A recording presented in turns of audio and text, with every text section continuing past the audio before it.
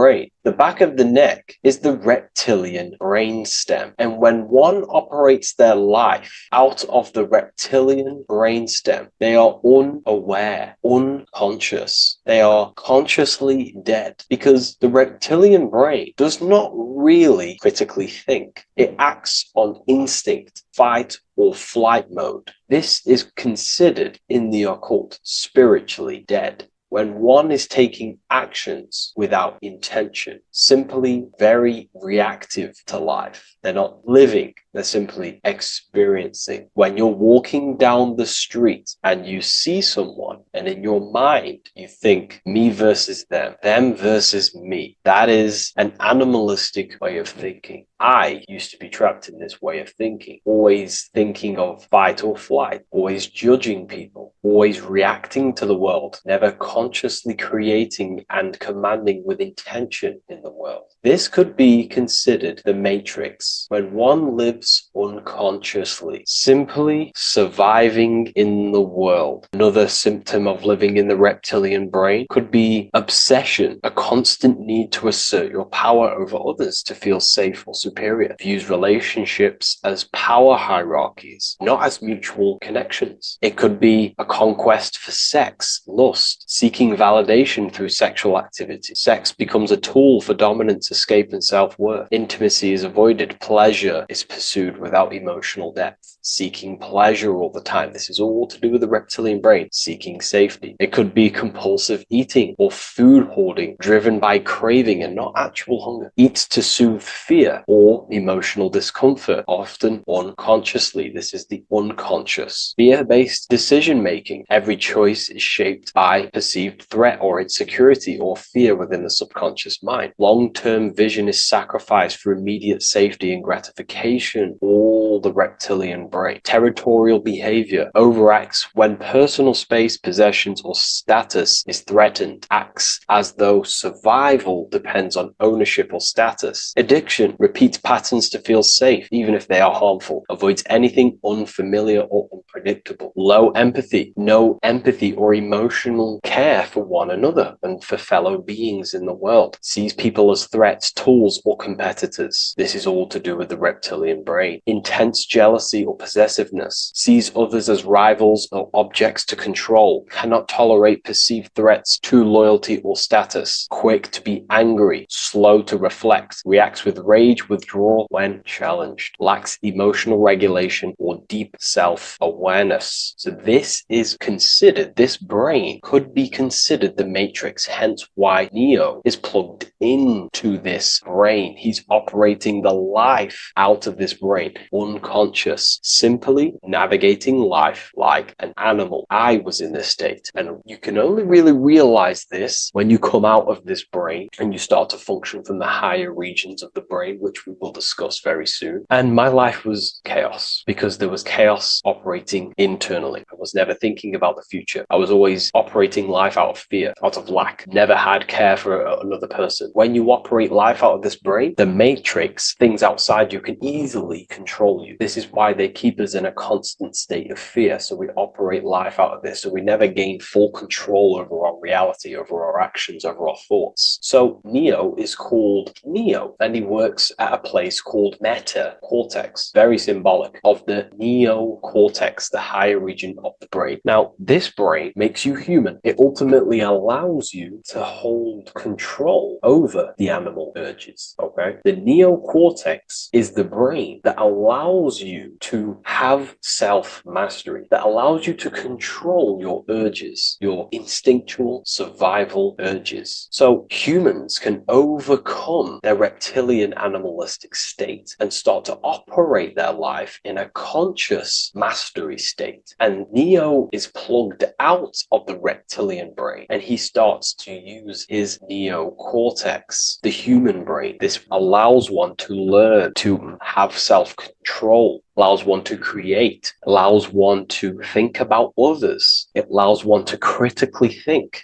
deeply. It allows one to be self-aware. Who am I? Where did I come from? And where am I going? This is ultimately the brain that has shaped the world. We look at humans. We built technology. We built all of these amazing things. They all come from the neocortex. This is the higher region of the brain that allows consciousness to function on a higher degree. It allows you to truly become a creator and have self-control instead of living in a reactive animal state. You see, animals are only aware of their five senses. They're only aware of surviving. If you notice, look at animals. They're always looking around. Even in their home, they're always looking around, sniffing around. That's because they operate in an animalistic brain. Humans have the neocortex. This is a higher region of the brain, which if you wish to master yourself, this is the brain that you will be using. This allows you to operate life on a higher degree. We see this reptilian brain symbolized everywhere. See it as reptiles. Reptiles are symbols of this brain. We see the Egyptian god Osiris with the green skin representing a reptile, a crocodile. Sometimes we see Osiris depicted in Egyptian artwork with crocodiles or reptiles, if you do a little bit of research on that. And also, if we look at the overall symbolism of Osiris and his story, we notice that he is the god of the dead or the underworld. This is not literal, but the dead or the god of the death,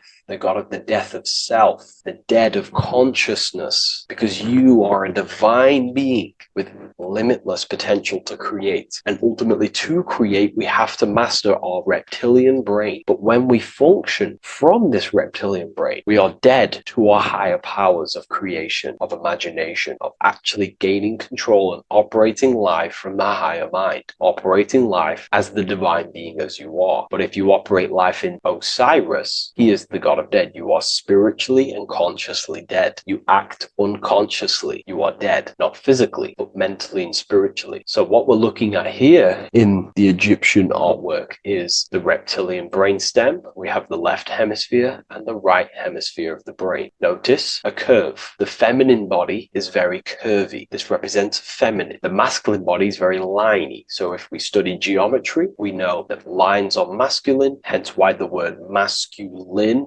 line, and the feminine body is, in geometry, feminine is represented as curves. So this is the left masculine brain on the left side, and this is the right feminine brain on the right side, with Osiris, the reptilian brainstem, in the middle. So we're going to go deeper into some Mesopotamian artwork now. Now let's have a look at this. We're looking at the reptile on the very bottom. We see the left brain and the right brain, the Eye of Ra and the Eye of Horus on the left and right. In Freemasonry, we still see the symbolism of the two pillars, Yakin and Boaz in Freemasonry, with the two pillars symbolizing masculine, feminine forces of consciousness, also representing the masculine left brain and the feminine right brain, with the reptile down here. But if we have a little look here, right, we have a little look at these reptiles. This person is standing on top of the reptiles. When you are on top of something, you have power over the below. You are standing atop of something. You have mastery over it. You have control over it, symbolizing gaining control over the reptilian brain, the reactive actions, the sexual urges, the addictions, the territorial behavior, the fear-based decisions, constant internal tension, never being able to focus. It's symbolizing gaining control over these internal qualities that happen within us, in our mind, because the universe is mental. And if we do not gain control over this brain, it will dominate our mind, which will ultimately dominate our actions and destroy our life and live in an unconscious state. So this is basically instructions in this ancient Mesopotamian artwork of becoming self-mastery, to operate on a God consciousness level. So we have a person symbolizing your awareness, the internal you, having mastery over the reptilian urges, the reptilian brain, the reptile thinking. We have a person, a face in between, and it's standing in between these pillars, symbolizing balance of the brain hemispheres. Because the face, we see the eyes in the middle, we see the person is you, your consciousness, standing in the middle pillar. So representing seeing reality as neutral. Everything in the world is neutral. It's the mind's perception that gives it a positive or negative charge. When we adapt this mindset, this view of reality, this knowingness of reality, we see the world for what it truly is. And if you see things as neutral, it allows one to transform the situations in your life accordingly instead of simply choosing a side.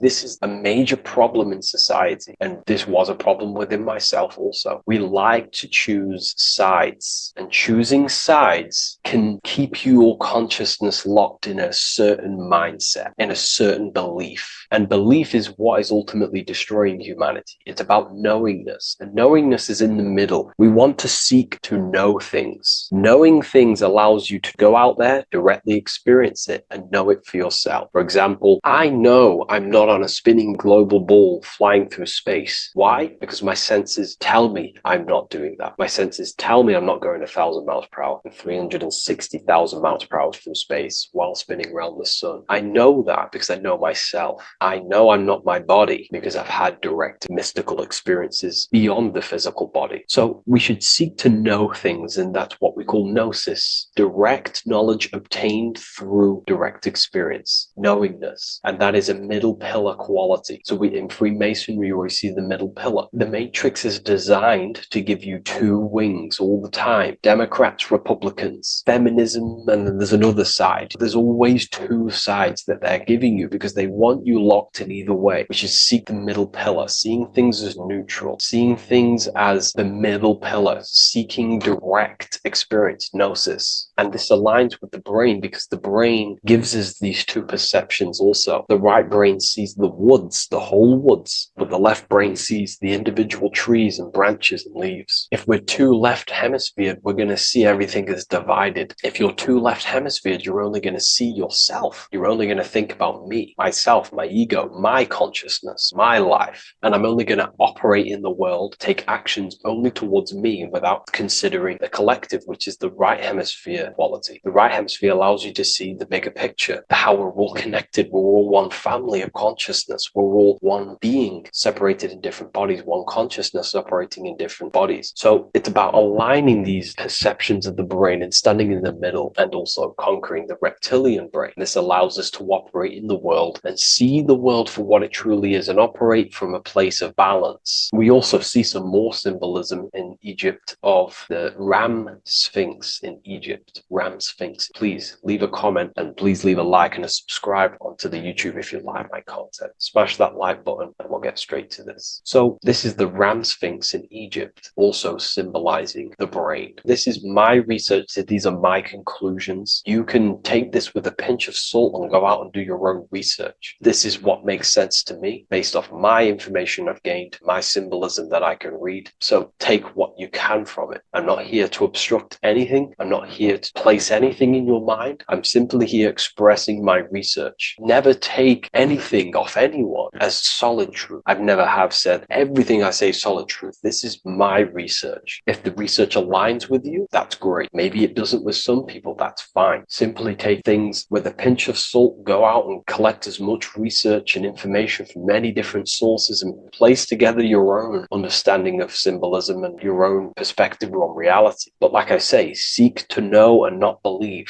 So this is the Ram Sphinx in Egypt. This is a more powerful symbolism of the brain. We have Osiris here, the god of the dead, which is the reptilian brain, and an Aries symbol here symbolizing the hippocampus in the brain. So this is the reptilian brain stem, heavily aligned with the reptilian brain stem here. We can see the connections if we look closely. So this represents the dead of consciousness. This is the dead of self, living in impulsive animalistic state, the symptoms that I listed earlier. I'm not going to go over the symptoms again. And Aries symbolizes the hippocampus in the middle of the brain. It's the hippocampus. And Aries is a symbol of a state of being. Why? You see, ancients and the ancient Egyptians, according to my research, Freemasons still use this symbolism today. So what they do is they use the the path of the sun to symbolize a state of consciousness or a journey in consciousness. So what do I mean? So Aries here is the transition from the winter arc. So this is the winter arc from Libra, Scorpio, Sagittarius, Capricorn, Aquarius, Pisces. This is when the sun is dead. This is when the electromagnetic waves of the sun are not very present. This is the winter. This is when there's more darkness in the world. However, from Aries, Taurus, Gemini, Cancer, Leo, Virgo, and well, to Libra, this is when the sun is giving more electromagnetic rays. Everything grows. Everything is reborn again. Everything's growing. There's more light. There's more warmth. You can grow crops. So this is very symbolic as a state of consciousness. Aries is used heavily to represent the rebirth of the sun, but internally as an esoteric interpretation of Aries, it symbolizes the resurrection of awakening of the self. It is the rebirth of the sun, of the soul, the rebirth of becoming aware out of the darkness into the light, living in the reptilian unconscious state, the unconscious, not being aware that I possess consciousness, not being aware of my thought, emotion, actions. And Aries is that symbol, is of the rebirth of the spirit, the rebirth of the self, becoming self-aware. So that's what we're looking at here with the Ram Sphinx. We're looking at Osiris, dead, the reptilian brain, operating life in an unconscious state, not really thinking, not self-aware of thought, emotion, actions, not aware of the soul, not aware of good and evil, not aware of the laws that are in the heart of love, not aware that there's always an intelligence in the heart telling us what's the right thing to do at all times, not aware of anything, just simply reacting to the world. But then we have a symbol of Aries above, which is the resurrection of self. So again, this is symbolizing by the Egyptians, to me and my research, going from darkness to light. This is the resurrection of consciousness when we start to deepen our self-awareness, which is ultimately what I'm doing to you in these videos. Hopefully I can awaken some people's minds and make people think deeper. And that process of internally what's happening within you that's what Aries represents, when you're starting to say, wow, my mind's going deeper and deeper into the self, and I'm realizing more. That is what Aries symbolizes. When the sun returns, it's also a symbol of a sacrifice, because obviously when the sun returns back to Aries, we're sacrificing the winter, when we're transitioning, and all transitions require sacrifice. So in Aries, the Jews celebrate the Passover. It's the Passover of the sun, and what do? They eat lambs in the Passover Aries, because it's all symbolic of this internal process. In Aries, Christians celebrate with the Easter, which is the resurrection of Jesus, the resurrection of the sun. Remember, it goes deeper. There's deeper layers to this. It's the resurrection of the self and the mind deepening into a deeper awakening. So again, we're going from the lower regions of the brain, and when we start to critically think and become self-aware, we're starting to use the mid part of the brain, and the mid part of the brain then expands into the neocortex, which is the resurrection of the self. The mind is no longer functioning in just the reptilian brain, but then it's going into the light of the higher brain, the neocortex, and this is the reptilian brain. This is the midbrain, what we're looking at here with the Ram Sphinx. Yeah. So this is the resurrection. It's the transition point of going from the reptilian brain into the midbrain, into the neocortex. We're now resurrecting ourselves. Now, this is not putting anything negative on the reptilian brain. Without the reptilian brain, we wouldn't be able to live. We need the reptilian brain, but it's an abuse of the reptilian brain that can keep us in a very low state. It keeps us stuck in an unconscious state. But the reptilian brain is what's allowing you to breathe, to eat, to scan the environment for any threats. If there are threats, we do need the reptilian brain. That's not to say it's evil, but what I'm saying is an abuse of this brain, which is what most people are stuck in. They're operating their life out of this brain. And this is what the Egyptians, I think, are symbolizing, trying to tell us, to resurrect ourselves, to become self-mastered, to become the highest version of yourself, to actively create in the world. Because when we are only operating from this brain, we're unconscious, well, then other people can use you as a vessel to create their reality. This is how the world is at the moment. The ones who know how to use the mind are controlling the other ones who do not know how to control the mind. So I hope this makes sense to you. Let me know if you have any video recommendations, and I'll see you inside Ethereum University. If you wish to take your research to the next level, I have things inside of there that are very powerful. We happily invite you. I'll see you inside of Join. If not, I'll see you in the next YouTube video.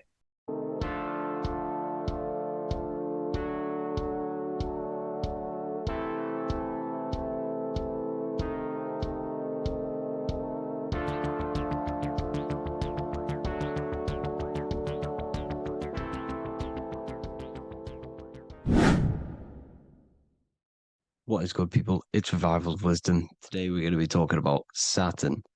I've done this video in the past. However, this video is going to contain a lot more in-depth explanation of Saturn. So the 33rd degree Mason, Manly P. Hall, said, Saturn is the key to crystallization, physical matter. Light is matter, matter is light. They are interchangeable. Low vibrating light turns into matter, high vibrating matter turns into light. And Saturn is the god of this world, this physical world. He crystallizes light into matter. This is symbolized as the Masonic checkerboard, matter and spirit, matter and light, light and matter. He's also the god of time, destruction, justice. He creates and destroys, because all things in time die. He creates and destroys you. So, because we live in this physical world, which is the electric world, this is why we say electricity, because it comes from the root word of El, Saturn. They used to call Saturn El, E-L. This is why we used to say Elohim is God. The real God of this world is Saturn, but it's being hid. This is being hid. Jesus is Saturn. All of this is Saturn. It's all Saturn worship. It's the real God of this world, So, physical matter is a result of two opposing forces equalized on the plane of inertia, because everything is created out of electromagnetic toroidal fields. And these two poles equalize on the plane of inertia, which gives you planet Earth, plane of inertia. The plane of inertia is what Saturn is. It's the ring around the center of the plane of inertia. Thank you to Walter Russell saying, physical matter is a result of two opposing forces on the plane of inertia. This is what Walter Russell says, so please check out his work. He's got many books, many books on light and electromagnetism and stuff like that. So I advise you to check him out. So the torus field gives you the binary code 0 and 1, the female vagina and the male phallus. This is the code for this world. Saturn crystallizes physical matter. Now Saturn is the most outermost layer of the 7 layers of heaven, where it says in the Quran, it says, Allah, it is He who created the 7 layers of heaven. Saturn is the outermost layer. He's the top. He's the most high. So when we say the most high, we're referring to Saturn. He's the most high before the firmament, before the stars. So Saturn is the god of this world. He's the Lord of the Rings. He wears the crown. The crown is the rings. Crown, Chronos. So the planets are luminaries. They are lights. They are beings. They are energy, conscious energy. And we're in the heart of the solar system. Saturn is the outermost layer. He is the one of this world. He's the god of this world. Now, on the North Pole of Saturn, you have the hexagon. Add up all the sides. It creates the 6-pointed star. Or it can be created as a cube. The cube is very important. The 6-pointed star is very important. 6 points, 6 triangles, 6 side, 6, 6, 6. Black cube adds up to 6 in gematria. Now, what did I say in the beginning? Saturn crystallizes the physical world. He creates physical things out of light. You are a light being. This is why we say human. Hue means the light spectrum. Hue, man, we are light manifested into physical forms, human. And we are incarnated through Saturn. Satan, same thing. The number of the beast is 666, and the 666 comes from the 6.6 triangle, 6 sides of Saturn, 666. We are all known as carbon-based life forms. Carbon, the atomic structure of carbon, is 666, 6 protons, 6 electrons, 6 neutrons. We are materialized into our physical bodies through Saturn, through the number of the beast. These bodies are the beast, it's the animal. The divine, the Christ, is the consciousness within, because you're a physical, spiritual being combined into one, hexed into one. Hexagram. This is a hexagram. You're hexed into physical matter, spirit and matter, light and dark, combined into one. Now you contain of the mark of the beast, the mark of your body. Your body's the beast. It says in the Bible, Satan, who is the god of this world. This world. There are many different worlds, but this world is run by Saturn, and it says that in the Bible. Saturn is Satan. It's the same thing. And look at the crown of thorns are wrapped around the heart. The soul is in the heart. The mind is in the brain. The soul is wrapped around the rings of Saturn. You're wrapped in physical matter. This is what it's showing you. This is symbolizing the rings of Saturn wrapping you. And the cross on top is the cross of the cube. The cube, the black cube of Saturn, unfolds into a cross. So Satan, who is the god of this world, Corinthians 4:4 in the Bible, Satan, who is the god of this world, has blinded the minds of those who don't believe. Satan blinds your mind because the god of this world materializes you and he blinds your mind when you incarnate into physical matter. When you enter this soul system, not the solar system, you hit Saturn first. He materializes you. And look at the symbol for Saturn. This is the symbol for Saturn. All of the planet symbols are created out of the Holy Trinity. The Earth, Moon, and Sun. Body, mind, and soul. The Sun is your soul, the Moon is your mind, the Earth is your body. Your body's made out of the 5 elements. The Sun is your soul because the Sun is life force. Gives life to everything. Your Sun is a soul. Your soul is the sun of your body. The moon is the mind. The moon is the moon of your body, the mind of your body. Intelligence. So all of the symbol of the planets are created out of these. The Saturn symbol is created out of the Earth cross, matter, and the moon crescent, moon, mind, matter over mind. This is why Satan, who is the god of this world, has blinded the minds of those who don't believe. He blinds your mind. Look at the symbol, it's showing you. The Saturn symbol is matter over mind when it should be mind over matter. So we descend into a soul system, into our 666 Saturn carbon suit bodies, and we are matter over mind. Then we have to move up the spine to go back up to spirit, to mind over matter, where you manipulate your own reality. Now look at this. It creates the number 5. 5 is the number of change. You're moving from this side of the number sequence over to the right side. You're moving from the spiritual into the physical world. You're incarnating into the 5 elements, the 5 senses. So the cube, the black cube of Saturn, is another major symbol. Very important symbol. Here you see the cube, and the color black is associated with Saturn because Saturn's associated with death. He creates and destroys. Light and dark.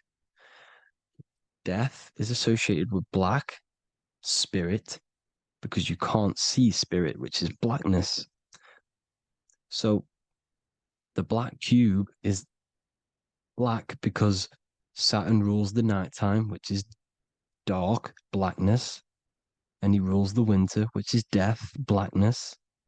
So Saturn is the black cube.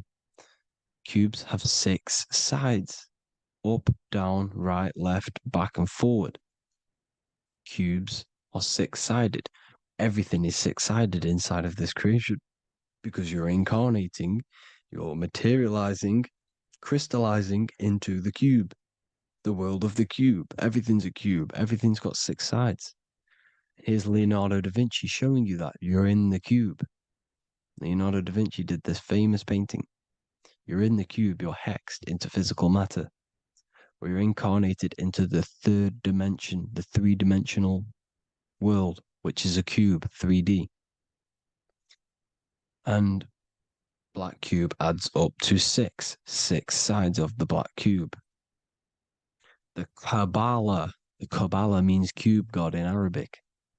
And look at what they do. They worship the cube, the black cube, and they stand in rings like the rings of Saturn. Australia, Denmark, Manhattan, Santana all have these black cubes.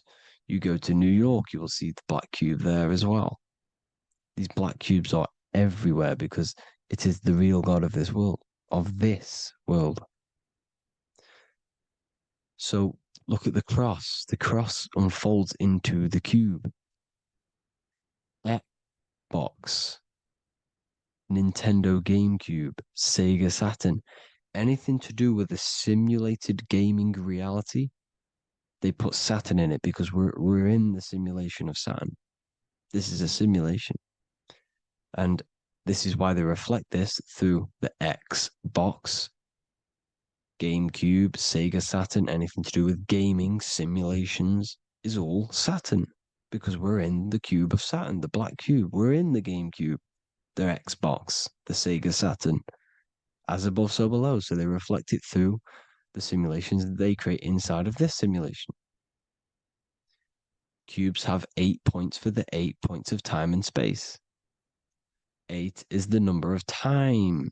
Everything's cycling, infinity. So look at the cube. The cube is symbolized as in Judaism. The Judays have the black cube. They wrap themselves in a black band and they cover their eyes into blackness. The black cube for the black cube of Saturn. They use the star as Saturn and they worship their god on Saturn Day because it's all Saturn worship. And look how the Saturn god is wrapped around with these thorns or leaves, just like Jesus is wrapped around his heart. And Jesus on the cross is us on the cross. We are in the cross. We are in the cube. The cross is the cube. And the cross is even in the Saturn symbol. This is another symbol for Saturn. There's two symbols. You got this one, the one I've just broke down. And there's this one. This is the cross of Saturn, the cube god, the simulation, the game cube. Now, Chronos is another word for Saturn. Chronos means time. When you clock into work, you go to the Chronos machine. Well, I did anyway. And I tap my card on the Chronos because Chronos is time. Anything to do with time is Saturn. He creates and destroys. Look at the artwork of Saturn with the sand, the time. Look at this, how he's cutting off the baby's wings. He's crystallizing the spirit into matter. He's cutting off your wings. Satan, in the Bible, he falls from heaven into earth and he loses his wings. He becomes a serpent.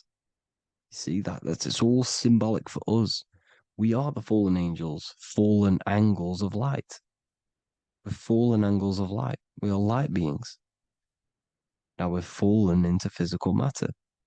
Saturn's chopped off our wings. He's chopped off our spirit wings because when you astral project, you can fly. You will fly around. He's got the Reaper staff here, always depicted with the Reaper staff. Now look at the clock. Saturn Day is the 6th day, the number of the beast, 666. Look at the clock. 6 take away 12. 12 take away 6 equals 6. 7 take away 1 equals 6. 8 take away 2 equals 6. 60 seconds in a minute, 60 minutes in an hour, 24 hours in a day, 2 plus 4 equals 6. That's 666. Everything's 666 because it's time. Saturn all goes to Saturn. He's the god of time. We're in time now. We're in time. We're in the time, which is God, the god of this world, the god of time. Now look at this. The Reaper is also depicted as the Reaper with the staff, the black cloak, black symbolizing death, spirit, Judges wear black because Saturn is the law. He's the god of this world. He's the law. This is why they wear black cloaks. When you graduate from university, you wear a black cloak and a black cube on your head. You've been hexed. Funerals, you wear black because it's all to do with Saturn, father time, father crystallization. Now, Saturn, here's another one of him cutting off the wings of a child because he cuts off the wings. He creates and destroys your body. We're in the electrical world. Everything that is electrical vibrates. All vibrations have to come back to a standstill point, which is death. This is why your body dies. Your atoms stop vibrating. Corona. Look at the crown. The crown is the corona. Corona means crown. And look at this is an alcohol brand for beer. You can see the staff of Saturn in the symbol with the moon crescent. Corona, which is the crown, Saturn, the crown on Saturn, the rings. And then you've got the staff. It's all Saturn worship.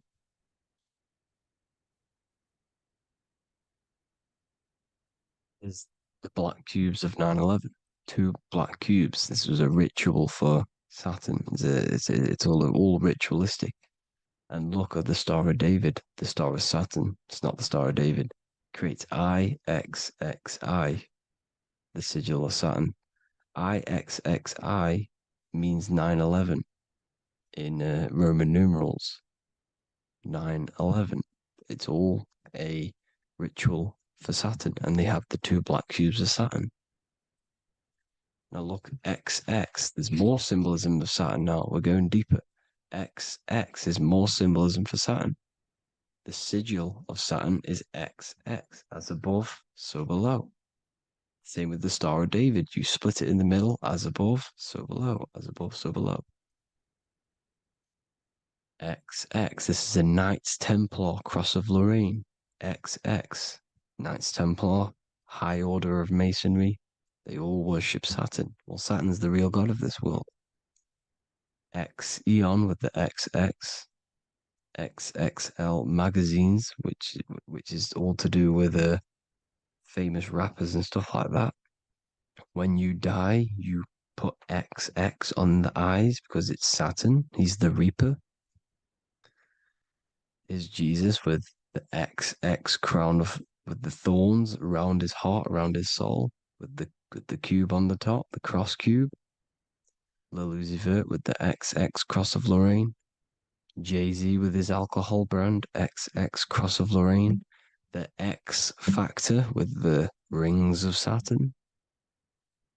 All Saturn worship. The seal of Melchizedek is also Saturn. This is the cube. This symbolizes the cube with the 8 points for the 8 points of space and time. And this is the cube. It's another ancient symbol for Saturn. Here you see the star of Saturn with the Melchizedek symbol around it, which is all to do with Saturn. Here you see an altar, the Holy Grail, the Melchizedek symbol on it, and they're worshipping it. This is why we wear rings, wedding rings for the rings of Saturn. It all goes back to Saturn. Earrings. The 8-pointed star of the ancient Sumerians is all Saturn. It's all Saturn. So the ancients, the symbols of Saturn goes on forever. It's in all of the major corporations. You can see it everywhere, the rings of Saturn. Toyota is an obvious one. Internet, Nike, Target, Sega, Saturn. It's all Saturn worship. All Saturn worship. Because he is the real god of this world. Here's Kanye West's album with a Saturn here. Here's Michael Jackson's album saying X escape. There's the X again. The X escape. You have to escape this reality. Maybe that's what he's pointing at. Here you see it on the dollar bill, the star of Saturn. Here you see it again on the dollar bill. So that is it for today's people. I hope you all gain some insight on Saturn.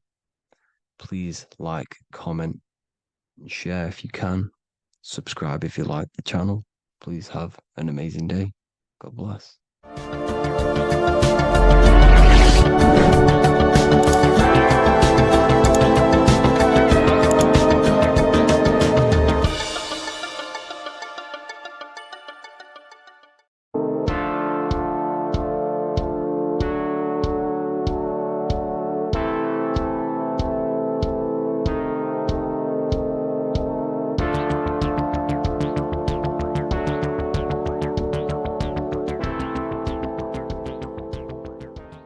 Welcome back everyone to another video.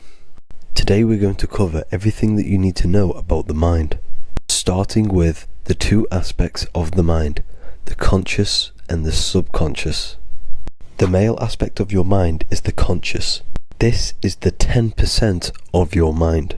The conscious part of your mind is only aware of everything around you, your vision, your sight, your smell, your taste, your hearing, and your current state of emotion and thought. Every thought that you consciously think about has an emotion directly attached to it. That emotion is then impressed onto the subconscious part of the mind. The subconscious part of the mind is the female aspect of your mind. It is also a whopping 90% of your mind.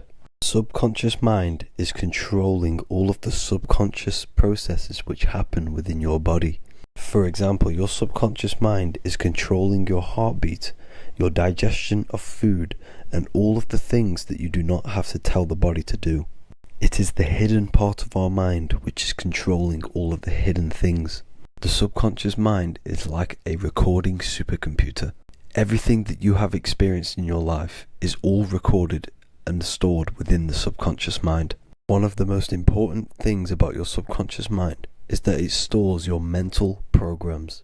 Everything in the subconscious mind manifests into behavior and actions within the body. Your daily basis routine and habits are all mental programs within your subconscious mind. These mental programs are created by mainly two ways. 1. Repetition, and 2. Emotional impact. The repetition is fairly simple to understand.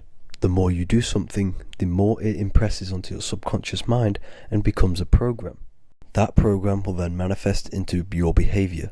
However, with the emotional programs, they work a bit different. The stronger that you feel an emotion, the stronger it is impressed onto the subconscious mind. And then that emotion becomes a program. For example, you had a very traumatic moment happen when you were a young child. The emotion that you felt was so strong in that moment that it impressed into your subconscious mind so hard that you can recall that moment like it was yesterday. That traumatic event that happened to you when you were young will still manifest into your daily basis behavior even to this day. However, it manifests subconsciously. For example, if you were in a car crash, you will be wary to enter cars with certain people. All because of that traumatic emotion that you felt and impressed onto your subconscious mind. Another example of the subconscious manifesting into our behavior is posting on Instagram. Most of the time, the reason why you post is because your subconscious mind is seeking gratification. So before you actually do something, question yourself and find out the root cause of why you are doing this. Another thing that you need to understand about the subconscious mind is that it takes everything you say and hear literally. So for example, if you go and say, "You are an idiot" to someone, your subconscious mind will only pick up the word idiot. It only knows yourself. It doesn't know anyone else. You are casting a spell on yourself just by saying that to someone else. This is why the golden rule is to treat others like you'd like to be treated.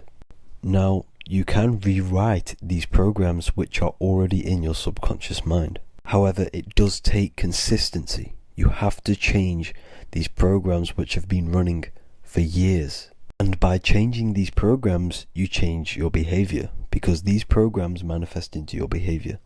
The best way to do this, personally, is to listen to affirmations first thing when you wake up in the morning, and do this for 10 minutes every single morning. Then at night time, you want to think and feel that you are becoming the reality that you desire. The more that you feel this reality, the more it will become a program and impress your subconscious mind. For example, you're trying to gain financial freedom. If you trick your subconscious mind into creating a program saying that you are financially free, this will manifest into your behavior. You will start doing more work. You will start looking for ways to make money. Your mind will be set on the frequency of money and financial freedom. Therefore, you will receive thoughts based around this program. If you take enough action, your life will dramatically change because of this program that you created in the mind. This is why we call it a mindset, because your mind is a frequency tuner which sets its frequency onto different thoughts, because thoughts are frequency. If you fill your mind with a specific frequency, you will gain thoughts and ideas based around that frequency. To create a stable mind, you need to master your emotions. You need to change your mindset. Everything that you experience is neutral. Based upon the mindset that you see it, you either give it a positive or negative charge. By understanding this deeply, you will then control your emotions. I hope you gained some wisdom and enjoyed this video. Please, if you can, leave a comment and a like, and subscribe to the channel if you like this content. Love and light to you all.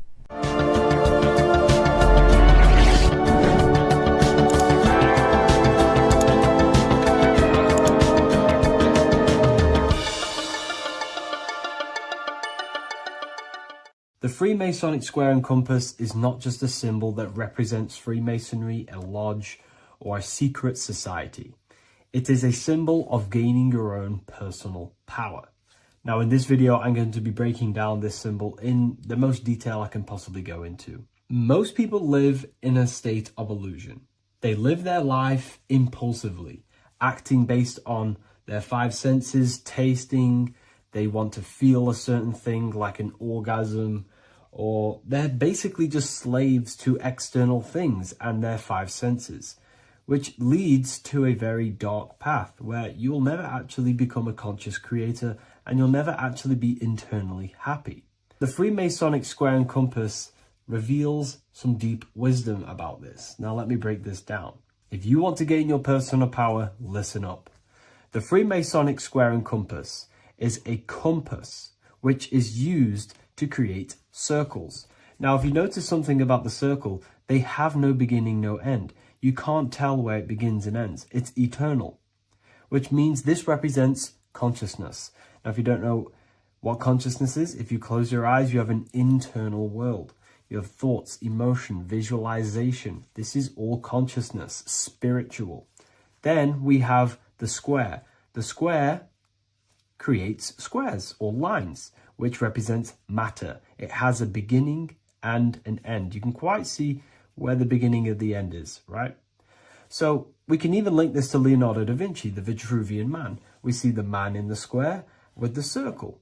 The circle is the eternal consciousness, and the man is the square, limited to the physical world. But consciousness is not limited. That's why it's outside the square. This is eternal. The body is mortal. The body will die. Consciousness will never die. If we look even closer at the symbol, we notice in this particular symbol, we have the compass overlapping the square.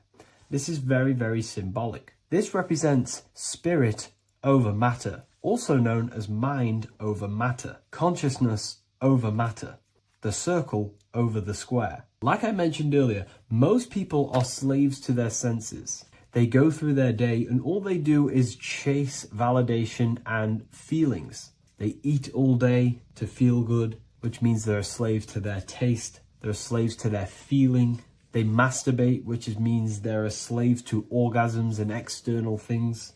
They're literally being governed by the external world controlling their internal world. They're literally living life on autopilot. And don't get me wrong, I was guilty of this too. We're all guilty of this when we join this world because we're not taught this sacred knowledge. Until you actually stop and recognize this, you'll be living life on autopilot, literally not even living. You'll be running off subconscious programs, seeking external validation and being ruled by these 5 senses. The square underneath the compass represents consciousness on top of matter, which means the internal world is controlling the external world.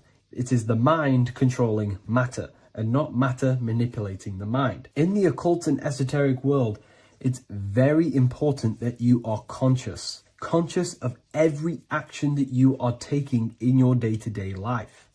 Never act subconsciously. Always be conscious. What are you thinking? What are you acting? What are you giving your attention?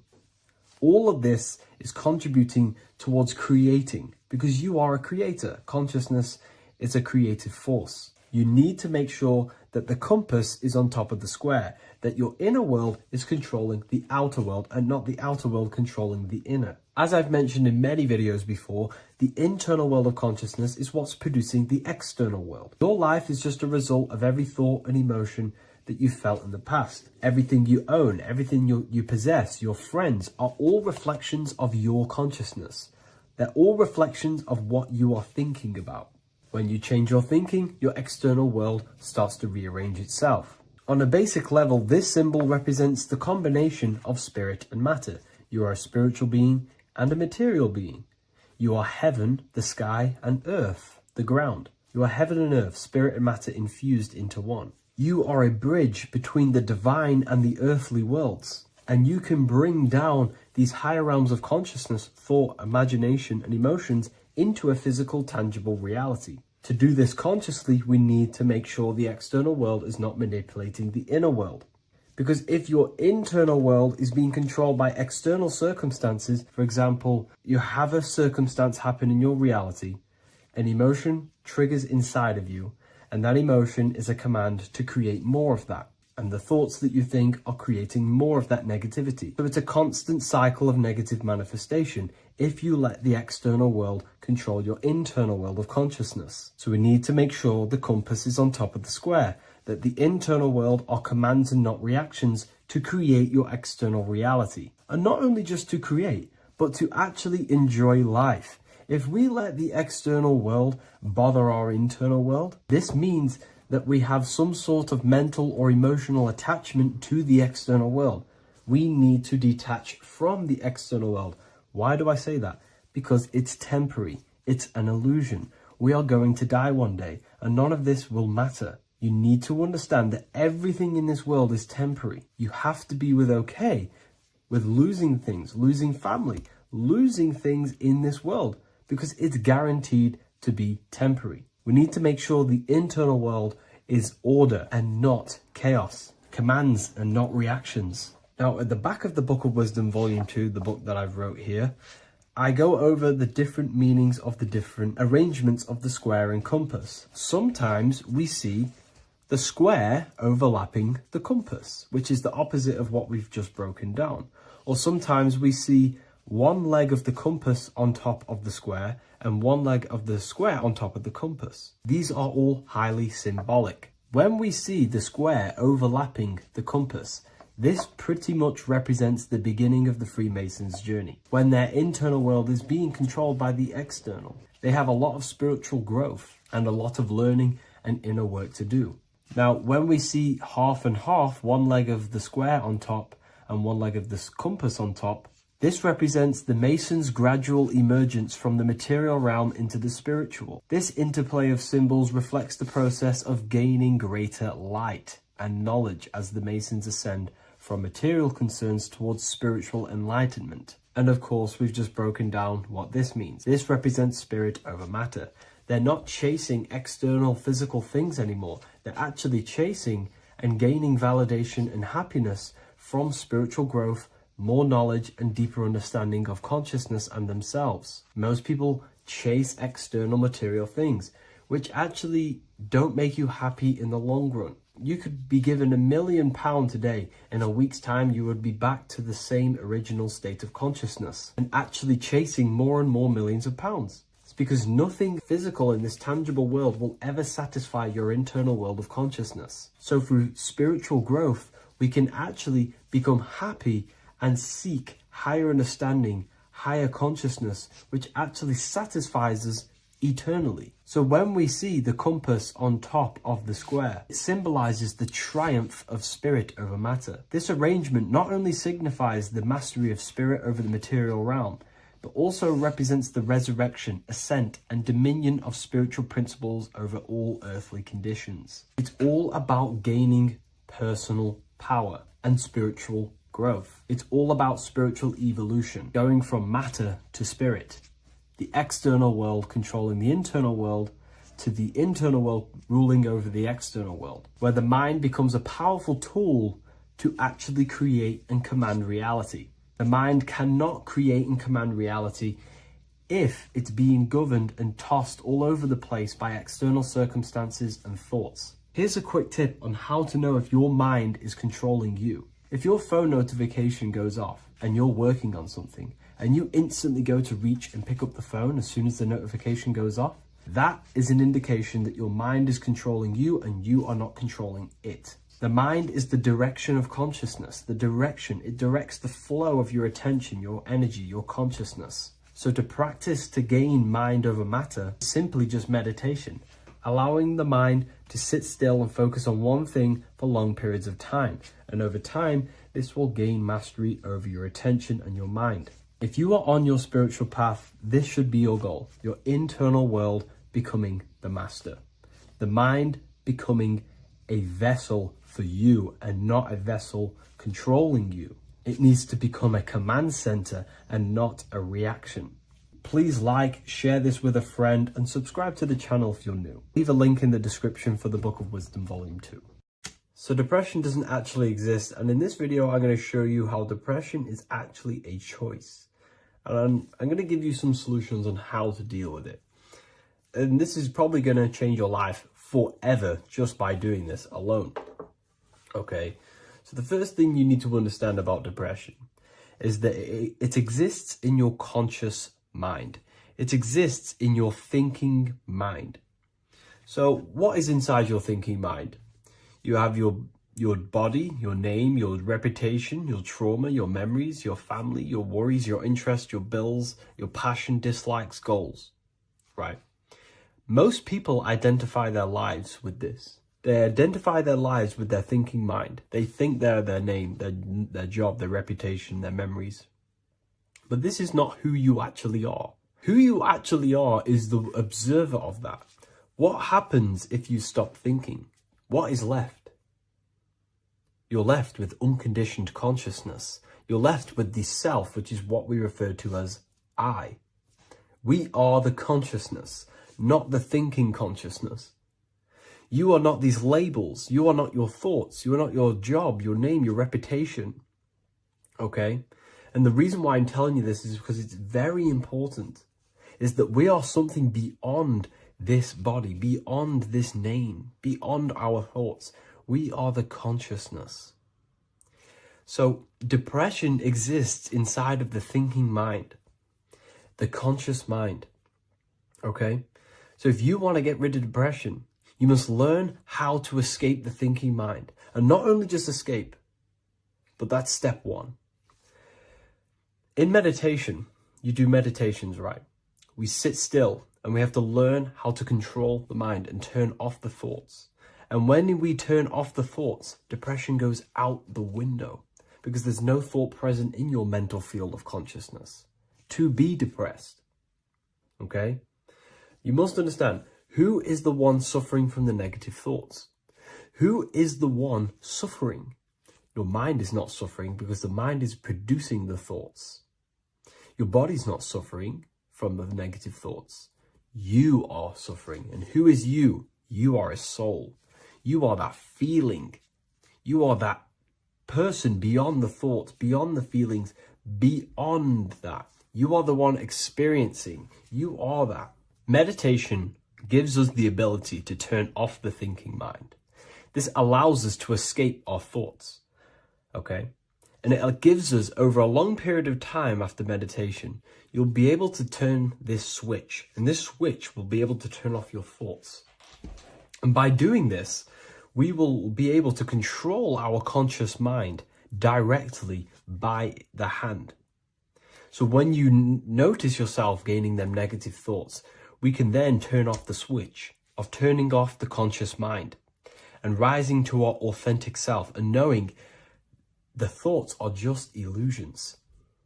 Now, let me tell you something that's very powerful. Most of your thoughts are coming from beliefs. Most of your feelings are coming from beliefs. So if you have a feeling of lack, this is coming from a belief that you don't have much. If you are feeling alone, this is coming from a belief that you are alone. So what we must do is restructure ourselves. We must restructure the subconscious mind, and we do this in many different ways. We can do this with meditation. We can do this with visualization, visualizing our desired reality as if we are living it. We can do this with affirmation. Now, a lot of people think, oh, I'm trying to speak something into existence with affirmation. No, you're not using vibration to try and change reality with what a lot of these new age people will teach you. Vibration, your words will not have much an impact on reality. That's the truth. But what they do have an impact on is reprogramming and recrafting and refining your mind. If you repeat, I am wealthy all day long, your subconscious mind, that word will be lingering inside your subconscious, and you will start to mold that into your conscious. You'll start to be consciously thinking about this. Most of your thoughts are coming from your subconscious. So if you want to get rid of depression, you got to figure out the trigger. What are you depressed about? What are you feeling? What are the beliefs that are making you feeling and thinking this way? And that's what you must restructure. You must restructure your subconscious mind through visualization, meditation, and affirmation. You do these all the time. You do these every single day, and you will slowly, if not surely, restructure your subconscious mind. While by doing the practice of meditation, you'll gain the off switch as well. Sometimes depression comes from not living in your authentic self. You're not doing the things that your soul is telling you to do. We all know what we should be doing at all times. I don't care what you have on. We all know we should be doing something. We all know that we have there's a higher aspect of our mind that tells us, oh, we need to be doing this, but I'm actually sat here on my phone. Oh, I shouldn't be eating this, but I'm doing it anyway. There's always that higher voice. And that is the voice that has to be connected to. And when your body's not acting out the voice of the soul, then the soul becomes sadder, and suffers more and more and more. There has to be a connection between the soul, the mind, and the body. They have to work in unison. Okay? So I hope this video helps with depression, with whatever you're going through mentally. Hello, Seeker. Welcome to Revival of Symbolism, a channel devoted to the language of esoteric symbolism, helping you discover yourself and expand your consciousness into new realms of thought. I'm Harry B. Joseph, also known as Revival of Wisdom, and in this video, we're going to be discussing the symbol of the double-headed eagle, also known as the emblem to represent the 33rd degree Freemason. So let's jump straight into this. We have a piece of Masonic artwork here, which is what we call a complex symbol. A complex symbol is not just one symbol, but many different symbols in one piece of artwork coming together, forming a greater meaning. So we have many different symbols to break down here. And we're going to start off with a little bit of context so we can understand this symbol. This symbol represents the 33rd degree Freemason. Once you reach the 33rd degree of the York Scottish Rite Mason system. So once you reach this level, this symbolism corresponds to that individual. So therefore, this piece of artwork is representing the consciousness, the mindset, the ways of thinking, the ways of viewing the world of the 33rd degree Mason. It represents the consciousness of the 33rd degree Mason. And this is what esoteric symbolism is about. Esoteric symbolism is symbols and emblems representing states of consciousness and teachings within the forces of consciousness. So let's jump straight into this. The first thing that I see when I look at this piece of symbolism is the double-headed eagle, okay? The double-headed eagle. What is this eagle doing? So the thing with symbolism is that symbolism trains the mind to think in a subconscious way. Now, what do I mean? You know, to the person who thinks in linear thought, straight line thought, A to B thought, they see an eagle. They see a piece of artwork. They just see a piece of artwork with no meaning. But to the person who is trained in the occult, these symbols are representing thought vibrations. One example would be in occult symbolism, what we're meant to do. These symbols represent thought forms in the mental plane, within the mind of the individual. Instead of me just giving you the answers, in the occult, they give you symbols.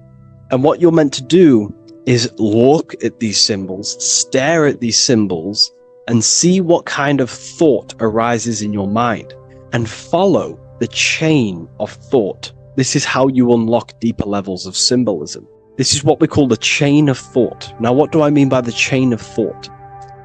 If I look at the eagle, I see an eagle on a basic level thought. But then that thought leads to another connection, because this is how thought works. Whatever the character of the thought we think is, or whatever the vibration of that thought, for example, the character of the thought right now would be an eagle, then that leads to another thought. For example, flying. Then flying is connected like a chain to another thought, higher perspective. So we follow the chain of thoughts until we unlock the deeper levels of the meaning of the symbol. And this is what the occult seeks to do. Symbols make and force the individual to go inward. You look at the symbol, it's not a direct meaning, but you have to go inward and start to think and follow the chain of thought that this symbol is connected to until you find its deeper meaning that relates to the individual, to you, to a teaching or a force of consciousness or a state of consciousness. Okay? It's very difficult to explain in words because symbols transcend the barrier of words. Okay? So what we're looking at here is a eagle. And what does the eagle do? Well, the eagle has the ability to fly above the earth. It looks down upon the earth. In allegory and metaphor, this represents a higher perspective of reality, a higher perspective of the world, of the self. So this is representing the consciousness of the 33rd degree Mason. They have a higher perspective of themselves. Why? Because they studied the mysteries. They studied the Kabbalah. They understand consciousness. They understand the human psyche. They understand the origins of consciousness, the forces of consciousness. They understand how the material world is created through the forces of consciousness. So the eagle represents higher perspective because it can fly above the earth. And here you have the earth, this circle here, this sphere. So it's flying above, symbolizing a higher perspective of reality, a higher perspective of the physical world, the physical body, and the self. Because ultimately this is what it's about. Freemasonry is about, of course, self-mastery, building a better self. That's what the craft is, but it's ultimately trying to figure out the mysteries of consciousness itself and the origins of reality. We gain this insight through Kabbalah, the study of the Kabbalah tree. So let's not get off track here. So the eagle ultimately represents a higher perspective of reality because it can fly. On a deeper level, it also represents the astral body because the astral body can fly above the material plane. It has no connection, no limitation to the physical plane. It does have a connection to the physical plane because all of the dimensions, the mental, the astral, the etheric, the physical, are all interwoven to each other. However, it also represents the activation of the light body, hence why we see this light rays around it. But that's a bit too deep for now. Let's go a little bit deeper into about the basics of this symbol. If you look at this eagle here, this eagle's looking backwards, and this eagle's looking forward. So this is forward and backwards. This is symbolizing time. So we have an eagle looking into the past and an eagle looking into the future. This is called the mastery of time. This is how you master time. You have a crown in the middle of these two heads. A crown. A crown is something worn by royalty, and royalty has a lot of power. So this is symbolizing personal power and mastery. How do you gain your personal power and mastery over time, over the past and future? Well, it's very simple. In order to master time and master your future and master your past, you have to look at the forces in your past that have led you to this very moment. Here we have a triangle which represents the number 3. Remember, in this middle, which is the present. So you have to look into the past to see what thought, emotion, action, the number 3, the 3 expressions of consciousness. Consciousness expresses itself through thinking, feeling, and acting. That's how consciousness manifests itself in 3 different ways. You have to look into your past to see what thought, emotion, and action has led you to this very point in your life in the present moment. And what you can do now, which is your power, the present moment is your power, you can ultimately change your thought, emotions, and actions now to create a better future. You observe the past to see what thought, emotions, and actions created your present moment. You notice the mistakes and you change the now through thought, emotion, and action to generate a better future. This is how you master time. Now, keep in mind, this is always in the mind of a 33rd degree Mason. Someone who is highly, mastered, they keep this in mind. Just like they keep in mind what thoughts they are paying attention to. 33rd degree Mason has a lot of self-mastery power, and they hold conscious thought. Most people think unconsciously and without power. A 33rd degree Mason is trained, their mind is trained. Therefore, their mind thinks powerfully. They do not think randomly, because they understand thoughts are the seeds to physical creation. All physical creation is a crystallization of thought. So ultimately, this double-headed eagle representing left and right, and the crown in the middle represents mastery over time. That's how you master time. Again, here we have the eagle standing on top of a sword. The sword is, of course, on a basic level, the sword represents power. Because if I hold a sword to you, I hold the power over you, because you will more likely fear. But if we go even deeper, the sword cuts through the air. When you swing it, it moves through the air. Therefore, it's a symbol of the air. Because you can't really make a symbol of the air, because air is invisible. So the sword is a symbol of the air.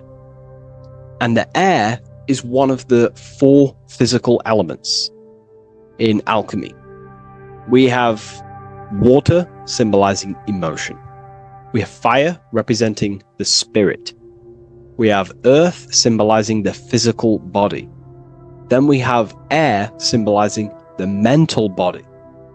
The mental body. So the mental body is symbolized by this sword. A sword has to be continually sharpened. If you don't sharpen the sword over a long period of time after using it, it will become dull and it won't be very effective. This is an allegory symbolizing the human mind, because the human mind is like a sword. If you do not sharpen your mind, you will lose control of your mind. When you stop doing the meditations, when you stop being conscious, when you stop doing the affirmations, the mind falls back into old, unconscious thinking patterns, and we start to lose control of it. The mind is seen as a sword within the occult, because this is pretty much your tool. Your mind is your tool. This, just like the sword is a tool. Your mind is a tool to create reality. So we need to make sure this tool is always sharpened, that we stay on top of the mind, hence why the eagle is on top of the sword, symbolizing control over the sword, mastery over thought. This also goes into thought forms. In the occult, there's something called thought forms. Thought forms are basically taught to the individual and understood by the individual, who understands that the mind is not just in the brain. The mind is a part of a mental field. All around you, there is not just a field of energy.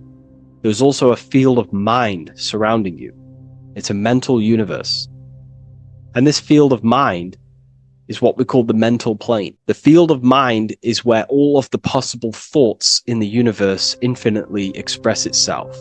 So each area has different thought forms. Each postcode, each place you go has different thought forms. This is why if you walk into a cathedral, for example, an ancient, amazing structure, your mind instantly becomes, you're amazed. You feel different when you walk into these areas, because all around you is a mental field, and there's something called thought forms. Thought forms are basically what religion call spirit guides or angels, helpers. This is what thought forms are.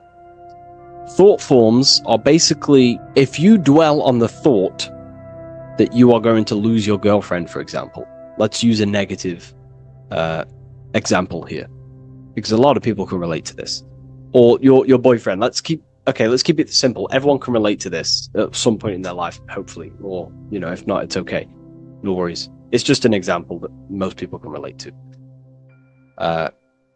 If you constantly dwell on the thought that you are going to lose your partner, what we have to understand is that the mental plane, the forces within consciousness, within what we call the universe, is always trying to give you what you want to create. That's your right. The universe, or mind, or consciousness, whatever you want to call it, is always trying to unfold what you want to create. It doesn't know the difference between something you don't want to create or do want to create. Whatever you think about is ultimately what this power of consciousness, or the universe, will try and manifest.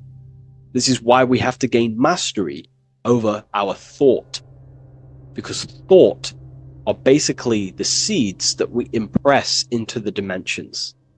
So we have a mental dimension, we have a higher, middle, lower subplanes of the mental dimension, or the mental plane. Then that's just thought. The mental plane is just thought. Below the mental plane, thought takes the body of imagination, which is what we call the astral plane. And the astral plane also has higher, middle, and lower subplanes. Then we have the etheric plane. The etheric plane is basically an energetic copy of the physical plane. So you have an etheric brain, you have an etheric body. It's just basically an energetic, exact copy of everything that is physical. So if we think something within our mental body and we dwell on that thought, the more attention you give, the more you feel that anxiety about losing your partner, you're literally forcing energy and direction and attention into this thought idea, which manifests itself within your own aura. Your aura is basically, it's not just your electromagnetic field. Your aura has many different levels. It has a physical level, it has an etheric level, an astral level, and a mental level, layer. So it has a layer for each one of these bodies. If you dwell on this thought and you keep giving attention, power, you start to imagine this because you're worrying about it, you literally create a elemental or energetic substance that clouds your aura. And this is what people have been called demons, people call spirit guides, whatever you want to call it. This is what it is. It's a thought form. But this is not something that's come after you. This is something that the individual has created. And wherever they go, this cloud of thought forms that they've manifested literally clouds their aura. You can see it within the astral plane and the mental plane. You can see how it's affecting them. Wherever you go, you start to randomly think about it. You keep thinking about it. You know, it's infecting you. It's like a demon. It's tormenting you. But it's simply just a force, an astral force, and a mental cloud that they've manifested within their aura. Thought forms. The 33rd degree Mason has very powerful thought forms. And this is, you know, if you're a Mason yourself, and you're not aware of this, this is why it's great to be around a 33rd degree Mason within your lodge, because they have very powerful thought forms, and you being in the present of them, you're also taking on his thought forms, and they can assist you. We're all affecting each other through thought transference through the mental field or the mental plane. Okay. Now, I'm not going to go too deep into that because, you know, people can use that knowledge for really bad.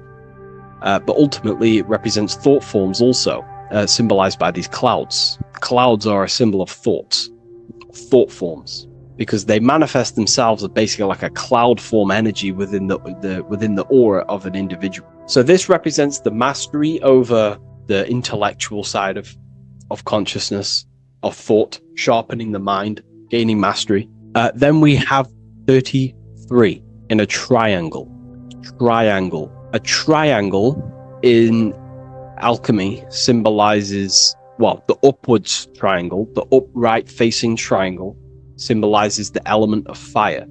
The downright facing triangle represents the element of water. So an upright triangle represents fire.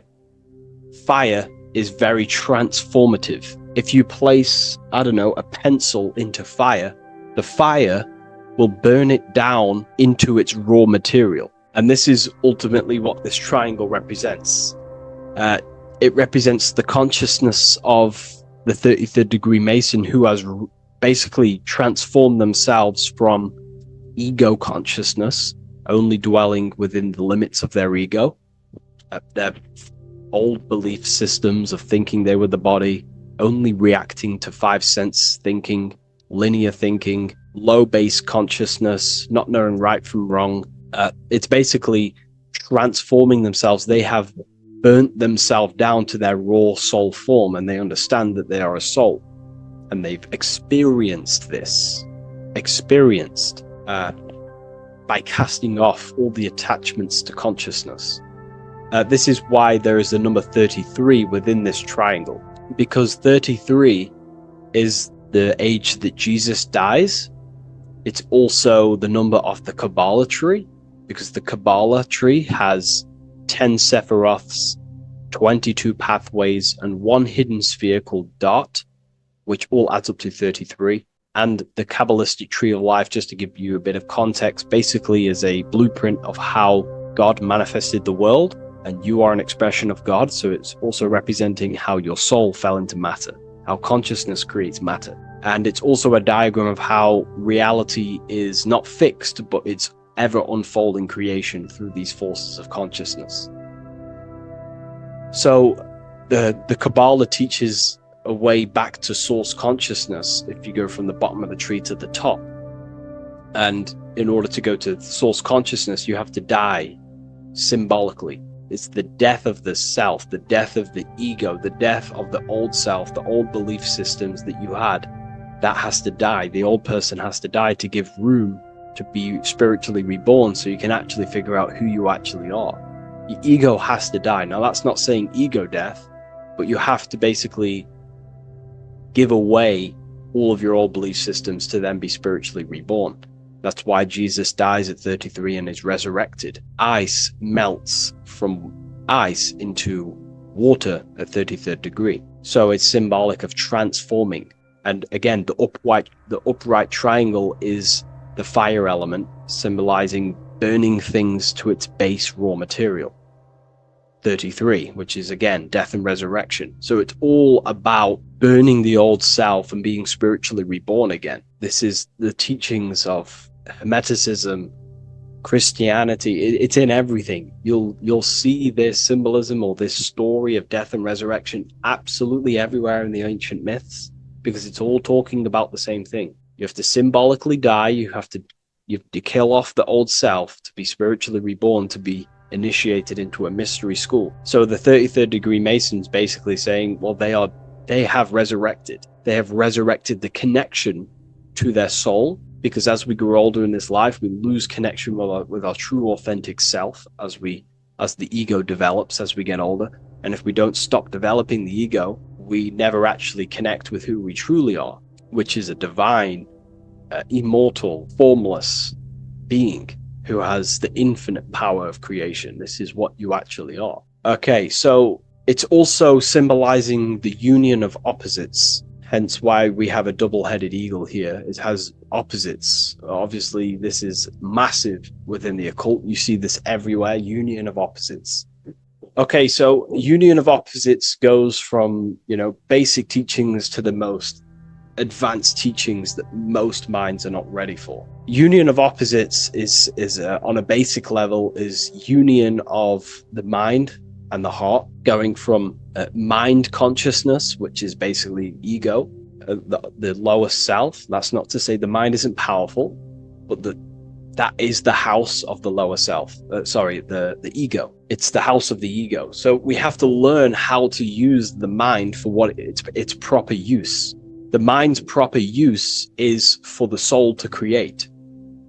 However, we're not taught this in school, so we've basically developed a false personality within our minds, and our minds have become a vessel for a false identity. So what we need to do is integrate the heart, which is the soul self, the true self, with the true powers of the mind. And the mind is basically a powerhouse of creation, infinite possibility. And that's the mind's true usage is for creation, not a false identity. So it's about integrating the mind and heart. It's also symbolizing a balanced mind, and we do this by aligning the left and right hemispheres of the brain, which help you perceive reality for what it truly is. Because the two double-headed eagles, they're joined together, so it's union of opposites. So it's about reintegrating the female and male aspects of self, such as the left and right hemispheres of the brain, the mind and the heart, all working as one system. When we align the left and right brain, we see reality for what it truly is. Now, what do I mean? Most 90% of people, I'm not putting anyone down, if you relate with this, it's fine. We're all here to work on ourselves. So I'm not putting anyone down. People with a left hemisphere dominated view on reality see things as a very logical. They see reality logically, basically. Now, what do I mean? They see things as this is science, that's mathematics, that's religion, that's metaphysics. They're all separate and divided because that's what the left hemisphere does. The left hemisphere basically dissects everything down. The way the brain works is truly magical. The right hemisphere of the brain allows us to basically see a bigger perception on reality. It sees the bigger picture. The bigger picture, for example, the woods. It sees the woods as a whole unified woods. But then the left hemisphere of the brain takes that view and perception of the woods, dissects it down and analyzes it into individual branches, trees, leaves, animals, insects. But in reality, it's all one, because all is manifested from the one God, the one source, the unmanifested consciousness, the unmanifested force. So it's union of this. We have to view the world as yes, everything is one, but I'm also living in my personal consciousness. Yes, there is a collective consciousness. We're all one consciousness, but I also have my personal consciousness. I need to think about both. making sure that my thought, emotion, and action is contributing towards the evolution of myself and the evolution of humanity. A person who is only left hemisphered only thinks about themselves mainly 90% of the time. They only, they're trapped in ego, and the individual can't see pattern recognition, really. Pattern recognition is more the right hemisphere because it sees the whole. So it's about aligning the brain hemisphere so we can actually see reality for what it is, so we can, without distortion or illusion, and be neutral. Okay, we have light rays. Light rays are very symbolic within the occult, especially Freemasonry. Light rays are symbolic of force and form. These are the two dualities within the occult: force and form. The internal world is force, external world is form. Everything outside of you is a formation of force. No force ever takes place on the physical plane. All force takes place within mental, astral, or etheric. The physical world is formation.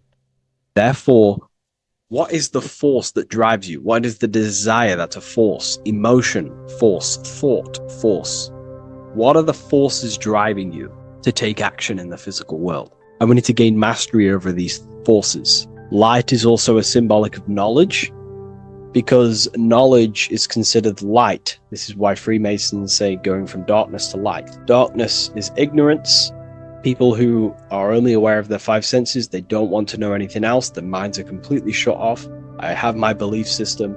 That's it. I'm happy. I don't care. That's their ego limiting themselves and building their own prison. Light, on the other hand, is about going from a state of unconsciousness, of not being aware, into a state of light. Light makes things reveal itself. If I shine light on you when it's dark, I reveal truth. You're there, you're manifested. If you're in a dark room and I shine a torch on you, you're revealed. The veil is lifted. The darkness is gone.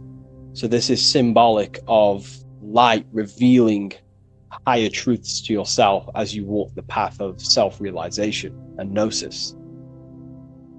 So light is symbolic of this also. They have high amounts of intelligence, a 33rd degree Mason. They have a lot of light. They have a lot of knowledge. They've researched a lot of things. They're intelligent in many different areas of life, within speech, within grammar, the way they portray thought, their mastery, their level of mastery, their understanding of themselves is very advanced. They also know a lot about physiology, about the brain, about the body, life, consciousness, astrology. They know a lot. They have a lot of light. 33rd degree Mason. Me, myself, I'm not a part of Freemasonry, and if I ever do become a part of Freemasonry or any order, I will openly share it to all of you. This information has come from following the chains of thought through self-study and self-realization, and studying Freemasonry from an external view. You can gain a lot of insight just by studying symbolism itself. Masonry is about being a builder. That's what the word Mason is. Mason is about building. The word Mason means builder, and it's about building the self. We're all building either our prison of our soul, or we're building our freedom of our soul. Every single one of you. Every time you reject something that if you did something wrong and you reject you being wrong, someone tells you were wrong, but you reject that, or they try to give you a piece of information and you reject it, you're building your mind's prison, stone by stone. But the person who has an open mind to all things is freeing their mind, freeing their soul. So we're all builders of our soul, and we're all builders of reality also. And we're all building Earth. This is the building project is Earth. We're all contributing towards it through our thoughts, emotions, and actions. These are our God-gifted powers: thought, emotion, action. These are our rights to operate in the world. These are your buttons to control the character in the game. So I hope this information has given you a lot of insight about this symbol. Please leave a like, comment, and subscribe. And if you wish to go even deeper, because the occult goes deeper than you could ever possibly imagine, I have a whole private community filled with hundreds of hours of esoteric teachings, self-mastery, things. We have a whole library. If you wish to go deeper, the invite is there and the door is open. I'll leave a link in the description. Have an amazing day, everyone. Welcome to Revival of Wisdom. What is good, people? Is Revival of Wisdom. We're back with another video.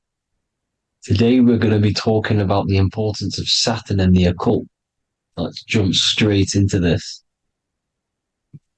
So Saturn is the god of the earth, right? It's the time of God, change, destruction, physical matter. He creates and destroys because the energy of Saturn is the key to crystallization.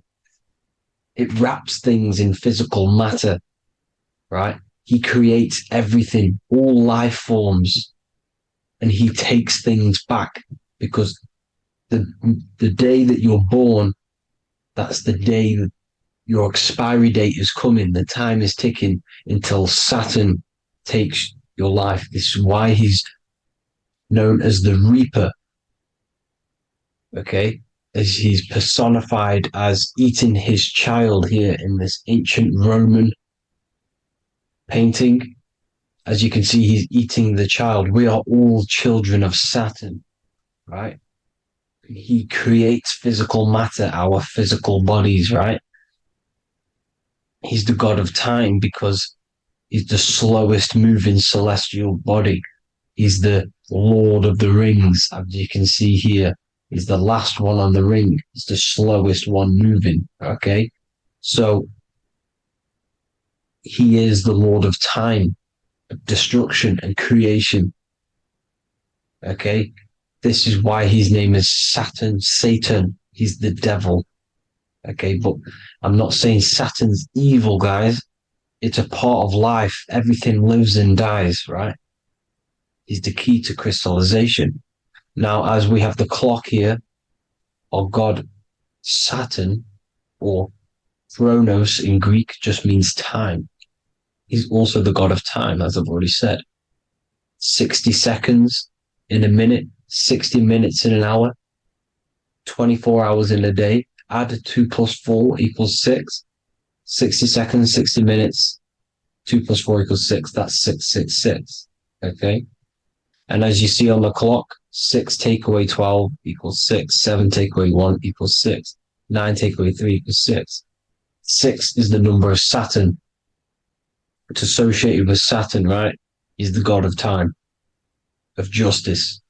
Everything goes back to the Reaper in the end. Everything lives and dies. Now, the artwork of him, he's always got the Reaper staff.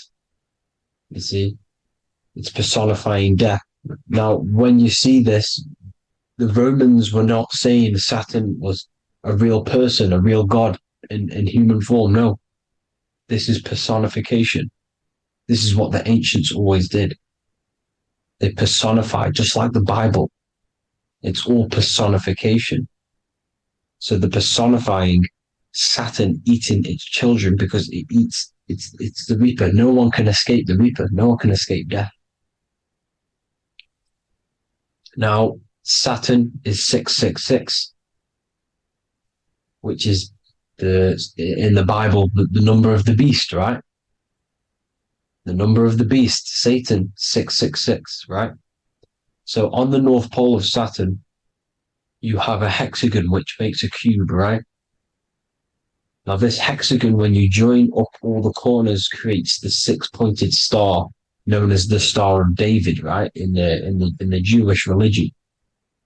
Now, as you can see, the 6-pointed star has 6 points, 6 mini triangles, and a 6-sided hexagon. That makes 666. And also, your Saturday is named after Saturn, the 6th planet, the 6th day of the week, and has a 6-sided polygon on its north pole. That's also 666. Now, this Star of David, this symbol goes back thousands of years, and it originates from Saturn. It's not the Star of David, right? It originates from Saturn. It symbolizes the physical and spiritual aspect combined into one, which makes us humans, right? Also symbolizes the male and female combined into one. These two sacred energies create the human. We consist of both male and female energy, also known as the seal of Solomon. And we all know if Solomon was a real person, he talks about communicating with 72 demons. He could apparently in the text, he could communicate with 72 demons, and this is sorcery. This is black magic. Now, this symbol is associated with hexing people. When you place a hex on someone, that is a form of witchcraft, which a hex is just a curse. When you're cursing someone, this is black magic. Now, the black magician would stand in the middle of the symbol and cast his spells onto other people. Now, this symbol is obviously on the $1 bill, twice on the $1 bill. And it's very, very ancient symbol. And it originates from Saturn. And let's keep going. So the cube. So I've just said how you see the cube on the North Pole of Saturn, right? The cube is limited. It's a 3D shape. It symbolizes limitations to the physical 3D dimension, the third dimension, the physical realm which we are in. Now, as you can see, the color associated with Saturn is black, right? Black is infinite potential. Black is the creation of all things. Before there was light. Light is born out of blackness, darkness, okay? Now, black is physical matter. And as you can see, the black cube, black symbolizing physical matter, the cube being limited, as the physical realm that we are in is limited. It's not like the fourth dimension where everything can exist in a thought. The third dimension is limited, right? And this is what Saturn is. It limits you to the 3D 666. Your body limits you to your physical body. Now, these black cubes are placed everywhere. As you can see, Australia, Denmark, Manhattan. There's one in New York. As you can see, the Apple have a cube. The Nintendo GameCube. Trump Tower is a black cube. This is worshipping the energy of Saturn, the god Saturn. Okay, it's not a god, it's a celestial energy. However, it rules over Earth because it pretty much created the physical realm.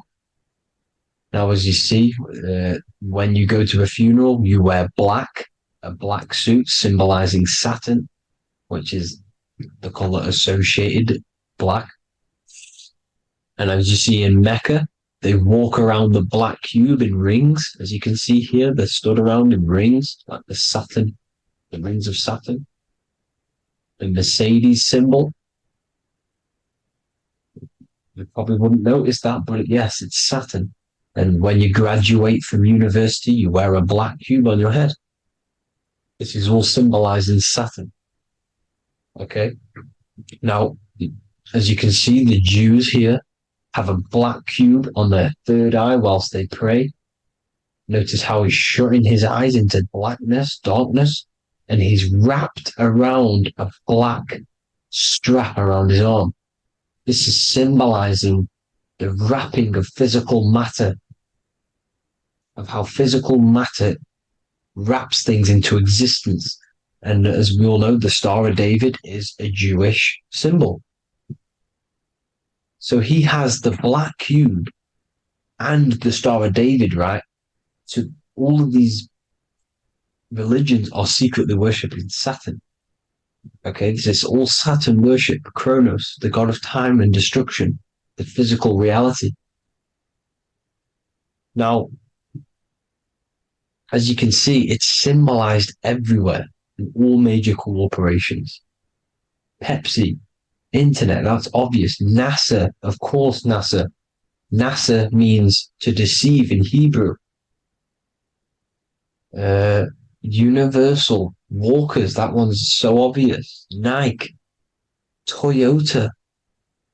So many different ways they symbolize it. You either see the rings of Saturn or the black cube, as I just showed you here, the Nintendo and the Mercedes, right? It's absolutely everywhere. Now, they also use 666 to symbolize it, as I've just broken it down to you. 666, the World Economic Forum. We all know how they're trying to enslave us into this new world agenda. Google Chrome, CERN, Disney, Coca-Cola, Cadbury's, all of these have 666. Now, every UPS barcode has 666. And even www is Hebrew for 666, as you can see here. Monster. It's the same Hebrew letter that means 666. Drake, 6 God. That's his God, Saturn. Why? Because they love physical realm. They love the physical dimension, the third dimension. Because they can rule here through riches.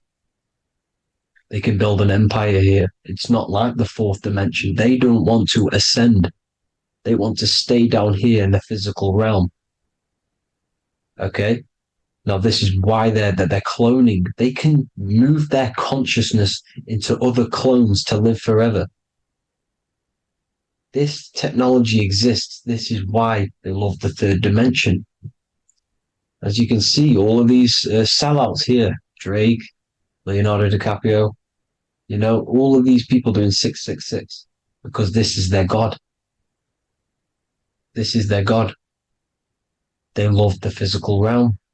They sold their souls for wealth and fame in this physical realm. So why would they leave?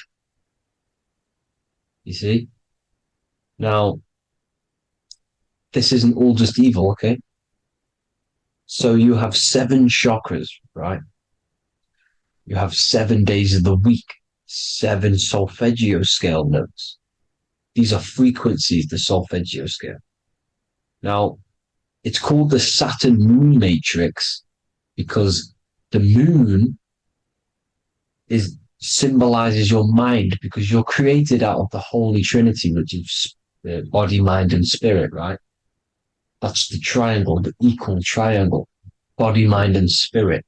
Now, the 3 main celestial bodies are Earth, Moon, and Sun.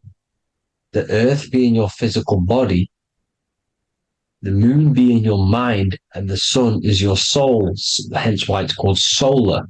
It's a solar soul. Now, these symbols are alchemical symbols. So when you're doing alchemy, you use these symbols to obviously symbolize what we're talking about.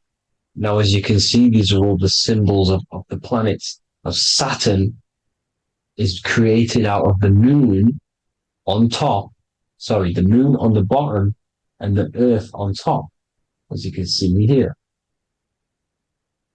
You see? And this creates the number 5. Now, with the moon being your mind and the earth being your physical body, this is mind over matter, because the earth is your body's matter. This is matter over mind. You don't want to be matter over mind. This is low states of consciousness. You won't be mind over matter. You see, to manipulate matter, to create your own reality. Now, obviously, we all know Saturn is associated with the lowest chakra, which is the root chakra. This is to deal with your animal instincts. When you're down here, you identify as the physical body. You don't know anything spiritual. You're you have a pure physical mind. You don't believe in anything spiritual. This is survival mode, consumption.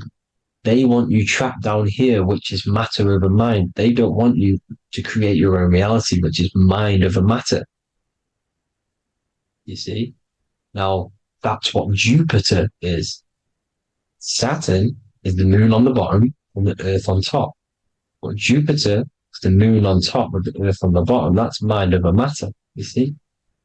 So, these chakras are an ascension process from spiritual, from matter, physical matter to spiritual. This is the ascension.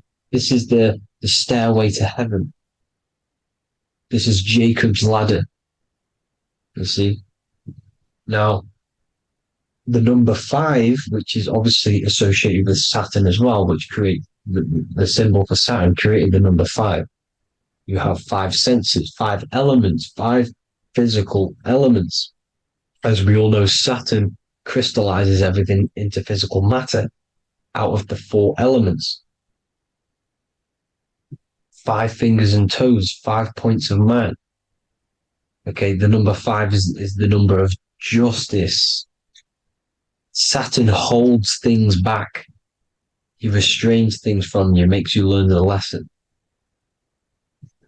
Now, 666 is not all evil. 666 is the atomic structure of the carbon atom. 6 protons, 6 electrons, 6 neutrons, right? We are carbon-based life forms. All life forms are based on the bonding properties of the element carbon. Because Saturn crystallizes everything into physical matter. Now, the Masons symbolize this with the checkered boards. They have the black square, which is obviously matter, as I just said, the black cube. And spirit is the white square, because white is eternal light. White and light, you see? Black is physical matter. Now, this is what we are. The point of our soul is to transmute from matter to spirit, but these are interchangeable. This is the constant cycle between spirit and matter, spirit and matter. High vibrational matter turns into spirit. Low vibrational spirit turns into physical matter. You see? Now, we are carbon-based life forms. This is what 666 is, the number of the beast. When I say we, the physical body is the beast. It's the animal. It's the carbon suit to operate in this physical dimension, in this physical realm. See? It's the vehicle used to operate in this physical realm. But your mind isn't from this physical realm, you see? The brain is the physical manifestation of the soul. Okay? So, as you can see here, the spine is an extension of the brain. Everything goes back to the brain. This is literally what your physical body is. You see, this is the nervous system, and everything reports back to the brain, and everything's controlled from this control center.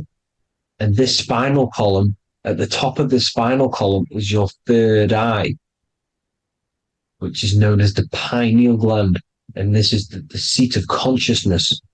It's the center of consciousness. That is your true self, pure consciousness. This body is just a physical body. This body is mortal. This body runs out, but your consciousness lives forever. They don't want you knowing this. This is why they keep you down here in your lower chakra. They want you to believe everything is just physical. They don't want you to believe in the spiritual side of reality. Because this way they can manipulate you, right? They want you matter over mind because they know your mind creates reality. They know your mind is the root cause of reality. You manifest your own reality from the inside out. So this is why they control your perception of reality. They control your information. in order to manifest their new world order. You who are ignorant to knowledge and wisdom, you who are ignorant are manifesting their agenda because you accept their information and their perception of this reality. Now, this is why they tell you the globe model, the heliocentric model, to trap you into physical matter. Now, if you understood about this true form of this realm, you'd understand that there's a spiritual side behind everything. The spiritual side, something has to exist. The root cause of reality is higher planes of existence. It happens in the mind before it happens on the physical plane. You see? They don't want you knowing this. They want you matter over mind, which is the symbol for Saturn. Moon over Earth. The Holy Trinity.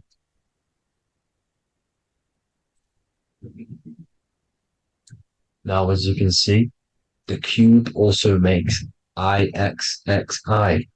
This is Roman numerals. This is Roman numerals, and when it's translated from 9/11. Yes, 9/11. This is the secret code of the one world order. The two twin towers, when the two become one. Okay, when the two become one, this is how you reach the higher states of consciousness, the physical and spiritual. Now, as you can see, the 9/11 memorial are two black cubes. It's two black cubes. This is all Saturn worship. Now, I'm not saying that Saturn is an evil celestial body, right? No, everything has a good side and a bad side, right? It's duality. The spirits of Saturn on the dark side are the most evil demonic spirits. Now, these are the spirits that these are invoking through these rituals, right? Yes, 9/11 was a massive ritual. It's a satanic ritual, okay? Now, we all know Elon Musk. Elon Musk is coming with the mark of the beast. And English gematria, this equals 666, right? 666, as I said, is the number of the beast. You are the beast, your physical body. You see how the Bible twisted things up to make things more confusing, right? But it's there. You just have to have the knowledge to be able to read the Bible properly. As we all know, we had this virus. I'm not going to say the name because I'll get flagged. This virus adds up to 666 because this is all part of the New World Order. It's all part of keeping you in this physical dimension.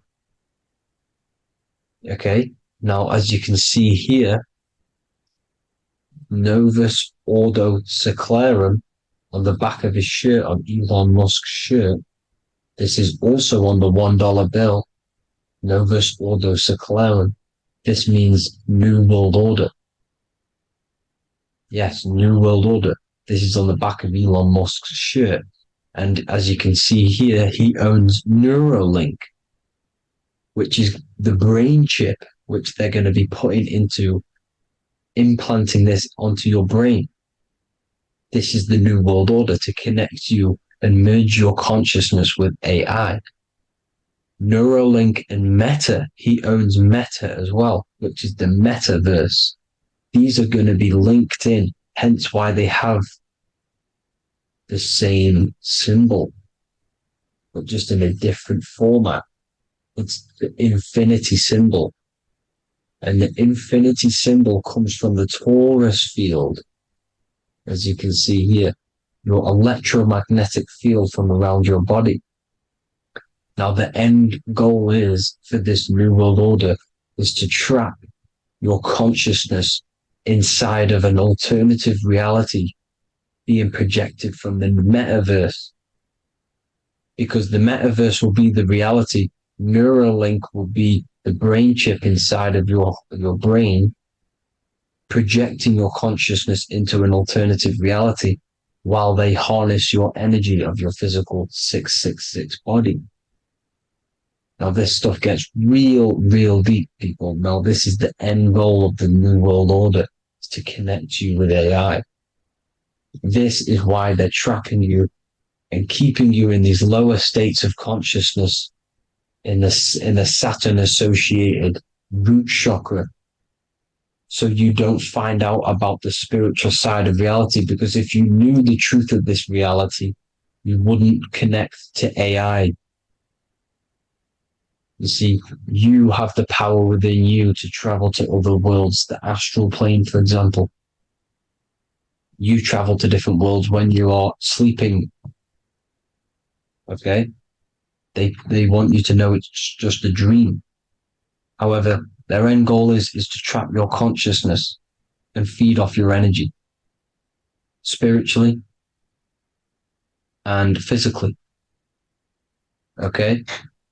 I don't know why these people are just pure evil. As I said, evil love bondage. They love the physical dimension. They don't want to ascend to other realms. These evil love the third dimension. This is why evil spirits will inhabit bodies, exorcisms, because they miss being in the physical realm. They miss it. Evil love bondage. So this is why they're cloning and putting their consciousness in clones to stay in this third dimension, to stay as further away from the source as possible. Okay? This is why they're doing it. And this is how it's all linked in. So I hope you all enjoyed this video. Hope you gained some wisdom. Please feel free to join the Telegram. And please leave a like and a subscribe.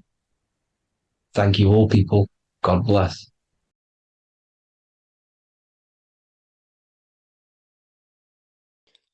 What if I told you you don't have one body? You in fact have four. There's a secret hidden right in front of you, and most of you overlook it.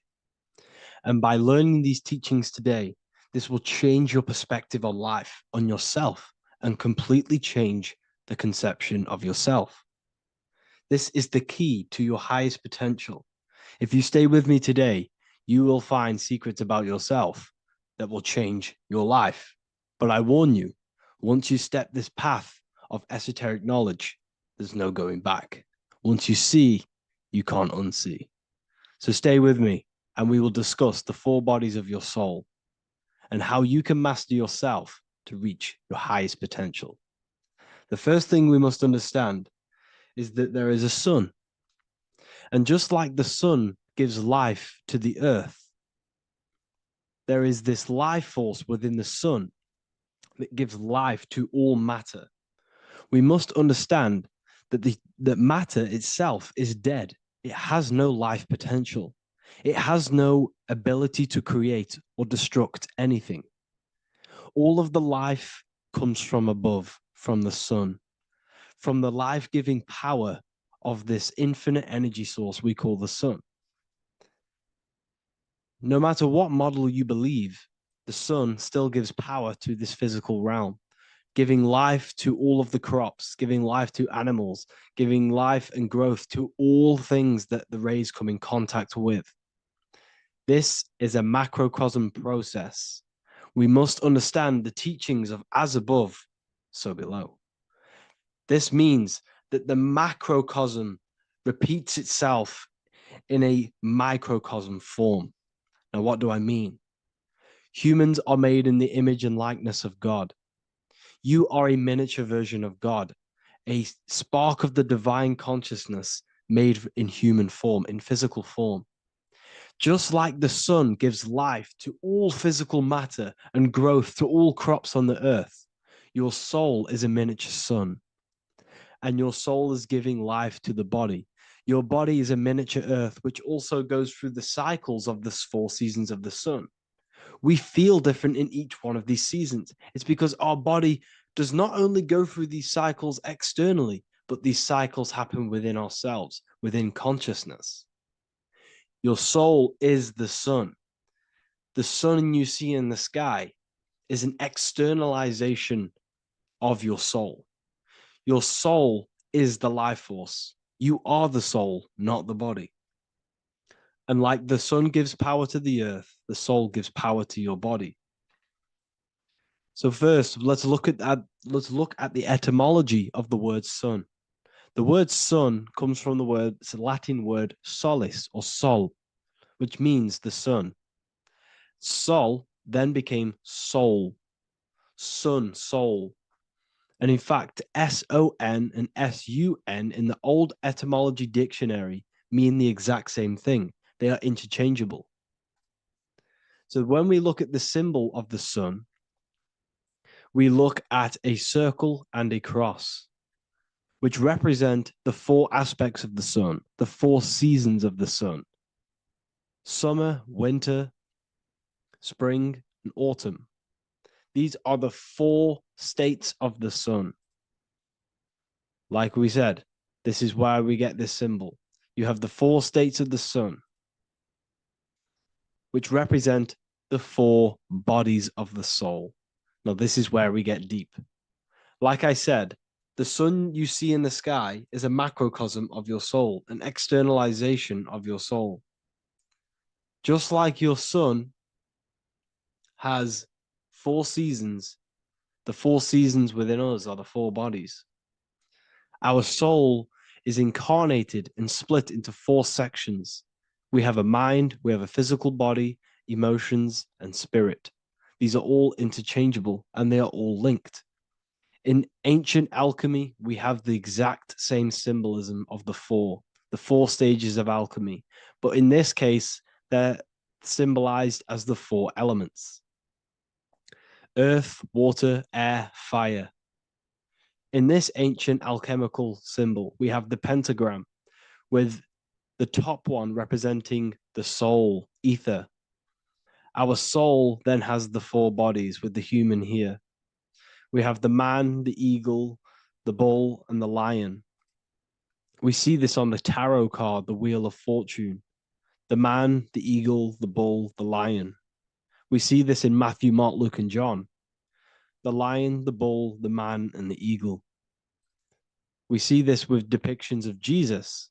Jesus, the man, the bull, the lion, and the eagle. These represent the 4 fixed signs of the zodiac: Taurus, the bull; Scorpio, the eagle. Scorpio was symbolized as an eagle. It's an ancient symbol. Now it's been changed to a scorpion, of course. Leo, the lion; Aquarius, the man. These represent the 4 fixed signs, which are 4 different elements. Taurus is an earth sign. Scorpio, a water sign. Leo, a fire sign. Aquarius, an air sign. Taurus is the earth.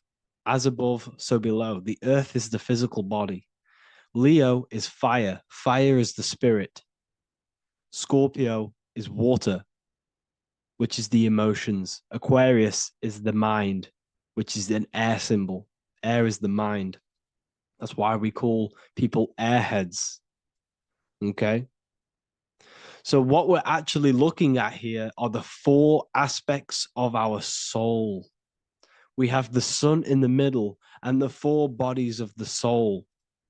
This is what Jesus is symbolizing. Jesus represents you. God made flesh with the 4 aspects of the soul. The 4 gospels are all depicting Jesus in 4 different ways according to the different body of consciousness.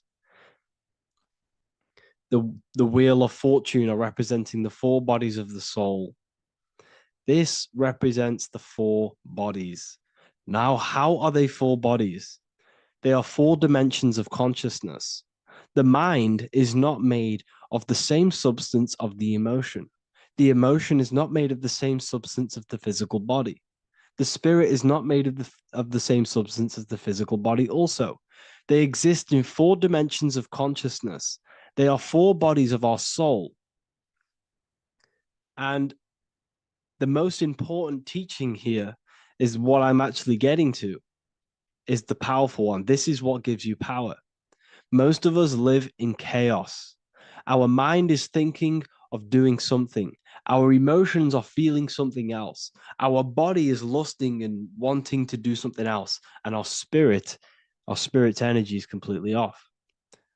Most people live in unbalance. None of these four bodies are working together. This is why we produce chaos in our lives. When these bodies are in balance, are not working together. So in alchemy, they symbolize the four elements, which are the four bodies of consciousness. These are the furnaces with the fire. They represent transmutation of each body. We have to sync these bodies. We have to sync the mind with our emotions, and our emotions with our actions, the physical body, and with our spirit. These four key bodies need to be in line in order for us to create consciously in our life. Because each one of us is a creator, a miniature version of God, creating our own earth, creating our own material reality. And in order for us to create consciously and with effect and power, we must have these bodies unified so that we can create consciously and not create chaos. So this is very, very important. And this is a secret teaching found in all ancient societies. But this is what the hidden symbolism of astrology actually is. The sun is our soul, and the 12 zodiacs are 12 aspects of our soul. And we have the 4 aspects of the 4 main bodies. This is what we're looking at. We're not looking at the sky. We're actually looking at aspects of ourselves, aspects of our soul that we must master and transmute in order to become our highest potential. So I hope this makes sense. And it may take a while for you to fully understand this, but the key knowledge in order for you to understand any of these teachings that I've gone through today is the major teaching of as above, so below. What is above is below. What is within is without. Your inner reality projects the outer reality. What is inside of you is outside of you in some form or way. Whatever roots that go down will always shoot up. When you throw a bouncing ball, you shoot it down, it will go up. As above, so below. As within, so without. God did not make a creation separate from himself. We are all extensions of the divine made in physical form. And we are incarnated into 4 sections. Our soul is separated into 4 sections. These are the 4 corners of reality. These are the 4 pillars of reality that we must control. So in order to access our soul in meditation, we must turn off these 4 things. Turn off the mind, the emotion, the spirit, and the body. And then we access the soul. So I hope this video helps today. And you can learn all about this in the Book of Wisdom, Volume 2. This book is a revolution in consciousness. I do not recommend everyone reads this book. This book is only for people who are serious and want to transform their lives. This book is a book that will change the scope you see reality. It will change your perspective on yourself because you will resonate with this. This book does not just give you information. It gives you a sense of well-being. It gives you truth, and you will find your power from this information. This information is not just information, it's a key to your path of enlightenment and transformation. So you can find this book in the description of this video. And if you are part of the university, I will see you on the live calls. Thank you, everyone. Please leave a like, subscribe, and a comment, and let me know whatever videos you want me to make next. Anything that you fail to understand or have any confusion with, I can make a video on it. So let me know in the comment section any reviews or anything I should do. Thank you all, people. Have a great day. What if the word Yahweh is proof that God is embedded in our very own being? Stay with me, because what I'm about to show you might change the way you see yourself forever. Today's topic is decoding the mystery name of Yahweh, the sacred name of God from the Hebrews. By the end of this video, you'll uncover the true meaning of the word Yahweh and how your connection to it unlocks your own personal power.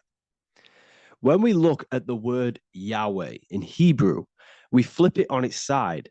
We're actually looking at the human body. These are the legs, this is the torso, here are the arms, and here's the head. So if we actually switch this on its side, we see the human body.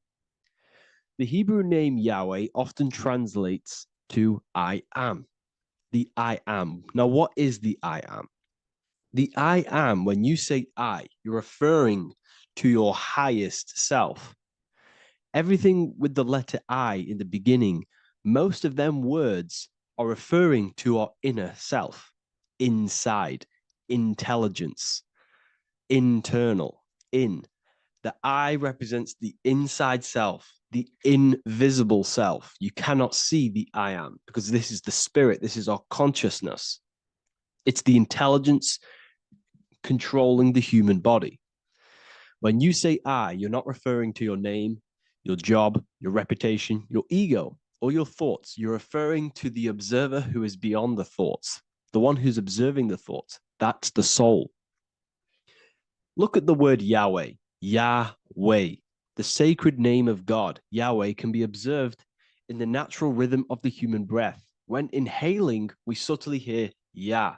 When exhaling, we hear Way. Do this yourself. Breathe in through your nose, you'll hear Yah. Breathe out, you'll hear Way.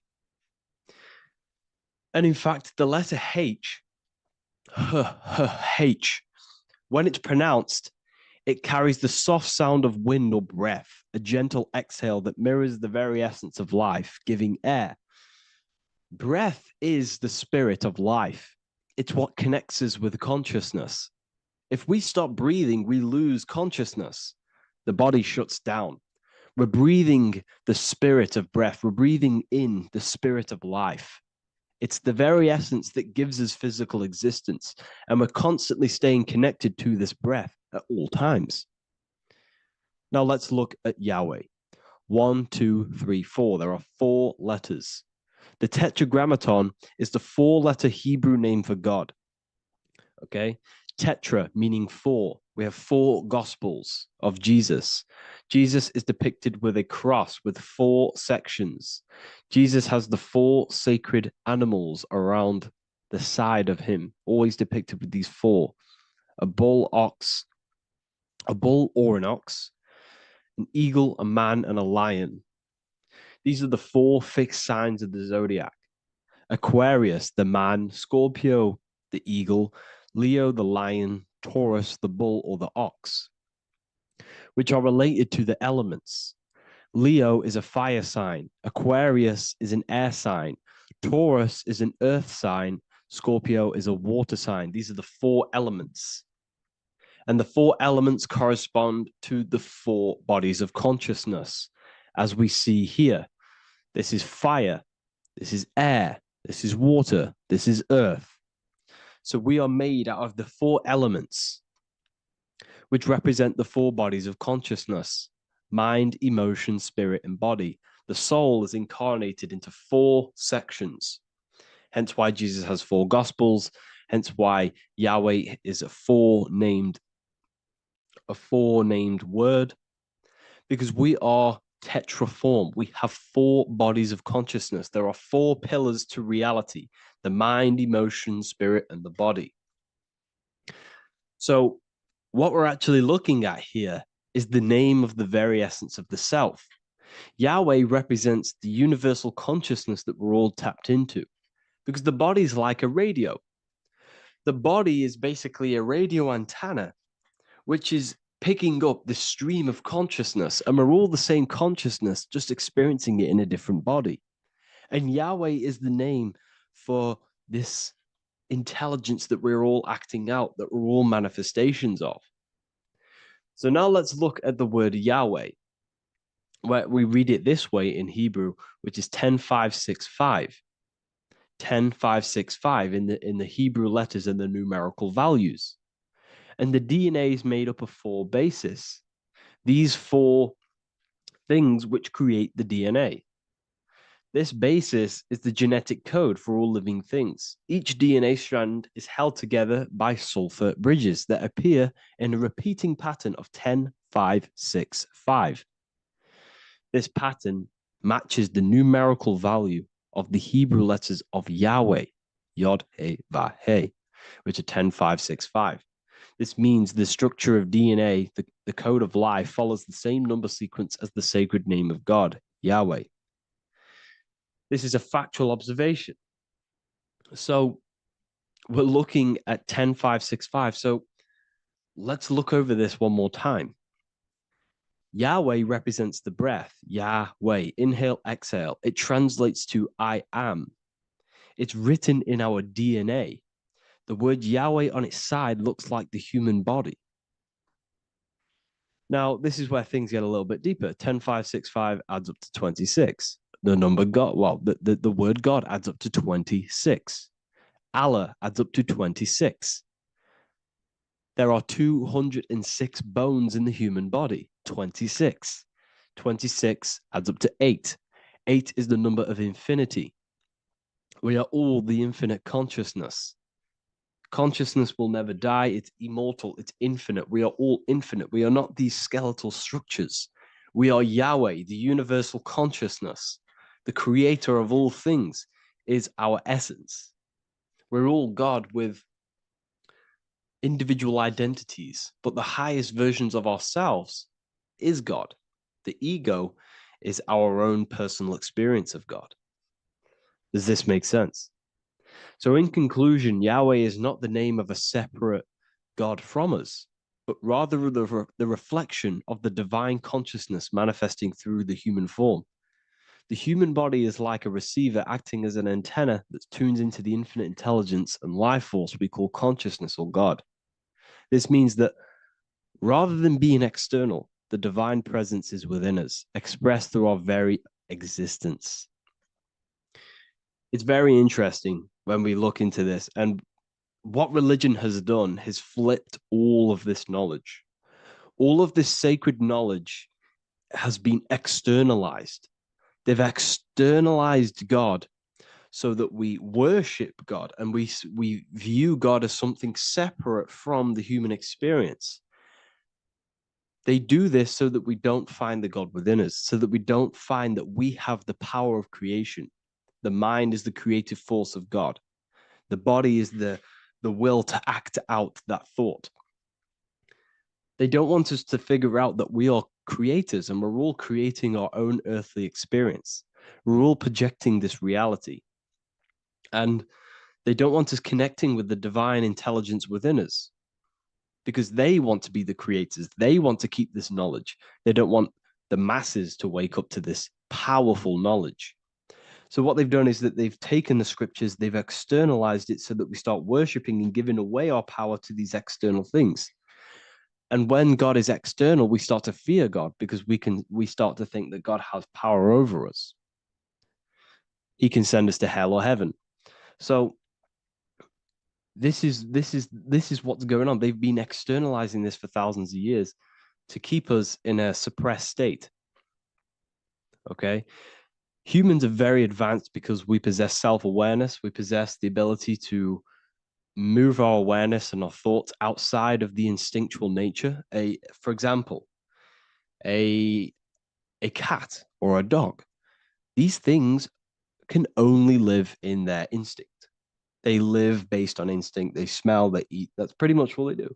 But humans, we have the ability to rise above that nature and turn to our infinite selves, our higher selves. We can move beyond our instinctual nature and create very advanced things.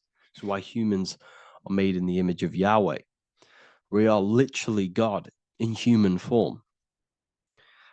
So this is what we all need to realize. And I hope this video has helped. Please leave a like, a comment on inside of the description. I'll have some links to my books and my university.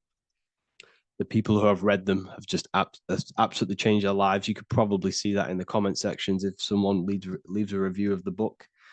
We also have Trustpilot. But yeah, I thank you all. And I'll see you in the next one.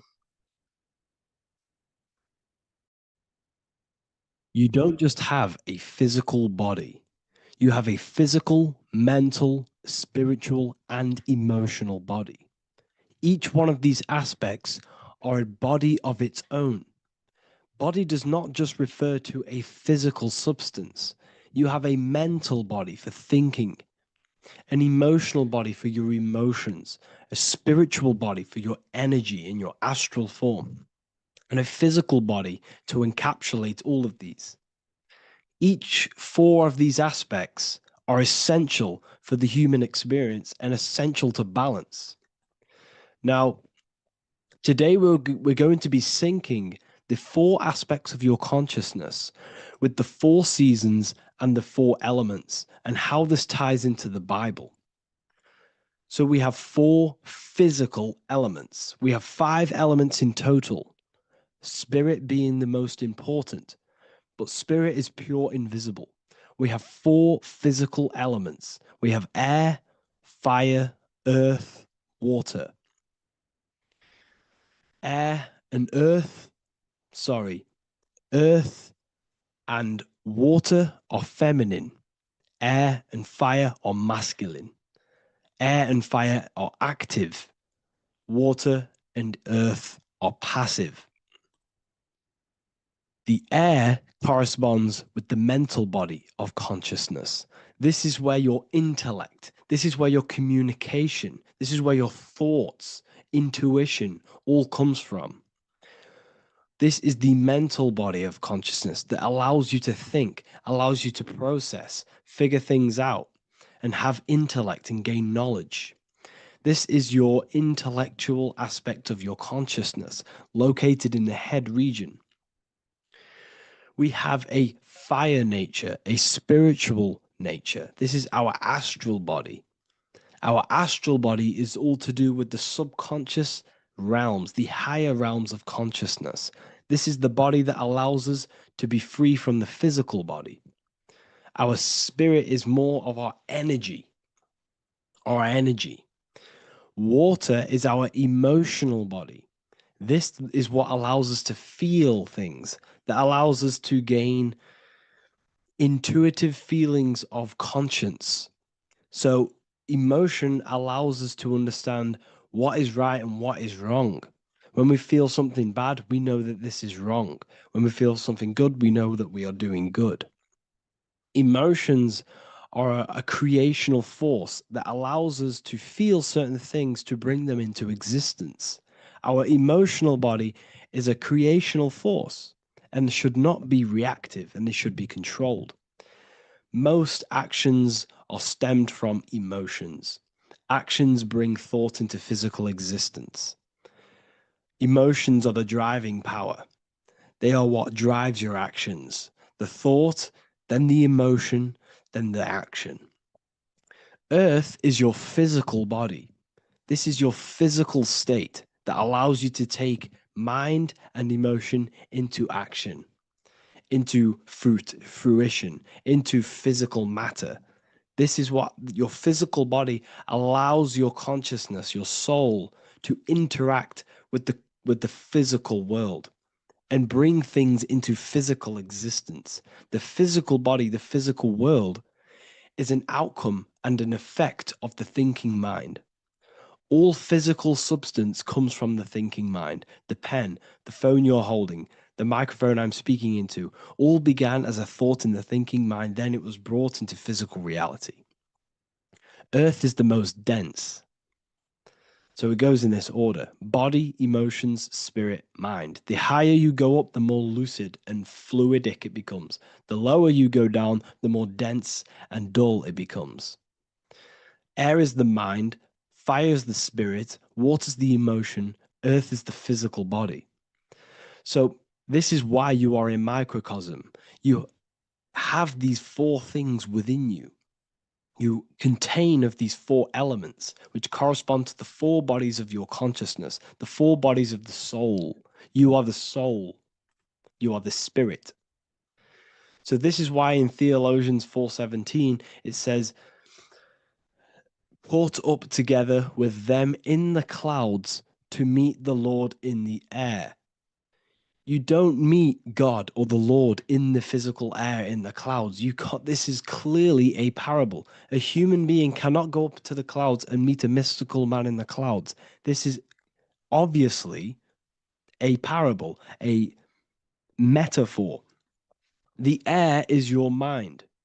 You must raise your consciousness beyond the body, beyond the emotions, beyond the spirit, and enter in the mind during meditation, turning the mind inward to connect with the Lord. The Lord is the highest aspect of your consciousness, the one that exists beyond the physical body, beyond your emotions, beyond the thought.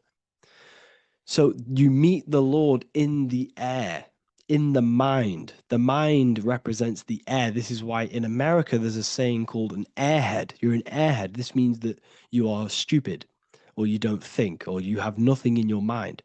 You have nothing in your head. When someone's very stupid, you call them an airhead, because air represents the mind. The air is elevated. The air is invisible. The mind is totally invisible to the human eyes. It is a metaphysical substance. In fact, it's not a substance at all. It's so fluidic, it's everywhere. The mind can be everywhere at all times. It can be anything. Nothing is impossible within the mind. Now, this is synced with the 4 seasons. The 4 seasons represent the 4 aspects of human consciousness, the 4 bodies of your consciousness, the 4 bodies of your soul. The sun is your soul. Okay, and the sun travels around 4 seasons. Summer, when the sun is the most hottest point. Autumn, when the sun starts to move away from the hottest point. Things start to die. Then it goes to winter. This is when everything dies. This is when things enter in within itself. This is when darkness occurs. Then spring. This is the reignition of the sun. This is when the sun starts to bring back the warmth back to the summer. You have 4 seasons which correspond to the 4 bodies of consciousness. Fire is the spirit. This is when you are passionate. This is when you are taking action. This is when you are fiery. The sun is blazing. You're taking action. You're very passionate. You're very spirit. You're in the spirit. Autumn is water, emotion.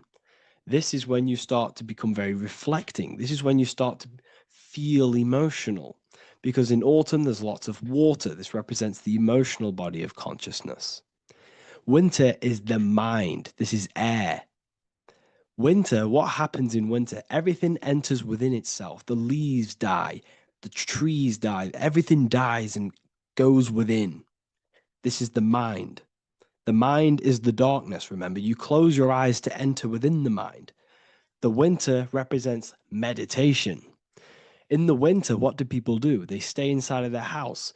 They research more. They read more books. They become more intellectual. They think more in the winter because we are so we're stuck inside. So we're more reflective. We're thinking more. We're more communicative. We're more intellectual. In the spring, this represents the earth, the body. This is when we start to come out of the mind and we awaken to the body, and things start to grow again. The plants start to grow. The earth is growing again and reborn again. This is the body. This is when you become more active in the spring. And then the summer, back to the summer, we then take action on these thoughts and these thoughts that we gained over the winter. Essentially, this is just a massive cycle. And this is a daily cycle also. The nighttime is the winter. The morning is the spring. The midday is the summer. And the evening time is the autumn. This is a microcosm. We have 4 bodies of consciousness. You are the sun. You are the soul. And the soul has 4 bodies: summer, autumn, winter, spring. Emotion, air, body, spirit.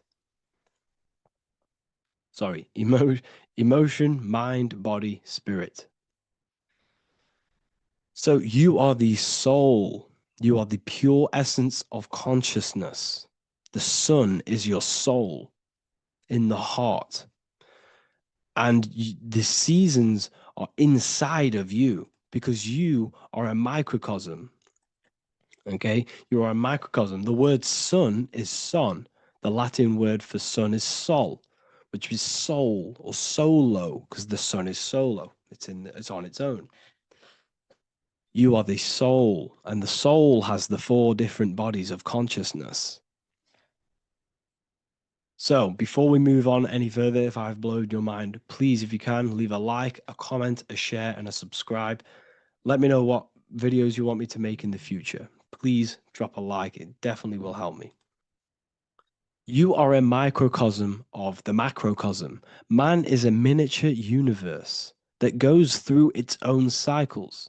The seasons of the summer, winter, spring, and autumn do not occur merely outside of him, but within him as well.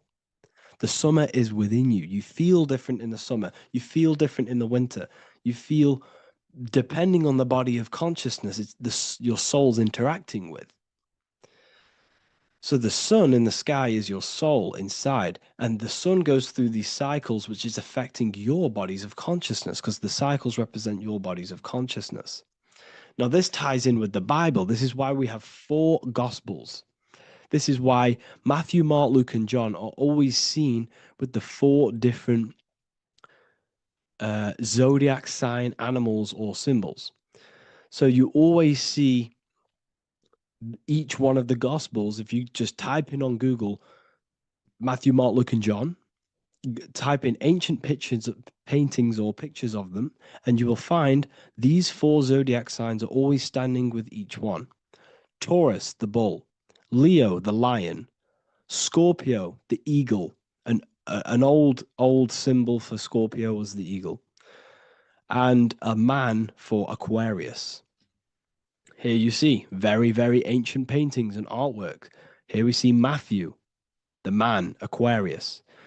Here we see John, the Scorpio. The same here. We also see it on the tarot cards, on the world card. We see the 4 fixed zodiac signs. Here we see it as well. These are called the 4 fixed zodiac signs. Now, when we look at the zodiac, we're no longer looking at the sky, because what you must understand is as above, so below.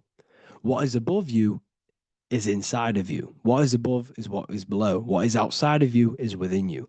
The zodiac is inside of you. The zodiac revolves around the sun. The sun is your soul. These are different energies of your soul. Like I said earlier, the 4 seasons are the 4 bodies of your consciousness. And in each body of consciousness, you have these different energetic energies that you can work with. Okay, so this is the true astrology. This is the true astrology, the internal esoteric astrology. You can't find much information on this at all. Very hard to find. So what we're looking at are the 4 bodies of consciousness. Obviously, when you look in the middle of each, when we look in the middle of each season, spring, the middle of spring is Taurus. The middle of winter is Aquarius. The middle of autumn is Scorpio. The middle of summer is Leo. These 4 signs are known as the 4 fixed signs.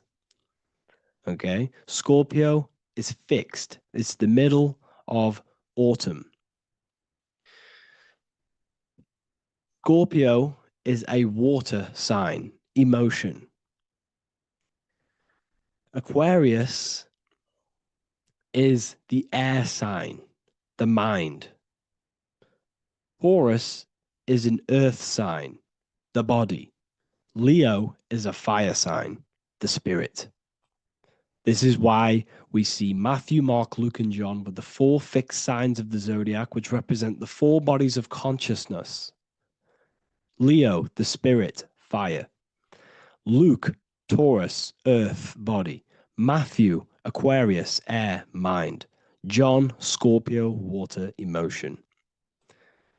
Each gospel is depicting Jesus and showing Jesus in each gospel. Each one of these gospels is showing and depicting Jesus according to the different body of consciousness. In John, This is when Jesus starts to turn water into wine. Water is emotion, wine is transmuted emotion. This is when he does miracles with his emotions, water into wine. Aquarius, which is Matthew, air, the mind. Inside of the Gospel of Matthew, this depicts Jesus as an intellectual person, a person who's communicating and using his mind, his mental body a lot inside of the Gospel of Matthew. Go and read it, and you will see this. Luke, Taurus, earth, the body. Luke shows and depicts Jesus according to the body of consciousness, the physical body. He shows Jesus as a human, being a human being, helping people physically and helping people's physical needs, like giving away food and doing all sorts of good things for other people. Leo, Mark, inside of the Gospel of Mark, this shows Jesus as a spiritual teacher, a passionate person who is taking action. Each gospel is showing Jesus according to the different body of consciousness. And Jesus represents you, the Son. That's why it's called the Son of God, the light of the world. Jesus represents your soul, and your soul has these four gospels, the four bodies of consciousness, the four fixed signs, the four elements, and the four seasons. These things all correspond to your consciousness.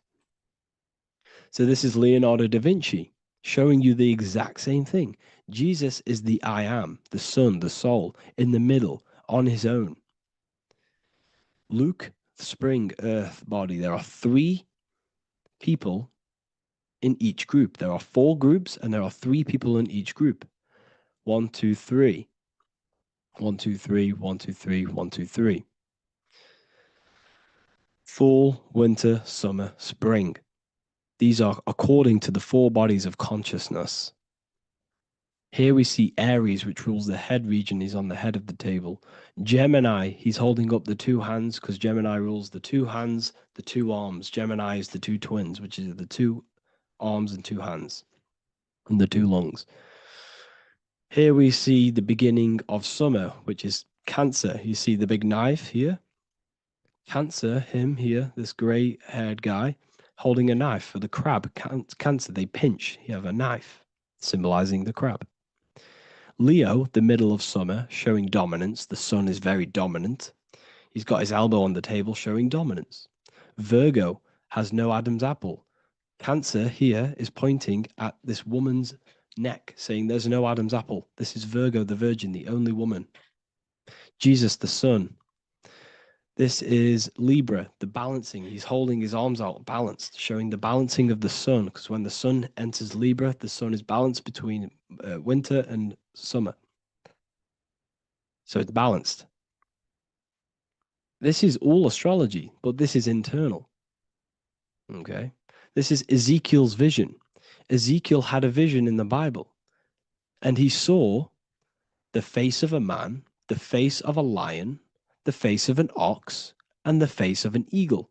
The eagle, Scorpio, the ox is Taurus, the lion is Leo, and the man is Aquarius. He saw the throne of God, and he saw the different bodies of consciousness. This is all symbolic for the different bodies of your soul. So when we look at the zodiac, we are actually looking at a map and the energies of our soul, and the energies of our bodies, and the energies of our consciousness. This is what we are looking at. Each zodiac is an aspect of our consciousness and an energy that we can work with and that we must purify. Balance and purification is essential. Imagine playing a brand new video game. Let's say a brand new video game came out and you had to play it. What happens when you play that game? You don't know the controls. You cause chaos in that game. You can't really run properly. You can't do anything properly. You're getting destroyed by other people who are playing that game. It's the same with your physical body. When you are born, you must learn how to play the game. You must learn how to balance the mind, learn how to balance the spirit, the emotions, and the physical body. We must balance and purify each body of our consciousness. We must look after our physical body with our physical health by eating physical, electrical food like fruits and veg. We must look after our minds by being conscious of what enters our eyes, enters our ears, enters everything. Whatever enters our five senses is affecting our mind, our mental health, our environment, mental. We need to look after our thoughts. Control our thoughts by purifying our thoughts, only positive thoughts. Then we must purify our emotions, feeling only gratitude and love and not feeling these negative, dull emotions. Then we must look after our spiritual body through meditation and looking after our spirit. But remember, when we look after our mind, it all begins in the mind. Each body of consciousness is interlocked with the other. If you have if you have an unhealthy body, you have an unhealthy mind, spirit, and emotions. If you have an unhealthy mind, you have an unhealthy body, spirit, and emotions. If you have an unhealthy emotions, you have an unhealthy spirit, mind, and physical body. They're all interlocked. You must balance each one of them. Look after your physical body, look after your thoughts, look after your emotions, look after your spirit. But remember, the mind is the most powerful one. It's mind over matter. Once we look after the mind, because once we start to control our minds and control every thought we think, this will then turn into discipline in our physical body. Because once we learn how to discipline the mind, we learn how to discipline what we eat, we learn how to discipline what we feel, we learn how to discipline our spirit. This is all interlocked, but work on the mind first. Work on the mind first. All of this knowledge is inside of the brand new Book of Wisdom, Volume 2. This is a revolution of human consciousness. If you've read it, please leave a review down below. If you've read Volume 1, leave a review down below. This is the next revolution. I don't see this information anywhere. This is the next revolution of human consciousness. And of course, if you are serious about this and you truly want to gain enlightenment and join an amazing community where you can connect with me on live calls, lectures, the Manifestation Mastery course, you can gain access to my library with over 45 PDFs plus my books. And if you do join the university, you can order a Volume 2 free of charge. All you have to do is to pay for shipping. If you truly take your knowledge serious and you want to take advantage of life, join the university. This is where truth seekers belong. Just want to say thank you all. Please leave a comment. Please leave a like. It's going to help me a lot spread this knowledge to the world. And yeah, share this with a friend and subscribe. Thank you all. Neo is plugged into the matrix on the back of his neck. And if we look at the human brain, the back of the neck is the reptilian brain stem. And when one operates their life out of the reptilian brain stem, they are unaware, unconscious. They are consciously dead because the reptilian brain does not really critically think. It acts on instinct, fight or flight mode. This is considered in the occult spiritually dead. When one is taking actions without intention, simply very reactive to life. They're not living, they're simply experiencing. When you're walking down the street and you see someone, and in your mind you think me versus them versus me. That is an animalistic way of thinking. I used to be trapped in this way of thinking, always thinking of fight or flight, always judging people, always reacting to the world, never consciously creating and commanding with intention in the world. This could be considered the matrix, when one lives unconsciously, simply surviving in the world. Another symptom of living in the reptilian brain could be obsession, a constant need to assert your power over others to feel safe or superior. Views relationships as power hierarchies, not as mutual connections. It could be a conquest for sex, lust, seeking validation through sexual activity. Sex becomes a tool for dominance, escape, and self-worth. Intimacy is avoided. Pleasure is pursued pursued without emotional depth, seeking pleasure all the time. This is all to do with the reptilian brain, seeking safety. It could be compulsive eating or food hoarding, driven by craving and not actual hunger. Eats to soothe fear or emotional discomfort, often unconsciously. This is the unconscious. Fear-based decision-making. Every choice is shaped by perceived threat or insecurity or fear within the subconscious mind. Long-term vision is sacrificed for immediate safety and gratification. All the reptilian brain. Territorial behavior overacts when personal space, possessions, or status is threatened. Acts as though survival depends on ownership or status. Addiction repeats patterns to feel safe, even if they are harmful. Avoids anything unfamiliar or unpredictable. Low empathy. No empathy or emotional care for one another and for fellow beings in the world. Sees people as threats, tools, or competitors. This is all to do with the reptilian brain. Intense jealousy or possessiveness. Sees others as rivals or objects to control. Cannot tolerate perceived threats to loyalty or status. Quick to be angry. Slow to reflect. Reacts with rage, withdrawal when challenged. Lacks emotional regulation or deep self-awareness. So this brain could be considered the matrix, hence why Neo is plugged into this brain. He's operating the life out of this brain, unconscious, simply navigating life like an animal. I was in this state, and you can only really realize this when you come out of this brain and you start to function from the higher regions of the brain, which we will discuss very soon. And my life was chaos because there was chaos operating internally. I was never thinking about the future. I was always operating life out of fear, out of lack. Never had care for another person. When you operate life out of this brain, the matrix, things outside you, can easily control you. This is why they keep us in a constant state of fear. So we operate life out of this. So we never gain full control over our reality, over our actions, over our thoughts. So Neo is called Neo, and he works at a place called meta cortex, very symbolic of the neocortex, the higher region of the brain. Now, this brain makes you human. It ultimately allows you to hold control over the animal urges, okay? The neocortex is the brain that allows you to have self-mastery, that allows you to control your urges, your instinctual survival urges. So humans can overcome their reptilian animalistic state and start to operate their life in a conscious mastery state. And Neo is plugged out of the reptilian brain, and he starts to use his neocortex, the human brain. This allows one to learn to have self-control, allows one to create, allows one to think about others. It allows one to critically think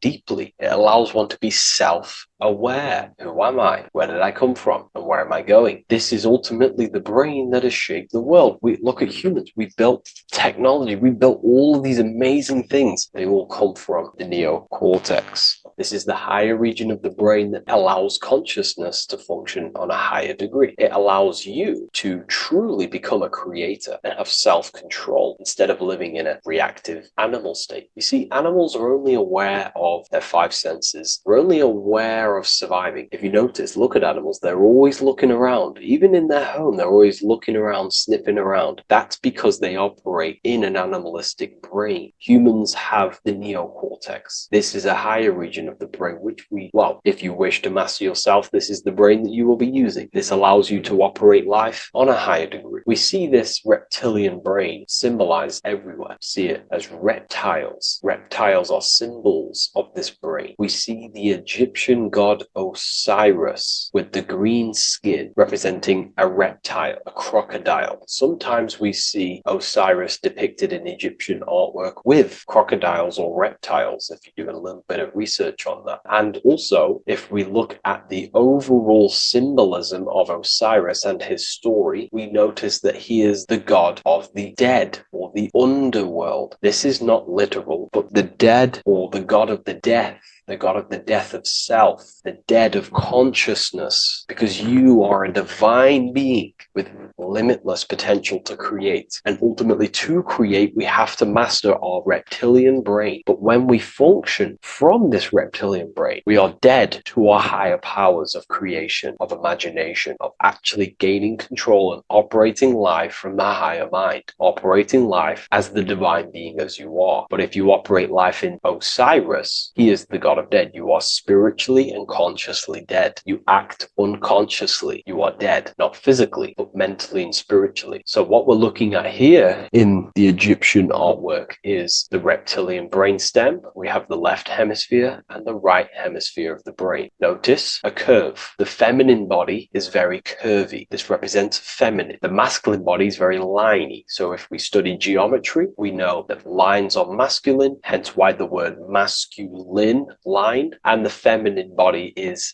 in geometry, feminine is represented as curves. So this is the left masculine brain on the left side, and this is the right feminine brain on the right side, with Osiris, the reptilian brainstem, in the middle. So we're going to go deeper into some Mesopotamian artwork now. Now let's have a look at this. We're looking at the reptile on the very bottom. We see the left brain and the right brain, the Eye of Ra and the Eye of Horus on the left and right. In Freemasonry, we still see the symbolism of the two pillars, Yakin and Boaz in Freemasonry, with the two pillars symbolizing masculine, feminine forces of consciousness, also representing the masculine left brain and the feminine right brain, with the reptile down here. But if we have a little look here, right, we have a little look at these reptiles. This person is standing on top of the reptiles. When you are on top of something, you have power over the below. You are standing atop of something. You have mastery over it. You have control over it, symbolizing gaining control over the reptilian brain, the reactive actions, the sexual urges, the addictions, the territorial behavior, the fear-based decisions, constant internal tension, never being able to focus. It's symbolizing gaining control over these internal qualities that happen within us, in our mind, because the universe is mental. And if we do not gain control over this brain, it will dominate our mind, which will ultimately dominate our actions and destroy our life and live in an unconscious state. So this is basically instructions in this ancient Mesopotamian artwork of becoming self-mastery, to operate on a God consciousness level. So we have a person symbolizing your awareness, the internal you, having mastery over the reptilian urges, the reptilian brain, the reptile thinking. We have a person, a face in between, and it's standing in between these pillars, symbolizing balance of the brain hemispheres. Because the face, we see the eyes in the middle, we see the person is you, your consciousness, standing in the middle pillar. So representing seeing reality as neutral. Everything in the world is neutral. It's the mind's perception that gives it a positive or negative charge. When we adapt this mindset, this view of reality, this knowingness of reality, we see the world for what it truly is. And if you see things as neutral, it allows one to transform the situations in your life accordingly, instead of simply choosing a side. This is a major problem in society, and this was a problem within myself also. We like to choose sides, and choosing sides can keep your consciousness locked in a certain mindset, in a certain belief. And belief is what is ultimately destroying humanity. It's about knowingness, and knowingness is in the middle. We want to seek to know things. Knowing things allows you to go out there, directly experience it, and know it for yourself. For example, I know I'm not on a spinning global ball flying through space. Why? Because my senses tell me I'm not doing that. My senses tell me I'm not going 1,000 miles per hour and 360,000 miles per hour through space while spinning around the sun. I know that because I know myself. I know I'm not my body because I've had direct mystical experiences beyond the physical body. So we should seek to know things, and that's what we call gnosis, direct knowledge obtained through direct experience, knowingness. And that is a middle pillar quality. So in Freemasonry, we see the middle pillar. The matrix is designed to give you two wings all the time. Democrats, Republicans, feminism, and then there's another side. There's always two sides that they're giving you because they want you locked in either way, which is seek the middle pillar, seeing things as neutral, seeing things as the middle pillar, seeking direct experience, gnosis. And this aligns with the brain because the brain gives us these two perceptions also. The right brain sees the woods, the whole woods, but the left brain sees the individual trees and branches and leaves. If we're too left hemisphered, we're going to see everything as divided. If you're too left hemisphered, you're only going to see yourself. You're only going to think about me, myself, my ego, my consciousness, my life. And I'm only going to operate in the world, take actions only towards me without considering the collective, which is the right hemisphere quality. The right hemisphere allows you to see the bigger picture, how we're all connected, we're all one family of consciousness, we're all one being separated in different bodies, one consciousness operating in different bodies. So it's about aligning these perceptions of the brain and standing in the middle and also conquering the reptilian brain. This allows us to operate in the world and see the world for what it truly is and operate from a place of balance. We also see some more symbolism in Egypt of the ram sphinx in Egypt. Ram sphinx. Please leave a comment and please leave a like and a subscribe onto the YouTube if you like my content. Smash that like button and we'll get straight to this. So this is the ram sphinx in Egypt, also symbolizing the brain. This is my research.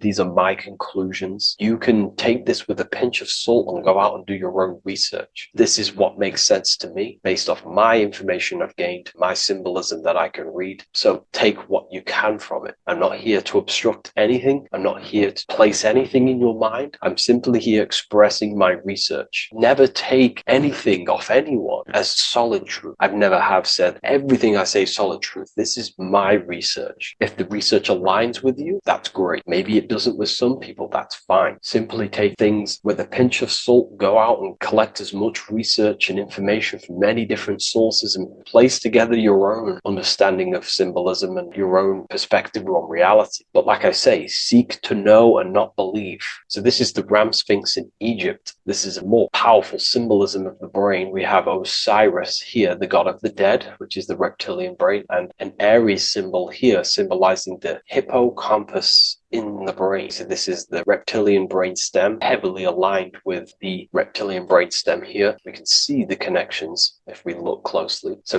this represents the dead of consciousness. This is the dead of self, living in impulsive animalistic state, the symptoms that I listed earlier. I'm not going to go over the symptoms again. And Aries symbolizes the hippocampus in the middle of the brain. It's the hippocampus. And Aries is a symbol of a state of being. Why? You see, ancients and the ancient Egyptians, according to my research, Freemasons still use this symbolism today. So what they do is they use the path of the sun to symbolize a state of consciousness or a journey in consciousness. So what do I mean? So Aries here is the transition from the winter arc. So this is the winter arc from Libra, Scorpio, Sagittarius, Capricorn, Aquarius, Pisces. This is when the sun is dead. This is when the electromagnetic waves of the sun are not very present. This is the winter. This is when there's more darkness in the world. However, from Aries, Taurus, Gemini, Cancer, Leo, Virgo, and to Libra, this is when the sun is giving more electromagnetic rays. Everything grows. Everything is reborn again. Everything's growing. There's more light. There's more warmth. You can grow crops. So this is very symbolic as a state of consciousness. Aries is used heavily to represent the rebirth of the sun, but internally as an esoteric interpretation of Aries, it symbolizes the resurrection of awakening of the self. It is the rebirth of the sun, of the soul, the rebirth of becoming aware out of the darkness into the light, living in the reptilian unconscious state, the unconscious, not being aware that I possess consciousness, not being aware of my thought, emotion, actions. And Aries is that symbol of the rebirth of the spirit, the rebirth of the self, becoming self-aware. So that's what we're looking at here with the ram sphinx. We're looking at Osiris, dead, the reptilian brain, operating life in an unconscious state, not really thinking, not self-aware of thought, emotion, actions, not aware of the soul, not aware of good and evil, not aware of the laws that are in the heart of love, not aware that there's always an intelligence in the heart telling us what's the right thing to do at all times, not aware of anything, just simply reacting to the world. But then we have a symbol of Aries above, which is the resurrection of self. So again, this is symbolizing by the Egyptians to me and my research going from darkness to light. This is the resurrection of consciousness when we start to deepen our self-awareness, which is ultimately what I'm doing to you in these videos. Hopefully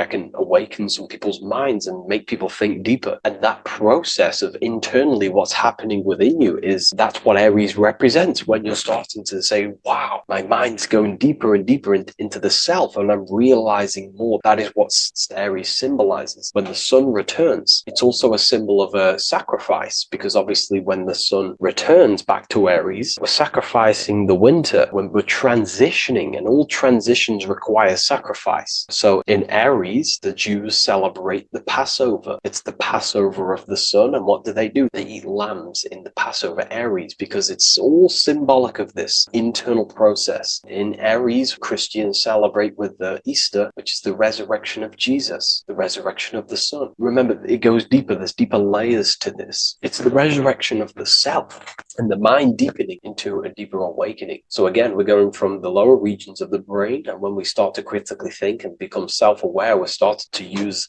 the mid part of the brain, and the mid part of the brain then expands into the neocortex, which is the resurrection of the self. The mind is no longer functioning in just the reptilian brain, but then it's going into the light of the higher brain, the neocortex, and this is the reptilian brain. This is the midbrain, what we're looking at here with the Ram Sphinx. Yeah. So this is the resurrection. It's the transition point of going from the reptilian brain into the midbrain, into the neocortex. We're now resurrecting ourselves. Now, this is not putting anything negative on the reptilian brain. Without the reptilian brain, we wouldn't be able to live. We need the reptilian brain, but it's an abuse of the reptilian brain that can keep us in a very low state. It keeps us stuck in an unconscious state. But the reptilian brain is what's allowing you to breathe, to eat, to scan the environment for any threats. If there are threats, we do need the reptilian brain. That's not to say it's evil, but what I'm saying is an abuse of this brain, which is what most people are stuck in. They're operating their life out of this brain. And this is what the Egyptians, I think, are symbolizing, trying to tell us to resurrect ourselves, to become self-mastered, to become the highest version of yourself, to actively create in the world. Because when we are only operating from this brain, we're unconscious, well, then other people can use you as a vessel to create their reality. This is how the world is at the moment. The ones who know how to use the mind are controlling the other ones who do not know how to control the mind. So I hope this makes sense to you. Let me know if you have any video recommendations, and I'll see you inside Ethereum University. If you wish to take your research to the next level, I have things inside of there that are very powerful. We happily invite you. I'll see you inside of Join. If not, I'll see you in the next YouTube video.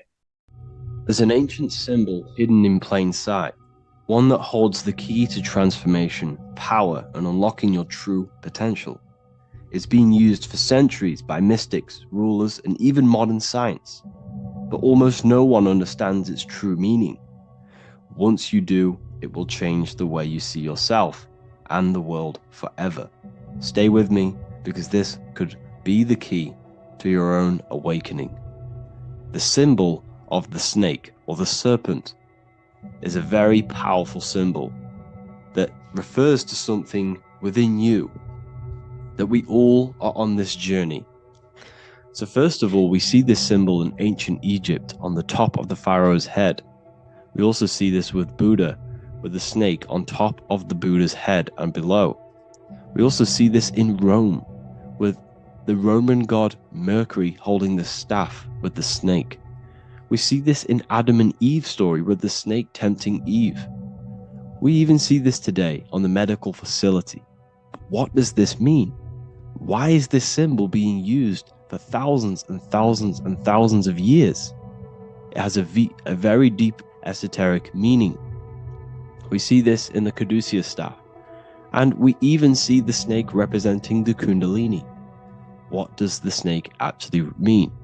A lot of people think it represents the Kundalini, which it does. However, there's a deeper interpretation of this symbol, and it goes very far beneath the surface of what the snake actually represents.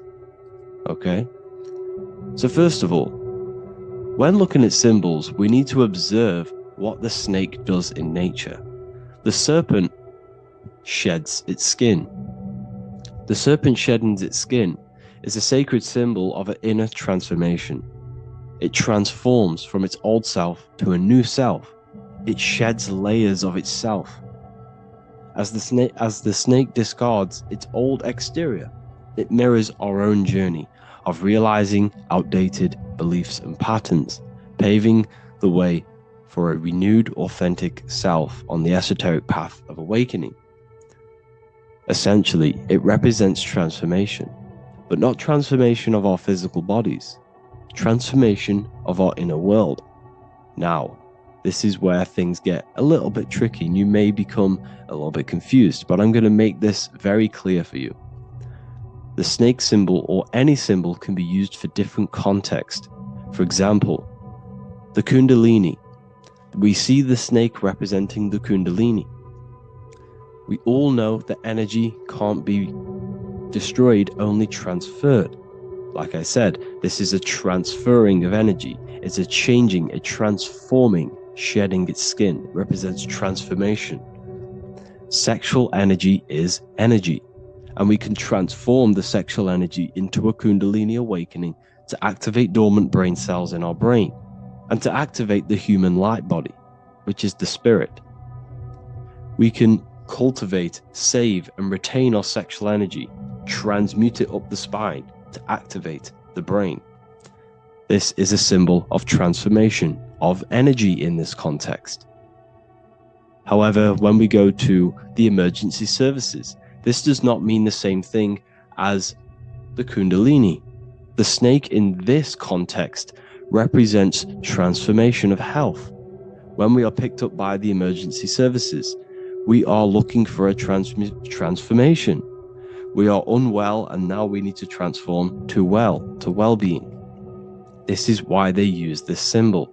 It represents transformation, especially with the pole and the snake climbing. It's climbing, it's transforming from the bottom to the top, shedding its skin, shedding old layers, transformation. We see this in the Bible with the snake tempting Eve to eat the apple of the tree of knowledge of good and evil. Well, what does this mean? Where's the transformation in this? Well, this is a very hidden one. The transformation takes place in Adam and Eve's consciousness and their mind. They go from a pure, whole state of consciousness, from being tempted by the snake, and they eat it and they transform into knowing the good and evil, into the dualistic ways of thinking and the dualistic meaning of this world. Let me rephrase that. They understand the dualism of this world, and they now understand the two good and bad ways of thinking. They know the knowledge of good and evil, of duality. They shifted from a whole state of consciousness into their consciousness being split into good and evil. This represents the journey of every single soul that incarnates into this world, including yourself. When you were a child, you were whole. You had no understanding of good and evil. But as you grew older, you eaten the fruit. You grew to understand the knowledge of good and evil. Your consciousness split from a whole into a separate and divided way of thinking and divided understanding of the world. We suppressed aspects of ourselves to fit in with society norms. And we just limited ourselves with limiting belief systems. We knew the knowledge of good and evil. Our consciousness split from a whole state. This is what Adam and Eve is symbolic of. We see this with the Roman god Mercury, with the snake. Mercury represents intellect, communication. He's always flying in the air, which represents the air, the mind, the intellect. He's holding the snake to represent transformation of the mind. This is what we call mental alchemy, turning base metals into gold, turning the unenlightened aspects of our mind into enlightened ones, turning our negativity into power and control. We see this with Buddha, and Buddha is all to do with transformation of the inner world, transformation of the mind and the soul and the emotions. And it also represents the Kundalini. We see this in ancient Egypt. We always see the snake on the head, representing the place where the third eye is, representing the intellect or the mind, the mind's eye, the third eye, whatever you want to call it. This is the place of the invisible intelligence within us. This is our mind or intellect. And this is the transmutation of the mind This is why the snake is on the head, representing the transformation of the mind, going from the unenlightened into the enlightened, going from the uncontrolled to the controlled mind, so that we can control the very fabric of reality. I've kind of just given that away. Why is this important? Humans are creators. We're the architects of creation, endowed with the divine power to channel the fourth dimension, which is the imagination, into reality. Each thought and intention is a seed. When nurtured with focus and clarity, transforms the unseen into the tangible experience. This creative process bridges the gap between the ethereal and the material. Humans are creators. It's impossible for you not to create. Whether you're doing this consciously or subconsciously, you've been creating your whole life, turning non-physical thought into physical reality. We are creators. However, the mind cannot create in a state of chaos. The mind cannot create with limiting beliefs. The mind cannot create with thoughts that come and destruct our minds.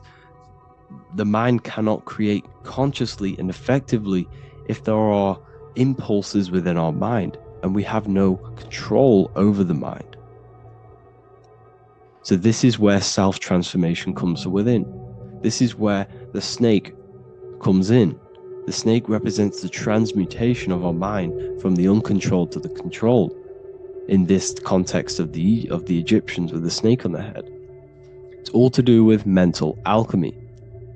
In the occult tradition, the mind is seen as a delicate instrument that demands constant vigilance. Left unchecked, it reverts to archaic and destructive thinking patterns. Like a finely honed blade, it must be continually sharpened through discipline and self-refinement. In this unending process of unveiling and mastery, we learn to shape reality, harnessing the power of our thoughts to manifest the highest potential. It's all to do with mental alchemy, and this is how the snake is connected to you. And what the snake represents to you, it represents the transmutation, the changing of ourselves, of our consciousness, so we can gain control in this 3D world.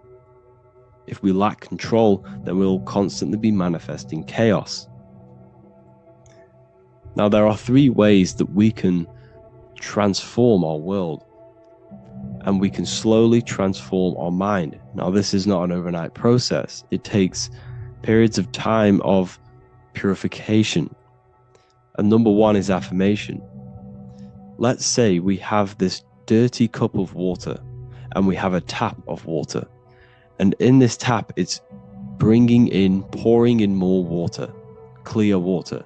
Over time, if I keep pouring clear water into this cup, it's going to slowly purify this cup.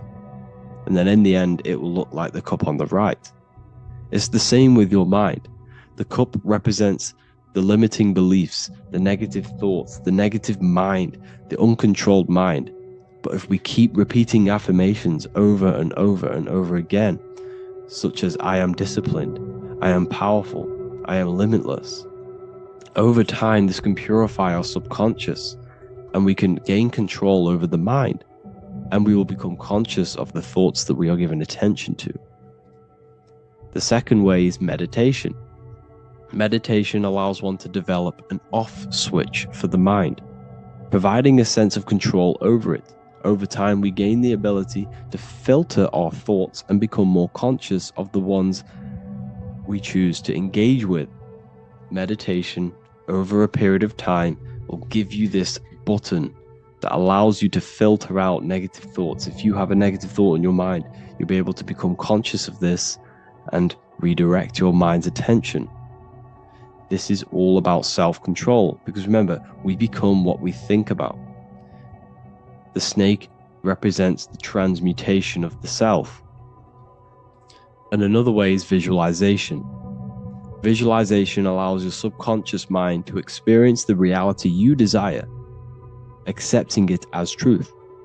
As the subconscious becomes more immersed in this imagined reality, it works to manifest it into your conscious experience. your visual eye. Visualize, visual eye. You're using the mind's eye to see and mold your future. That's what imagination is for, to create in your future. You can become your future now in your imagination. And this can slowly purify your consciousness, slowly purify your mind, which will then, if you do all three of these over periods of time, you will see great transformation from the inside out. And your outer world will start to mirror your inner transformation, because it's as within, so without. You change your inner world of consciousness, of thought and emotion, you'll change your external reality and your circumstances. So I hope this lesson has gave you a great understanding of what the snake actually represents. And now that you see it, you will see this everywhere. Every time you see a snake, you know it represents the transformation. So please, if you can, leave a like, comment, and subscribe, and turn on the alerts to make sure you never miss a video. And if you have any video suggestions, feel free to make a comment and I can make a lecture on it. I appreciate you all watching this video today, and I'll see you all inside my university if you're inside, and I'll see you all in my Telegram if you join, and I'll see you in the next video, of course. Thank you and take care. What if I told you that you are under a spell, and this spell is controlling you in every aspect of your life, and you don't even realize it? Spells are not what you've been taught. They're not fantasy magic wands that are casted over you. No, no, no. Spells are much, much deeper. A spell is a belief system that is installed into your subconscious mind, which holds power over you. Okay?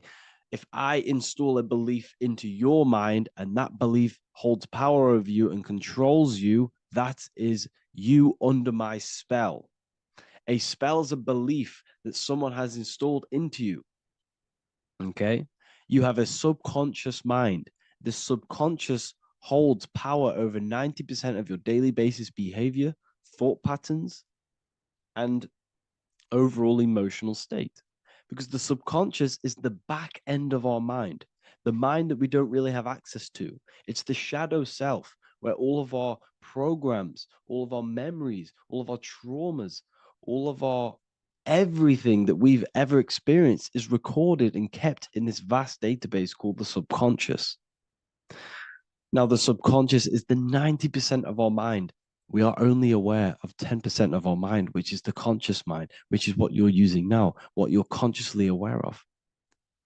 But there is a subconscious mind that holds power over your conscious decisions, and you don't even realize it.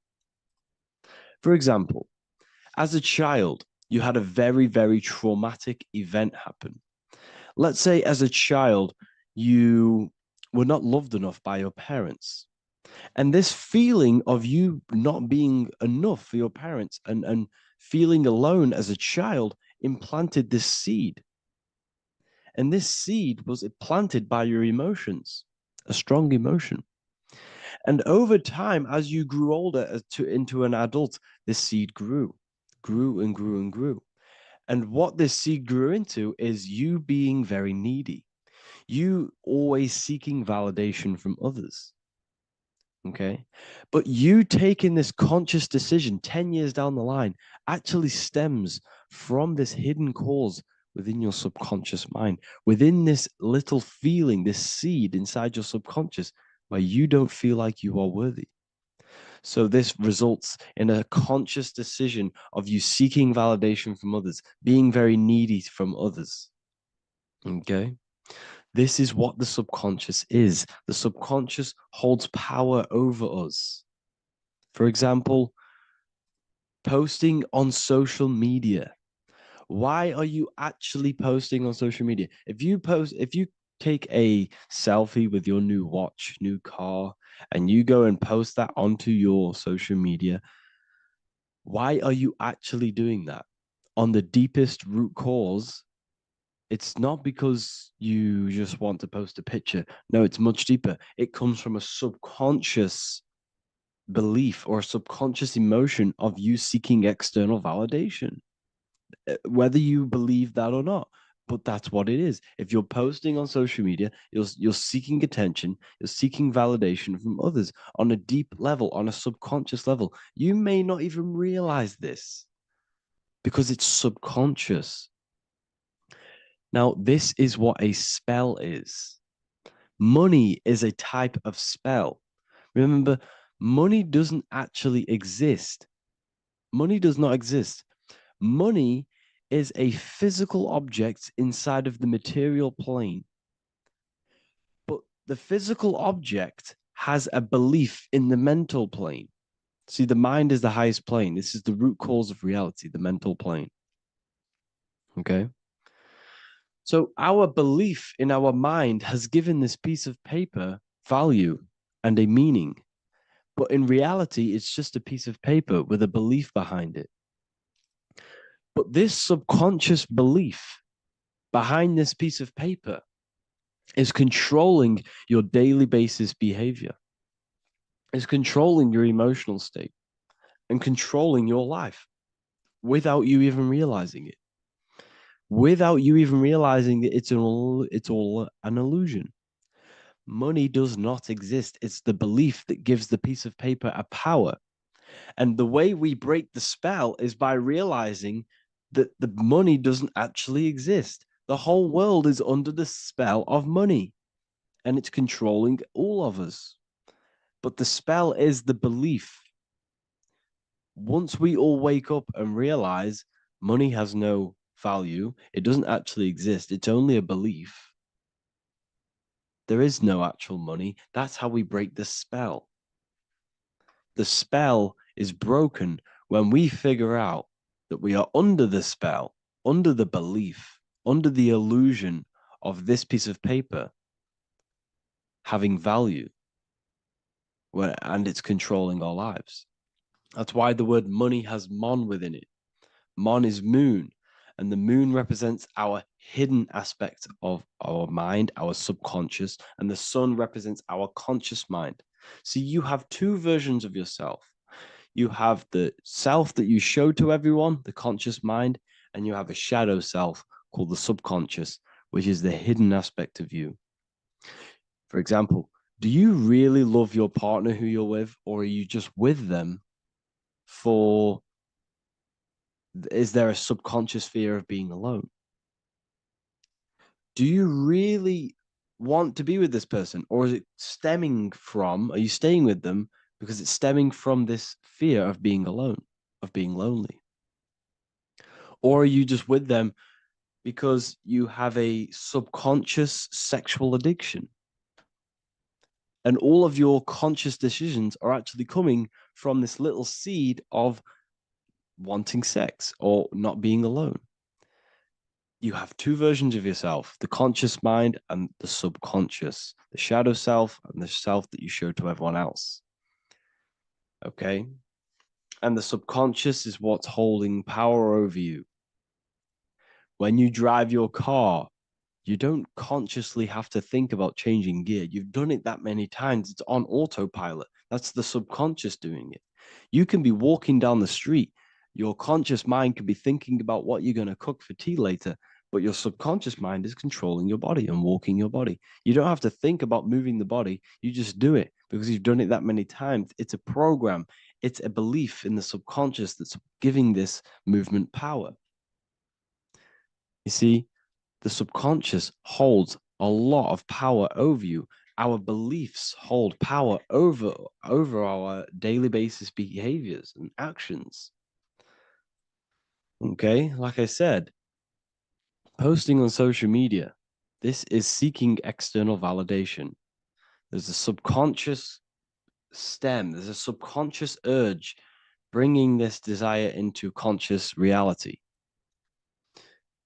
So we must break the spell of our emotions controlling us, our traumas from a child controlling us.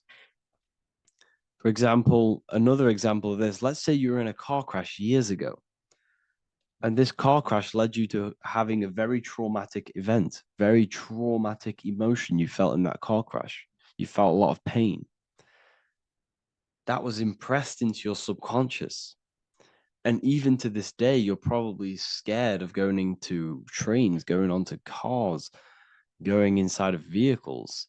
And you might not even be aware that it's actually stemming from this event that happened 10 years ago. That's the spell. That's the spell that's holding power over you. And you don't even realize it. You realize the spell when you realize you're being controlled by this old belief, this old trauma. That's what a spell is. A spell is not something I cast over you with a wand like Harry Potter. Spell's much deeper. It's the hidden aspects of our mind that hold power over us, that control us. Okay? So how do we get rid of the spell? How do we break the spell? By installing new belief systems, by installing new programs into our subconscious. The subconscious is impressed by repetition and emotion. Everything you do on repeat, for example, tying your shoelaces, you can be looking up into the sky, closing your eyes, thinking about what you're going to create for tea while doing your shoelaces. You've done it that many times, you don't have to think about it. That's the subconscious taking over. Okay? That's the repetition aspect of the subconscious. For example, you could probably run down your stairs. You know exactly how to run down the stairs. If I tried to run down your stairs, every staircase is different. I'd probably fall over. But you've done it that many times, you know exactly how to do it. It's what we call ritual. When you have an evening ritual, when you tidy the house, you do your skincare routine, you wash your teeth, that's a ritual. This is what the ancients called ritual. When we do rituals, we're trying to implant something into our subconscious to either remove an old program, an old seed that is controlling us, for a new one that's going to grow into new light, into a new reality. So you can implant messages, implant new programs into our subconscious, which will then grow into a new reality. Okay? Because if I tell you something over and over and over again every single day, for example, if I say, you do what I say every single day I repeat this statement into your ears, about a month or 2 months in, you're going to start to believe in that statement and you're going to start to be under my spell. You're going to start to do everything that I say. So this is what spells are. Spells are subconscious beliefs that hold power over you, and you don't even realize it. So we need to remove these old programs we have that are controlling us for new programs. And we do that through ritual, affirmation, and imagination. Repetition and emotion is key to impressing the subconscious. They are the two ways that spells are created, that programs are created. The subconscious only knows the now, and it only knows you. So every word you say is a spell. So when you call someone else a name, you're calling yourself a name, because your subconscious takes everything you say as truth, because it only knows you. It doesn't know anyone else. So every night we can do affirmation. We affirm the reality we want. This is what we call a ritual. We sit down or we stand up, whatever it is, you affirm the reality you are, I am statements. And then you imagine that reality. And you do this over and over again, every day, twice a day, 3 times a day, however many times. And this will cause repetition. This will install a new belief system into your subconscious, which will then start to show in your external reality. It will start to put you under a spell of the new program. For example, if I install into my subconscious that I believe that I am rich, every single night I affirmate that I am rich, I am wealthy, I am free. And then I do a ritual. I start to imagine this reality. Every single night, I do these 2 things on repetition, and I start to feel the reality and imagine the reality. Over time, I'm going to start to believe that I am rich, that I am free, and I am wealthy. without having the physical reality. And what this will do is that it'll implant a message deep within your subconscious mind. It will plant the seed of this belief. And this belief over time will grow into 90% of my thoughts, 90% of my actions, 90% of my words. My words, my thinking will change due to this new belief. I may not even realize it, but I'm looking for more opportunities to make money. I'm speaking to more people because of this belief that I've installed. This belief has triggered new ways of thinking. My mind, my conscious mind is now only operating to fulfill this belief. And my conscious mind might not even be aware of it. You won't even realize that you're manifesting this belief of being rich. And that's how it happens. You implant the belief within your subconscious. You implant the spell into your subconscious, which will then gain control over you. So we need to make sure we're removing the negative spells, the negative programs that are controlling us, for new regenerated ones, for new ones that are going to create new realities, a better life. Okay? You don't want negative traumas, negative seeds controlling you and growing into your life. If you don't cut them off, they will continue to grow and grow and grow. Your anxiety will get bigger and bigger and bigger. Your depression will get bigger and bigger and bigger. But it's all actually stemming from one belief system or one trauma. Okay? So this is important. Everything in this physical plane is an effect of the higher planes. It's a shadow of the mind. Everything we think, all physical objects, began as a thought, then an imagination, then energy, then a physical reality. So we must change the mental plane. We must plant seeds into our mind to change down into our physical material life. It's about manipulating this higher plane so we can create change and effect in the physical external material plane. That's what magic is. This is what spellcasting is. This is all what it is. It's not fantasy. This is the manipulation of the higher planes of consciousness, which your mind has access to. You have access to these higher planes. Okay?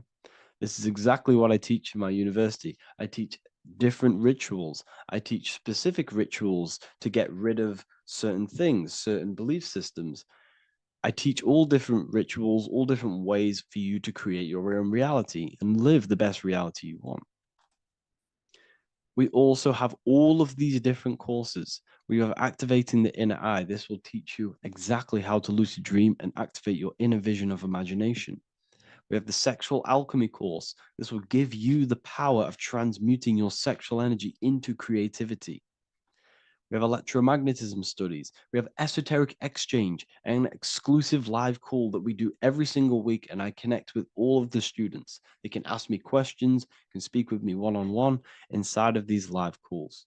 We have the real numerology section. We have the health section. We have a lecture section. Look at all of these lectures we have on occultism, symbolism. All of these lectures are designed to gain you power, to give your personal power back to you, to make you realize things about you. We have a meditation section. We have a library section where you can download all of our library, all of our books, different books on occultism, symbolism, Freemasonry, astral projection. And of course, we have the Manifestation Mastery course, which teaches you exactly how to create reality so you can live that desired reality that you want. This is the last chance to lock in the price of $55 a month. This is less than $2 a day. You can really level up your life because the price is going to increase as the value of the university increases, because there's a new symbolism course coming out. And if you join now, you'll get this course for free, because obviously when this course releases, the price will go up. The symbolism course will teach you the language of esoteric and occult symbolism. I'll leave the links in the description. Make sure to leave a like, comment, subscribe to the channel if you want to see more content. Thank you all, people. Have an amazing day.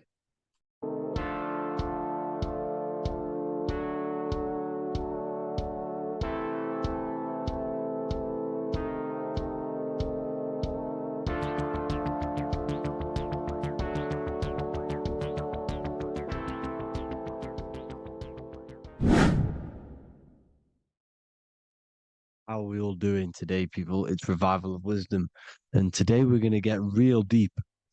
This video is going to get real deep. A lot of people are not going to be ready for this sort of knowledge. Okay, you really have to do is to really deprogram the mind, because everything we've been taught is a complete lie, is to keep us trapped. Okay, this is really advanced knowledge. Now, let's get straight into this. All of the ancients depicted other worlds, and they called this place Midgard. Midgard is the mid garden, the middle garden. This is why the Masonic symbolism on the floor is always a black and white checkered board, symbolizing the polarity here, the good and bad, because we're in the middle garden, the heart. Earth rearranged spells heart, because we're in the heart of this system, or whatever it is, a super quantum computer, whatever you want to call it, simulation. Now, in the Quran, it talks about the 7 layers of heaven. All of these ancient artworks are depicting these different layers of reality. Okay, and look at the Egyptians here with the boat outside of the firmament. Boats travel on water, and this is exactly what the Masons are doing. So they're still using the same symbols. Why? Because it's the same knowledge, just hidden. The Egyptians have the same knowledge as the Freemasons. It's just hidden. Now, this cosmology that they're showing here, which is probably made maybe 100 years ago, this painting or artwork, is the exact same as the one we see here, with the arch, the boat. It's similar, because the boat is symbolizing traveling these other worlds, because the ether is also symbolized as water, because if you look up at the stars through a telescope, it looks like it's water. It's shining through water, because this ether, whatever this substance is outside of this world, was symbolized as water. Okay, and look at all these ancient depictions showing these different layers of reality.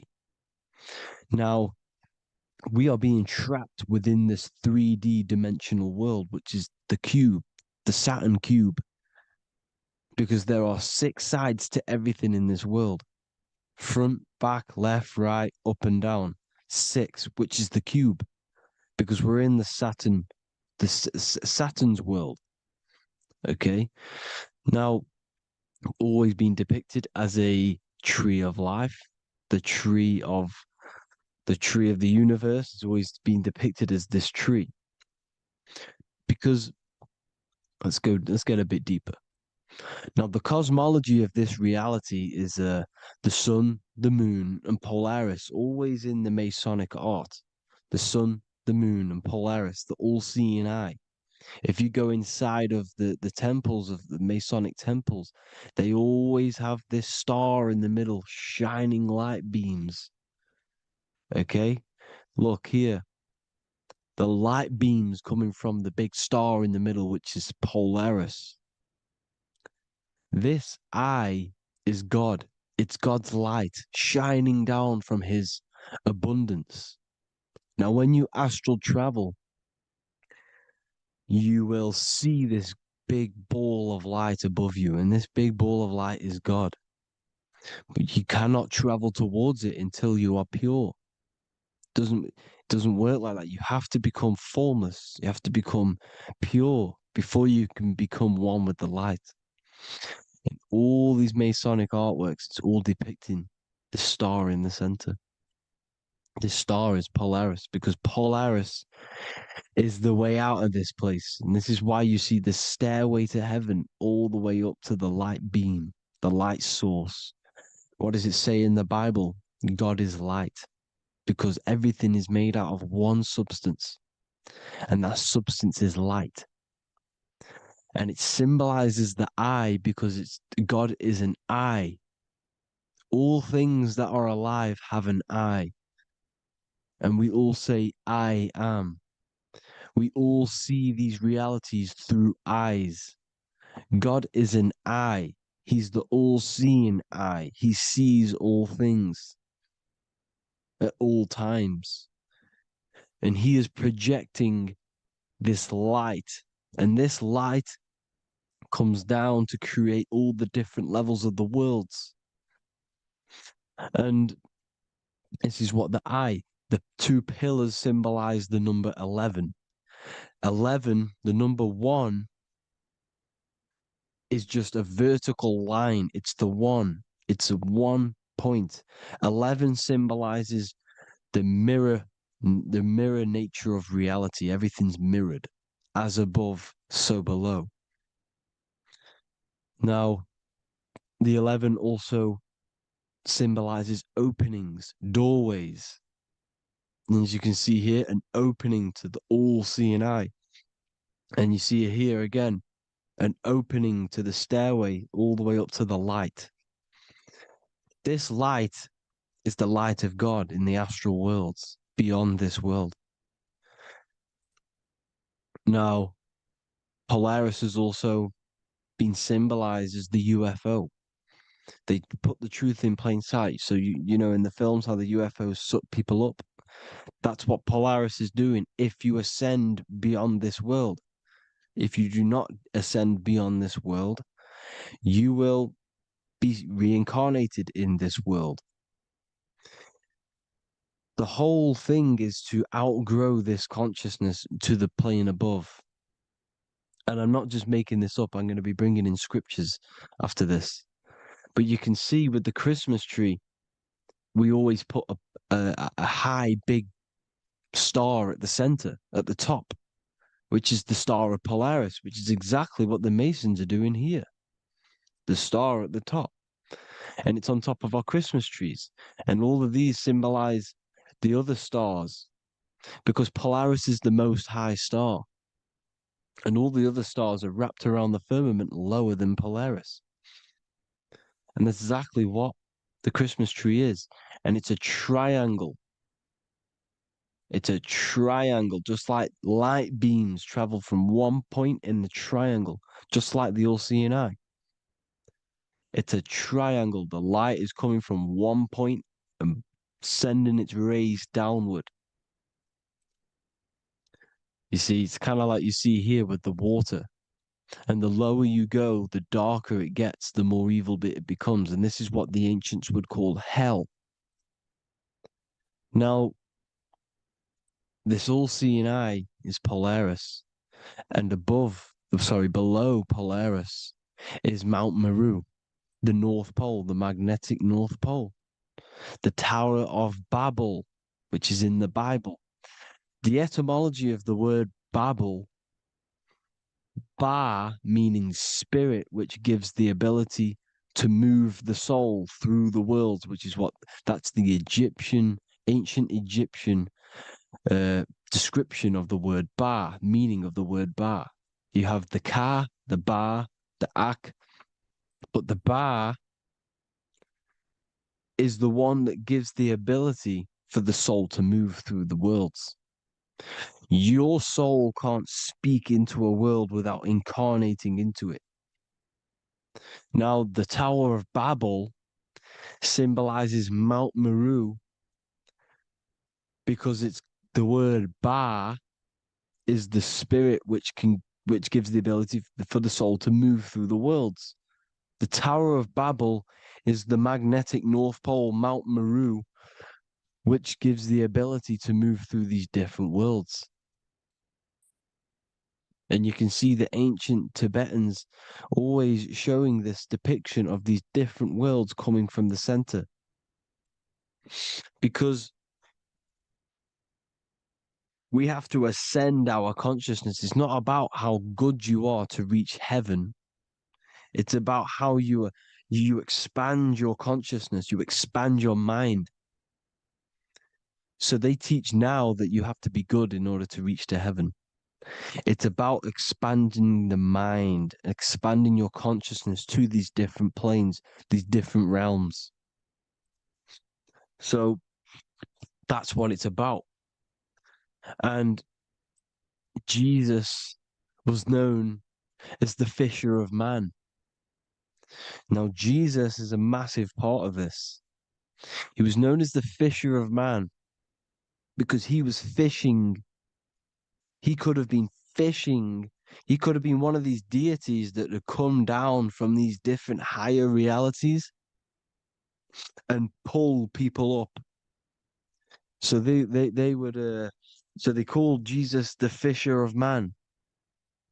And he says unto them, follow me and I will make you fishers of men. So these deities that we see in the past, like Buddha, Krishna, Hermes, Thoth, Jesus, could all be these entities who were coming down to pick up the minds that were worthy enough to see the higher planes of reality. And this is why they called him the fisher of man. Now, when Jesus walks on water, there is a parable with Paul. And he says, but Jesus immediately said unto them, take courage, it is I, don't be afraid. He's talking about astral travel here. He's talking about leaving the body. Because when you leave the body in astral travel to see these alternative realities, you can't be afraid because fear is a bondage, which is what the Emerald Tablets talks about. Lord, if it's you, Peter replied, tell me to come to you on the water. The water. Come, he said. And Peter got down from the boat, walked on the water, and came towards Jesus. But when he saw the wind, he was afraid and began to sink. When you become afraid in astral travel, you sink back into your body.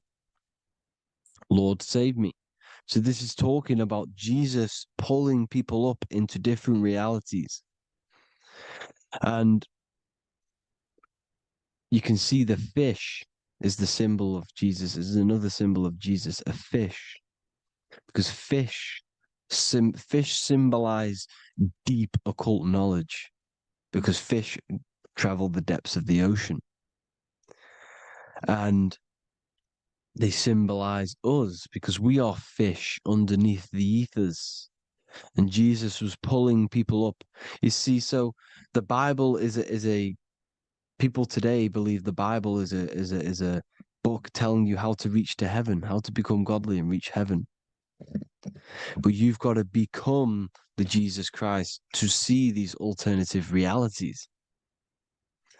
Now look at the Emerald Tablets is a massive part, and it speaks so much about these different realities. Look what it says here. This is in Emerald Tablet 3. Then in my heart grew a great longing to conquer the pathway that led to the stars, which is exactly what the Masons depict in all of their art. Look, the ladder to the stars. And then he goes on to say, years after years, I sought after wisdom, seeking new knowledge, following the way, until at last my soul, in great travail, broke from its bondage and bounded away, broke from the bondage of the body. Free was I from the bondage of earth men. Free from the body, I flashed through the night. The stars. The stars are a massive part in the astral world. Each star is a different reality. And the true astrology is the star that you came from. You came through a star to reach this, to reach here. There is a reason why you are here. There's a reason why you have the personality traits, because your soul came from a specific star. This is why we call them stargates, because they are gates in and out of this reality. And Polaris is the way out to the higher worlds. Now look, far into space, my soul traveled freely into the infinite circles of light. Beyond knowledge were some planets and great gigantic beyond dreams of men. Then he goes to say, lift up your flame from out of the darkness, fly from the night and ye shall be free. Lift up your flame. Your flame is your soul, because it has to be lifted up out of the darkness. This is the darkness, this world, this body is the darkness. because it's a bondage. You need to break free. You need to learn how to astral travel, people. You have to learn this. If you want to get out of this world, you have to learn how to astral travel and see the other realities. Traveled I through space-time, knowing my soul at last was set free, knowing that now I must pursue wisdom until at last I pass to a plane hidden from knowledge, known not to wisdom, extension beyond all that we know. So he's talking about he went to a place where we cannot even comprehend here, a place that is not even known to earth men. He's telling you he's ascended out of this world to the planes that are beyond. And it says here in the Emerald Tablets, man is in process of changing to forms that are not of this world. Grows he in time to the formless, a plane on the cycle above. Know ye, ye must be one, ye must become formless before ye are one with the light. The light, the same light that I was talking about, the Masonic light, with the triangle, God, the one source. Ye must become formless before ye are with the light. Formless, you have to leave the body. You have to leave the body. You have to gain the ability to leave this body and travel to these other worlds. Now, it says here, not as man am I, for free have I become of dimensions and planes. In each I take on a new body. In each I change my form. Know I now that the formless is all there is of form. You see, all things created come from the things that, all things that you see come from the things that you cannot see. All of us have the same spark of consciousness, the same I am. Every dog, every animal, every human has this same I, this same thing which sees through the eye. It's formless. It takes this formless entity is the same entity of us. We are all the same entity in different bodies. And this entity it was represented as the flame, the cosmic flame, which is inside of all of us. And this is why the Masons depicted your spine as a candle or the Holy Grail. You would either see this or a candle with a flame on the top, because the Holy Grail is your consciousness, which is on top of your spine, which is the candle.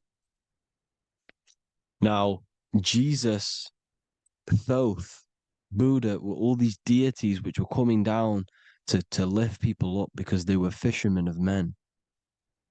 And he would lift you up to the higher worlds, out of this world, to the ones above.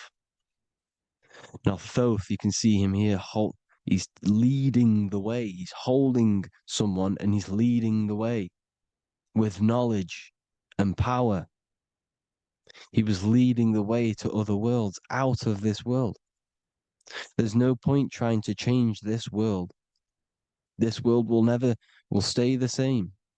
It will stay the same. You have to get out of this world. And that's what they're telling you. That's what they're keeping you from. They're keeping you stuck within this thin layer of reality. So what the Masons are doing, they have the ability to astral travel. They're living not stuck and bound to one reality, but living within the different layers of reality. And this is what Morpheus was doing in the Matrix. Morpheus was going into the Matrix to go and get Neo, which is exactly what Jesus was doing, pulling up people out of this world to the ones higher. And that's exactly what Morpheus is doing in the Matrix. If you haven't watched the Matrix, go and watch it. It will blow your mind. Everything I'm saying in this video, you will see it. Except that you don't need to use a machine to enter the Matrix. You just use your body. Well, you use your consciousness to leave this body. You see, Neo was also uploading himself into the simulation to pull people out of the simulation. And this is exactly what all of these gods were doing. The fisher of man. Look, he was pulling people up out of this reality with the knowledge. Now, Jesus was always depicted with the mushrooms. Look at all this mushroom art. Mushrooms were literally the origin of Christianity. You can see it everywhere. There's mushrooms in all of the ancient art. Every single one of these paintings you see here, there's mushrooms on them. Mushrooms have the ability to see alternative states of consciousness. Now, if you go and do them and you go to sleep, if you pop mushrooms, you go to sleep and you will wake up in another reality. You will wake up in another reality. Don't try it if you don't want to do it. But if you've got the heart to do it, do it. Eat them and go to sleep. You'll wake up in another reality. And Jesus was handing out mushrooms to the bright minds, to the minds that he wanted to fish out and pull up to the higher realities. He was giving them mushrooms to see themselves in an alternative state, in an alternative reality. This is why there was so much mushroom art, and it's not just ancient Christians; it's Sumerians, it's the Mayans, the Celtics, the Egyptians. All used mushrooms. All of them. Look at all this art. It's on stones. It's everywhere because mushrooms. See, everything in nature is a micro macro. Look at the form of a mushroom. It's literally your spine and brain. Because they alter your consciousness. Your body is just a radio receiver. Everything that you're experiencing is a program being ran by the central nervous system, and your consciousness is experiencing this program, these electrical impulses of the nervous system, because it's all feeding back to one point, which is the pineal gland. And this is the candle with the light on it. Type in Masonic candle and you'll see it. It's your spine with your spark of consciousness on top of the spine. And it's a mushroom because this sends you to alternative states of consciousness, alternative realities. Now, they were all doing this, the Egyptians, the Mayans. Now, there's more symbolism which goes into this. Look at the Christmas trees we use. The Christmas tree with the presents underneath them. Magic mushrooms grow under trees. And these are the presents under the trees that we symbolize today with Christmas. Santa's red and yellow for the red and yellow mushrooms. The same mushrooms Mario has to collect. And when he gets enough mushrooms, he levels up. And then what does he do when he go past the world? When you win that world in Mario, you go to another reality. You go inside of another world. It's truth in plain sight. And it's using mushrooms. It's using mushrooms. Everything, all of the characters in Mario, well, a lot of them are mushrooms. Look at this one. The presents, black, yellow, and red and white. Red and white mushrooms. And the bow on the top is the mushroom head. That's a bit of a reach, but you know, the symbolism never lies, is what you need to understand. And it's as above, so below. Now look at the Sumerians. The Sumerians were also multi-dimensional beings. Okay, look at how they have the double faces. They had 1 foot in this reality and 1 foot in another reality. And look at this one, a double-headed god inside of like a portal. You see? Because and look at these with the wings, the astral travel.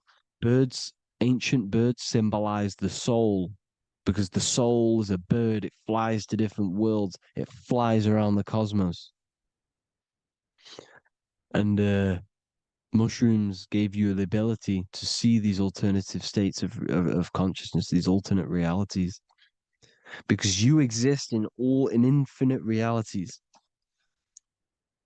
You exist in infinite realities.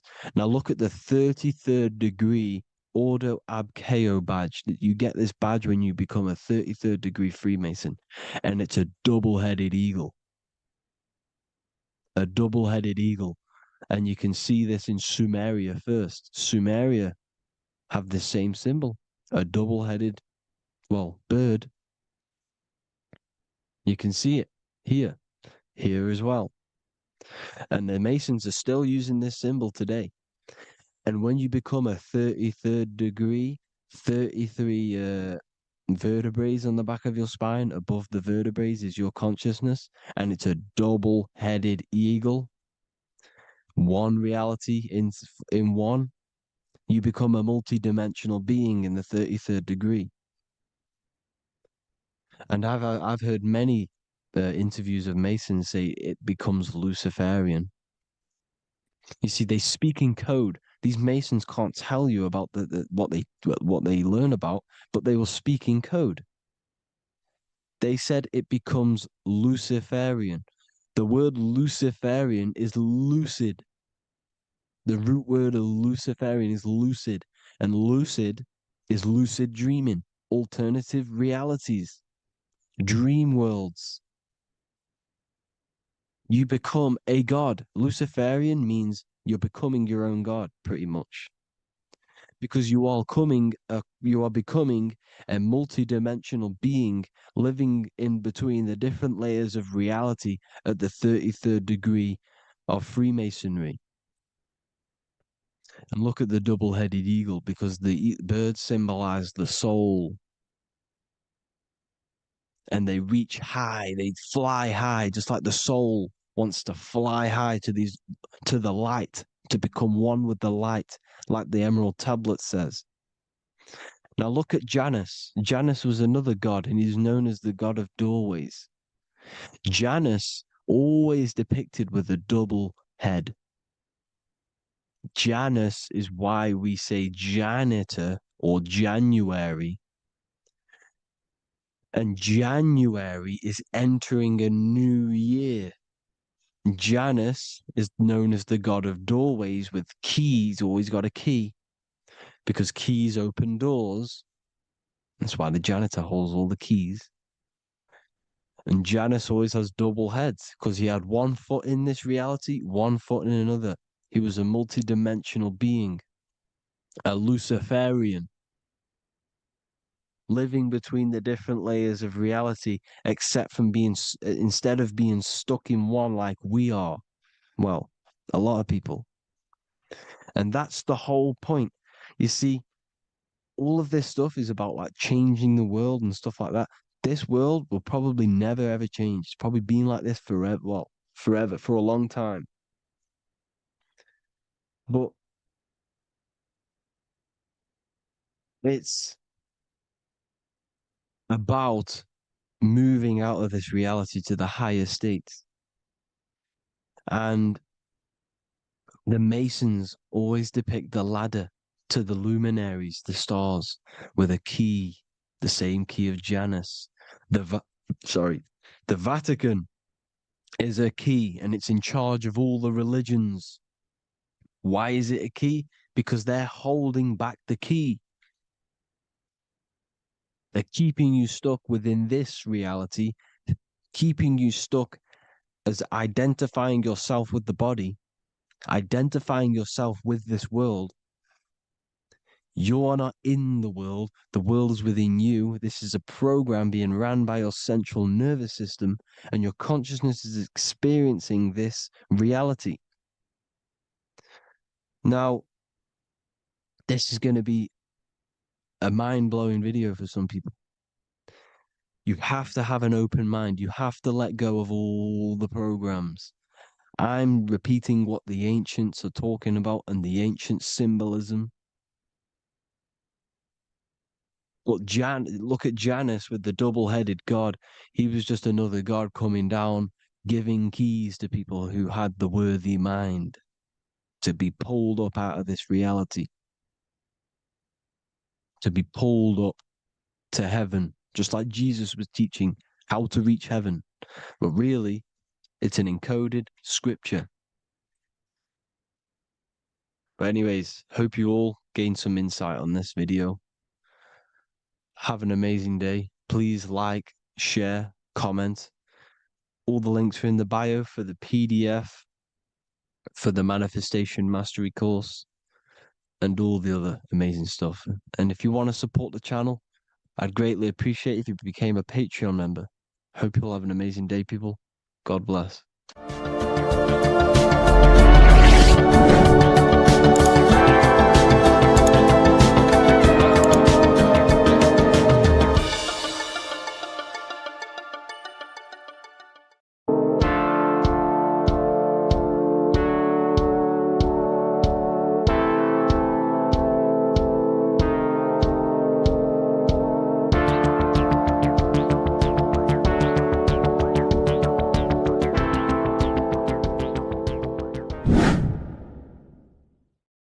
What is good, people? We're back with another video, and this is going to be talking about the connection between the micro and the macro. You know, you are the universe, everything is inside of you. So the first thing you need to understand is that the law of mentalism, we are a thought in the creator's mind, everything's being thought into existence. We have a spark of this mind, this same mind of the creator, and everything is a state of mind. Particles or atoms, whatever you want to call them, are a mental thing. They're a product of the mind. Everything's thought into existence. Thoughts influence everything. Thoughts are energetic effects which send out waves into the quantum field around you. And your consciousness is actually the universe experiencing itself, expressing itself, and viewing itself. So we are the creator, but viewing itself in separate bodies. And this is why they call the material world the world of illusions, because everything's separate here, but we all forget that we are all one. We've all been brainwashed to think we're all separate, but we're all one. We're all the same mind, the same consciousness, everything. So everything's created out of toroidal fields. God created the toroidal field. That's the only thing that exists because part of the atoms are toroidal fields. And it's the basis behind all creation. As you can see it in the owl's eyes, it creates the infinity symbol. And this was the apple. The apple is a toroidal field. And the toroidal field is made out of dielectricity, which is ether. Ether is black light, and this is counter space. This is another realm. This is what creates God to be omnipresent, to be everywhere at one place at all times. He is everywhere because ether is everywhere. And ether is infinite potential. It connects everything together, and that's what energy moves through. It moves through the ether. And that's black light. Everything is light, as it says in John 4:2. God is light. Everything's a vibrational state of light. So the torus field is made out of dielectricity, ether, black light, magnetism, which is white light, which is the center of the toroidal field. And magnetism radiates, it has no vibration. And then when white light splits, it turns into electricity, which is physical material, and that has a vibration. This is the Holy Trinity, the sun, the moon, and Saturn. Saturn, the god of materialism. If you've watched my videos on Saturn, you know that Saturn is crystallizing everything into physical matter. And that's why his old name was El. The ancients called him El. And this is why we get El electricity. This is where El electricity comes from. Because El electricity is only a product of the physical world, which is redshift, blueshift, Adam and Eve. And this is what creates the redshift, blueshift is what is a product of magnetism. When magnetism, white light splits. And this gives us vibration. And this what creates the toroidal field, which is the basis of all physical creation. The sine wave is created out of the magnetic wave and the electric wave. The electric wave is the blue wave, and the magnetic wave is the straight wave, which is radiation. This is vibration frequency.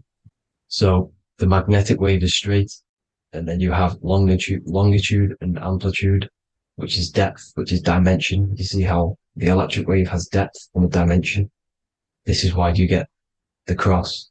This is the cross of Earth. This is the symbol of Earth, of bondage, of physical matter, because it consists of magnetic wave and depth, which is electric wave. And this is where you get the sun cross or the earth cross, whatever you want to call it. It's the cross of physical matter, and the ancients knew this. This is why they used that symbol.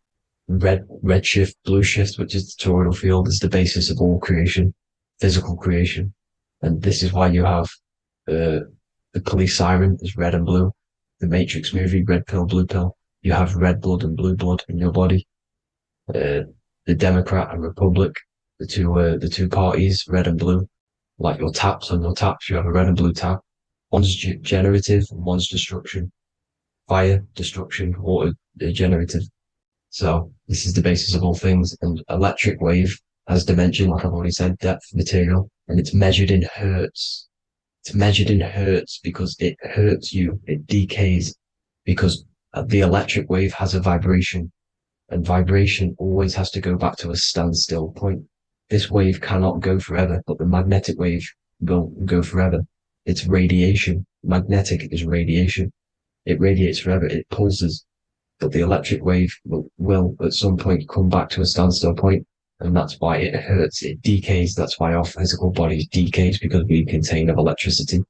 This body is an electric body, and it will return back to stillness like a guitar string. If you vibrate a guitar string, you pull it, it will vibrate, make a sound, and then go back to a standstill point.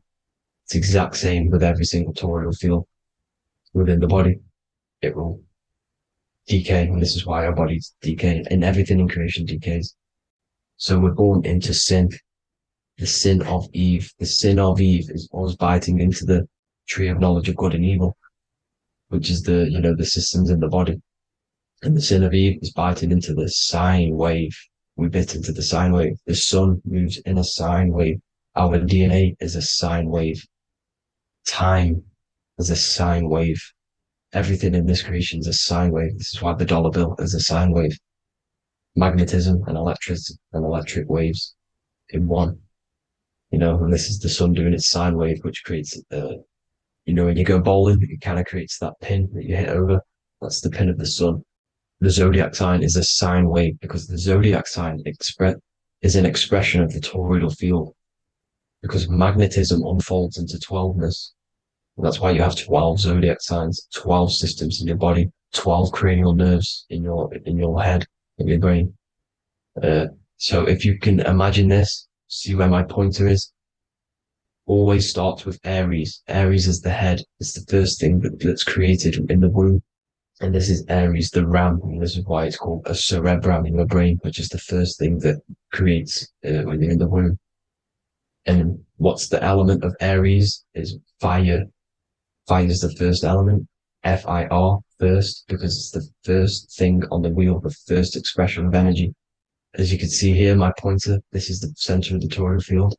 It would go Aries, Virgo, Capricorn, Pisces, Scorpio, Cancer.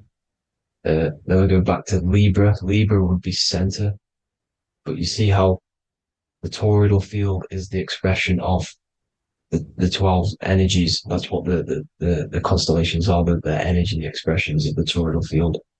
So it would go outwards, starting from Aries here, all the way back to Pisces, which is beyond the bottom half. But Libra would be the center. That's why Libra is the equinox. It's the equinox. Libra is when it goes from summer over to autumn. It's the equal. It starts to transition into the winter side. Equinox, equal, which is Libra. And that's why Libra has the two scales. It's symbolized with the two scales. That's because of, the sun moving over. It's being judged. It's equal now, but then it's going to tip over into the winter. That's why Libra is here, the center of the sine wave. And like I said before, magnetic energy unfolds into 12ness. Magnesium is number 12 on the periodic table. It's the sacred number.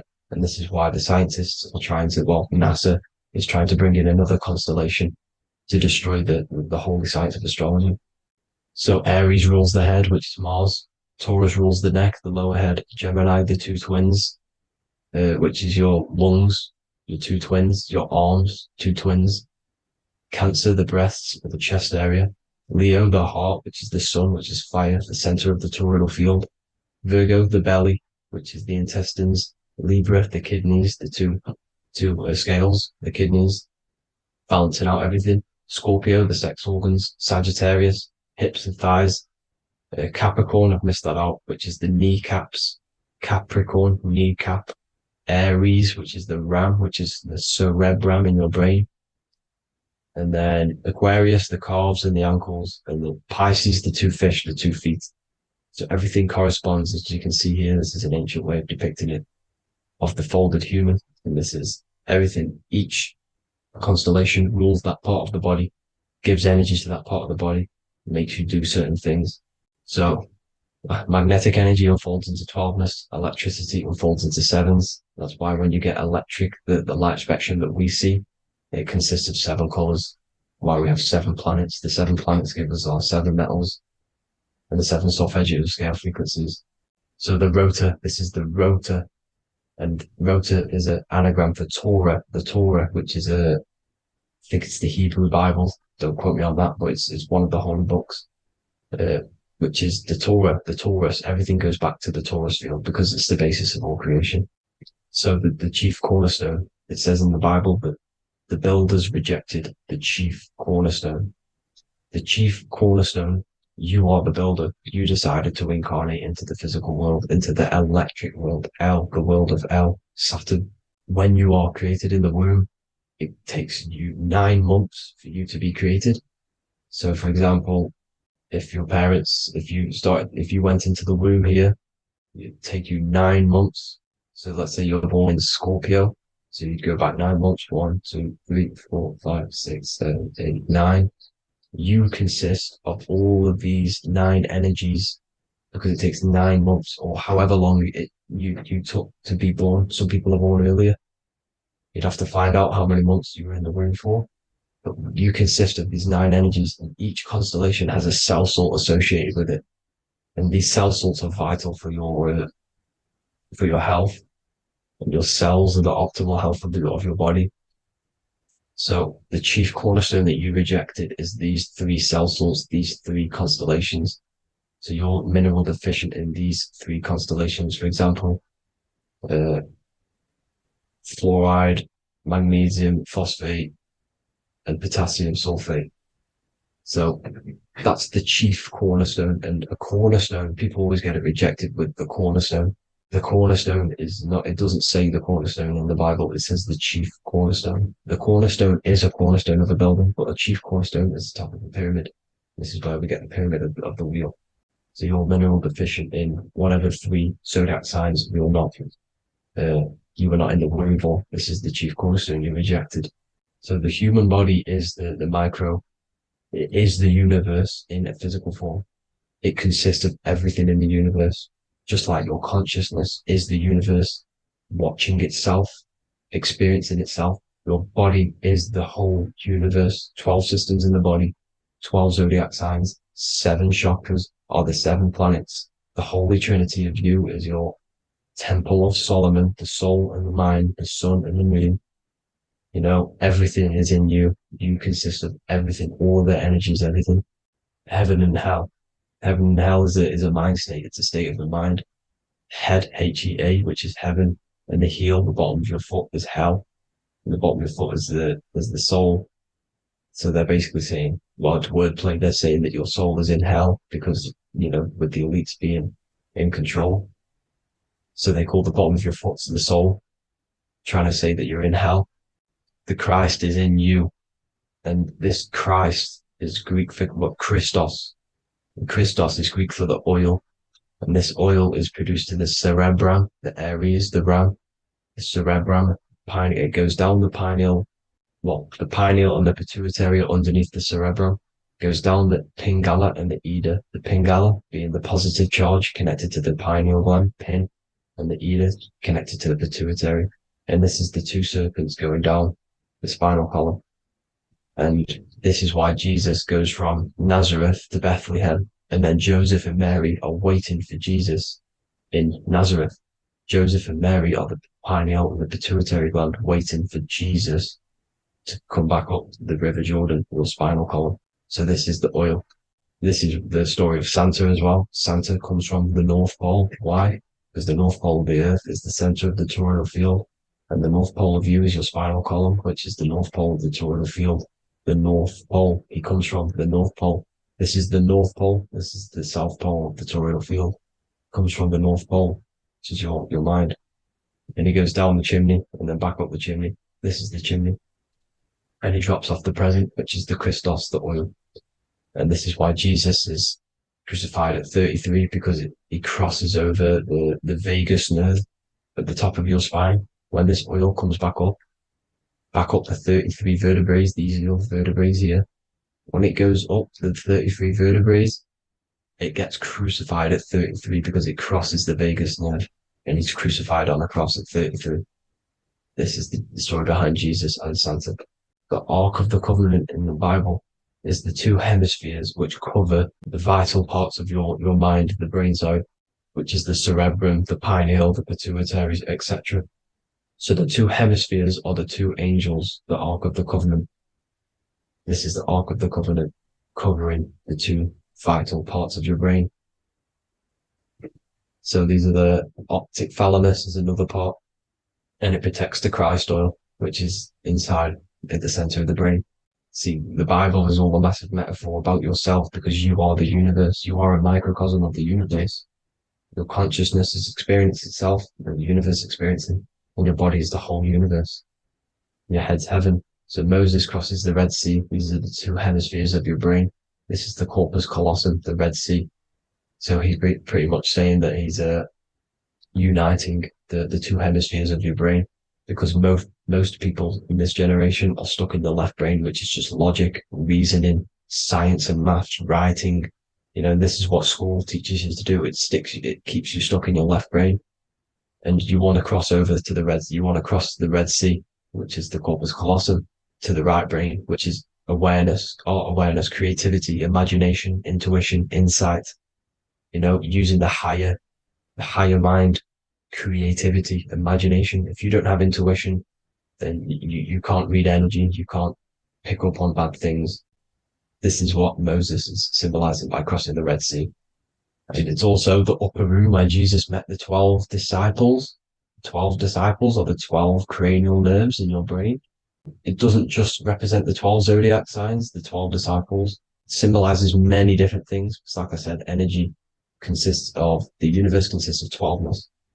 So you have 12 cranial nerves in your brain, and that's the 12 disciples as well. And they want you stuck in your left brain, which is the five senses, materialism. So they say in the Bible that Satan blinds the mind. Satan is Saturn. If you've watched my videos, Satan is Saturn. And you consist of the whole Trinity, which is the sun, moon, and earth. The soul, moon, the soul being your sun, the solar, the moon being your mind, the earth, your physical body. And Satan blinds the mind. Why? Because we enter a soul system. This is a soul system, not a solar system. And Saturn is the Lord of the Rings, which is the outer ring. When your soul enters the soul system, your soul starts to materialize. It hits Saturn. Why? Because Saturn starts to materialize you. You take on the 7 virtues, which are the 7 planets, which are your 7 chakras. And to get out of this soul system, you must get out of your lower nature, your animal nature, which is lust, desire, greed. The number of the beast, 666, which is Saturn, Satan. So you enter the soul system, you take on the 7 energies, which you turn into physical matter. And this is your descension from heaven to say hell. And then you must raise back up from matter to spirit. They say Satan blinds the mind. Why? Because your mind gets materialized. Your soul and mind get materialized. And when you get materialized, it's an intense experience. You lose the divinity within you. You forget the divinity.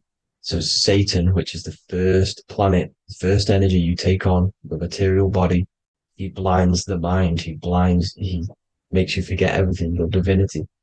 Then you must ascend up Jacob's ladder, the 33 vertebrae, to heaven. And this is a microcosm of the macro, because you will ascend back up to heaven if you do this, when you leave your physical body, when your body decays. So when it talks about in the Bible, completely destroy them, the Hittites, the Amorites, the Canaanites, all the ites, this is what God says to the Israelites. It says completely destroy them. It's basically symbolizing saying destroy your lower nature. The Canaanites, cannibals. We're under a Canaanite system now, which is cannibalism. And this is flesh eating, lust, greed, all the demonic stuff, all the lower vibrational stuff, you know, the lower nature, eating, sex, and survival, the lower three chakras. You must get out of these lower three chakras and return back to spirit, which is heaven, which is spirit, love, being holy, being truthful, being passionate, going back to Satan blinding the mind. All of the planets are made out of these three symbols. Satan blinds the mind. And that's why Satan's symbol, this is the symbol for Saturn, Satan. The symbol for Saturn is the cross, which is physical matter, the earth, over the moon. The moon is your mind. So the Saturn symbol saying matter over mind. He blinds the mind. Satan blinds the mind once you enter the soul system. And you must remember, in the Bible, it talks about the Genesis, which is Eve, the sin of Eve, which is biting of the tree of knowledge, with the serpent, which wraps around the tree. It says the serpent placed himself on the tree. Well, the serpent is the spinal column. It's the serpent telling you eat from the tree of knowledge of good and evil, which is your nervous system. And eating from the tree of knowledge of good and evil is doing bad things. For example, over-sexualized, overeating, eating the wrong food. That's eating from your nervous system. It's decaying you, and it's preventing you from achieving the God self, the God consciousness. This is the symbolism of, you know, the tree on the serpent, telling you to eat from the left brain, with the left brain being the sinister. Sinister is Latin for left. That's sin. Sin is left. And left is lefty Lucy, Lucifer, right, righteousness, right, God, godly. The tree of knowledge of good and evil, which is your nervous system, because it determines good or bad. You know, that's the only thing you experience in this world is your nervous system. And then the tree of life is the cardiovascular system, and the Garden of Eden is your body. So that's it for this video, people. I hope you've got a greater understanding of how you are the universe and everything is inside of you. Just keep in mind, you are the universe experience in itself, and your body is a reflection of everything. The 12 constellations, the 7 planets, everything's inside of you. This world is an expression from the inside outwards. You can't affect the outside world to manipulate reality. Everything's inside of you. I hope you got a greater understanding of this. God bless.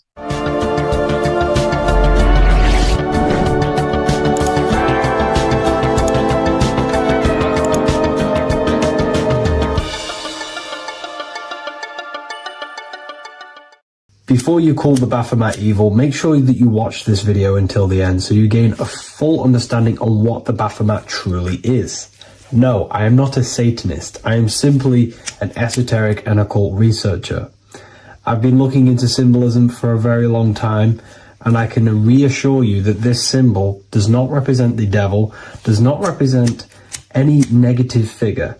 It's a very deep occult esoteric symbol. What we first need to understand about the Baphomet, it is indeed a symbol. Every symbol we see around us is neutral. The pentagram, the Baphomet is neutral. It depends how you use it, whether it is used in a good or bad way. Everything is neutral. It's your mind's perception that gives it a positive or a negative charge. First of all, let's break down the Baphomet symbol. Let's look very closely at the Baphomet. We have clearly the 4 physical elements corresponding to the Baphomet. Here we clearly have the fire element. The wings represents the air, the flapping in the air. The fish scales, which is the water. And this dome figure representing the earth. The soul is incarnated into 4 bodies. We have a mental body of consciousness, intellect. We have an emotional body of consciousness, which is all to do with intuition and energy. We have a spiritual body of consciousness, our astral body, and a physical body of consciousness for the physical earth. Earth corresponds with your body, Air corresponds with your mind, fire corresponds with your spirit, water corresponds with your emotions. So the Baphomet is showing you the 4 elements of the soul, the 4 bodies of the soul that we are incarnated in. Now, let's look at this moon figure. We have the moon. The moon represents the internal world. It represents what we cannot see. The sun represents our conscious mind, what we can see, what we're aware of, the physical world. The moon represents what we are not aware of. It represents our internal world. Remember, we have 2 worlds. You're an individual. You have a dual nature. Individual. You have an internal world. When you close your eyes, you have an internal voice, an internal world of thought and emotion, and an external world of this material body. The moon represents the internal. The moon on top represents the moon controlling the mind, represents the inner world controlling you. Now, this is very symbolic in the occult world. If the inner world is controlling you, then you have no control over reality. This is the devil horns. You know the devil horns? The moon crescent? This represents you are the devil. You're being controlled by your thoughts, by your emotions, by your psyche. Then we have the moon below, which represents control over the inner world. We have control over our thoughts, our emotions, our impulses. So you're either being controlled by thought and emotions, or you're controlling them and having self-mastery. In alchemy, we always see this symbol of the man or woman on top of the moon, representing emotional control and self-mastery of the internal world. The journey of the occultist is to gain full mastery over their consciousness. They want to be conscious of every single thought that enters their mental field of consciousness. We get over 7,000 thoughts a day. It is possible to achieve a certain level of mastery where you are conscious of every single thought that enters your mind. This is one of the end goals of self-mastery and occultism, as this gains your personal power. When one achieves this, they are then able to direct the mind in one place and one place only, becoming more effective in manifestation and creation, because we are microcosms of the divine. We are creators. This is the gesture of as above, so below. The inner world and the outer world are mirrors of each other. The inner produces the outer. Your physical life circumstances are a result of every thought you thought in the past. The inner projects the outer. If you want to produce a change in the outside world, you got to produce change in the inner world of consciousness first. As above, so below. As within, so without. This corresponds with absolutely everything in the universe. Now we have the goat head, which represents the animal self, which represents the lower carnal mind. Lower carnal mind, which is earthbound, because a goat is on the ground. It's not a bird, it's on the ground. It represents the lower self, the beastie nature, the one that tells us to hate, to steal, to eat all the time, to consume. It's the beast within us, the beastie side of our consciousness. It has a human body resembling this, the human in the beastie nature, or we have the spiritual nature, the higher self. In essence, this symbol of the Baphomet represents the higher and the lower self of human consciousness. It represents the higher and the lower. To conclude all of this, the Baphomet is a symbol that represents the 2 paths that one can take. We can take the beastie path and become an instinctual animal, our body, or we can take the divine path of reaching our higher self. It is a symbol that represents the higher and lower self and the 4 different bodies of consciousness. In essence, this does not represent Satan or the devil. The devil represents the lower aspect of our human psyche. The war between Jesus and Satan is symbolic and allegorical for the war that happens within our mental field of consciousness.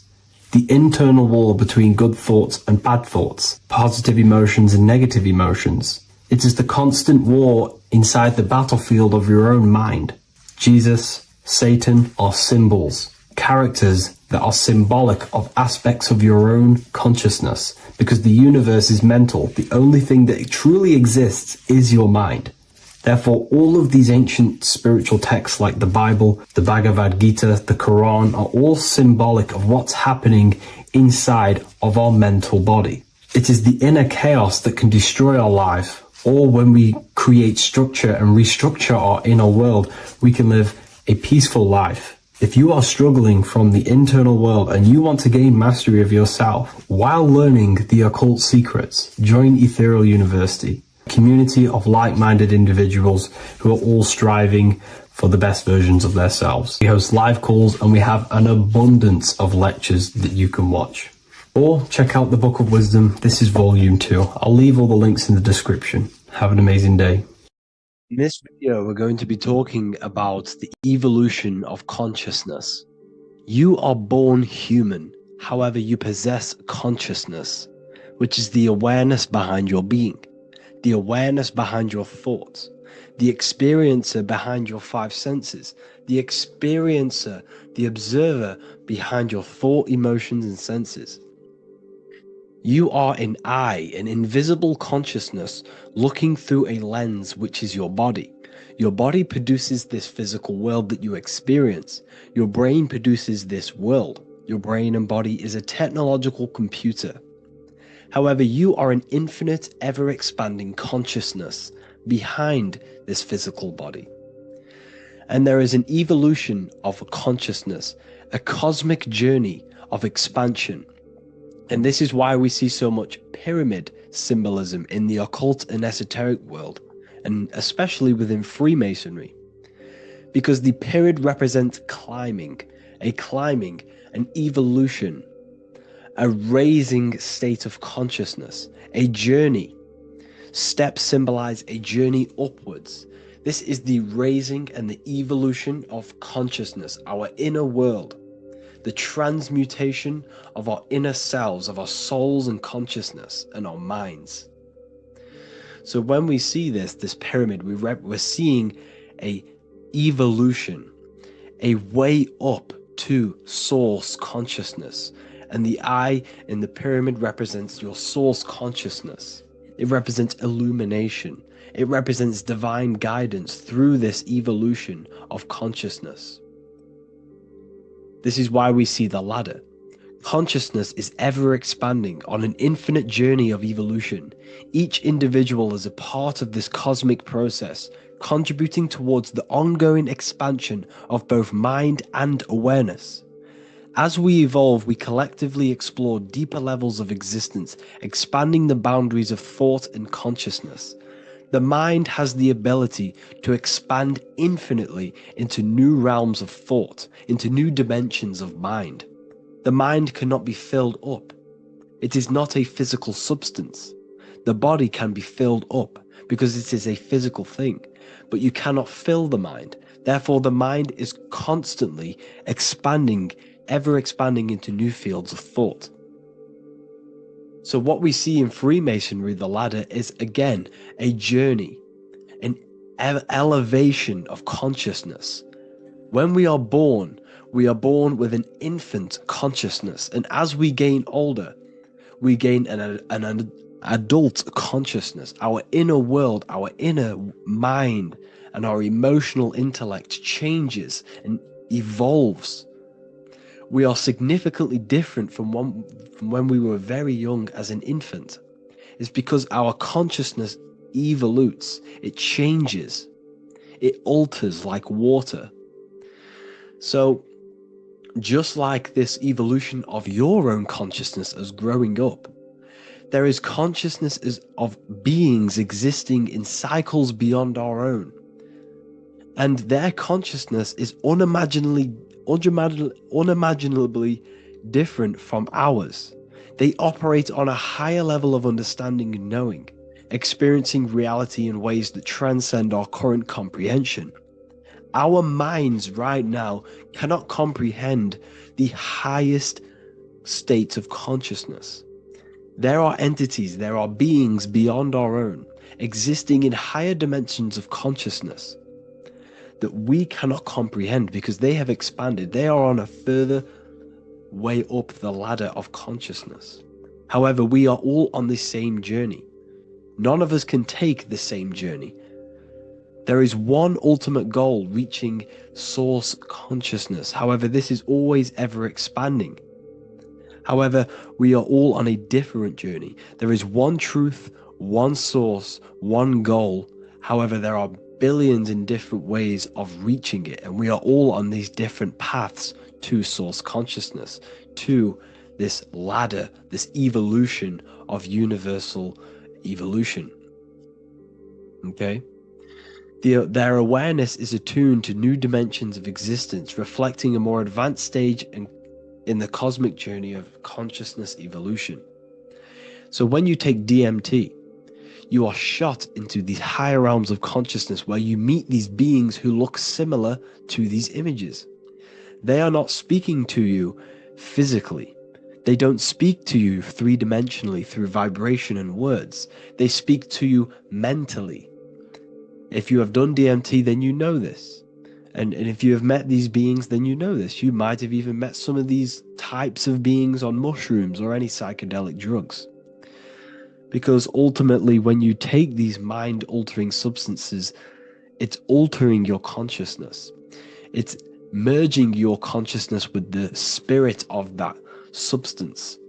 And you are essentially attuning your mind to higher dimensions of consciousness. That's why we say we're getting high when we take these substances. Therefore, when you meet these beings on DMT, you are essentially meeting beings who are attuned to higher dimensions of consciousness, and they speak to you mentally. They speak to you telepathically through thought, because the universe is mental. Everything exists within the mind. The way you are now, your physical existence, is a state of mind. Mind, thought creates matter. Spirit and matter are two opposing ways of thinking. If we have a very spiritual mind, we have an expanded mind, we are a spiritual person through the mind. However, if we have a very low state of consciousness where we think about food, sex, lust, and all physical things, then we have a physical consciousness. Matter and spirit are two opposing forces, two ways of thinking. The mind attunes itself to different levels of understanding in different dimensions. So, essentially, this is what we're looking at. The body is a vessel for the fluidic, formless consciousness, a temple that houses the essence of our awareness. While the five senses are limited to perceiving only the physical plane, the mind transcends these limitations, capable of perceiving the full scope of reality. It is through the mind that we access deeper truths beyond the material, tapping into boundless nature of existence. Physical existence is a thin band, a thin layer of reality. It's like 0.001% of reality. And your five senses are only tuned into this layer of reality. But the five senses are, by design, only allowed to perceive physicality. But the mind has the power to expand beyond this physical five sense state. The mind has the power to expand and evolute. It is a conscious decision whether you want to take this path or not. You can stay in a three-dimensional way of thinking, or you can expand your consciousness from within. It's not an external journey. There is no God going to save you. You must save yourself. Therefore, behind every single one of these eyes is the same source consciousness. However, we are all different cells in a different journey. The organs in your body, the cells in your body are all alive. They all possess same consciousness, universal consciousness. However, we are all on a different journey of evolution. As above, so below.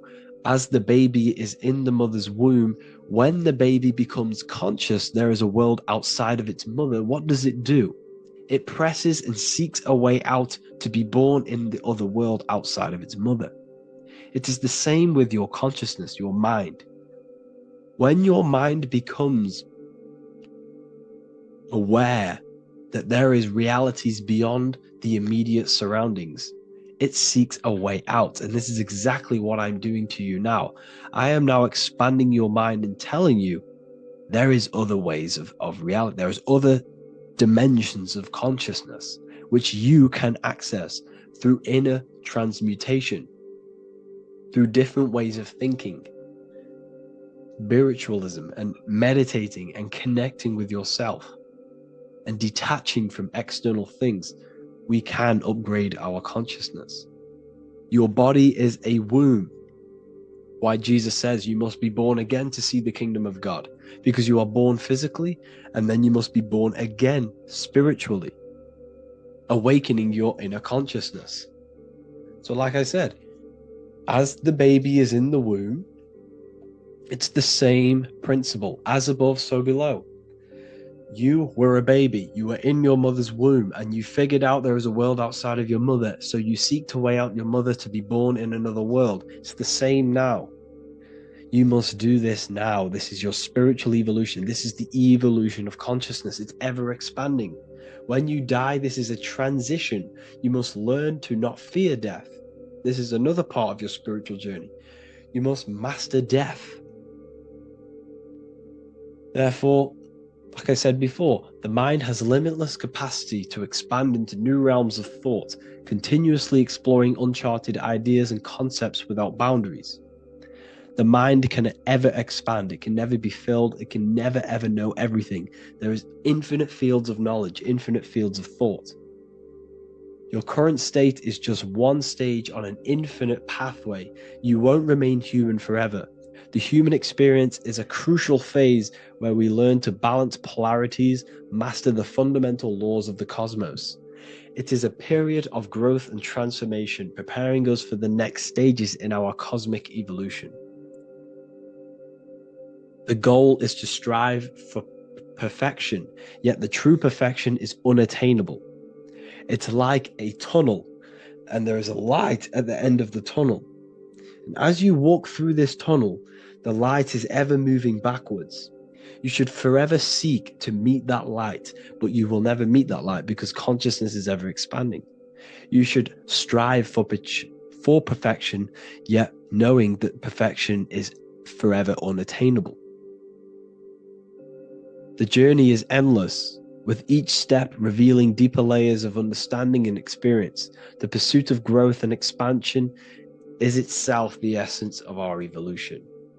You can find all of this knowledge in the amazing book that I have read for years. I have read this book, The Emerald Tablets of Thoth, the Atlantean, by M. Dorial, translated by M. Dorial.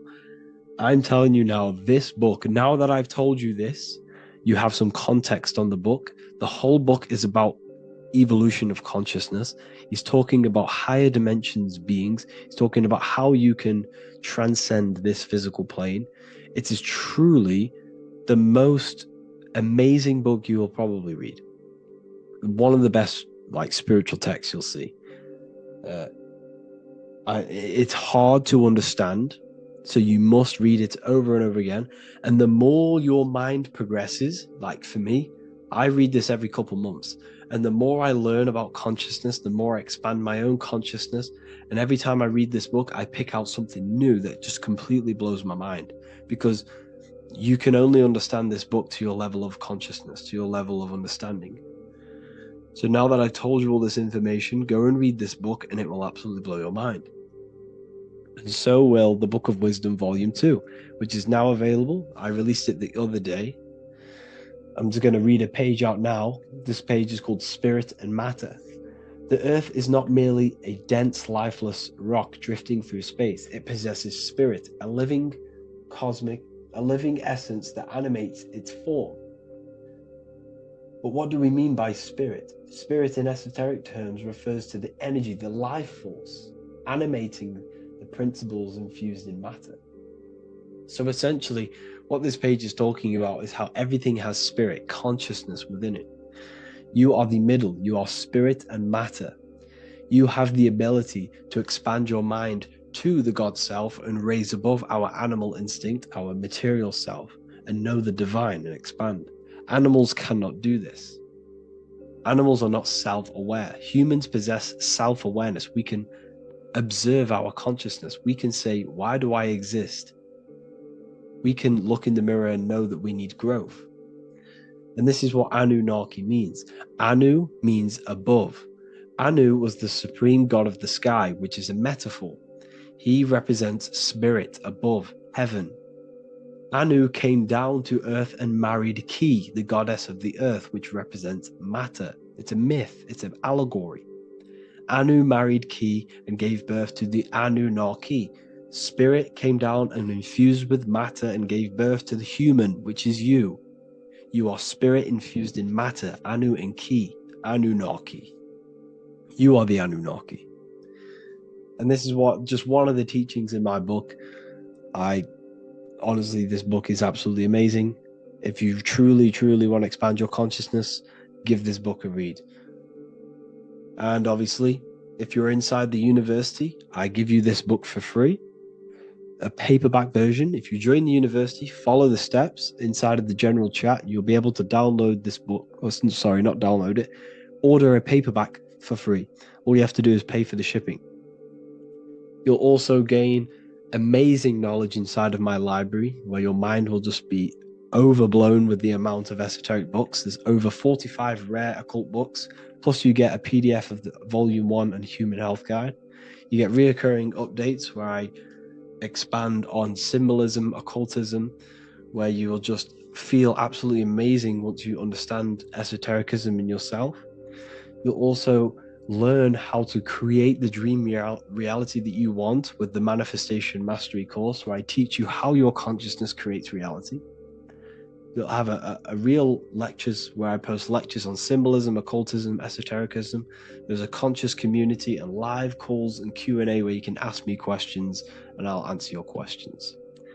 I just want to say thank you to everyone who has joined the university. Thank you for even liking and watching this video.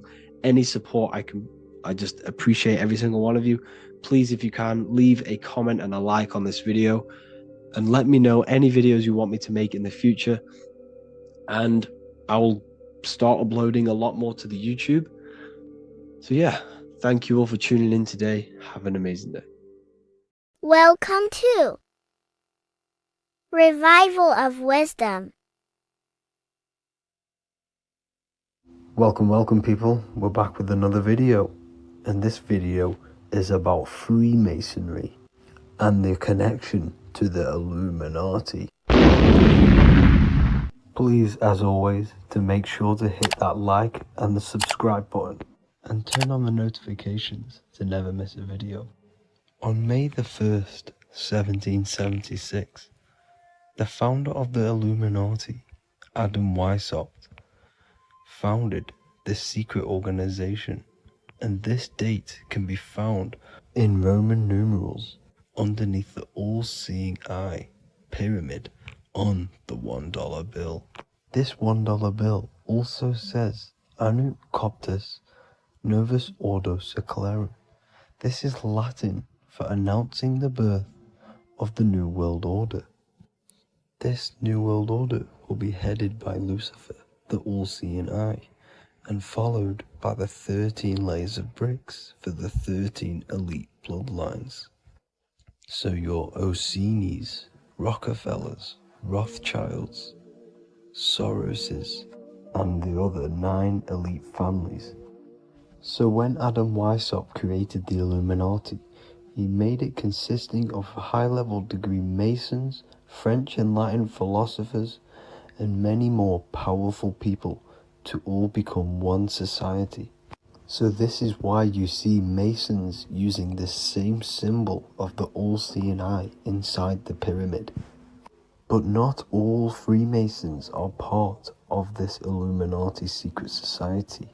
As the 33rd degree Freemason Manly P. Hall said in his book The Secret Teachings of All Ages, Freemasonry is a fraternity within a fraternity, an outer organization concealing an inner brotherhood of the elect. So what he's saying here is that Freemasons have to go up the degrees of Freemasonry, and once they hit the top, they either get elected or not into these secret societies like the Illuminati, Skull and Bones, and Knights Templar. So when you see celebrities doing this one-eye symbolism, either covering one eye, doing the triangle, or doing 666 over one eye, this is showing and reflecting the symbolism of Freemasonry. they have taken the oath to never speak on anything they learn about Freemasonry.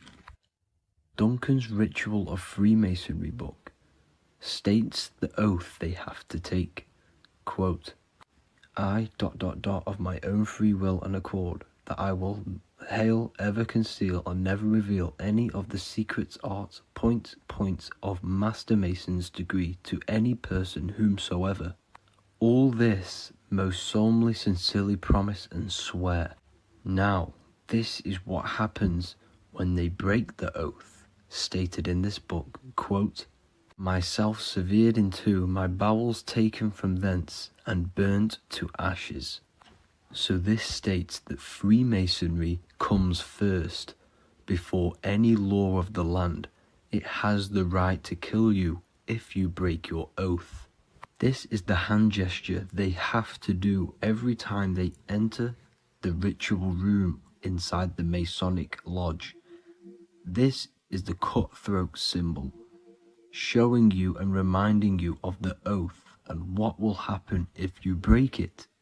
Now in this book, Richardson's Monitor of Freemasonry, it states, if you break your oath, binding myself under no less penalty than to have my throat cut across, my tongue torn out by the roots, and my body buried in the rough sands of the sea. If they do not decide to kill you, this book states this by pointing him out to the world as an unworthy vagabond, by opposing his interest, by dearranging his business. In other words, they have the power to frame you and destroy your reputation to the world and destroy your business if you break this oath.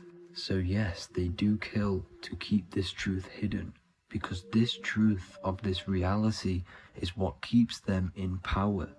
They have the ability to manipulate people because people do not know what manipulates them. This is why they call themselves the government. They govern the ment, which is the mentality, because the mind is the root cause of reality. They control what you perceive to control what you manifest. By knowing the truth, you are set free, and you no longer need no controller above you. So this is why they are willing to kill and do whatever it takes to keep the truth concealed within these high-level degrees of masonry and these secret societies. However, going back to Manly P. Hall's book, it states, part of the symbols are displayed here to the initiate, but he is intentionally misled by false interpretations. So this is saying even Freemasons are intentionally misled and told lies to conceal the truth, to make sure the truth is hidden in the high degrees of masonry. So that's it for this video, guys. Thank you all for tapping in. Please leave a like and a subscribe. God bless.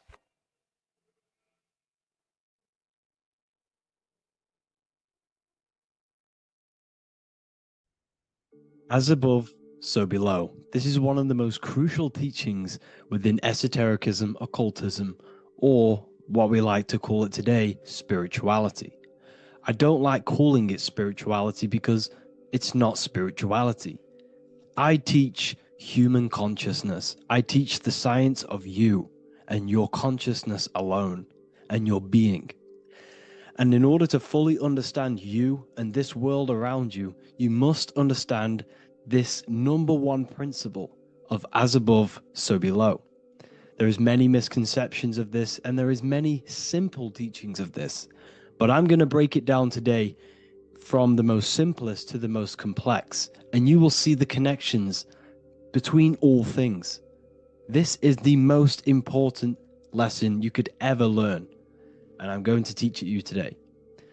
So what you must understand is, with the term as above, so below, it applies with everything you see in this world and about yourself.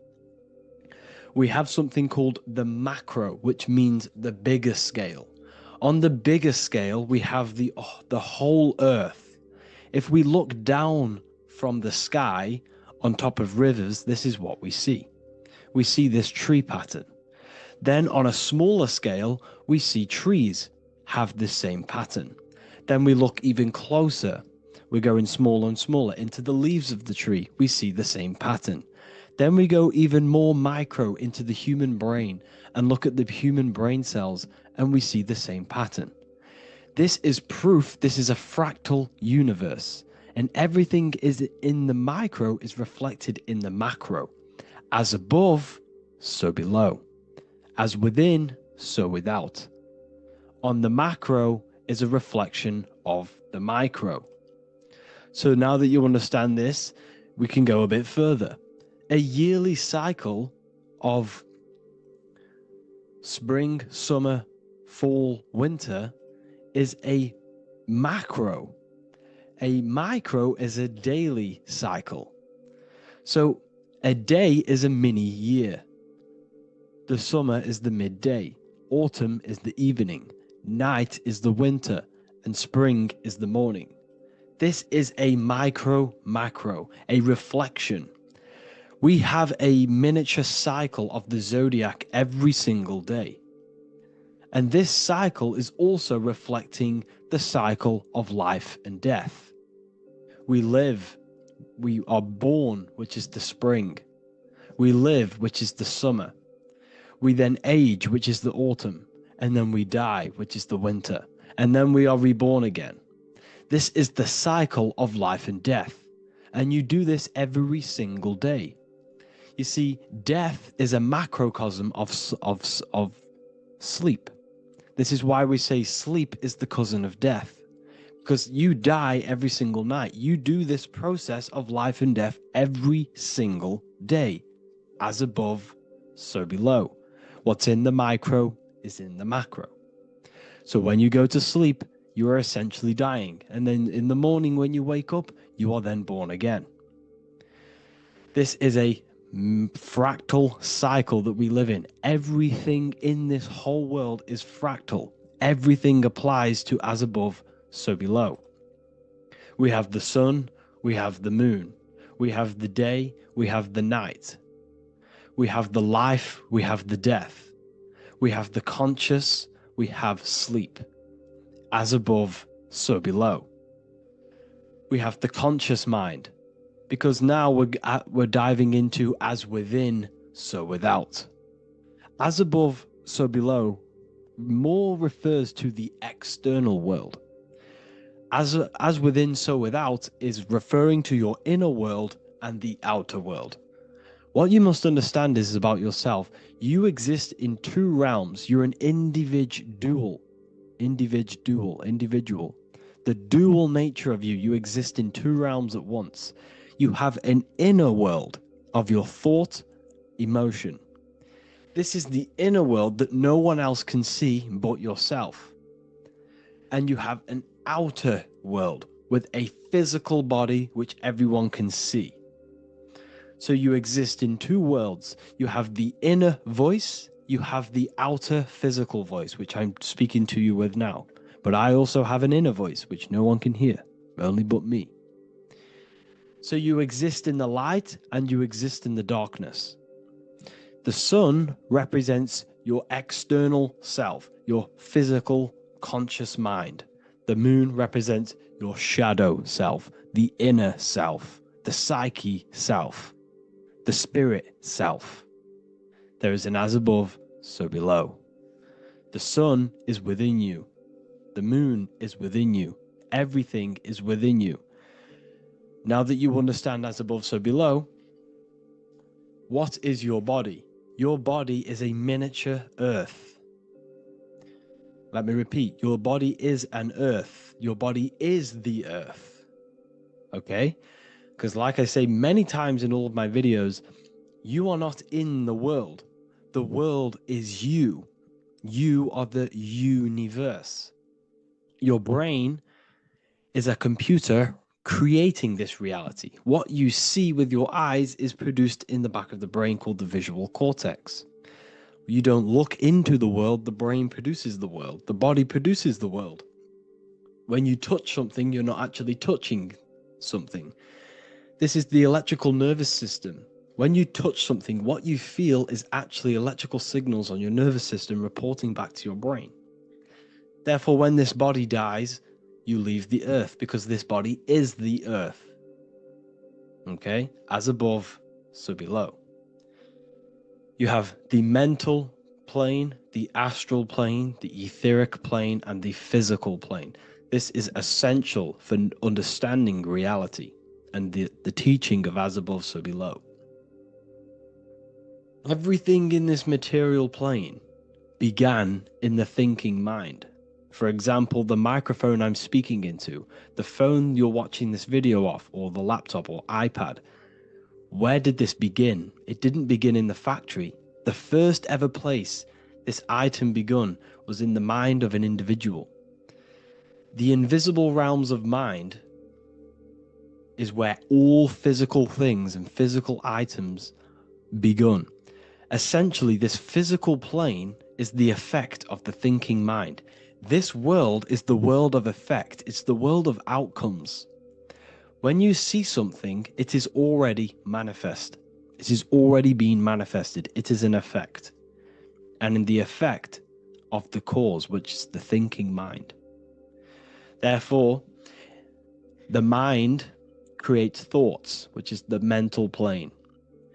Then after thoughts creates imagination, which is the astral plane. These two are spiritual. They are non-physical.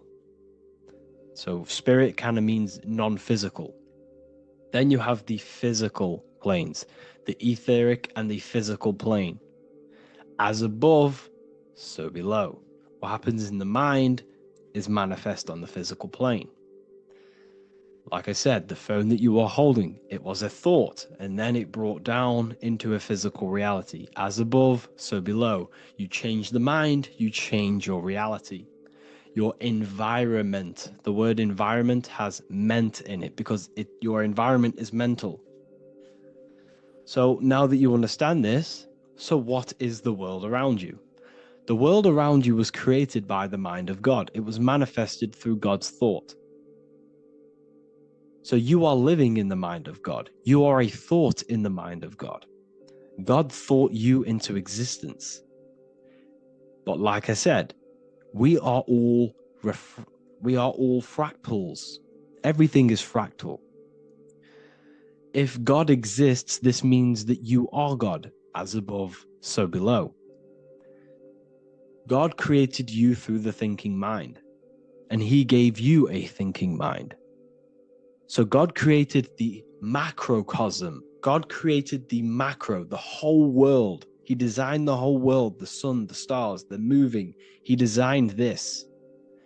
But then he gave you the thinking mind to design your own life and create your own life in his world. You are a microcosm of God's macrocosm.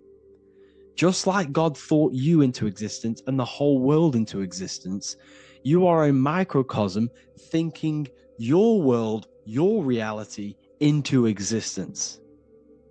You see this now? Everything is a reflection. Everything is a mirror. Everything is fractal. So in order for you to change your reality, you must change these higher planes. Your thought and imagination are the two key aspects of creating physical reality. Every object you see around you was begun in these higher planes of the non-physical, and they were brought out of spirit into physical matter through the thinking mind and physical action. So now we're going to get a bit deeper. The brain is not the mind. Now that you understand, we have spirit and matter. As above, so below. You have a non-physical side of reality and a physical side of reality. The mind is the spiritual brain. The brain is a physical manifestation, a physical effect of the mind. The mind uses the brain to operate in the physical world, and it's the same with the heart. The soul manifests itself physically through the heart. The heart is a physical manifestation of the soul, of the emotion, thought and emotion, the mind and the soul, the brain and the heart, heaven and earth. So you have the inner world and the outer world, the spiritual, non-physical, and the physical. So we are all on this process of awakening, an expansion of our minds into new fields of thought, into new fields of awakening ourselves. Because essentially we are born into this world, but you are born many, many times. You can be born physically and you can be born spiritually. Like I said, everything is fractal. So just like when the baby finds out that there is a world outside of its mother, what does the baby do? The baby seeks a way out of its mother, and then the baby is now born into a new world, a world outside of its mother's womb. It's the same with you and your spiritual process. As your mind becomes aware that there are other realities beyond your physical body, it then seeks a way out. And this is why you are probably watching my YouTube, because you are now on the path. Something within you has guided you to this path of knowledge, truth, enlightenment, and expanding your consciousness. And it is your soul who brought you here. Your soul speaks through emotion, like guidance. Emotion is the language of the soul.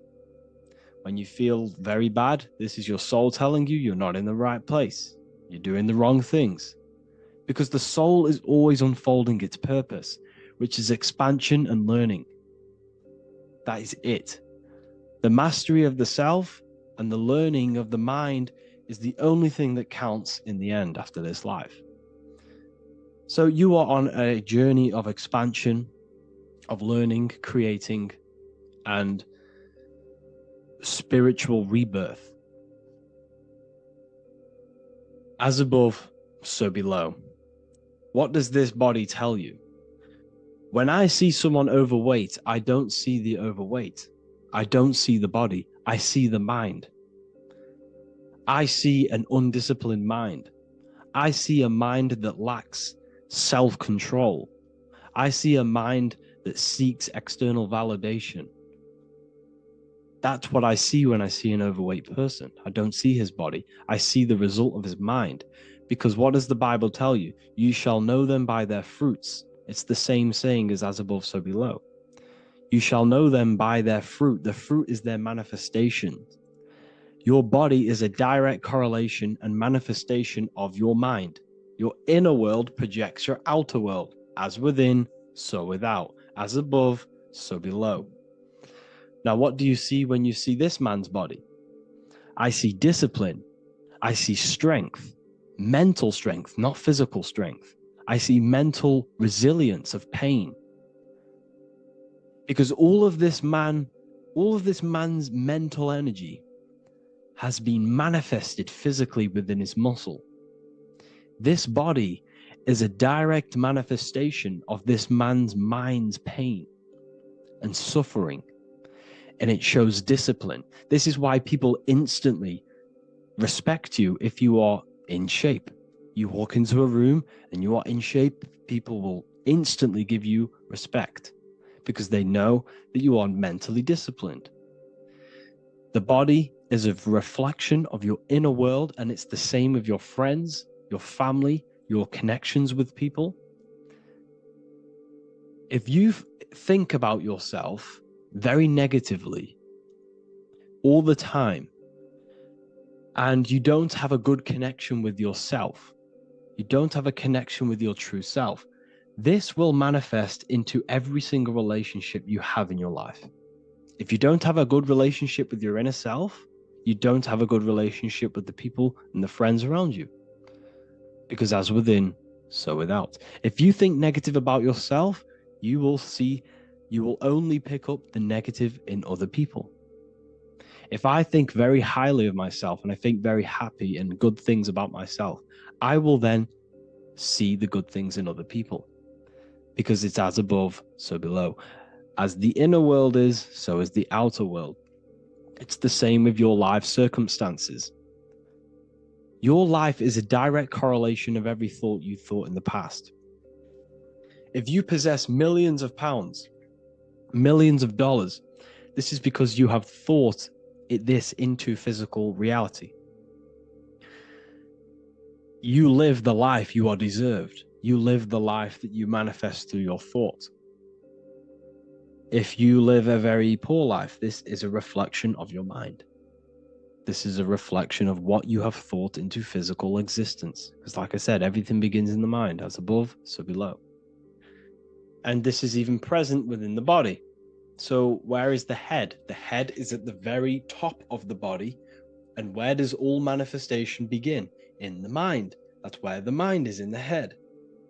And then the thoughts we think travel down the body into the heart, which is the emotion. Every thought we think is in the emotion. Every thought we think creates an emotion. This emotion then drives the action. Where does the action come from? The feet, because the feet move our body. We move with our feet to take action. Our hands. You see, so the body is even a micro reflection. I can't even say it. Reflection of the order of manifestation. This blew my mind when I figured this out. You see, the head, the thoughts begin here. This is the beginning of all manifestation. Then it comes down to the heart. This is the emotion. Then you take the action. The thought and emotion then sparks the action, which is taken with the hands and the feet. And where's the lowest point on the body? The feet, and that's touching the physical earth. So the head is where the thought is, the non-physical, and the lowest point on the body, which is touching the physical earth. So the head represents spirit, the feet represent matter, spirit and matter. Your room, if I walk into your room and I see a messy room, I don't see the room, I see a messy mind. The room is a reflection of the mind. If you have a messy room, this is your mind. It's an externalization of your unsorted mind, undisciplined mind. So like I said, we are all God, and we must find the God self within us. And I teach all of this inside the Book of Wisdom, Volume 2. This is not just a book, this is a revolution. This is the beginning of a new age with this book. If you have read it, I congratulate you. You should feel very proud of yourself if you have an open mind. You should feel proud of yourself for watching these videos, because not many people have an open mind. Remember this, people. You are special if you're watching these videos.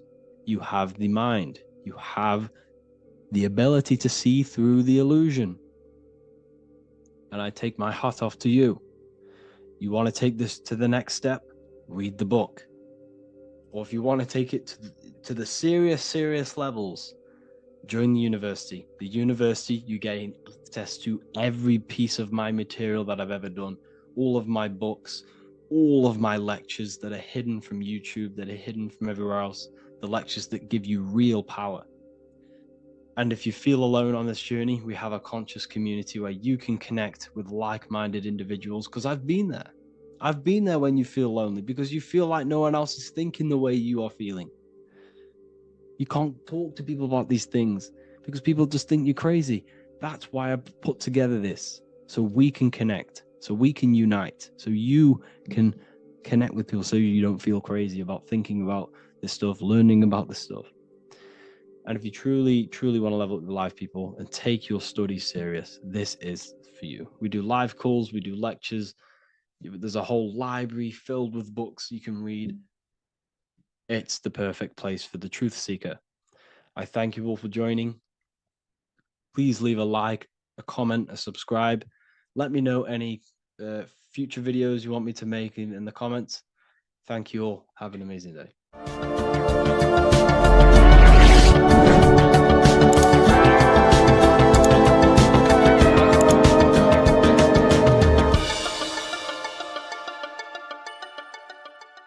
What if dreams aren't random at all, but messages from a deeper part of yourself, trying to show you things? In this video, you're going to learn exactly what dreams are from an esoteric view, how to control dreams, and how to dream more frequently. Dreams are not nonsense. They are expressions of the subconscious mind. In the daytime, we're using our conscious mind, what we are aware of. This represents the daytime, the sun, the external world. We're operating in the external, outside the body in the day. But when we go to sleep, we return inward. Everything does this breath. We breathe in through the nose and out through the nose. Everything does this in and out process in the universe. We live, we die every single day. We wake up, we express things in the external. Then at nighttime, we return back to darkness, back to the internal. This is the breath of the universe. We have summer, we have winter. This is the breath of the sun and the seasons with the earth. You have an internal world and an external world. External is physical, the internal is spiritual. Like I said, when we go to sleep, we are returning back to the internal world of your own consciousness and subconscious mind. Your subconscious mind holds everything about you,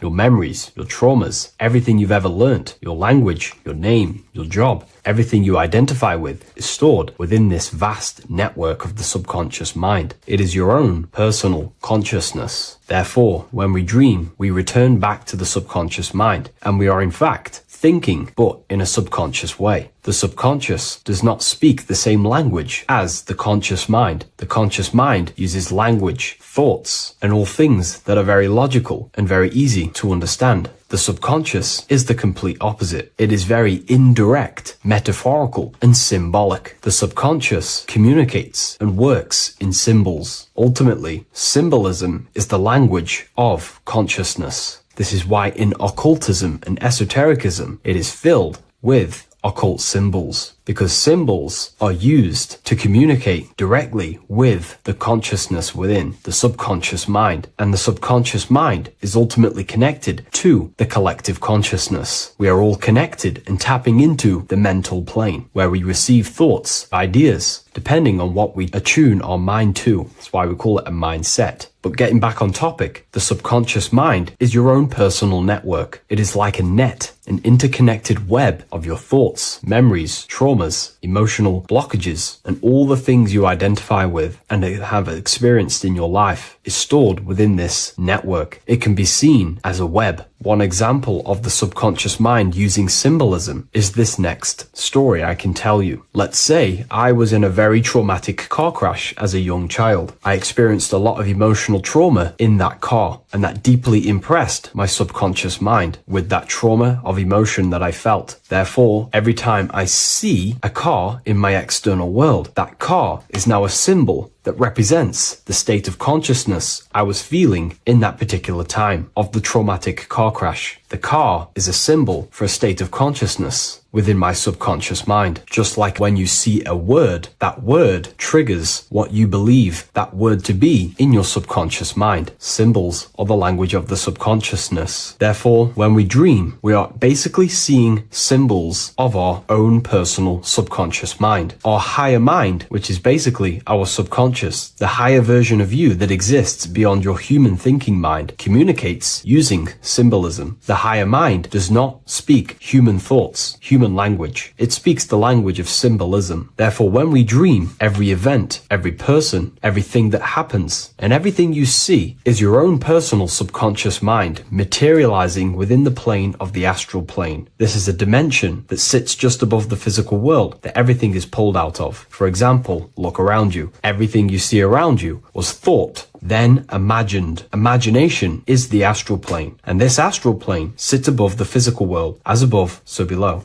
These objects were thought, imagined within someone's mind, and then pulled into a physical reality. Therefore, the imagination is what you're experiencing within a dream. It is your subconscious mind thinking and materializing within the imaginative plane. For example, let's say you are a Christian, you believe in Jesus your whole life, you have lots of emotion towards Jesus. This deeply impresses your subconscious mind. You believe in him so much, you go to sleep, you have a dream that you meet Jesus. You did not meet directly with Jesus. You met with your own belief. It was your own belief materializing within the imaginative plane and revealing itself to you. Dreams are materializations of your memories, your subconscious beliefs, traumas, and anything that could be inside the subconscious mind. It is your subconsciousness revealing itself to you in a material form. Let's say you have a nightmare. There is a big dark figure chasing you and you are running away in fear, away from this dark figure chasing you. That dark figure is not an external entity. It is not a spirit or a jinn or a demon. It is in fact an aspect of your own mind. It is a symbol that represents maybe a fear, a trauma, or something you are running away from internally, inside your subconscious mind. Something that you are not addressing, but something that is fearful, something that can be controlling you on a subconscious level. Let's say you have a fear to address something in your personal life. You want to address someone who is getting on your nerves at work. You continuously put this off and you fear doing that situation. Over a long period of time, this can slowly control you subconsciously. You start to avoid the person, avoid any contact. It is subconsciously controlling you. This is not the best example, but you can see what I mean. Hidden fears and traumas in the subconscious mind can subconsciously control your actions and ultimately lead you to low states of consciousness, keep you from reaching your higher potential, and ultimately create blockages within your own consciousness. That figure in the dream is a materialization of something that you are fearing and running away from and not addressing. This is why people always have dreams of traumas that they have experienced as a child or when they were younger, or maybe from a year ago or two. It's because that emotion is deeply impressed in the subconscious, and the subconscious is always trying to reveal things to you, communicate to you that you need to change, purify, and maybe heal within your own consciousness. This is how the higher self communicates to you, through the language of symbolism. Once you understand this, dreams can become a very powerful tool, not just entertainment at night time. Your consciousness never rests. Your consciousness is eternal. It is the very spark of the divine. Your body needs rest. Your consciousness is not physical. It does not need rest. So this is a way you can identify what your dreams are trying to show you, is by writing them down. A dream journal. Every single dream that you have a book placed near your bed. Every time you wake up, first thing you should do is pick up the book and write every single detail that you can remember about the dream. The people that you met are all symbols or aspects of yourself. Maybe it is a friend you saw in your dream. That friend represents a state of consciousness that is within you and is trying to reveal something to you. It's about making the subconscious into the conscious, to become conscious of the unknown. Write down every detail, everything you saw, every event that played out, even the details of the clothes that they were wearing. Everything is symbolic within dreams. Write everything down and then analyze the dream. Don't analyze it from a logical mind. Analyze it with the right hemisphere of the brain, which allows you to see metaphors, read between the line. Try and gain the message that it's trying to show you. What does this overall mean to you? And what could this reveal about aspects of yourself that you need to heal or maybe take action in your life and world? Because your higher self is always guiding you towards awakening and fulfilling your mission in the manifested physical world. Dreams speak in symbols, not logic. Ask about your dreams. What is this trying to tell me? Don't take things literally. Look for an emotional tone and symbolic resonance. With practice, you'll begin to understand the personal language of your subconscious mind. Now that you understand that, again, please leave a like or a comment on this video. This is now a technique for lucid dreaming and dreaming more often. This is not going to happen overnight. This is not an easy method. It simply takes practice and dedication. Every morning, choose 3 time slots. For me, I choose 4:30, 5 a.m. and 6 a.m. 3 alarms that are going to go off at these 3 times, half an hour apart from each other. Each time you wake up, stay awake for 5 to 10 minutes. Turn off the alarm. Try and keep your conscious mind awake, but drift back into sleep. There's no other better way for me to explain that. It's very difficult, but try and keep the mind awake, but the body falling back asleep. More than likely, you will drift off back to sleep. Then the next alarm will go off half an hour after. This will wake you up again, guaranteed. You will probably drift back to sleep by repeating this process. After the 3 alarms go off, each one of them times, you're either going to have a dream or a lucid dream, but definitely you will have a dream. And if it doesn't work one time, keep trying it. I've been using this method for a very long time, and I can tell you 70-80% of the time it triggers a dream, and a very vivid dream. And it's ideal for lucid dreaming, because keeping the conscious mind awake while letting the body fall asleep, you can become conscious within these subconscious realms of your mind. But when you are conscious inside the dream world, you can do what you want, but you also want to let the dream naturally unfold. If you try and take too much control, then you will wake back up. If you feel any fear in your dream, you will wake back up into the material world. Another tip to dream more often is to meditate before bed. Simply close your eyes and think about nothing for 5 to 30 minutes. Detach from everything outside you, your name, your job, work, thoughts. Mentally detach from the world and the physical pleasures, and become pure awareness before you try and go to sleep. This will help you become conscious while being within the self. If you wish to learn more about consciousness yourself, the Book of Wisdom Volume 2 can definitely help you. I'll leave a link in the description. Thank you for watching this video, and I'll see you in the next one.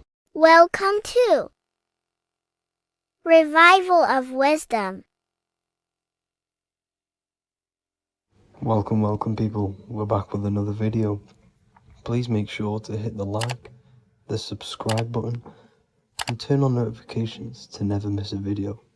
The Vatican is a giant key from a bird's eye view, and it also contains an 8-pointed star. The Anunnaki Sumerian gods also depicted this 8-pointed star. The sky god Anu from the Anunnaki also uses the 8-pointed star for his symbol. And even Freemasons depict an 8-pointed luminary with a ladder and a key. This is symbolizing the key to ascension up to the 8-pointed star, which is Polaris. Polaris is always depicted as an 8-pointed star. Polaris is the standstill star at the very center of our realm, which is perfectly aligned with the North Pole. The Earth is a giant torus field, and at the center is where the most electromagnetic energy is stored. This is why all compasses point to the north. Hence why a compass is an 8-pointed star, because it points you to Polaris, which is the North Pole, the center of this realm. The 8 points of the 8-pointed star symbolize the 8 points in space and time. So yes, Polaris is the portal which you ascend through if you outgrow this consciousness by aligning your chakras. Our earthly realm is a macrocosmic reflection of us, and we as humans are the micro reflection, with the earth containing its 7 chakras as well as us. The North Pole is the 7th chakra, which is the crown chakra. So the key to ascension is held by the Vatican, hence why it's a giant key, because they mislead the masses through their religions, which teaches the masses to look outside of themselves. As stated in the 20,000-year-old emerald tablets, written by the Egyptian god Thoth. On Earth, man is in bondage, bound by space and time to the Earth plane. Encircling each planet, a wave of vibration binds him to his plane of unfoldment. Yet within man is the key to releasement. Within man may freedom be found. So the 7 planets are associated with each 7 chakras. The lowest chakra being the root chakra, which is associated with Saturn.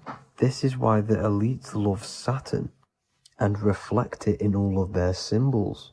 Because the chakras are an ascension of spiritual principles, starting from the material and ascending up to the spiritual, the crown chakra. However, evil love bondage, and they are trapping souls in the physical realm by stopping and provoking the ascension process. They do this by abusing the energy of Saturn, and Saturn is associated with the lowest chakra. The lower three chakras are associated with survival mode, which keeps the consciousness in a constant state of fear and only aware of its surroundings. Once you start to ascend up your chakras, you become more consciously aware of spiritual deeds. And this is the process of returning back to your true spiritual form. Going back to Polaris and its connection to ascension, Kanye West symbolizes this on his music video 24. As you see him rise up into the sky, you see an 8-pointed shape around him, which symbolizes the 8-pointed star as you see the beam of light. And even NASA symbolized this in their Space Delta logos, a bear holding a key with an arrow up to Polaris, the 8-pointed star. Here's another NASA logo of an arrow from the Earth to Polaris. The series Lock and Key on Netflix is all about portals and doorways, and they have the Kundalini energy as one of their keys. Kundalini energy is the energy which rises up the spine, the 33 vertebrae, and activates the third eye. The third eye is the spiritual gland which connects humans to other spiritual realms. We are not the body. Our spirit, our soul inhabits the body. We exist physically, spiritually, and mentally. Therefore, we are multidimensional. The intellectual and spiritual inhabit the body. Therefore, this is just an avatar within this timeline. However, within each and every one of us, we all have the key to releasement, as says in the Emerald Tablets. This releasement is ascension, up until higher states of consciousness. As stated in the Emerald Tablets, man is in process of changing to forms that are not of this world. Grows he in time to the formless, a plane on a cycle above. And another one saying, man is a flame bound to a mountain, but we in our cycle shall ever be free. Know ye, O man, that when ye have progressed into the cycle that lengthen above, life itself will pass to the darkness, and only the essence of the soul shall remain. That's it for this video. I hope you all enjoyed. Please feel free to leave a like, subscribe, and comment any subjects you want me to talk about. God bless you all.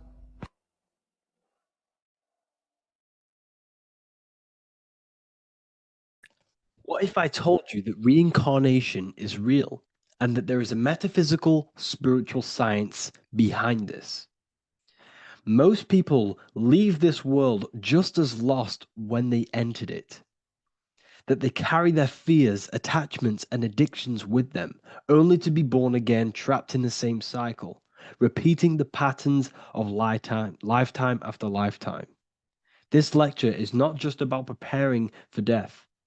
It's about mastering yourself before death, so you don't take them burdens with you. Because the truth is, whatever addictions, fears, and unresolved emotions you cling to in this life, you carry with you into the next. Unless you break free now.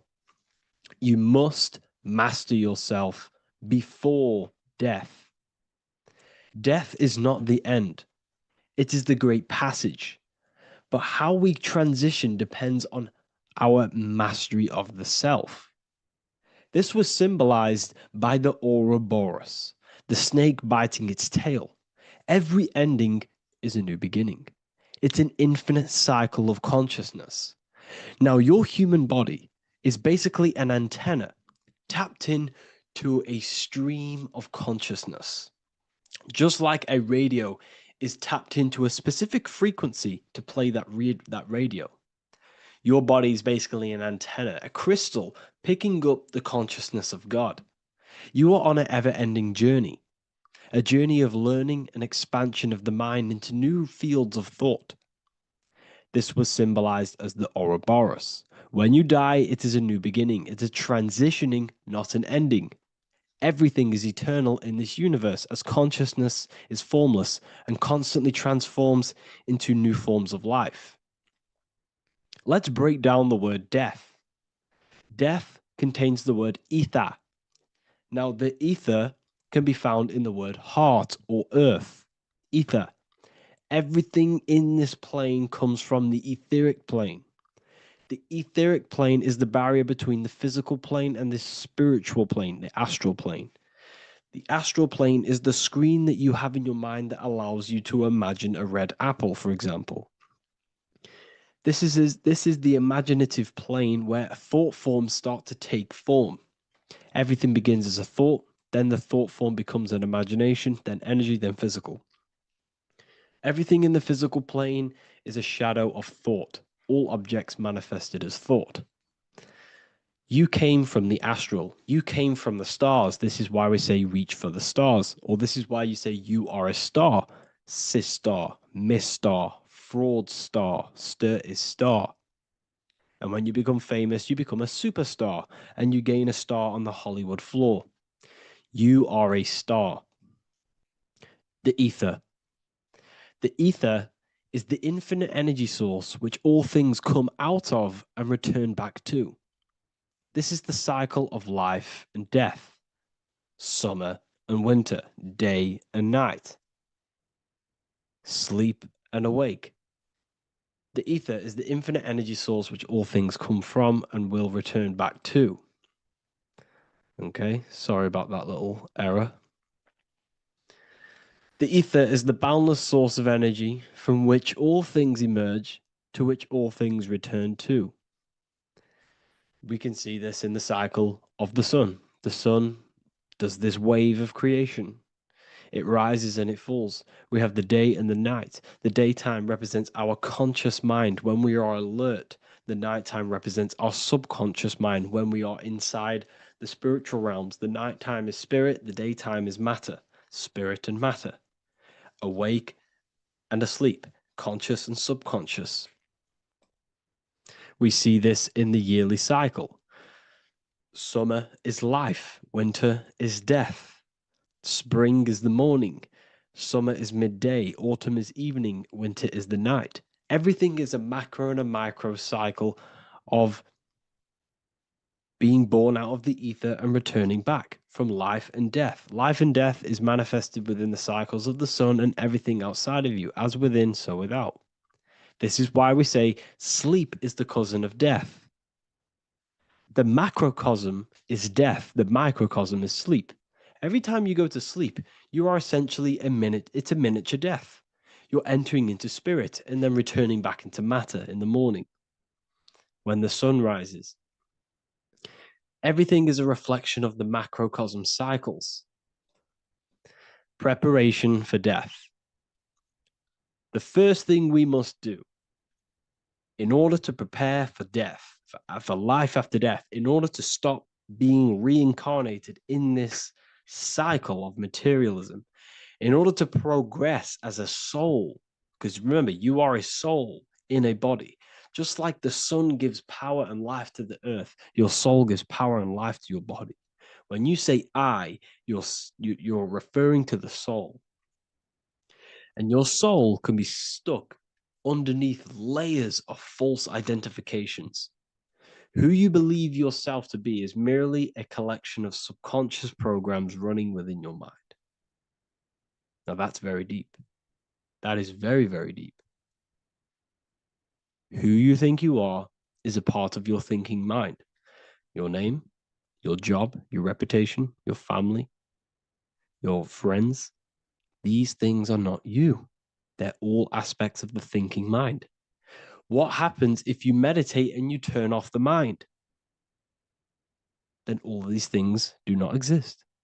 You're left with the pure soul, the pure awareness, the pure observation. If you turn off the thinking mind, you're no longer your body, you're no longer your reputation, you're no longer your friends, you're no longer your job and your labels. You are the soul. That's the true you, the observation of the mind, not the thinking mind. The ego is the echo. It's an echo of your true self. The ego is your mind's perception of itself shaped by experiences, trauma, emotions, and beliefs. It is merely an echo of your true soul self. The ego is not you. Your mind is not you. You are the soul. And this is the true self that we must express within our life and we must connect with before we die. Because when we die under the echo, under these false layers of the emotions, the traumas, the experiences, the addictions, the emotional attachments, when we die underneath all of this, when we don't know our true self, the soul is still hidden. The true you is hidden underneath these layers of false identification. We must remove these layers of false identifications. We must remove them. We must destroy the echo. Remember, the ego, you never had an ego when you were a child. When you were a child, you were pure. You didn't, you didn't show off things. When you were a child, you were pure. You expressed yourself freely with you didn't hide anything. You didn't hide any aspect of yourself. You didn't suppress any aspect of yourself to fit in as a child, as a baby. Because the ego was not here when you came here. The ego grows with experience. The ego is a false perception of yourself while being incarnated in this material world. It's your mind's perception of itself and it's created through your experience. Remember, you are unconditioned consciousness, and your experiences, thoughts, traumas, emotions, and beliefs have conditioned your consciousness into believing you're only a physical body, but you are the soul. We have to remove these layers. How do we remove these layers? Like I said, the best thing, meditation. Meditation. There is a great meditation that you can do every single morning and every single night time. You can sit there and repeat over and over before you meditate. You can repeat that you are not this, you are not that, you are not this. You can label them one by one. Start with, I am not my body, I am not my job, I am not my name. And then detach from absolutely everything until you are left with nothingness. And when you start to meditate, detach from everything. Nothing matters. I am here right now. And what will be left? The only thing that will be left is the language that your mind is using. Now, this is very deep. Not many people will tell you this, but I've lingered in meditation many times. And I can tell you from experience that the only thing left once you detach from everything is the language that your mind is attached to. So whether that's English, Italian, French. Once you detach the language of the mind that little voice in your head's using, you're left with the soul. Once the mind is switched off, you're left with the soul, and you have detached from all of these external things. You're left with the soul. That's you. That's the power. That's the source of all creation, where everything you've ever done has come from. Every thought, every idea has come from your soul. Number two. That's meant to say number two. Sorry about that. Mental addictions and emotional addictions. Okay. These two are very important. Mental addictions, this could be thought patterns. This could be the labels that we've just been talking about. Then you have emotional attachments, which is maybe you're too attached to an external thing. Maybe you're too attached to your phone.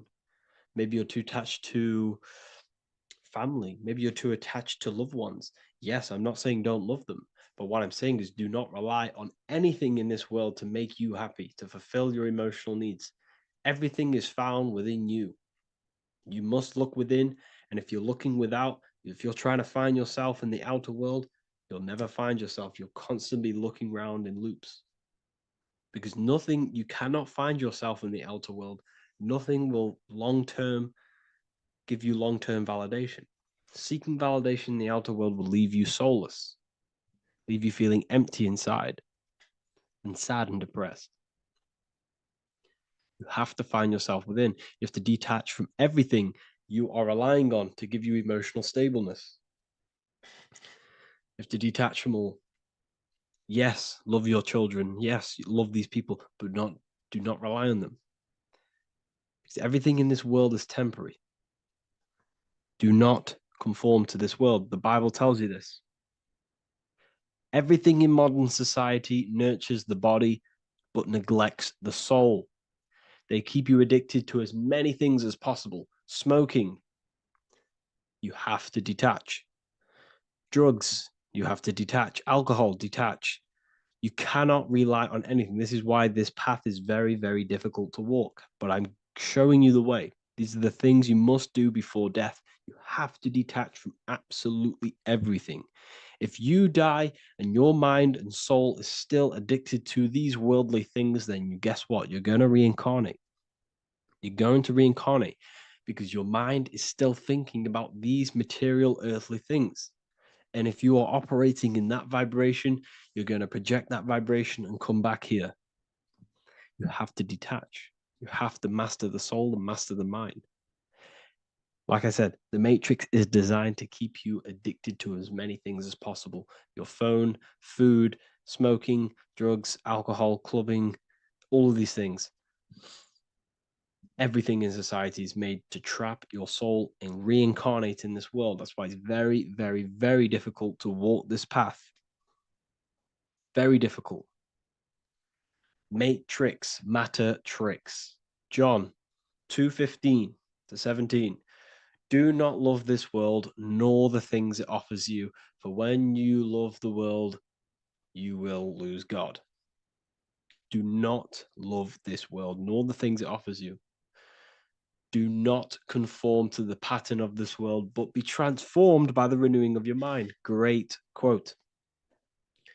Do not conform to the pattern of this world, but be transformed. Let this world transform you. Learn from this, expand from this, but do not be mentally and emotionally attached. Okay? What good will it be for someone to gain the whole world yet forfeit their soul? Like I said, everything in the Bible is telling you the truth. You just got to read it correctly. This is spirituality.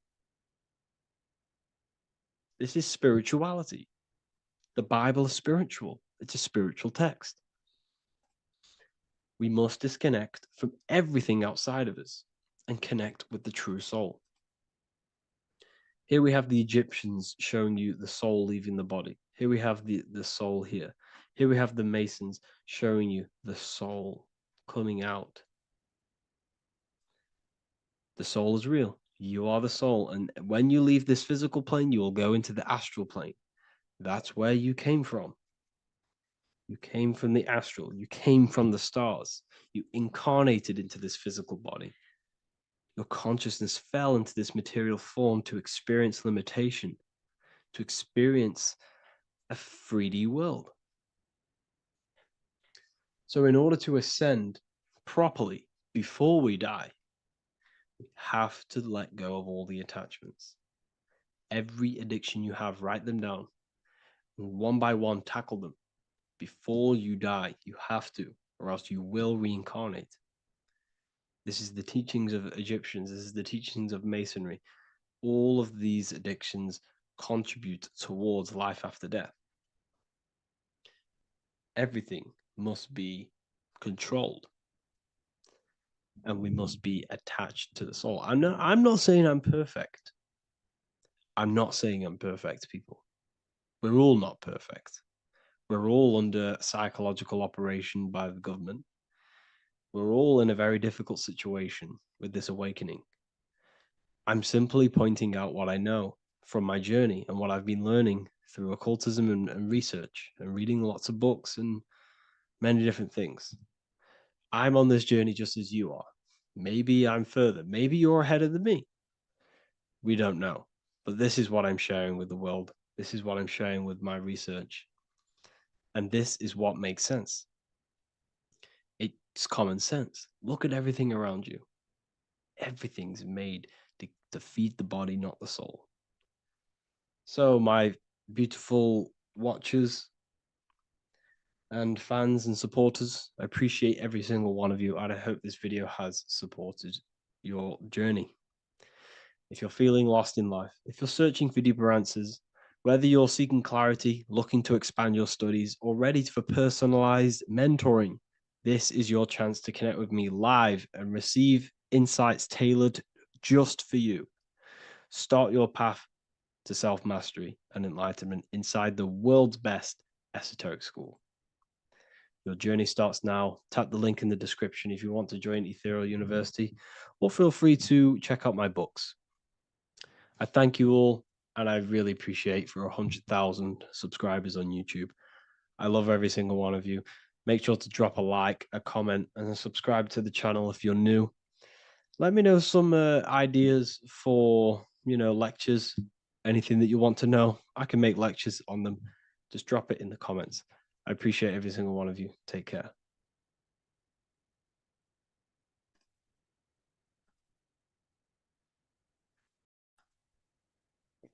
In this video, you're going to learn exactly what Christ consciousness truly is and how to cultivate this into your life so you can live a better life, create the things that benefit yourself and humanity, and ultimately to bring heaven on earth.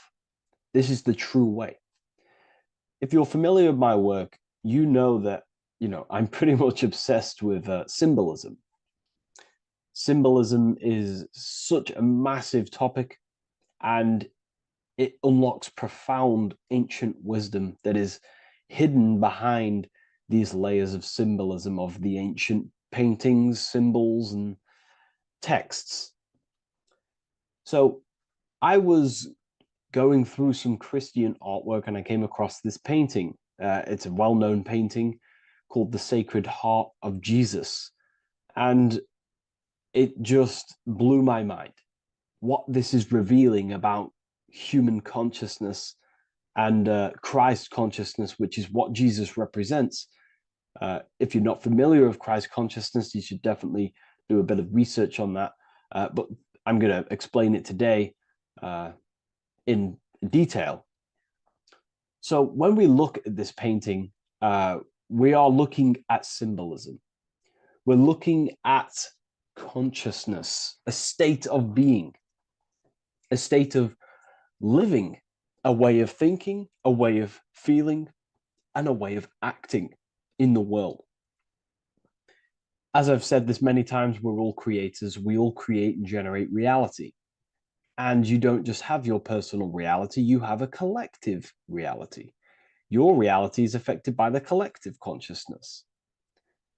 Depending on the collective consciousness's understanding of reality will also affect your life. We have a collective life and a collective experience. So Jesus in this depiction here is in a way showing us instructions to reach Christ consciousness, whether you see it yet or not. But I'm going to decode this for you. And your mind might be blown after watching this. Okay, so so what is the meaning of Christ consciousness? What's the whole purpose of this? Very simple. Like I mentioned before, we have a collective experience on this world. And Christ consciousness is the natural consciousness that we all need to be functioning on to generate peace, love, and unity on the earth in this experience we call life. That's what Christ consciousness truly is. It's a state of being that we need to cultivate within our own self, within myself, others, and everyone in this life and experience, so that we can all live in peace and heaven on earth, what they like to call it, so that we can generate the best experience possible together on this thing we call earth, on this material world, this material dimension. The material dimension is simply just a physical dimension of thought. It's a physical outcome of thought, but that's a whole other lecture. So please leave a like, leave a comment if you have any topics to talk about that you wish for me to cover, and definitely leave a subscribe if you like my content and channel. So to go deeper into this, right, we've explained what Christ consciousness is and what it actually, will do to the earth and what it will do to reality and our collective experience. And it's also representing a profound understanding of self, a deep understanding of the true nature of self, the true source of self, what the self is, pure consciousness, pure God. We are all Jesus. Jesus is you, a physical manifestation of the divine made manifested physically. A physical manifestation of consciousness, okay, of spirit descended into matter. However, Jesus is a symbol that should not be worshipped, but something that we need to cultivate, maybe look up to, and cultivate within our own mind and hearts and actions. So he is someone that we should embody into our own very own being. We need to reach a level of intellect, the mind, a level of emotional understanding, and ultimately this creates Christ consciousness. Okay, and now I know that was very, very vague what I just said, but I'm going to explain it a bit more. I don't want to give it fully away yet because you need some more information, more keys. So let's observe the top end of this painting. Jesus with this circular light emanating around his head is symbolic of the mind, of the our thinking aspects of consciousness, the way we generate thoughts, ideas. The mind is also good at also ruling communication. It also rules what we give attention to. Okay, so this is symbolizing the mind of every human being. The mind is a very powerful center of consciousness located in the head, of course. This is why Jesus is the head at the top with the circle around it, representing the mind. Now, to reach Christ consciousness, we need to purify our minds. Purification of the subconscious mind. The subconscious mind is the hidden aspect of our mind with all of our memories, belief systems, and everything we've ever experienced is stored within there. We have traumas there. We have bad belief systems that hold us back. So it's about reprogramming the subconscious and aligning the subconscious with higher consciousness, with higher understanding of self, removing any mental blockages from the mind. Because in today's world, most people's minds, including myself before I, purified myself, and I'm still continually purifying myself. That's not to say I'm perfect, because I'm definitely not. But what I was saying was purifying the mind so we can have a powerful mind. Because like I was saying, most people's minds are not their own friend. They let their mind control them. They let their thoughts create negative influence on them, negative emotions. They let their mind destroy their confidence, destroy themselves. We do not want a mind like this. We need a mind that is our best friend, that receives powerful thoughts, that gives someone power. We do not want our mind taking away our power. Okay, so in this specific image here of Jesus, this represents a light mind, a powerful mind, enlightenment. The word enlightenment means light and ment coming from mental or mind, light in the ment. This means a powerful mind. Light is also symbolic of knowledge, information. When someone's very intelligent, you call them a bright person. It's a bright mind. It's knowledge of self. So the mind is conscious of self. That's another thing. We need to be conscious. A lot of people are not conscious, including myself before I did this, before I woke up. Most people are not conscious of their actions. They're not conscious when they're actually awake in the day. They do things unknowingly. Are we conscious of our thoughts, emotions, and actions, what we're giving attention to in our mind?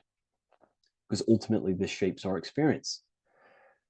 There's a great quote, I think it's Julius Caesar or one of the Roman emperors, who says the quality of your life is dependent on the quality of your thoughts. Something along them lines. I don't know if I'm 100% correct there, but it's very true. Our thoughts dictate our happiness. So to cultivate Christ consciousness, we need to be conscious of our actions, conscious of our thoughts that we're giving attention to. There is a level of mastery that we can achieve within ourselves where we become conscious of every single thought that enters our mind. That sounds easy, but it's definitely not. But that's a high level of mastery that we can achieve and cultivate within ourselves. So we're looking at a powerful mind here from Jesus, a powerful mind, a purified mind. And we purify the mind through, affirmations, meditations, ritual work. Rituals are things we do every single day with an intent in our mind and an emotion in our heart to impress that state of consciousness into our subconscious, so it can slowly rewrite our consciousness and align our consciousness and sync it with higher thoughts and higher emotions with love. We can sync our consciousness with love, which is ultimately what Christ consciousness truly is. Well, now we're going to go on to that now. So we've gone over the mind. Now we go over the heart. Now notice, before we go into the heart, Jesus is revealing. He's pulling back the robe, symbolizing opening the heart, revealing the heart, revealing the soul, the light of the heart. Our authentic self lies in the heart. Our pure intentions, our love, our soul needs to be shining through our heart. And our soul is unconditional love. Now, that's not to say that we can get corrupted hearts. We surely can have corrupted hearts, for sure. We can love sick and twisted things, and that's evident in today's world. People love killing people. People love hurting people, manipulating people. People love power. Now, that's obviously an inversion of the natural state of consciousness for humans. When we're born with a natural state of love, of unconditional love for the self, for everyone else, for animals, insects, the earth. We love everything as a child. And not only do we love everything, we actually act upon this. As a child, we do not act on anything we know is not good. And I'm talking early stages of being a child, before we're indoctrinated, before the mind and heart become corrupted. We are pure. This is symbolizing this. Light represents also purification and truth, because when you shine light on something, it's the truth. You see it. You shine it through the darkness. It reveals. So light, this is symbolizing revealing the light of the soul, of love consciousness, holding love in the heart, true love. Not love for sick and twisted things, but true love for the self, the body, and for everyone else and all things. Holding love in the heart. There's a famous saying of keeping the sun in your heart. Keep the sun in your heart. It's a very famous saying. Well, the sun is a symbol of love. What does the sun do? It gives abundantly. All it does is give light, give energy, power, light to the earth, and everything is feeding off this source. The sun expects nothing back. It just abundantly gives. It's a symbol of love. This is the love principle of creation. Now, the heart is also governing our actions. What we think about, in our mental field of consciousness, is directly corresponded and observed in our hearts. What we think about directly corresponds with what's going on and what we feel in our hearts. Thoughts produce emotions. So if we give attention to negative thoughts, there's no wonder we're having negative emotions in our hearts. So purification of the mind is also having an effect in purification on the heart. Because when we purify our thoughts and only give attention to powerful thoughts and positive thoughts, that uplift yourself and humanity, then we're going to also see this change in the heart, see this emotional change in our consciousness. Okay, so this represents the purification of, a purified heart, the light emanating around the heart. Love for the self, love for one another. And you're revealing this, you're shining the heart on others. This represents, revealing your true self to everyone without suppressing aspects of self. Revealing the light, not holding back the light. Because people in darkness will look at people who are spiritual and say, oh, he's into the woo-woo stuff. It's about revealing that and not caring about others. Because when you shine a light, you're also planting seeds in other people. Now, I'm going to tie this together with the hand gesture. Now, what we're looking at here, we're looking at a hand gesture with 2 fingers up. We have the middle finger and the index finger upwards. And notice how they're crossed over. They're crossed. They're not separate. They're crossed, representing unification. Unification here. This is a unified 2 fingers. 2 represents division. Crossed over represents oneness. It's the unification of the mind and the heart. A lot of people talk about this, but not many people go into detail about it because, for many reasons. But this is the unification of thought with emotion. This is how we truly reach Christ consciousness. And ultimately, when we do gain the love in our hearts and we do slow, it's a gradual process of cultivating love for the self and everyone else in the world, because we're so programmed to be divided, but it's a slow progress. But when we do cultivate love in our hearts for the self and one another, love is a very, very nurturing and growing force. Like I said, the sun earlier, that is pure love energy. It makes everything grow on the earth. While love in your heart grows connections with people. It grows care. You go out your way to do things to people and do give people things. It's a very nurturing and growing energetic force. And me personally, I think the whole universe is built upon love. The whole thing. Without love, without the love, there is nothing.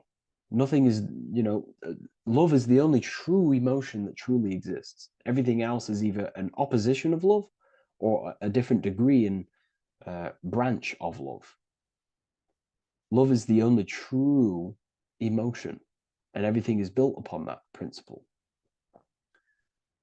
Okay, love is what guides us to a higher consciousness. When we cultivate love in our hearts, we become a vessel for light, more energy, more vibration.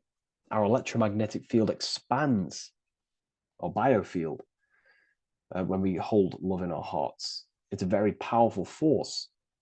And when we do cultivate a strong spiritual compass within our heart, because that's what our heart truly is, it's a spiritual compass. It tells us, well, it doesn't tell us, it knows what is right at all times.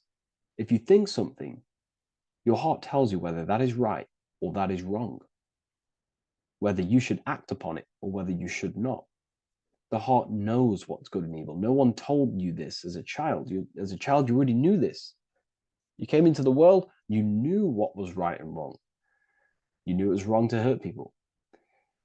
So this unification that he's doing with his hand symbolizes thinking with the love of the heart. Represents thinking with love of the heart. Thinking with love of the heart for the self and the collective. Now, ultimately, what this does is give birth to perfect action. Why? Why does this give birth to perfect action? Think about it. Every time you've taken an action, why did you take the action? You would have thought about it, you had a feeling towards it, a care energy, and you took action. Why do we go to work? We care about paying the bills and staying in our house. We go to work to earn money. We think, we care, we act. Everything you see in front of your reality, on the screen that you're seeing right now, you called your eyes. Everything is in front of you because you care. It's the heart energy that leads the body. Okay? And that's even present in the body. Have a look at the body. We have the head, thought, then emotion, then our feet is at the bottom, and our feet take action. Thought, emotion, action. Thought, emotion, action. So even the body is basically a blueprint of how creation is manifested. So we receive thoughts from the divine planes, from the higher planes of consciousness. We receive them. That's another thing that I missed. If we purify our minds, we're basically attuning our mind to a higher part of the mental plane, and we will receive higher thoughts. We will receive thoughts that are more genius, what we like to call today, or better quality thoughts. We receive good ideas when we attune our mind to a higher consciousness. Okay, so we are like a radio. We receive thoughts based on what our mind is set to. That's why we call it a mindset. So, like I was saying, we receive thoughts through the head. We feel the emotion, then our feet take action. Thought, emotion, action. So the body's a blueprint of creation. It's beautiful when you really notice this. So this unification is about thinking with the love of the heart, which gives birth to perfect action in the world. And this is the state that we need to cultivate within myself and everyone in the world, so we can give birth to heaven on earth through action. Because ultimately the world is molded through action, physical action. And them actions are molded from thoughts and emotions. Now,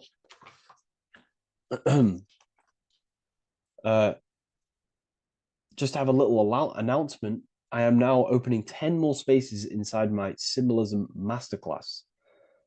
We have 10 more spaces. You're going to learn about a lot more about symbolism. It's very affordable. I'll leave the link in the description if you wish, if you care about gaining more information and learning the ability to read symbols.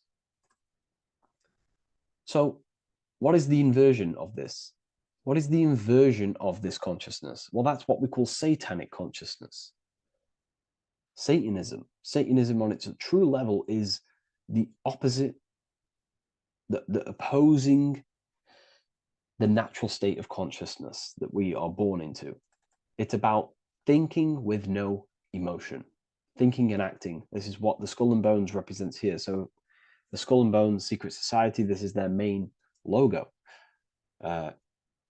Again, we have the skull, which represents thought, and the bones, which represent action. The bones take action in the physical body. We're looking at thought and action with no emotion, no empathy, no love for one another, only love for the self, the inverted love. Okay? We're looking at gray. Gray is a symbol of dullness, death. There's no emotion in gray, because colors provoke emotion. When we look at a color, it invokes an emotion. Gray has no emotion. So we're looking at dullness of the emotions. I'm not going to go too deep on this subject. I'm going to create a whole new lecture for that. In fact, I think we have a great lecture inside Ethereal University on Satanism. We're going very into depth of what Satanism is and what Satanism consciousness truly is. And again, it's just the cross inverted. Satanism is just it's the invertation of, I don't know if that's a word, but it's the inverse of natural law, natural consciousness, of love consciousness that we are born into. Okay, so ultimately the message in this video was to create love in our minds, love in our hearts, think with the love of the heart, think with the care for one another, and that gives birth to perfect action. And when we align, when we do truly act out what our heart is telling us, and I know this from first-hand experience. This is what happened to me. I woke up, I started to follow my inner guidance. I always took action on it. I was saying yes to it every single time. And it led me, this is, I'm getting goosebumps actually saying this. It led me to where I am. Like, it that action, saying yes to my heart, to that knowingness of goodness within me, was like a domino effect. And that domino effect, every time I did it, it was just opening more and more doors, not physically, but mentally. I was receiving more information. I was receiving more opportunity physically. My work started to explode on social media. Like, when you follow your heart and truly take action on what you know is good, it's like a domino effect that leads you step by step to where you're meant to be. And it's so profound and it's so, beautiful. And I'm telling you this from firsthand experience. This is ultimately how you kind of unlock your purpose in this physical world as well. So not only is it going to create a better world, it's also unlocking your true soul form and soul purpose while you're here. It's very beautiful. So I thank you, everyone. Please leave a like, comment, and share, and subscribe to the channel. And I'll see you all inside Ethereum University if you decide to take your studies to the next level. Take care.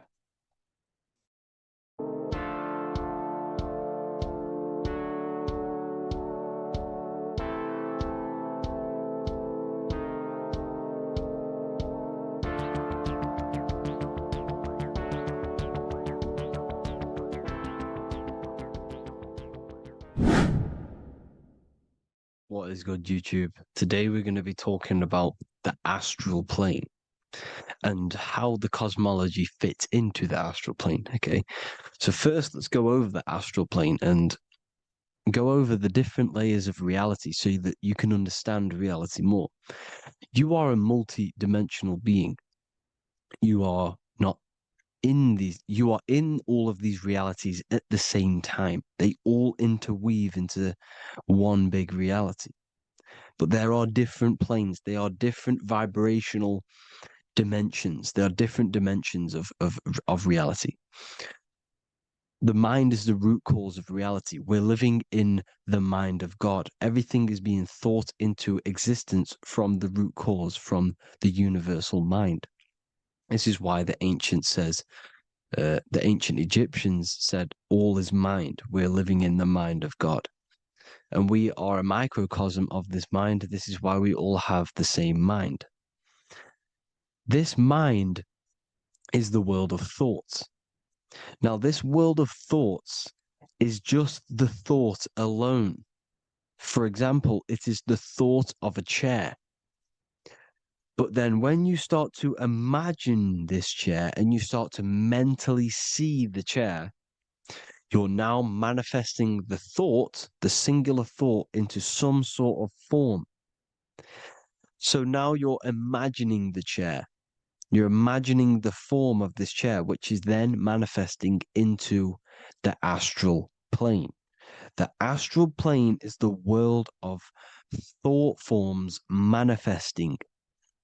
So when you are imagining something, you are seeing into the astral plane. Okay? Your third eye, it is an eye because it sees the astral plane. It is seeing the other side through imagination, through dreaming. Well, we'll go over dreaming later. So the thought of a chair is a singular thought. The imagination of the chair is the manifestation of the chair. And in the astral plane, it's basically the world of all the chairs that could ever exist. So you're thinking of the chair as a singular thought, which is the mental plane. The astral plane is the imagination of that chair, is the thought, the manifestation of it. Depending on the vibrational state of the thought will depend what level of the astral plane it will go to. For example, if you're thinking about a chair to torture someone on it, it's going to go on the lower astral plane. Or if you're thinking and imagining happy things, it's going to go to the higher astral plane. So wherever your mindset is, that we call it a mindset because your mind is setting frequencies to certain things. Thoughts are frequencies. And a mindset is setting your frequency. setting your mind to a certain frequency.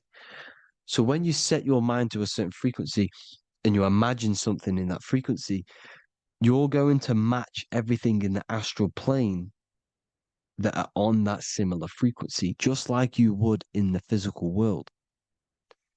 Because we're all in these worlds right now as we speak, but we can't see them with the two physical eyes. We can feel it though. When you're around someone and you've just met a new person, for example, you can feel their vibration, and if you're not on a similar vibrational match, you will not get along with that person, or you just won't not get along, but you won't connect with that person because you're on two opposing frequencies, not matching. And this is something you can't see, you can only feel, because it's the astral plane.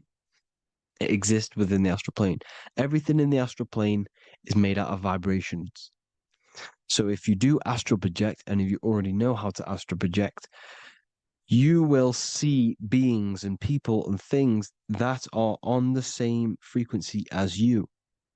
This is why before you astral project, you need to sort your vibration out before you astral project, because you are projecting your consciousness into this. It's the mind. The mind is the bridge. It can move between realities. You are a observer. You are a observing soul which observes different realities. And the mind is the bridge between all of these different realities. The mind can choose. If you want to project into the astral, you set your mind to it, you can. Okay? So let's not get off track. The lower astral plane is where demons are. The higher astral plane is where heavenly beings are. Heaven and hell are kind of a real thing. The etheric plane is a powerful substance, the ether, the fifth element that they don't tell us about. If you type in on Google the 5 elements, they will try to remove it with wood or metal, because they don't want you knowing about the ether. Ether is the energy double behind all physical objects. So the ether is very important. It is the 5th element. It is part of the physical world, but it's also part of the astral world. It is on either side. You see how they're showing you the truth in the language? Ether and either are the same word. The ether has 1 foot in the astral and 1 foot in the physical world. It's a substance that connects the physical to the astral world. It is the either. It's on either side of reality. It's on the other side. Other, either, same word. Ether is connecting the physical to the astral plane. It's the world of frequency. Frequencies, EMFs, torus fields are in the etheric plane. It is the energy plane. It's where energy moves through the ether. Okay? So then you have the physical world, the world of effect. Everything you see in the physical world is the effect of the higher planes. Each plane is a product of the plane above. So, and it melts into each plane. The physical plane is the lowest plane, it's the most densest, and the highest is the most fluid. This is the most fluid, this is the most dense. This is where we get the saying, as above, so below from. As above, so below comes from the different planes of reality. And magicians understand this. This is why magicians always say as above, so below. Because they understand if you manipulate the higher planes of reality, you manipulate the lower planes. Because the astral plane is a direct copy of the physical world, but in the astral plane. It is mirrored. The physical world is mirrored in the astral plane. They are both the same world, but just different vibrational states of the world. Kind of. It's hard to put this in words, people. So just try and understand. The astral plane is the double. It is Whatever happens in the astral plane happens in the physical plane. This is why magic works. This is why demons work. This is why spirit communication works. Because if you manipulate the higher planes, you manipulate the lower planes. As above in the astral, so below. Leonardo da Vinci showing you to look up, pointing up. You got to look up. He's telling you to change the mind, you change the physical world. You change your emotions, you're on the astral plane, you change the physical world. You change your reality by changing the higher planes. This is the Masonic 11, the two pillars. This is the 11, also symbolizing the two hemispheres of the brain here. But the 11 symbolizes the two mirrors. 11. 11. 9, 11. 9, 11 adds to 11. 9 plus 1 plus 1 equals 11. The Twin Towers were in 11. Flight 11 was hijacked because it's a mass ritual within the astral plane. Now, we're going to go deep into that later, and I'll show you these rituals they do in order to manipulate the astral plane. So, this is what the 11 is. It's the mirroring of reality. If you contact spirits and conjure spirits, you can either summon or attract demons and spirits. Summoning is creating a spirit. You create demons. Okay? Like I said here, the mind is the root cause of reality. If you think of if you think of a traumatic event that happened in your life over and over and over and over again for years and years and years, where attention goes, energy flows. The mind is the director of energy. If you are directing energy into the specific emotion, the specific thing that is torturing you in your mind, that will manifest as some sort of being in the astral plane, which is called an elemental. And this elemental being that you have created through your thought forms and emotions will latch onto you and feed off this energy. So it's important that you get your mind right, okay? It's important that you sort that you file the mind and you discipline the mind. Make sure it's only entertaining positive things, because you are quite literally creating your own demons. The word demon has the word mon in it. And if you've watched my videos to know, mon means moon. The moon is your mind, the sun is your soul, the earth is your physical body. Demon is mon means mind, moon is mind. You create demons with your mind. Summoning. Now, this is where the rituals come in. 9/11 was a ritual because everyone was thinking about this big fearing, the death of 9/11. Everyone was thinking about it. And all of their minds thinking about this horrific thing will manifest and summon a negative energy spirit elemental within the astral plane. That's how all of this works. This is why it was a mass ritual. Okay, Chris Brown, new album name 11/11, release date on the 11/11. This will be my 11th album and contain 11 songs. All of these people know the occult. This is Hermes Trismegistus with the star of Saturn, the six-pointed star, as above, so below. The mirroring of reality, physical and astral, the two Masonic pillars.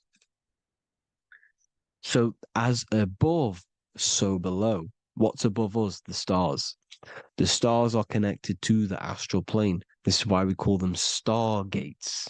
When we dream, we are experiencing these different realities. And what are stars? They tell in the Bible, it says Genesis 1:14. And God said, "Let there be lights in the firmament of the heaven to divide the day from the night, and let them be for signs." Signs translates to things to come. Why things to come? The stars tell the future. Why? And why do we say as above, so below? As above us is the astral plane and the etheric plane. As above, so below. Whatever happens in the stars happens on earth. The stars are connected to the astral plane. Above us is the astral plane. We are a star in a physical body. This is why we say Mr., sister, stir equals star. The E and the A are interchangeable. We are stars, and the stars are the start of our incarnation. We start in the stars, same root word, and we descend through the 7 energies, which are our 7 chakras. Then we enter the heart of the soul system. The heart rearranged spells earth. And this is the true cosmology. Here's the Masonic cosmology. This is Masonic now. Here's the firmament. Let there be a firmament in the midst of the waters to divide the waters from above, from the waters that below. Genesis 1:6. The firmament, firmament comes from the word firma, Latin, I'm pretty sure, which means firm. When something is firm, meaning it's stable, it does not move, it is firm. The firmament is firm. So, is the firmament Genesis 1:6. What does it say? Genesis 1:3, sorry. Let there be light. This is before the sun and the moon was created. Let there be light. Before the sun and the moon was created, light was appeared. So what's that tell you? This is a holographic projection from some sort of light being, some sort of projector. And that projector is the all-seeing eye you see in the Masonic cosmology. This is the all-seeing eye projecting the light beams. Let there be light. Everything is made out of light. The universe is created out of light waves. The torus field is 1 unit of light. The light projecting this reality is Polaris. Okay, the famous all-seeing eye. Now, what else? Then we have after let there be light in Genesis 1:16, and God made the 2 great lights. This is the sun and the moon, electric, magnetic, male and female. Then we have the Masonic checkerboard, the black and white symbolizing dualities within the dualistic reality we're in, spirit and matter, light and matter, rest and motion, positive and negative, good and evil. Everything's dualistic here. Okay? And it's a dance. The universe is a dance between flickering of white and black light, which is the torus field. We're not going to go over that, but this is all connected to the astral plane. This is the true cosmology. The astral plane cannot work on a spinning monkey ball in the middle of space. Does not work. Cannot work. It's impossible. Okay? Impossible. So, even in the Quran, it says, Allah has made the earth for you as a carpet, flat. Quran 15:19. And the earth we have spread out like a carpet, set there on mountains, firm and immovable. It is immovable. In the Quran, it also says 65:12, it is Allah who has created the 7 heavens of the earth. The 7 heavens, meaning the 7 layers of heaven, the 7 planets. And Psalms 104:5, he set the earth on its foundations and it can never be moved. Never. So here you see in Isaiah 40:22, he sits enthroned above the circle of the earth and its people are like grasshoppers. He stretches out the heavens like a canopy and spreads them out like a tent to live in. We live in a tent. This is the tent. The projection of light. Here you see an ancient picture here. Here you see the ethereal barrier, meaning the firmament, the etheric barrier. And here you see his head popping out. Why is his head popping out? Because your head is heaven. Your heel is hell. Your head has access to the astral plane. This is why your head is heaven. The pineal gland, when stimulated, has access to project itself, project consciousness into the astral plane. Here you see another ancient picture here with the Masonic Royal Arch, with the zodiac here.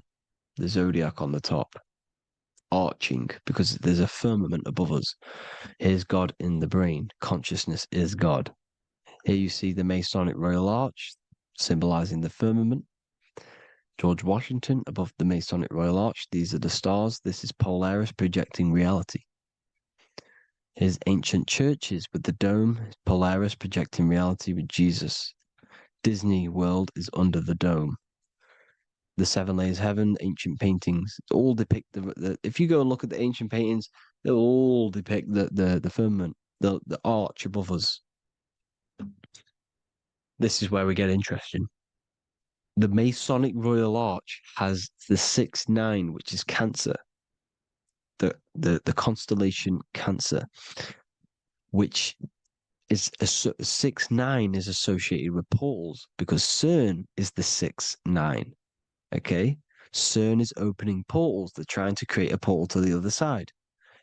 Cancer has the word CERN within it, so there is a link between Cancer and the opening, the firmament opening above us to ascension. Here you see the Masonic art with the Royal Arch and the light and the opening. Here you see the light and the opening. This is the opening of the firmament. Here's the Hebrew cosmology with Sheol, the underworld, and the opening. So Cancer is definitely some sort of portal in and out of this reality. I'm just connecting dots here. Now, we're going to go change a bit now. These celebrities that you are seeing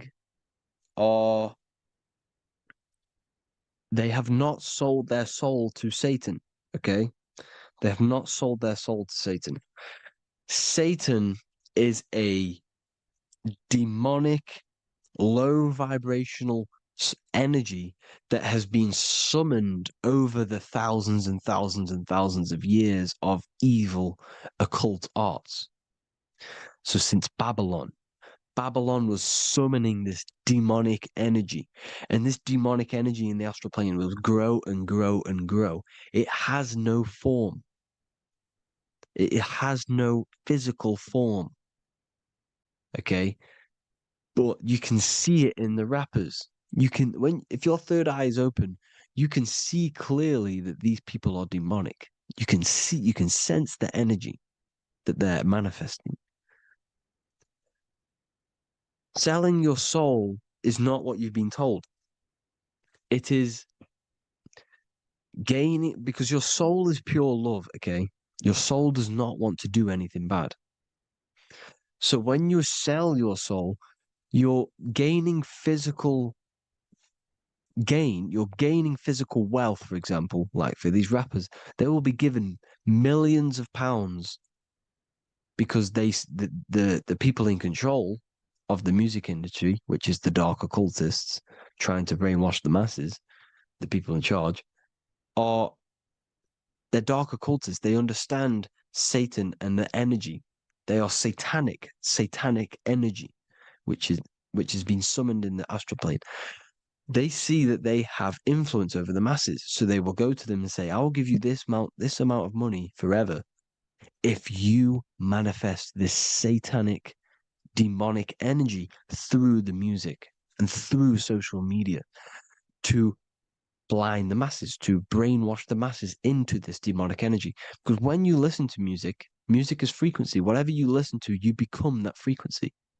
So if you're listening to these people, they're throwing energy, this demonic, satanic energy that they sold out to. Soul, same word. When you sold something, you've got your soul involved. They have exchanged money, physical gain, so that they manifest this satanic energy within the astral plane and through the music, through the videos, through social media, to keep us in this vibrational frequency, in this low state of consciousness. This is what it actually is. It's not, you're not selling your soul to some sort of devil. This satanic energy has no physical form it is formless in the astral plane. It's a summoned energy. Now, The root chakra is red. This is why the devil is red, because it symbolizes the animal nature of man. When you are operating off your root chakra, you will kill, you will fight, you will do anything to survive, because it's all about survival mode in the root chakra.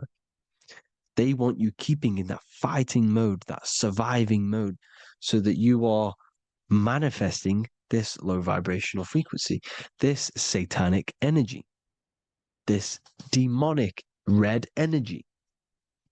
This is why the devil is red. And the devil has a tail with the red arrow pointing down, because it symbolizes your light body. This is your Merkaba. Your Merkaba is your light body. Mer equals light, Ka equals spirit, Ba equals body. Merkaba, this is the devil's tail pointing down, the descension, your heel, up to your heel, hell. Ascension to heaven, head. You see, this is the all-seeing eye with the illumination coming off it, your head, when you're illuminated. The Merkaba is your celestial sphere to portray different planes of reality. It is the vehicle of ascension. It's your light body. It's in the word Kabbalah, Kabbalah, Ka, spirit, Ba, body, La, light. Same thing, Kabbalah, Merkaba. Same thing. It's all about the light body. This light body sees different realities. So when you see the goat in the music industry, it's this satanic summoned energy that's been summoning for thousands of years within the astral plane. When it becomes to the physical plane, it will manifest through different things. A goat, an owl, Satan, Moloch, Baal, same deity, same demonic energy that's been summoning in the astral plane. And this is why the Baphomet has a goat head. Drake's new album is the goat. The Polo G, the Masonic G, with the goat. And here's Rylo Rodriguez in the mirror with the goat in the mirror and him in his physical body.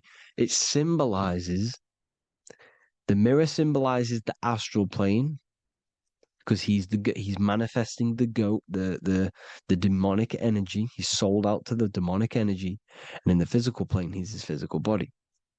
The mirroring, the Masonic 11, the mirroring of reality, the astral and the physical. And what do you call them when they're an amazing rapper, the best rapper?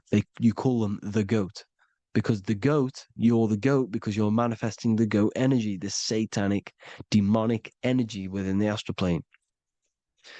So Baal, Moloch, all the same thing.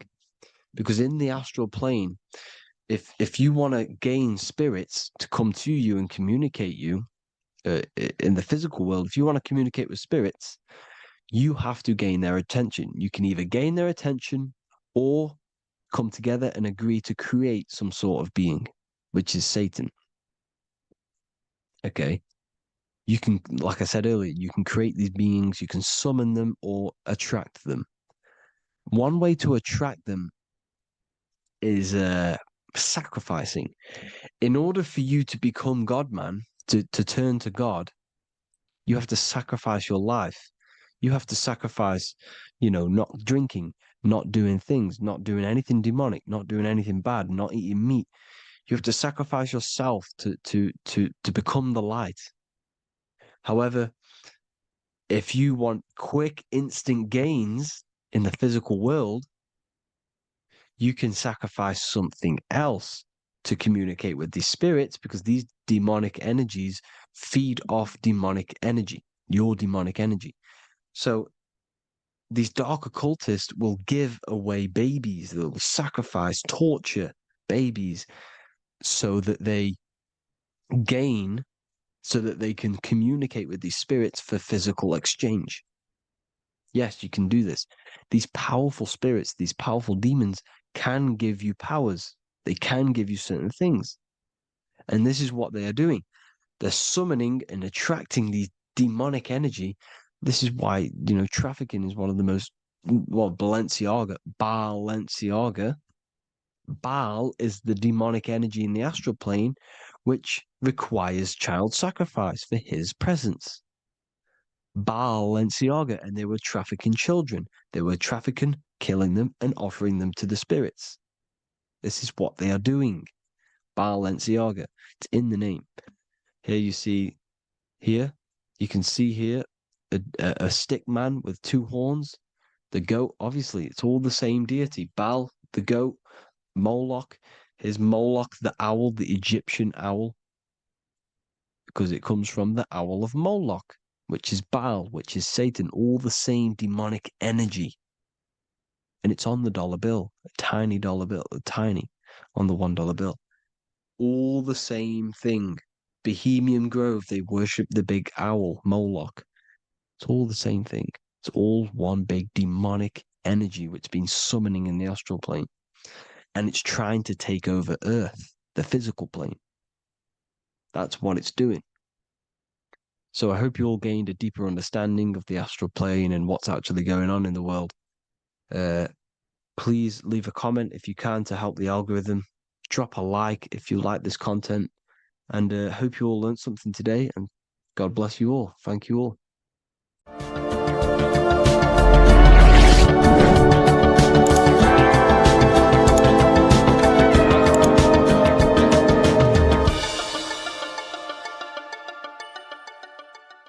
By the end of this video, you will understand the 3 expressions of consciousness, how to use them to create the life you truly want. You'll discover the hidden meaning of the word God, the secret power of the number 3, and how consciousness itself is the key to your reality. We have 3 main expressions of consciousness. We think, we feel, and we act. God is 3-fold. It stands for generator, operator, destroyer. The generator is the mind. This is what thinks, generates ideas. This is the beginning of all creation.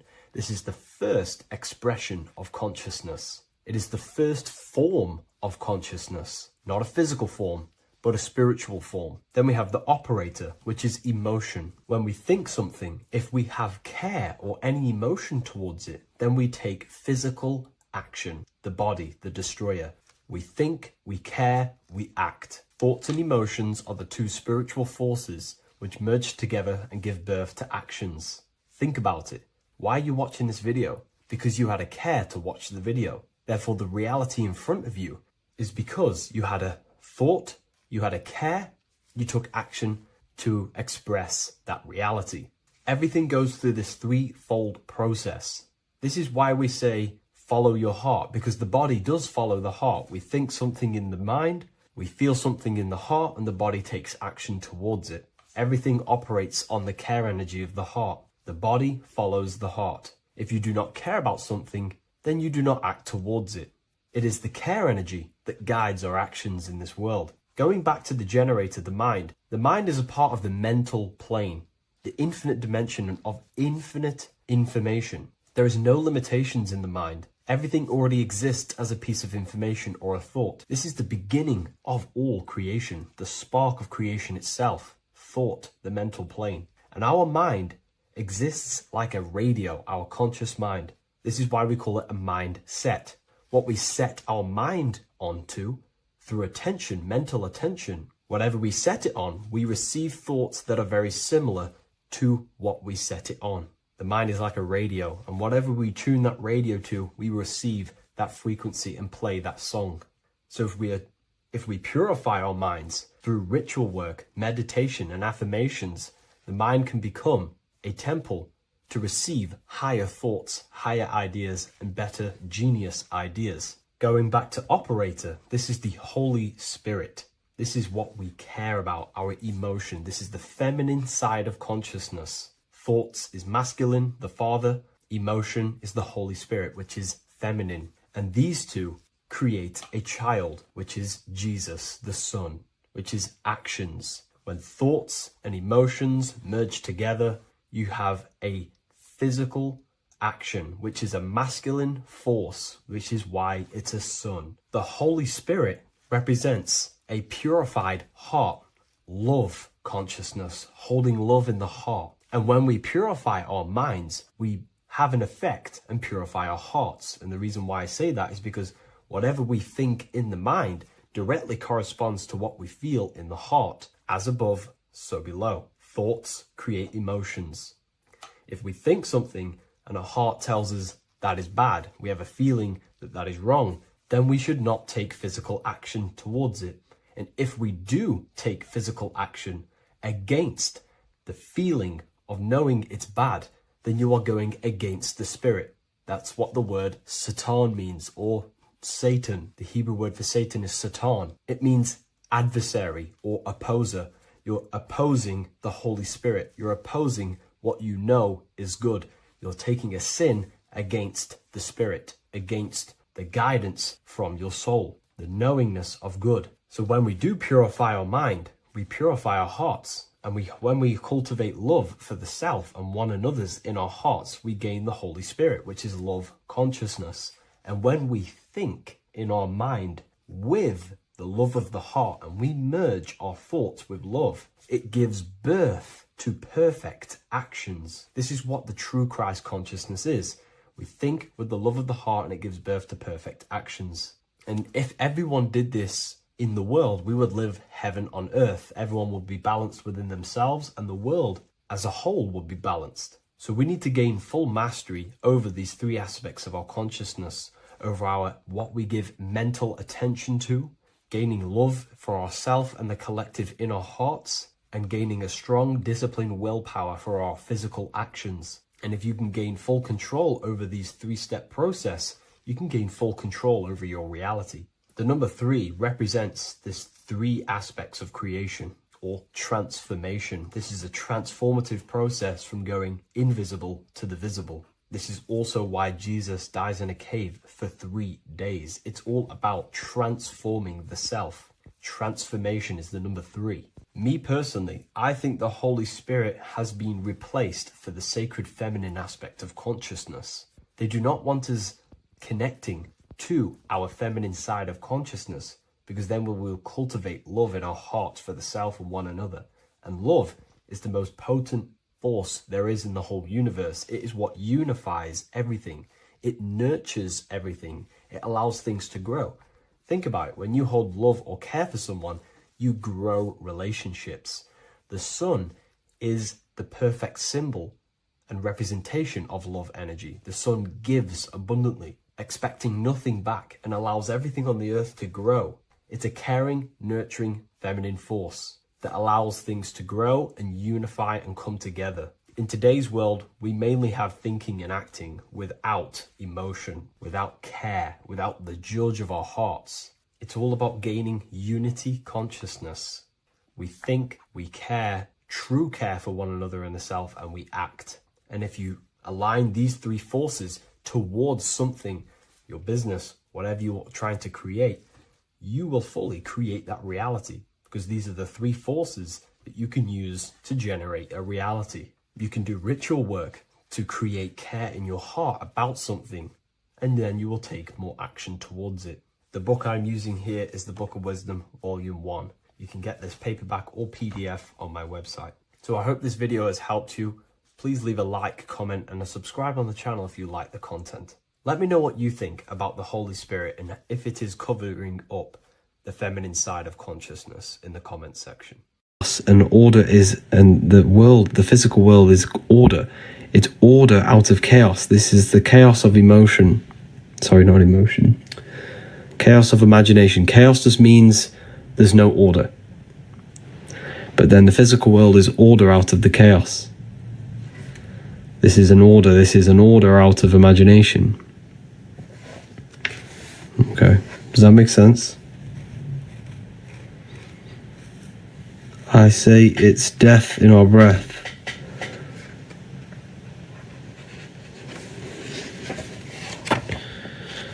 This is the pineal gland. So this is why Buddha has a pine cone on his head. The pine cone represents it's an open pine cone, and this represents the open pineal gland. Now the pineal gland is pretty much a radio receiver for consciousness. Your body's like an antenna. So you have a radio. You have a radio, right? And the radios Radios pick up frequency and then play the song of that, play the frequency.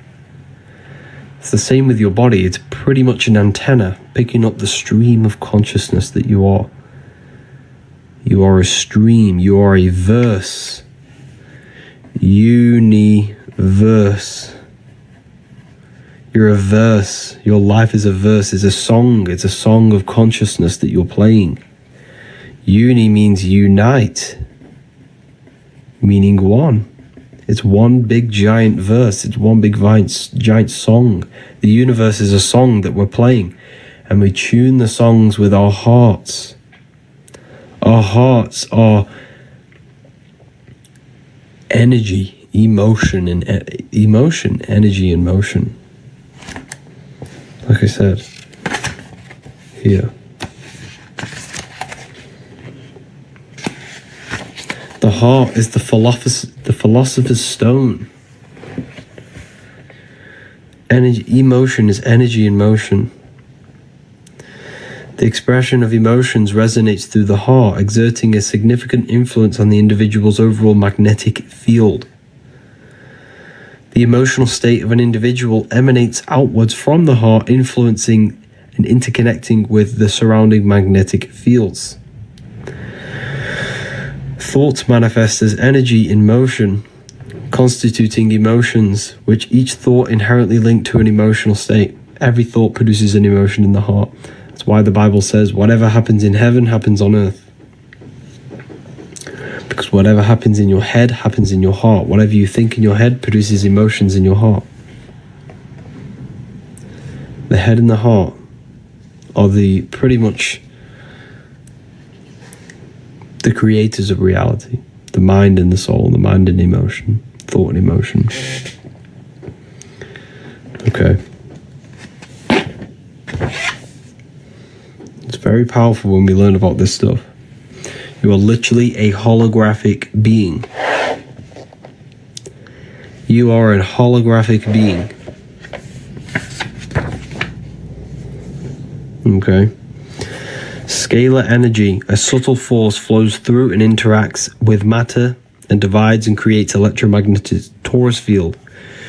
This field organizes astral light into the essential components like photons within the holographic reality. This world is holographic. The electromagnetic fields turns astral light into matter. Because, like I said, everything is a plane, is a product of the higher planes. God. Generator. Let's move this so you can see it properly. Generator, operator, destroyer. God.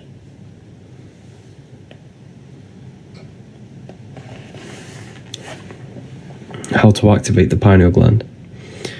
You can do it many different ways. First, meditation is one of the greatest ways to literally just connect with your consciousness. By turning off and removing thoughts and emotions and the activity of the body, we connect with consciousness, which is stimulating the pineal gland. If you also want to activate it properly, you do this by Kundalini meditations. Kundalini meditations. So when you breathe in through the nose, you breathe in to the stomach and you think about raising the breath and imagine energy rising up your spine as you breathe in. And then when you breathe out through your nose, you release it, and then just keep repeating this over and over. And you will feel energy rise along your spine. You'll feel energy rising your spine, and your brain will feel like this, tingly. You'll get a tingling sensation. It's an amazing sensation when you get it, a Kundalini awakening. It's one of the best feelings you'll ever experience in your life. It's undescribable. It just feels like tingling light, a surge of energy entering in your brain. And you just feel so refreshed after. And you're more in tune with yourself. Yes, you can become dizzy. You can become dizzy or lightheaded. You're more in tune with yourself. You gain deeper thoughts. Your dreams are enhanced. Lucid dreaming definitely enhances. You pretty much become a superhuman. My brain tingles periodically on a regular. Yes, that is your Kundalini. That is your Kundalini awakening. Now, there's many different levels to Kundalini awakenings. You can have a small awakening or a large one. There is a medium, a half, and a full. So if you gain then surges of energy that rises your spine, I get it now and then. I'll just be working and I'll just feel energy rise my spine and into my brain. This is your Kundalini energy that's awakened inside your body. It brings peace to us. Yes, it does. Very well said. Very well said, Flower. Grand rising, everyone. Welcome. Hello, Mohammed. Welcome.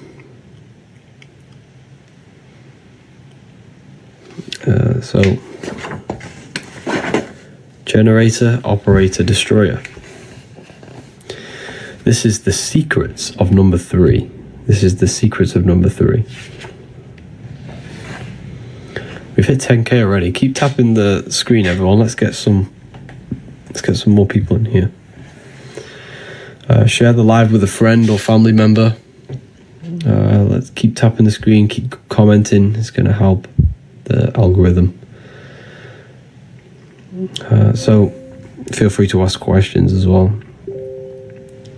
God is generator, operator, destroyer. Brahma, Vishnu, Shiva, the Father, the Holy Spirit, and the Son. What the 7 snakes? Good question. I'll go over that in a minute for you. Brahma, the creator, the preserver, and the destroyer, Shiva. Brahma, Vishnu, Shiva. All creation goes through threefold process. Everything is a threefold process. Everything in this world, okay, is a threefold. And the reason why it's threefold is the number 3 is very, very sacred. So we have the eye in the triangle with the eye in it and the light. Well, that's 1, 2, 3. Okay, so that's the number 3 the Illuminati use. 3 represents creation. Why? Look at the number 3. 1, 2, 3. This middle point represents the dot here is the emanation of creation, turning into duality. It's a torus field.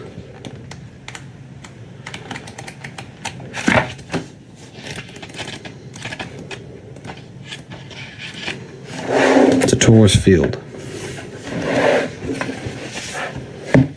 Okay, it's here. There's the number 3.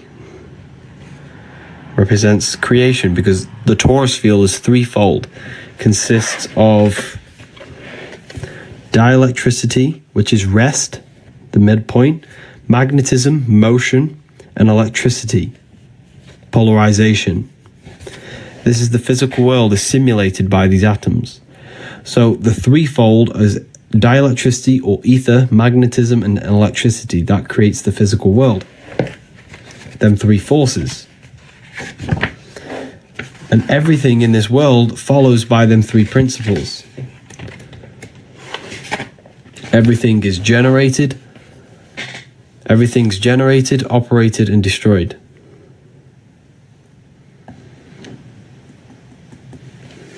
Generator, operator, destroyer. Generator, operator. So you will live, you will be born, you will live, and then you will die. Everything goes through this threefold process. That's why the Freemasons at the top of their artwork always have an eye in a triangle. I'll show you. I'll try and find an example. It's very powerful. So the Freemasons always have... where Where is this page?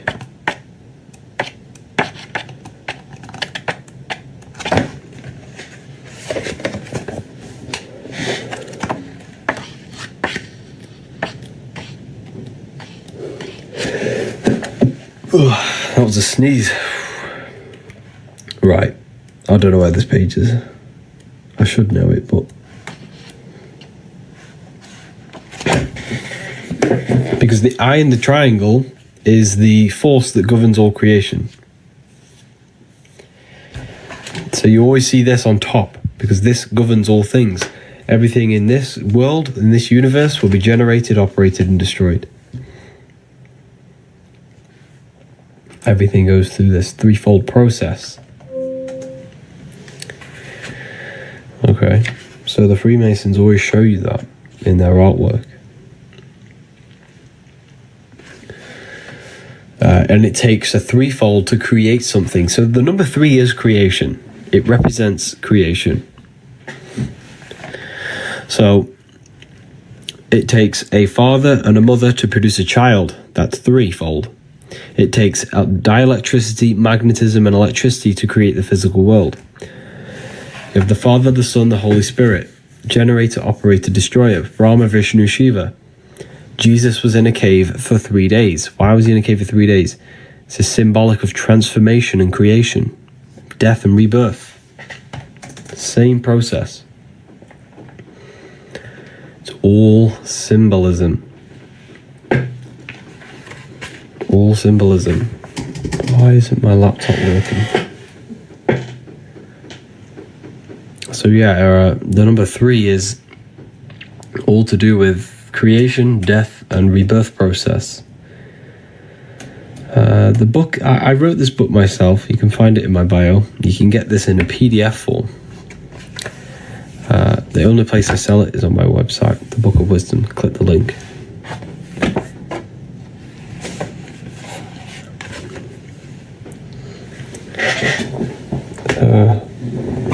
Share the live, people, with some friends, or feel free to share it with someone. Let's get some more people in here.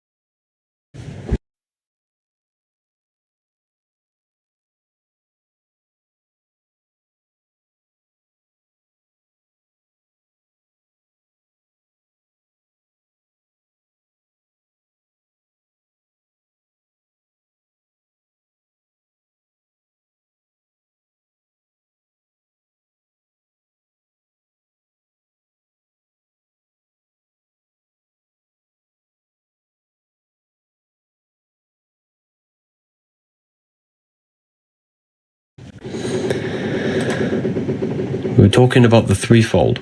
Is there anything else you want me to go over about that? I love your book. Thank you, Chosen 144. Appreciate that.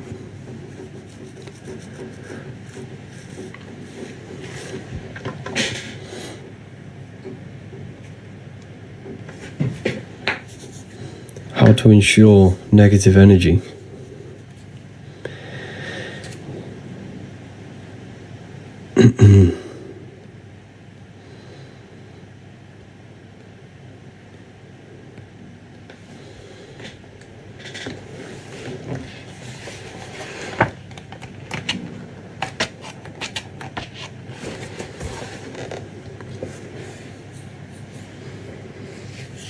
So yeah, this is Saturn.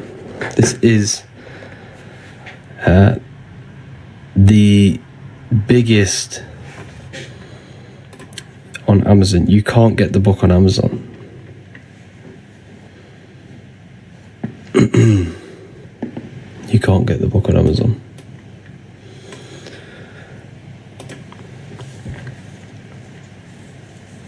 Is this volume 1? You can get it in my bio.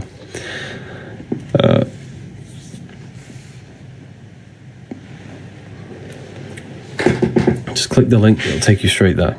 So anyways, let's go over this. We're talking about Saturn. Saturn is a very interesting topic when it goes over this. Okay. A very, very interesting topic. It is pretty much the god of this world, the god of the elites, the god of this physical plane, this matrix. This is why you see it absolutely everywhere. It is literally everywhere. Okay. Everywhere. And the reason why it's so powerful is because... Is this volume 1? Yeah, this is volume 1. The reason why it's so powerful, and the reason why you see it literally everywhere, like the Nike symbol is Saturn. Capital One, Nissan, Vivian Westwood, Toyota, Walkers, NASA, all symbolic of Saturn. All symbolic. This is very, very important. The moon is our problem, not Saturn. Now, the moon is not the problem. I'm going to go over this for you. So there's something going around called the Saturn moon matrix, right? I don't entirely agree with it because there is nothing outside of you that can trap you, that can control you, that can... There's nothing outside of you that can trap your soul. So people believe that the sun and the moon are trapping us, right? And I'm going to explain how that is working. So, people say Saturn and the moon are trapping our souls. The moon's an artificial thing, and the Saturn's a simulation thing. No, but Saturn is pretty much it's the ruler of this material world. It's the god of this world. It pretty much creates this world. It's the force that creates this universe. Okay? Because it creates time. And everything in this world is created by time. So the planets are not physical place. They're not physical. They're not physical. They're symbolic. And they're energies that create this physical world. So if we supposedly look on the North Pole of Saturn, supposedly there is a cube. You add up all sides, you get the Star of David. Star of David. 6 points, 6 triangles, 6 sides. 666. You're made out of carbon. All life forms are based on the bonding properties of the element carbon. Your body's made out of carbon, 6 protons, 6 electrons, 6 neutrons, 666. So if we look very closely, here, this is the true order of cosmology. This is the true cosmology. You have the Earth, which is known as purgatory. Then you have the moon, and at the end you have Saturn here and the moon at the bottom. So this explains the Saturn moon matrix, right? This explains the Saturn moon matrix. You have moon is at the very bottom, Saturn is at the top. Now these are layers of dimensions, pretty much. The stars represent the astral plane.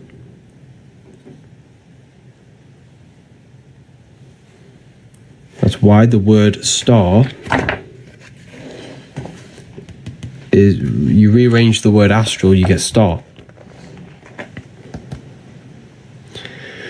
Because this is where we come from. We come from the astral plane. That is our original light body. That's our light body. And the astral plane is your imagination. The astral plane is your imagination. That is a whole dimension. This sounds a bit crazy to people, right? This will sound crazy to new people. But you must understand that your physical reality, your imagination is not physical. You can't touch that screen you have in your mind. You can't touch thoughts. You can't touch imagination. So, they are higher dimensions. The imagination is a higher dimension.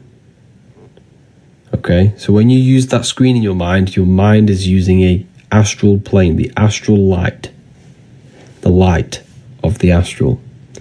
So when you imagine something, you're creating form out of astral matter. So Saturn is the first one that governs this material plane. So what you fall from the astral plane into the material plane. You fall from the astral into the material, and Saturn's the first celestial body that will incarnate you into this plane. That's why you have 7 days of creation. Saturn day for Saturn, Sunday for the sun, Monday for the moon, Thursday for Thor's day, Jupiter. So it's all symbolic of these 7 gods that incarnate your soul into this reality. This is why you have 7 major chakras on your body, and you can feel them. You can simply just feel them. You can feel your gut, you can feel your anus, your gut, your solar plexus, your heart, and your throat. You can definitely feel your throat chakra. You can definitely feel your anus. You can definitely feel these places. These are all energetic centers in your body.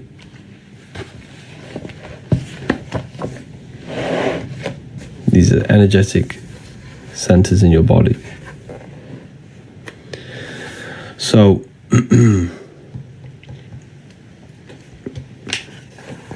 Saturn is worshipped in this world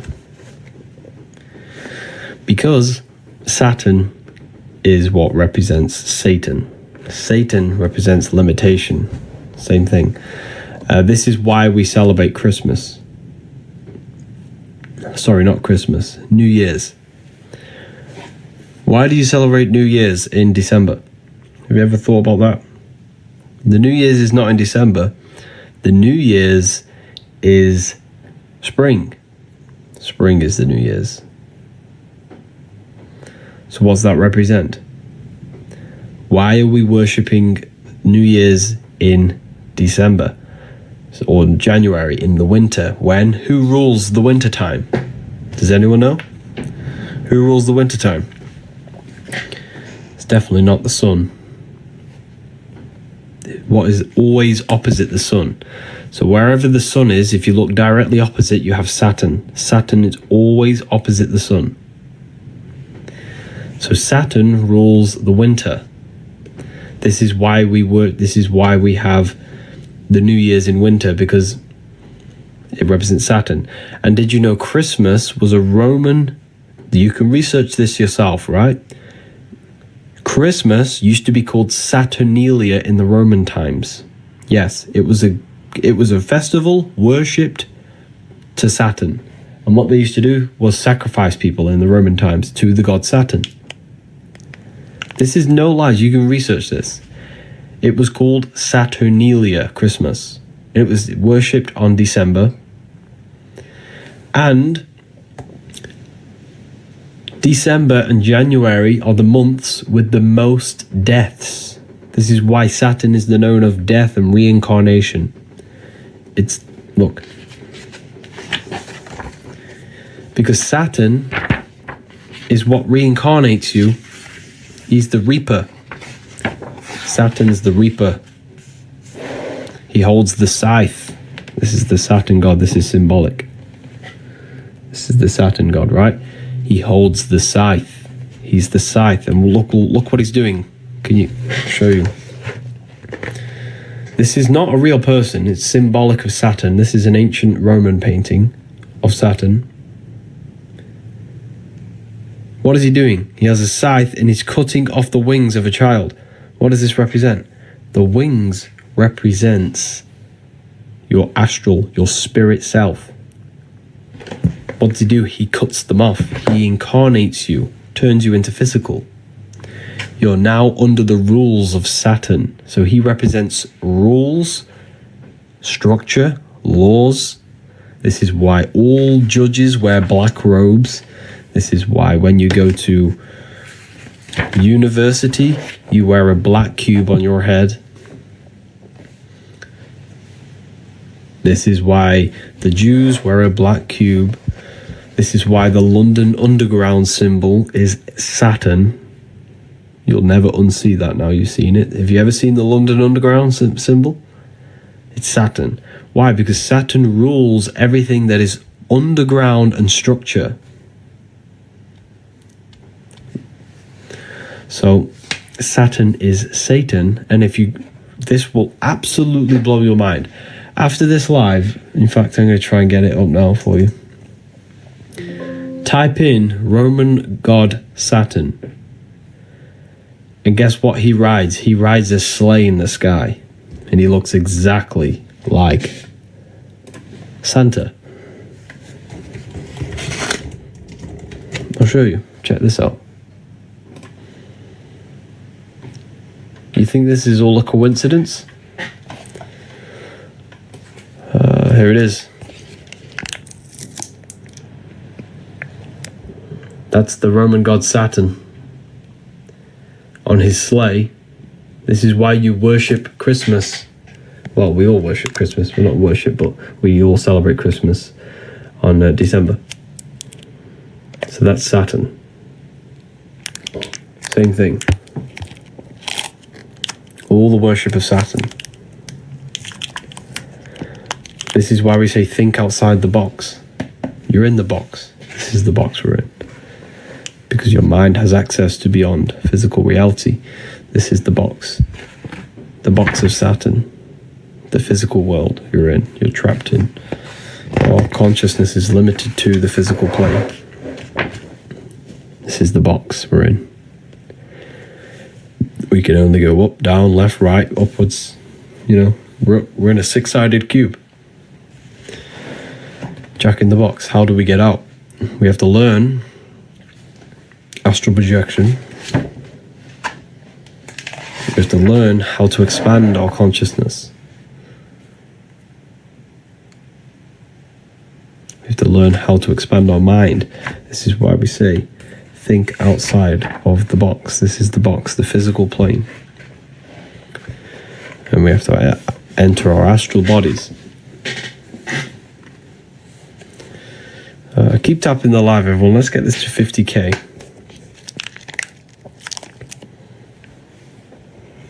Your free astral projection guide is incredible. Wow, thank you, Ivy. Did it help you?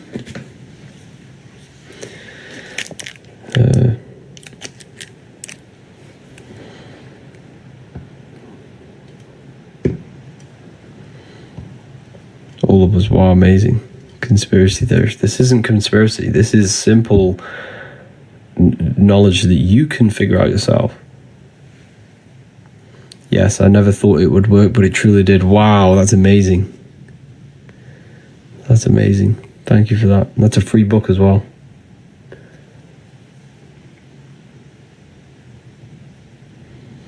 Space is fake. Yeah, you had a free astral guide. Yeah, it's still on my website.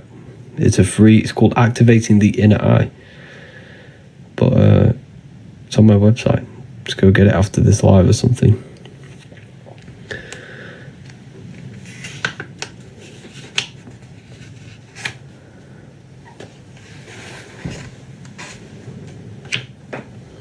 So we're basically trapped in a box with an automatic. Yes, so the mind is pretty much trapped in a box. The mind has no limitations, remember. The mind is a dimension filled with infinite possibilities. You can think anything, be anywhere. So the mind has infinite possibilities. So what limits the mind is the belief system and the belief structure that we have, which is governed by Saturn. Saturn is the structure. He rules our minds. Well, if you have limiting belief systems, that's a Saturnian energy. That's a Saturnian aspect of your mind. So, does that make sense? So we all descended from spirit to matter, from stars to earth.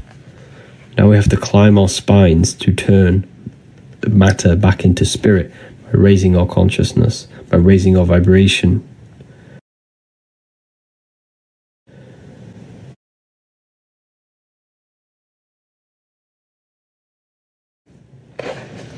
And the way we do that is by literally by raising your consciousness,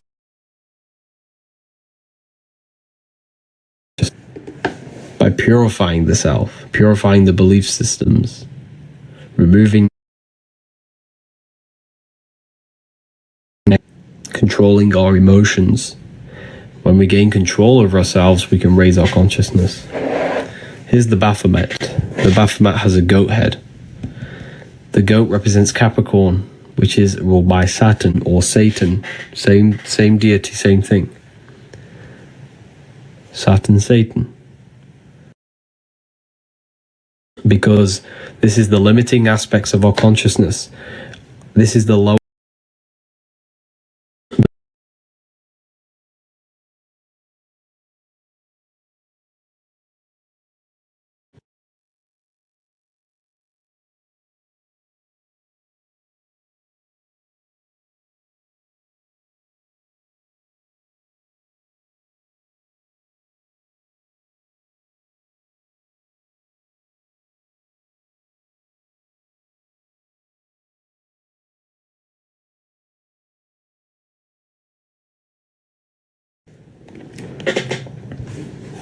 So, this is Saturn, Satan. Represents the lower mind, the lower self, because it's a ground animal, and it represents a lower aspects of lower aspects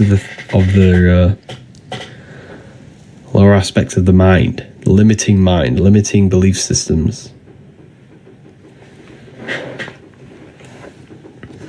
Low frequency. Why these all red, orange, and yellow? McDonald's, KFC, Pizza Hut, Burger King, Wendy's. They're red, orange, and yellow because they represent the low frequency chakras, red, orange, and yellow. They keep you trapped in this low state of consciousness. Why? Because these foods attack your nervous system. They attack your immune system. They attack everything in your body, keeping your body in a fight or flight state, keeping you in low stages of awareness. They're addictive. Okay? So they keep you down. They keep you in low energy. They keep you in low frequency. Is this Satanism? We'd be very surprised, right? That everything in our reality is satanic. They have trained us to become satanic. A lot of people are satanic without even realizing. The whole system is based on Satanism. Okay, it's based on Satanism, the whole system. The whole system has you worshipping material things, worshipping false icons like celebrities. That's Satanism. Worshipping money, worshipping clothes. Like, all we care about is Satanism. Like, taking substances to alter our minds. Substances to alter our minds. Like chemical, like toxic chemical. That's all Satanism. Obviously, natural substances are not bad, but I'm talking about synthetic ones. You teaching this is Satan. This is far from Satanism. What I'm teaching you right now is to master your own mind, master your emotions, and master yourself, so you can become the best version of yourself, so you can align your mind and heart with the God consciousness. There's no, like,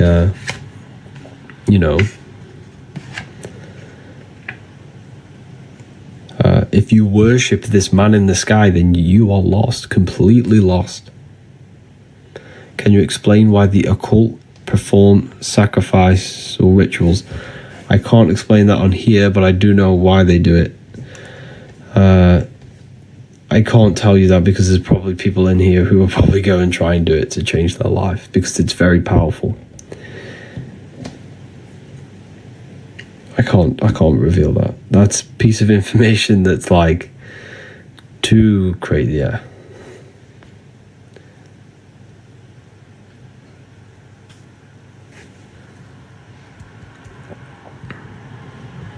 It goes deeper than you can imagine. God is real. It is real, yes. God is real, of course.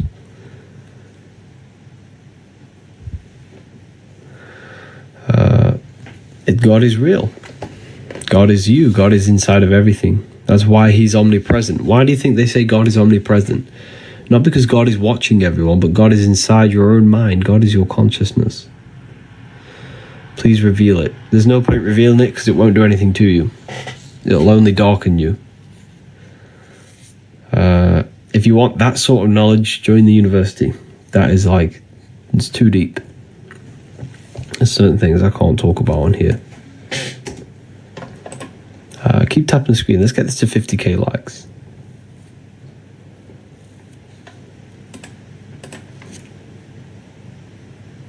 Let's get this to 50k likes. How to open your third eye. Your third eye is opened by imagination. University's lit. Wow, thank you. The university is an amazing place. But your imagination is your connection to the fourth dimension, to the astral plane. You just have to learn how to use your imagination. Your imagination will open your third eye. Your third eye is your vision in the spirit realm, which is imagination.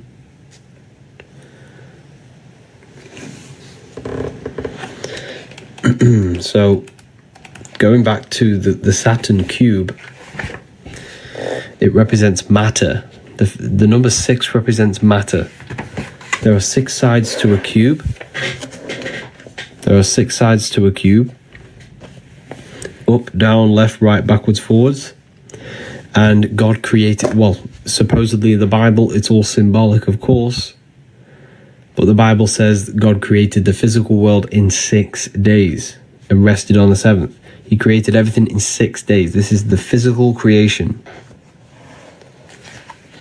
Matter is physical, yes. So this represents matter, the worship of physical reality, the worship of physical pleasure. Have you ever wondered when you were younger, you got a toy, you really wanted this toy, but then when you got the toy, you didn't even play with it? That's because nothing physical can ever satisfy your soul. Nothing can ever satisfy you in this physical world. The physical world will never, ever, ever satisfy you. Only inner satisfaction can satisfy you. When you are satisfied with your soul, with your mind and your heart, that is true that is how you satisfy yourself. Spiritual advancement, not physical things. But the elites, this whole system is based on constant physical low-level pleasures. They give you Netflix, they give you porn, they give you food on every corner, they give you entertainment, music, they give you all of these distractions to keep you constantly distracted, and it literally just corrupts your soul in the long term. It darkens your soul, it corrupts you, makes you feel lost. The system is a satanic, saturnic system. Okay, it's a satanic, saturnic system. Let's get this to 50k likes. If we get this to 50k likes, I will release a nice code for everyone to get themselves the book. When is the Book of Symbolism coming out? Hopefully in the next few months, next 1 or 2 months. Hopefully, I'm not too sure. Let's get this to 50k, and I'll help you save some money on this book. I've gotten the book amazing. Thoughts on the Book of Enoch, amazing book. It's encoded though. Is Jesus Lucifer? A lot of people ask him about Lucifer. Lucifer is another symbolic thing. Lucifer's not a real identity, not a real person. A lot of people think he's a real person. Not a real person. Lucifer in the esoteric world represents something that is... It represents good... Let's start that again. It represents evil dressed in good. It represents something beautiful that brings corruption and darkness. So it's an aspect of your own life. So if we look very closely at your brain, you do not see into reality. Light enters your eyes and the image is produced in the visual cortex of your brain. And this sigil, this process, is actually the sigil of Lucifer. This process, so reality is produced by your brain. It's a computer to experience this 3D world. Consciousness experiences the brain. So everything you see is in your visual cortex, and this is the sigil of Lucifer, representing the body. The eyes can be Luciferic. Why? Because the eyes deceive the soul. When you close your eyes, there is an inner self, there's an inner being, there's an inner consciousness, an inner word, inner voice. That's the spirit, that's internal, that's invisible. That's the invisible experiencing the visible. These eyes can trick you into worshipping the physical world and elude you. If you become obsessed with beautiful things, money, fame, temptation, lust, cars, I'm not saying these things are bad, but I'm saying if you worship them, that's Luciferic, because money is Luciferic.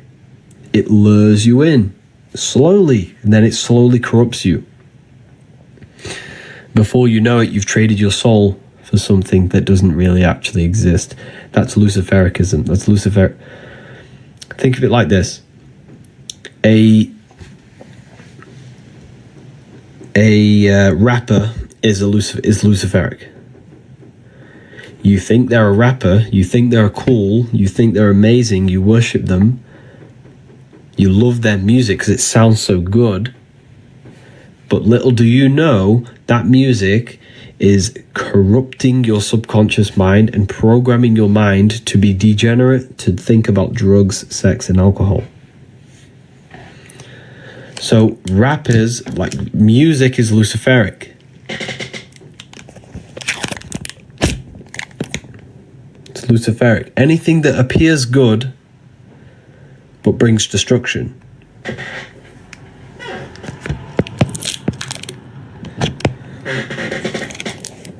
Okay.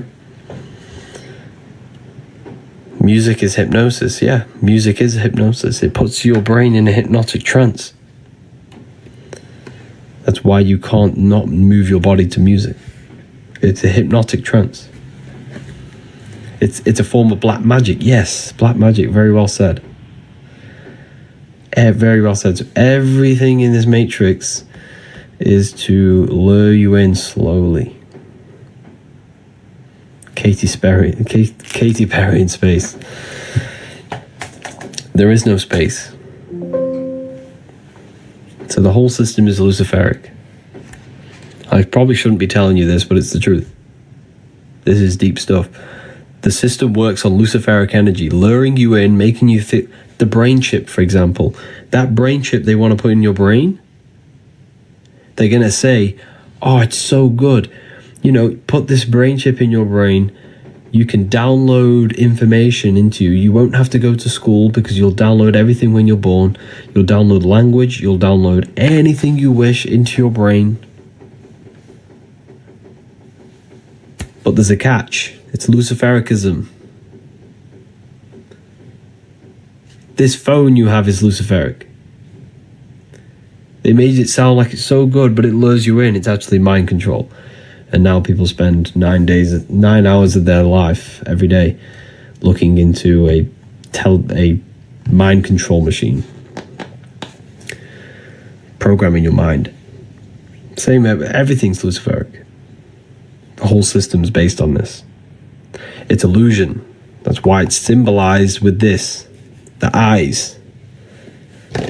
It's the false light. That's why the word Lucy means light. Fur means to bring. It means to bring light. It's me saying, oh, I've got all this light. Can I help you? But then there's a catch. That's Luciferic energy. Okay, so we have hit 50k. I did hit 50k a while ago, but does anyone want me to produce a code? A coupon?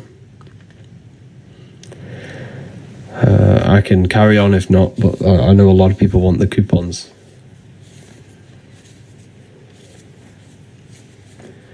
So Lucifer's not a real person. So a lot of people. Okay. I'm going to create 5 codes for 5 people. And they're going to be 40% codes. You're going to save yourself 40%. This is your... I never really give 40% out, but this is... You know, this is a good live. I've been going very good. And I give 5 people a chance to use them. And guess what? If you wanted to... someone mentioned the free ebook. There is a free ebook on my website. There's a free ebook. It's going to teach you exactly how to imagine. It's a free book. It's called Activating the Inner Eye. So the code is... The 40% code is this.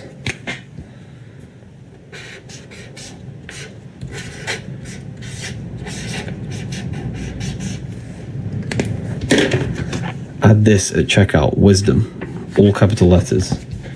This is the Book of Wisdom Volume 1 we've been going over. There's also Volume 2. Use the code wisdom, all capital letters. There's 5 of these available. You can get Volume 1 in PDF. There's English, French, Italian, Spanish, German. There's so many different languages. We even have this one in Russian. We have many different languages. Use the code wisdom, all capital letters. This is Volume 1 we've been going over.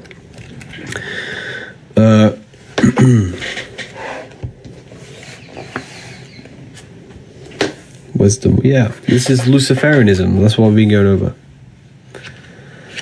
I've already. Thanks for helping me. It's a pleasure, Banana.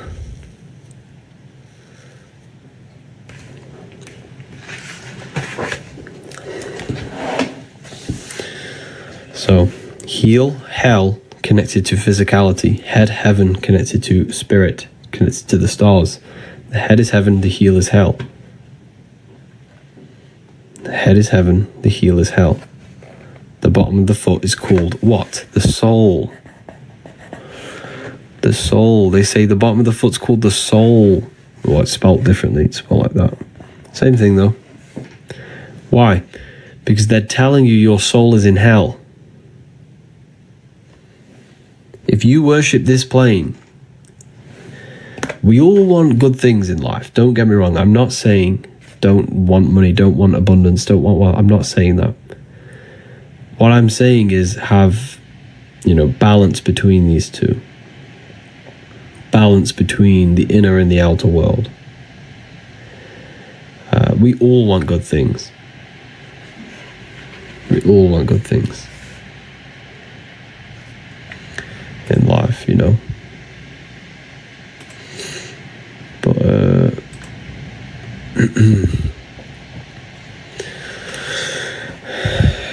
yin yang, yeah. It's having balance between them.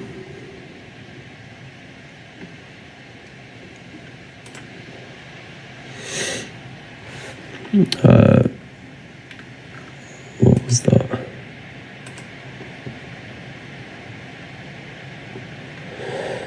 Well done to Veronica Sims, Angela Preto for purchasing the Book of Wisdom.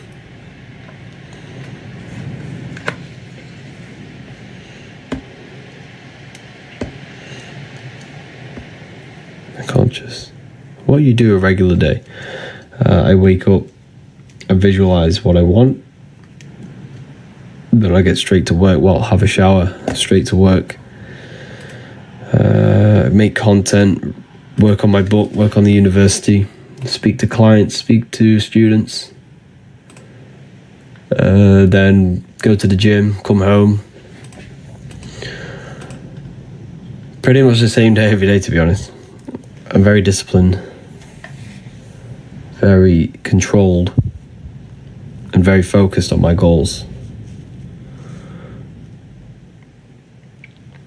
But my goal is to literally just help as many people as possible, awaken their mind and open their minds to new things. You know, that is the goal.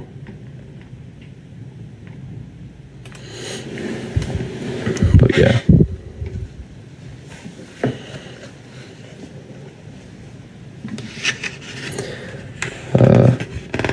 Thanks for the code, just ordered. It's a pleasure. You'll love them when it comes. So here we have, look at the power symbol.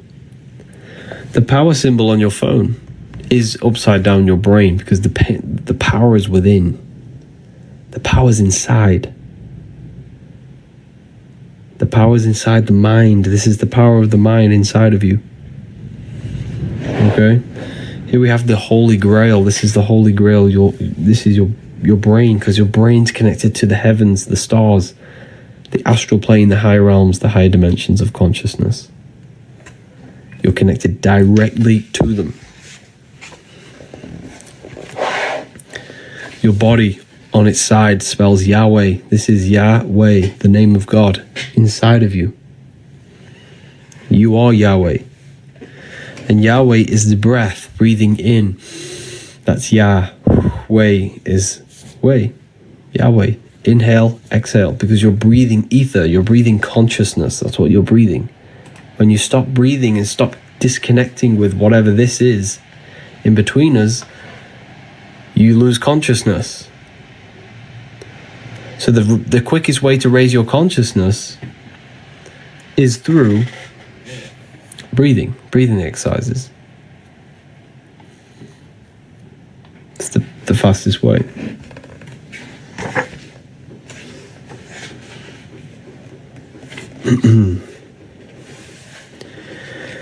The symbol for spirit is a circle. That's why your head is a circle, because your head's where spirit is.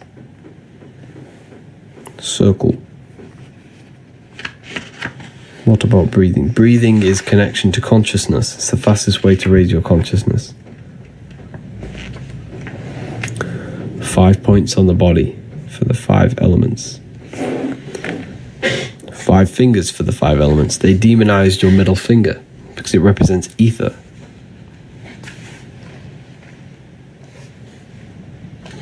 Ether is the ever-present field of energy that connects all of us.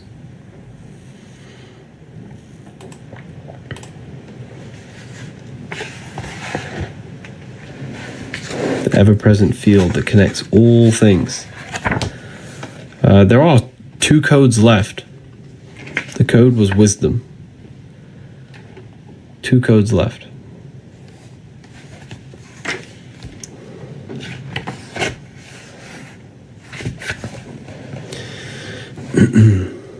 Feel free to ask questions, people.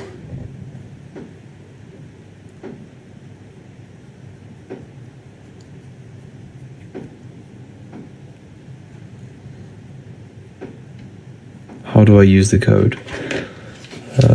You use the code at the end. It's at the checkout.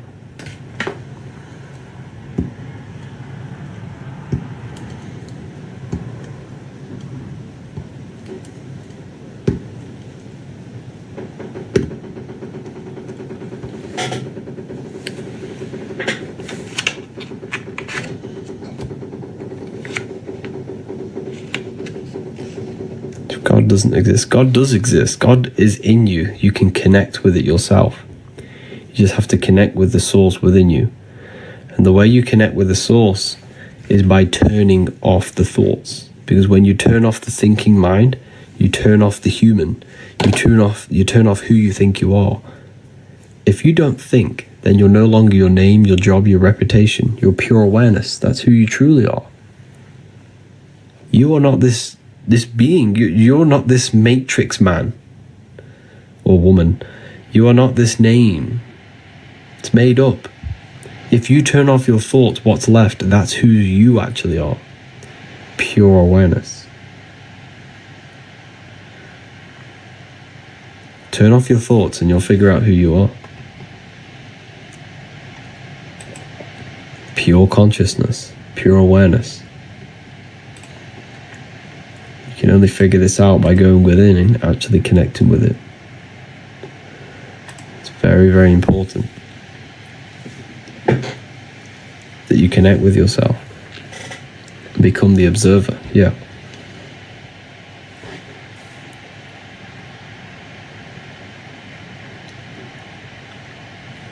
When you are nothing, you are everything. Yes, very well said. Very, very well said.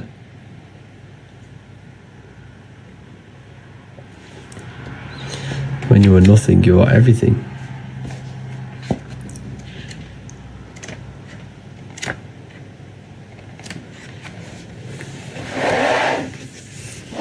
The life and death cycle. We're in a constant cycle of life and death. Daytime is life, nighttime is death. Everything goes through this cycle. Life and death, winter and summer. All the same cycle.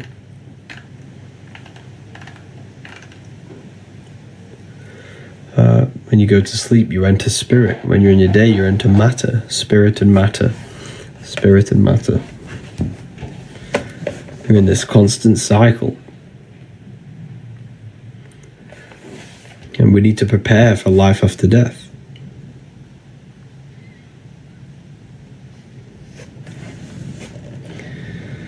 That's why the word death is ether. This is the ether. Everything is born out of the ether and returns back to it. Everything's born and dies. Energy can only be transmuted, never dies. So it's born and it returns back to ether, back to singularity. Physical is phi cycle. We live in a cycle of phi, of a torus field. A cycle of this torus field, that is what we live in. This is your heart. It's the same thing with your heart. Everything leaves the heart. The blood goes into the heart and leaves the heart. Everything goes in and out of the heart. Energy leaves the heart and returns back to it. All blood leaves the heart and returns back to it. It's a cycle of the heart, which is ether. The heart is an infinite vortex.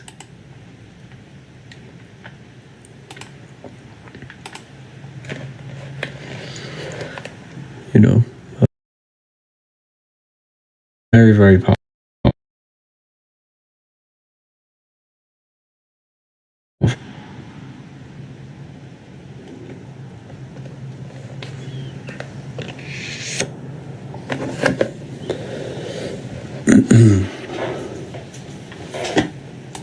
Very, very powerful when you learn this stuff. I'll be back in 2 seconds.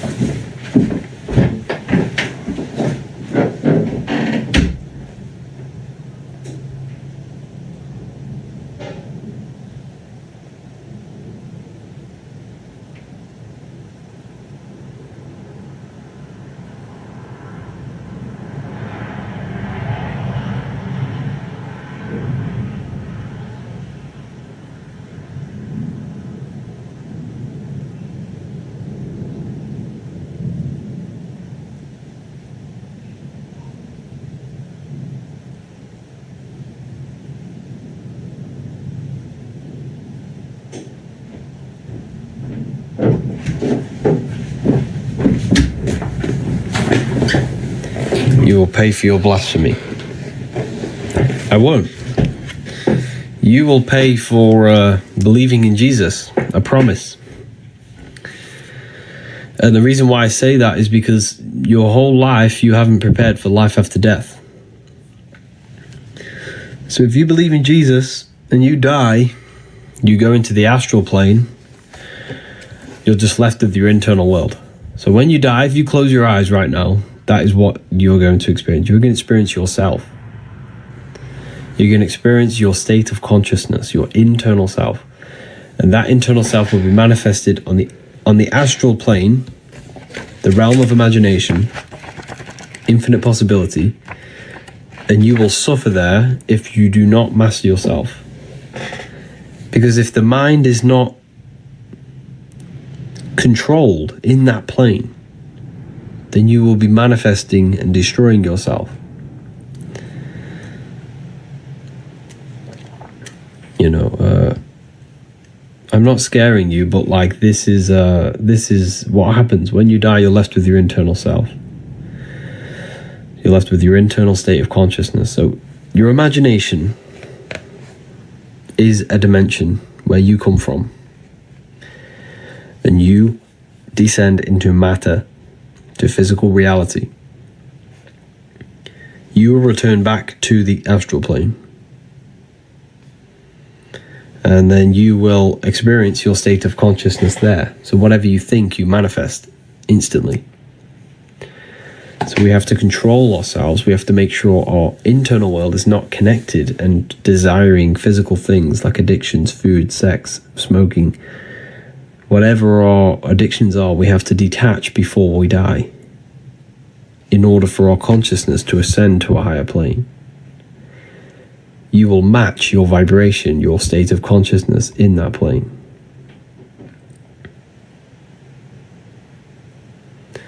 So you will match. If you're thinking sex, food, money, drinking, smoking, you will match the beings, consciousnesses, and souls that think the same things. That are on them level of thoughts are very low vibration. They exist because, okay, the higher you go, the less formless. This is thoughts, this is imagination, this is energy, this is matter.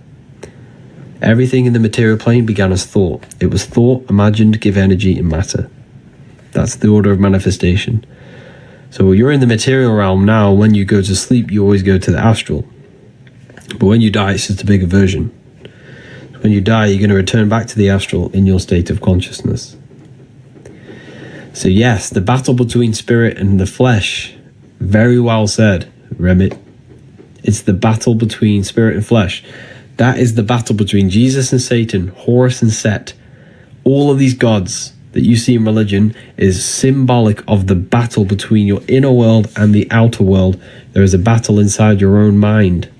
There's a battlefield in your mind going on right now. That's the battle. It's a psychological battle. Yeah.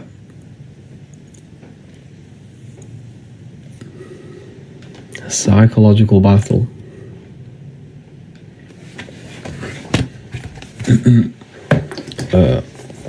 I go a bit deeper on this in volume. So here, right, I'm going to show you.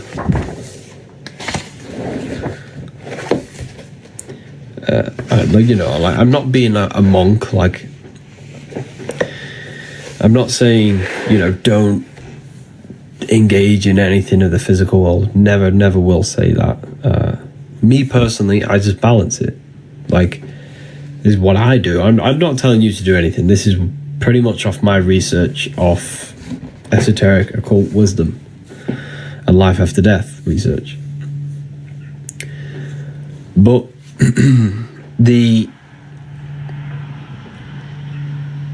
what I'm saying is just have balance between them. Like, you can want riches. You should want to be wealthy. You should want to have the best possible life with abundance in your life. However, the Bible says don't put your heart on it. When you gain wealth, don't put your soul on it. It means don't be attached to it, because you're going to die and you're going to leave everything behind. So there must be, the Bible tells you, be in the world and not out. Be in the world but not of the world. Be in the world but not of it. Okay. So anyways, these were gods. These were the Sumerian gods. Can you see this very clearly? These were the Sumerian gods, right? And they had two faces. All symbolism. This is two faces. Because what are we? We are physical and spiritual. These had access to their spiritual bodies, the astral plane. These were the gods, because back in the ancient times, if you had the knowledge of leaving the body and entering your spirit and entering your spiritual body, then you were considered a god. Now, astral projection is even in the Bible. This is This is what people don't understand. Christians say, well, astral projection is demonic. It's in the Bible. I know a man in Christ who in 14 years ago was caught up in the third heaven. Whether in the body or out of the body, I do not know. Corinthians 12:2 tells you to ask, is telling you the third heaven. What's the third heaven? What is the third heaven? You have the physical, etheric, astral. That's the third. It's the third layer of reality. Astral plane. Corinthians again. What does it say? We are confident, I say,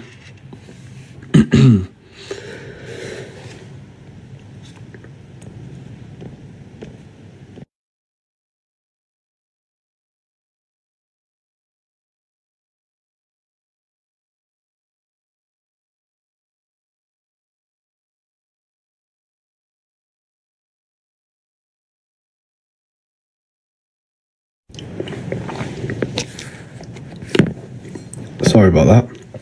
I had a tickle in my throat. Corinthians 5:8. We are confident, I say, and willing, rather absent from the body, and present with the Lord. Present with the Lord. Absent from the body. Corinthians 5:8. Corinthians, whether in the body or out of body, I do not know. He was in the third heaven. Same thing. This is all astral projection. This is accessing spirit. And I still have angry Christians in the comments calling me a deceiver. This is in your Bible. This is in your Bible. So what you need to do, Christians, is do not follow the church. Follow the Bible. Go and read the Bible. Do not follow the church. The church is Rome. The church is Rome, and they want to enslave you.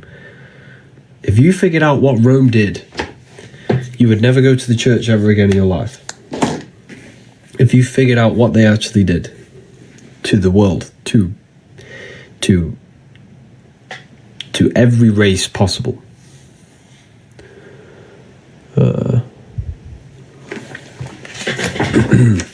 Same thing. Here's the Freemasons, you showing the same thing. Here's the Egyptians showing you the same thing. All symbolism of astral projection. Astral entities. I talk about the entities. Talk about how you create demons. You create demons. Demons are aspects of yourself. You literally create demons. Okay, it's so crazy when you actually figure this out. You are literally creating demons.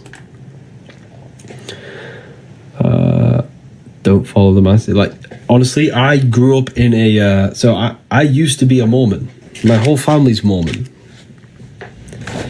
So I know about Christianity. This is why I spent a lot of time studying the Bible. I've gave myself a new challenge. I'm going to be studying Genesis for like a long time. I'm going to study Genesis, the creation, the story of creation, because I think there's so many hidden codes inside of it. The whole Bible is filled with hidden codes. But I'm going to study it, and I'll let you know how it goes on. But I've already decoded Adam and Eve. I've already decoded that. I could share you what Adam and Eve actually is. So think of it like this.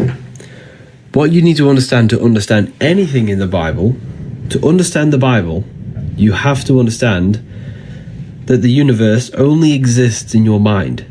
Everything is psychological. Everything represents the mind and what's happening in the mind. The events that play out in the Bible are the events that happen inside our own consciousness, inside our thoughts, our emotions, and our actions. Okay, so when Adam and Eve are in the Garden of Eden, they eat the apple, and the serpent is there that tempts them. Well, if you study symbolism, you'll quickly figure out that the serpent represents transformation, because the serpent sheds its skin. The serpent sheds skin, which represents renewal and transformation, right? For the people asking, there was one code left, wisdom. Someone asked for the code. Wisdom, all capital letters. So the serpent represents transformation because the serpent sheds its skin, right? So it transforms itself. So the serpent in the tree tempts Eve. Eve represents the inner world, spirit. Adam represents matter. Okay? So Genesis is the beginning of your life, the Garden of Eden, which is even when you are in an even state. Now that sounds like a stretch, I understand, but let me explain. When you are a baby, your mind, remember, everything is psychological, the universe is mental. Your mind is whole. You don't have any contradicting thoughts. You don't contradict yourself, so you don't say, I'm going to do this, but then I don't have I don't have anything inside of me that says you can't do that, but we do now as a child. So we're even. Our mind is whole. We don't suppress aspects of ourselves to fit in with society, what we do now. We all do this. We don't have anything fractaled in our consciousness. Our mind is not fractured. But when we gain the knowledge of good and evil, which is growing up, when we reincarnate, we're a baby, we're whole, but then we grow older. This happens to every single soul that enters this world. This happens to everyone. So it's a story that happens to everyone. And then as you grow older, your consciousness now splits. You gain the knowledge of good and evil. Your mind starts to contradict you. Your emotions tell you different things. You start to suppress aspects of yourself to fit in with people. You fracture yourself. It's a psychological story about fracturing yourself and leaving that whole state. It's a psychological story. That's leaving the Garden of Eden. And then all the chaos after is all about the chaos in the mind. Because remember, when we are a child, we're whole. We have no mental chaos. We don't suffer from our thoughts and emotions. We don't suffer from depression as a child. But when we gain older, we suffer from this mind, these thoughts, our body, our temptations. It's all about you. The whole Bible's about you. The chaos with Cain and Abel, and the chaos and all this, the flooding, it's all symbolic of what's going on inside your mind. It's a symbolic story about you. But yeah, I hope that makes sense, everyone. And that's what we have to reach. We have to reach back to our whole state. That is the light. And we return back. We have to this is what I teach, purification inside the university to my students. I teach purification. Purifying your beliefs, purifying your mind, purifying your thoughts, purifying your body, purifying every aspect of yourself so you can return to that whole state where you are in control. Because most people, the body's telling you to smoke, eat sugar. The mind's telling you to watch Netflix and entertain itself because you want to escape the thoughts. Emotions are sad, worthless because they don't know who we are. I get it. I've been there. And that's how I'm describing myself. Literally describing myself. But that is the chaos that the Bible's talking about. But that is the chaos. It's talking about the chaos within. And we transform ourselves. And that is the serpent. Now, I'm writing a whole book on this, so you can do your research on it if you want. But I'm making a whole book on the symbolism of the serpent, symbolisms of all different things, all different symbols you could possibly imagine. But I'm pretty much going to provide information that the whole world was under one religion at one point. And it wasn't a religion, it was a worldwide knowledge of self, and it was the serpent religion or wisdom. Yeah, the serpent wisdom. It was the knowledge of self-transformation, of the mind, of the emotions, of the body. It was the knowledge of Kundalini, of self-transformation and spiritual enlightenment. This was the true religion, and I'm going to prove it in that book. It's going to prove it, but yeah. Are you going to write volume 3? I'm not writing volume 3, I'm writing the book of symbolism. That is the next book.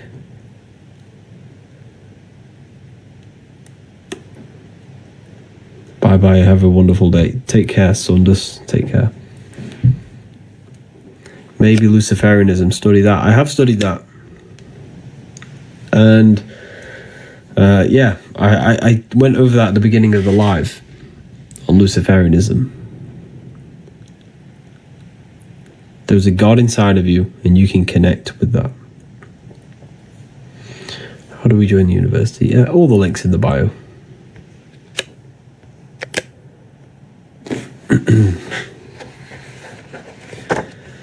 All the links in the bio. So this is symbolic of cutting your connection between the mind and heart, the mind and soul, the intellect and emotion. It's all symbolic of transformation of self. Not transformation of self, sorry, I was daydreaming then while saying that. I was doing something else. This is symbolic of cutting off your intellect from emotion. You know, this symbol. Isn't that what Catholics do? Yes. Now, I'm not doing this is not going to cut your intellect from emotion. I'm not saying that. Doing this is just a gesture, but it's symbolic. It's a ritual, it's symbolic. We don't want to cut off our mind from emotion, because cutting off the mind from emotion thinks destruction, hate, and a beastly nature. That is the devil. You are literally the devil if you don't think with emotion. They have to be in sync. We have to think with empathy, think with morals, think with our heart as well. They combine. But we don't want to just think with our emotions, because then we become impulsive. We have to combine them both. The heart is literally a guidance system. It's connected to the universal laws of God. It's connected to the laws of God, consciousness of love, authenticity.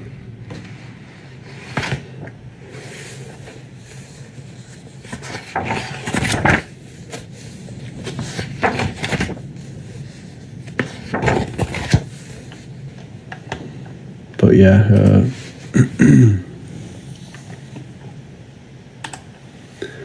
it's very powerful information when you learn about this stuff. Inner GPS, yeah, it is. It's pretty much an inner GPS. It tells you everything that's right and wrong.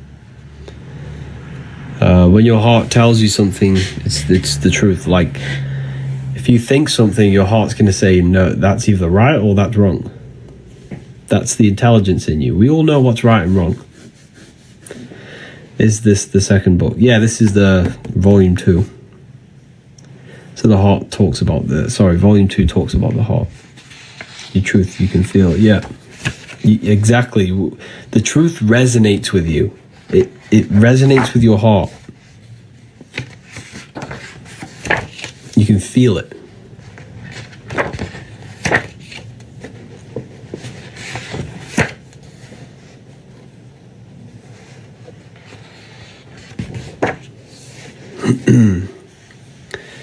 When did you finish the second book? Oh, a while ago. It's October now, I think. October, yeah. October last year. So is going to church bad? It's, I don't want to say it's bad, because obviously you're probably going to church, but, you know, if you go to church, don't get me wrong, they're good people. You know, you think you're doing the right thing, which you pretty much are. You're becoming a good person, but it's like the most powerful way to really connect with God is to become the best version of yourself. Become controlled in the mind. Become controlled in your heart. Gain control over the self. Meditate. Connect with your consciousness. Connect with higher. You know, learn visualization so you can connect with your true power.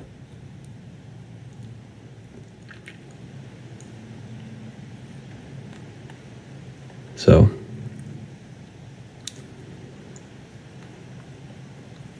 Jesus is telling you to meditate. Jesus tells you to meditate many times in the Bible.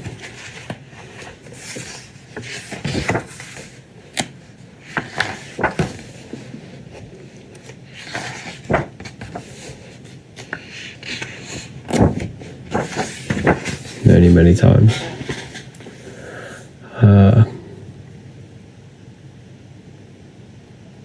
He says to pray, not meditate. He doesn't. I'll prove it to you. Listen to this. Jesus tells you to meditate many times in the Bible. Okay.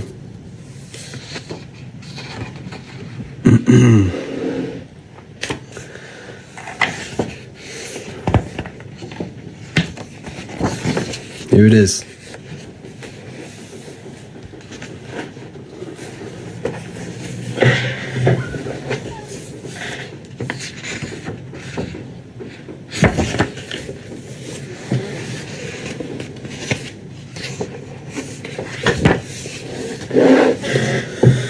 Psalms 4:6-10. 4:6-10. Be still and know that I am God.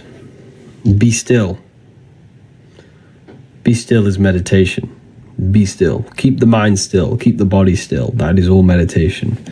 Then he says in Matthew 6:3-4, take no thought. 5 times he says this. 5 times he says take no thought. 5 times, 5 senses. Turn off the 5 senses and take no thought. This is all meditation. Take no thought is connecting with the pure self. And we also have another powerful verse inside the Bible, which is a very powerful verse. Here. Matthew 21:12, Jesus went into the temple of God. Corinthians 3:16, do you not know that you are the temple of God? Jesus went in the temple of God, but then he tells you, do you not know that you are the temple? So you got to go within yourself to go inside to God. Then he says, Luke 11:52, for you have taken away the key of knowledge. You did not enter in yourself. You didn't enter in yourself. Luke 11:52. You taken away the key. You didn't enter yourself. You have to go within. Then, Luke 6:6. When thou prayest, enter in thine inner chamber and shut the door. When you pray, enter in thine inner chamber. This is the inner chamber. This is your inner chamber. It's your mind. You got to go within the mind. This is why they teach you to be scared of the dark when you're a child, because they don't want you going inside yourself. They don't want you going inside. Why? Because the inner room of exactly, the authentic, very well said. The inner room of consciousness is where they don't want you to go. Exodus 14:14. You need to be still. Wow, you only need to be still. It's there. Enter in the inner chamber, the inner room. There is a room inside of you, right? And this room is a very sacred room. It's the room that every Brahma goes into the cave. Jesus goes into the cave for 3 days. This is the cave. The cave is this beautiful room inside of you. This cave is when you turn off thoughts and you are left with pure peace, pure love, nothingness. That's the inner room. That is the room of where your worries go out the window. Everything goes out the window. And you're left in that room. The upper room where Jesus meets the 12 disciples, the 12 cranial nerves in your brain. You just got to go within yourself. It's symbolic. The whole thing's symbolic. The whole thing. Egyptians are telling you the same thing.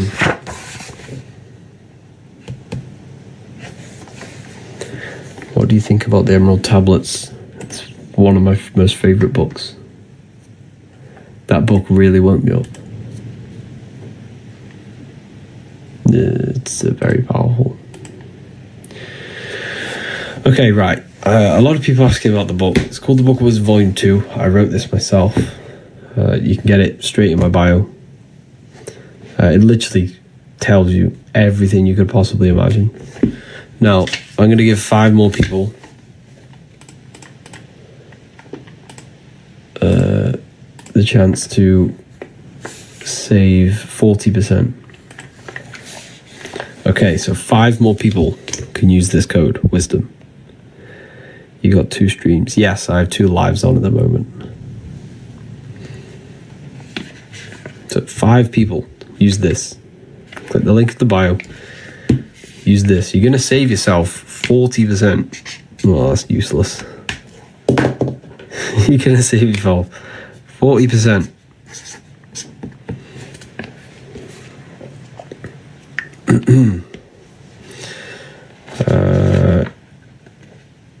Out of context is wrong. It's not out of context. I've read the Bible.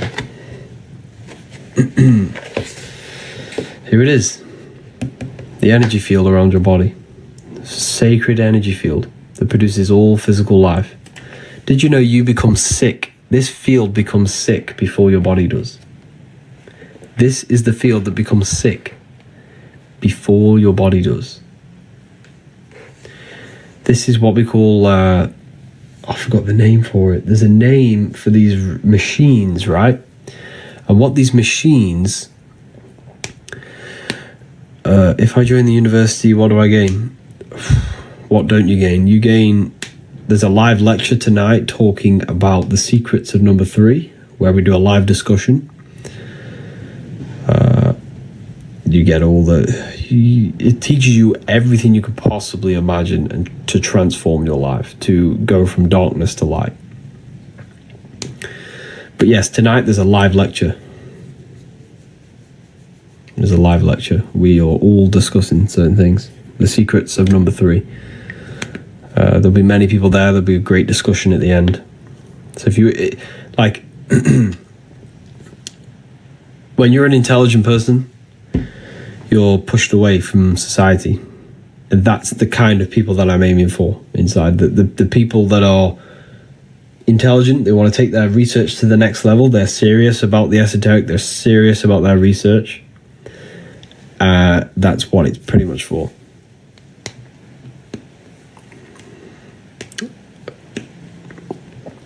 So anyways, I was talking about that machine.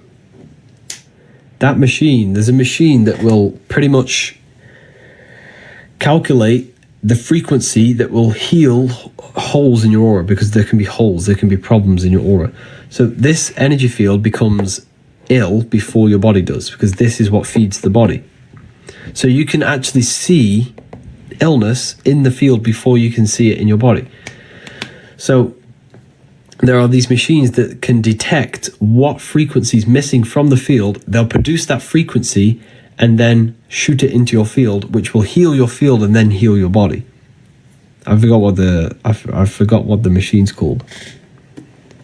But it's true. This stuff is true. There's literally a machine out there, and people have businesses for it, and they charge crazy money for it. It's very expensive, but it's true. So this tells you illness operates on frequency. Illness operates on frequency. If you are on a low frequency, you will match you're on the same vibration as illness. But if you raise your frequency by eating high vibrational foods, thinking high vibrational thoughts and high vibrational emotions, you will no longer match the frequency of illness. Everything is vibration. The doctors won't tell you this. The doctors will never tell you that your aura, your electromagnetic field, becomes sick before your body does.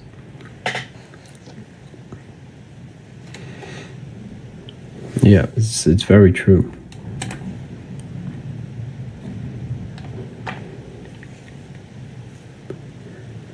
Do doctors know this? Probably not. They're not taught this.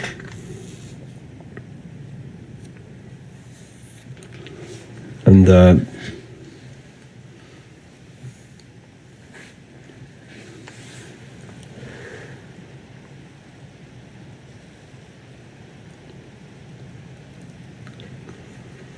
is vibration connected to electricity in the body? Yes, in a way. Yeah.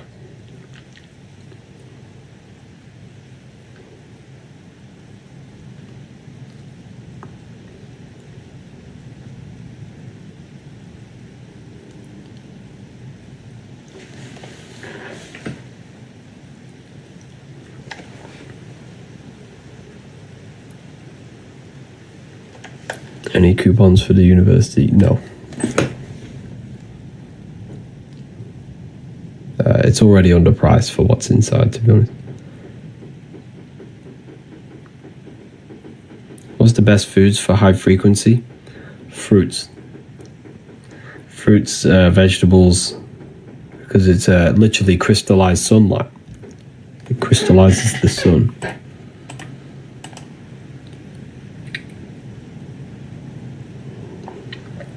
Literally crystallizes the sun.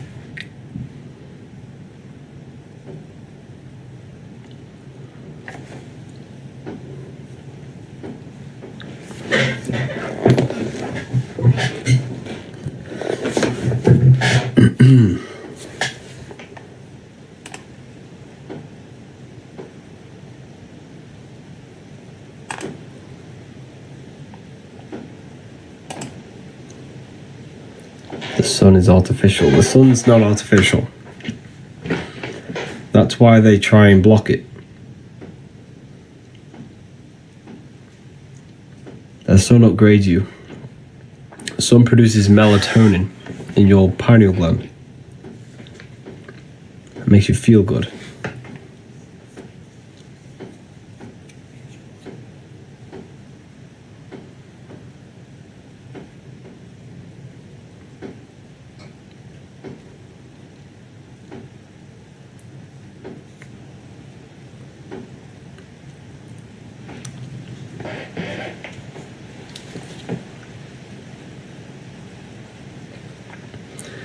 You have no clue Jesus exists. He only exists because of your belief system.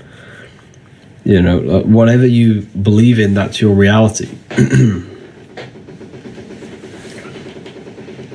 This is why believing is failing. It's a failing system. Belief is a lie. You have to know. And the only way you can know is by going inside yourself. And when you go inside yourself and meditate for long periods of time, you will have an experience that will completely blow your mind off. And that will prove to you that you are literally God in human form. You are connected to the infinite. We're all this one consciousness. We're all drops of the ocean. And belief doesn't get you anywhere. That's why this is why Islams think they're right and Christians think they're right. But what we need to do is know. And the only way you can know is by going in yourself and actually having direct access, direct experience. But Jesus is kind, brother. Who is Jesus? A character in a book. If that book didn't exist, you wouldn't think Jesus ever existed. So it's a belief. You just have to go inside yourself. You can connect with God.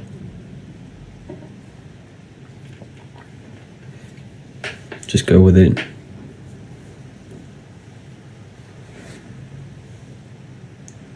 Just go within. You'll see Jesus there.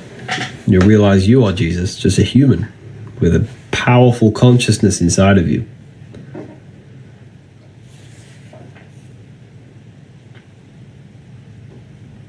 I'm so excited for the book. Oh, honestly, when you read it, your life will change. Life will change.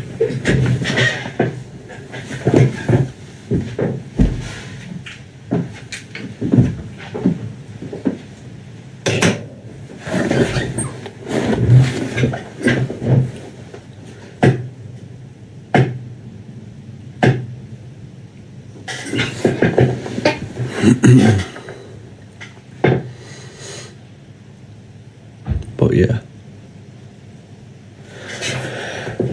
I'm gonna love and leave you all here today. Harry, the books are amazing. Still reading. Thank you for that, Anya. If anyone's read the books, let me know in the comments. If I join the university, will I have symbolism class as well? Yes, you'll have the symbolism class. You have everything you can imagine. We also have a library in there as well. We have a library filled with books. But yeah, if you join, I'll see you tonight in the live lecture. And we can have a discussion after the lecture. But yeah, I'll see you there. Ordered, can't wait. Wow. I'm working through them every day. Amazing.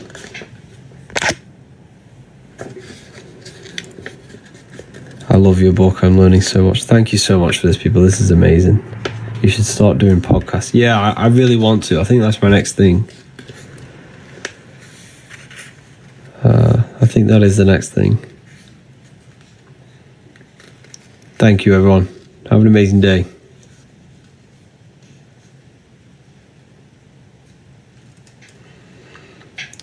Oh, wow. Thank you, Violet. Both books are amazing. Thank you so much. Wow, this is amazing to see, like, the change, to see how it's actually helped people. But yeah, thank you, everyone. Have an amazing day. Take care. I think there were a few codes left, I'm pretty sure. Wisdom, all caps. There's a free ebook on the website as well.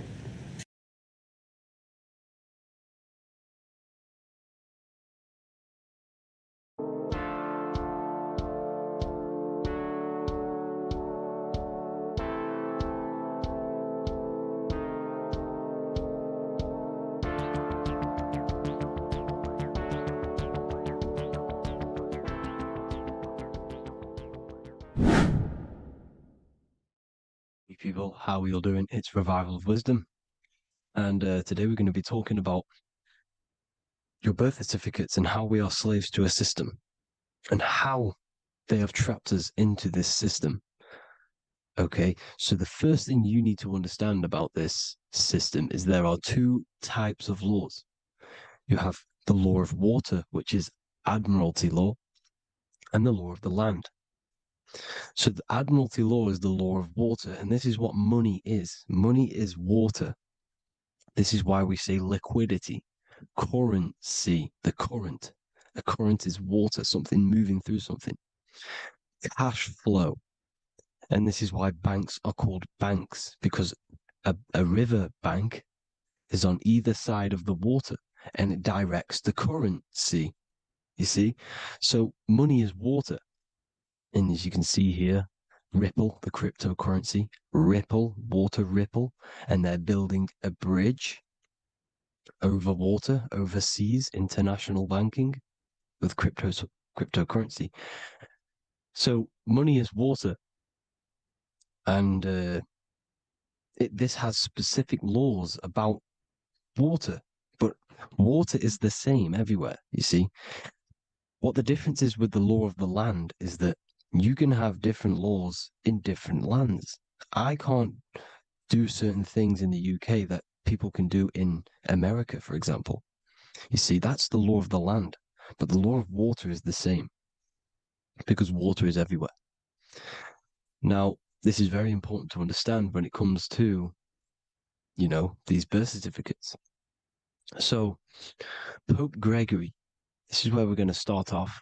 Pope Gregory in 1582 took the Orthodox Eastern sunrise calendar and changed it to his own Gregorian timeline, not a calendar, a timeline. This timeline was copyrighted by Pope Gregory under the name of the Vatican. So the Vatican owns the timeline that we are using today, 2023. They own it. They own the title of this Gregorian calendar. Okay. Therefore, anyone who is born under this copyrighted timeline, not calendar, they are subjected to Rome because Rome owns the timeline. They have a patent, a copyright for that timeline. What is on our birth certificates? That timeline. We are born underneath, we are subjected to the Vatican. This is why all birth certificates go to the Vatican.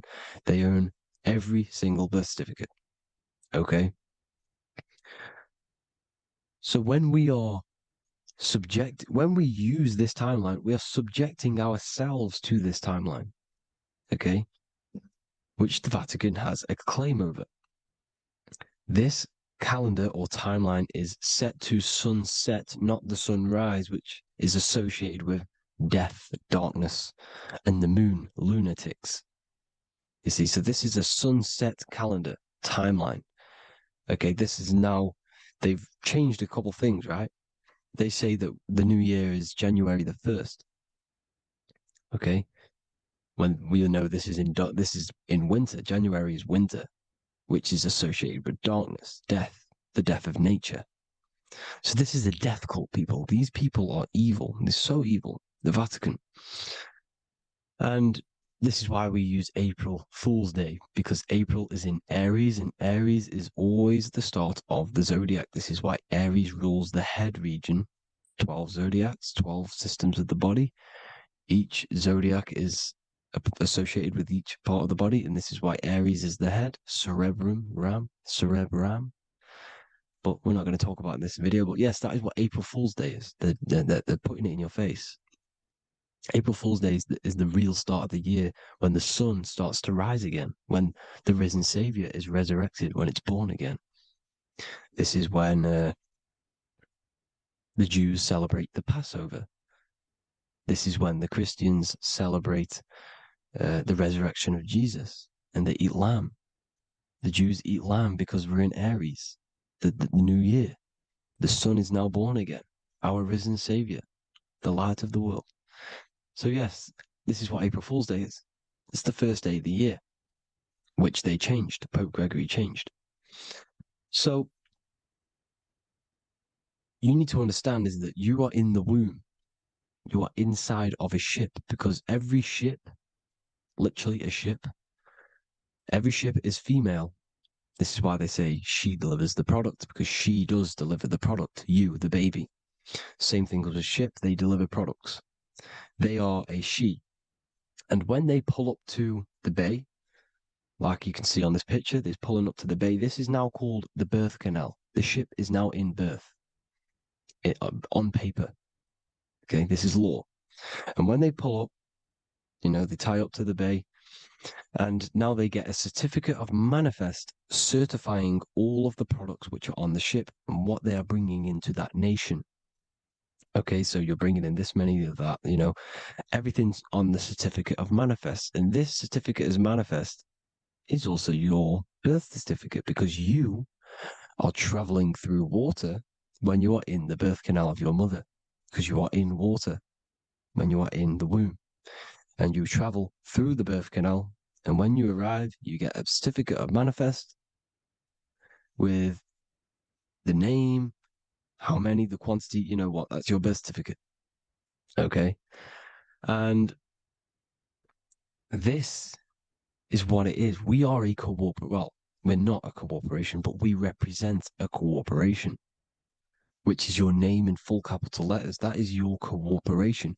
You cannot physically tax a body, but you can tax a corporation. This is why we get charged. This is why we get taxed, because it all goes down to the corporation which our name represents, which we are subjecting ourselves to. We are my name. I am subjecting myself to this name, and that name has a corporation which I represent, which I subject myself to. You see, this is how we are attached to this straw man, this character that they have built on paper. So it's a character which is on paper. This is what we represent. So when the woman gives birth, she delivers the baby, and then she has another substance. Now I'm going to break down how they attach this name to us, how they do it. Okay. Our mother is carrying us the product in the womb, the water. And it goes, for example, it goes from the United Kingdom into a state-owned, corporate, federal-owned hospital, which is government-owned. She does not declare the package when she enters the building. Aha, so keep that in mind. When she delivers the package in the federal territory, she does not declare the package either when she leaves. Therefore, there is no evidence that we exist when we arrive. On paper. On paper, there is no evidence that we came into the building or left the building. We have not been declared. So we do not exist on paper at this point. When the woman gives birth, she delivers the baby, and then she has another substance, which is called the afterbirth material. Okay? This afterbirth material has the same DNA as our physical body, with the body, mind, and spirit. Okay? This is how they get this corporation. Hold on. The afterbirth material does not get claimed by the mother nor anyone. Therefore, they salvage that substance because we are under the Vatican. Every state is all Catholic. Your birth certificate is Catholic.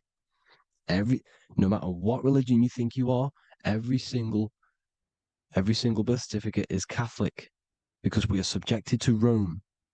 All roads lead to Rome. Rome runs all of this. Okay? We're still under the Roman Empire. Okay? So Rome are Catholic and they believe in salvation. This is how religion comes into this. This is how they use religion to get this.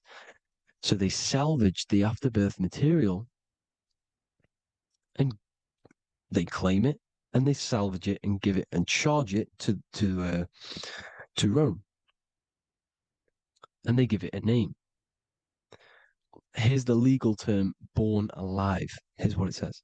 Each product of such birth is considered live, born, and fully recognized as a human person.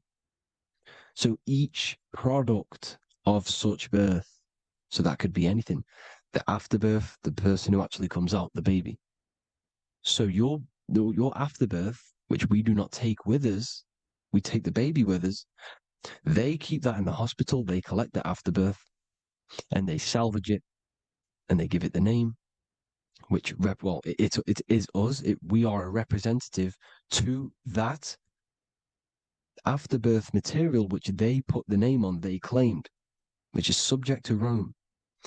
So we are walking around our whole lives as a representative to that claimed salvaged afterbirth material, which the federal state have.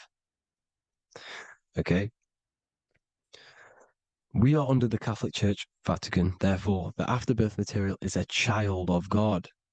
See, on paper, therefore, they believe in salvation and salvage the afterbirth material. This material has no mother or father. The state pick it up. It becomes a war to the courts and gets charged to the state. So we are a representative to that character they salvaged because it is the exact same DNA as you. Subject is the name or the title, and the matter is the physical aspect left behind in the hospital, which represents us. You see? So now we're moving on to Unum Sanctum. Unum Sanctum was in 1302, a very, very important year. Very important year. Unum Sanctum says this is basically how they claim everyone in the world. So the Vatican had all this power, all this gold, all these people under them. They need to get a claim for them so then they can rule over them and make them slaves. So what they did, they created Unum Sanctum. Pope Boniface VIII did this. And it says, the spiritual man judges of all things, and he himself is judged by no man.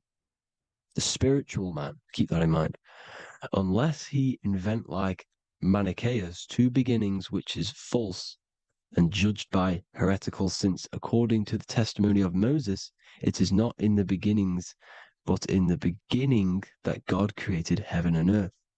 Furthermore, we declare, we proclaim, we define that it is absolutely necessary for salvation that every human creature to be subjected to the Roman pontiff. So they are claiming us in Unum Sanctum, and it's in the vaults in the Vatican. They will put a spell on it because they are sorcerers, they are magicians. They put a spell on it, they lock it up, and whatever goes on that piece of paper goes. And this Unum Sanctum is claiming all of us. So what does it say in the beginning? The spiritual man judges of all things, and he himself is judged by no man. The spiritual man, the man with the body, mind, and soul, the first baby that comes out the birth canal. That's you, your body, you, body, mind, and soul. You have the Christ, which is I am, which is grace. Grace means here now, in the present. You have the Christ, which means I am.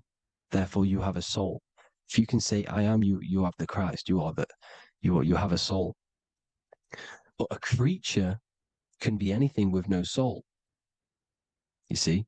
So no man can judge the man with the soul. However, as it says in the second part, we proclaim, we define that it's absolutely necessary for salvation that every human creature to be subject to the Roman pontiff.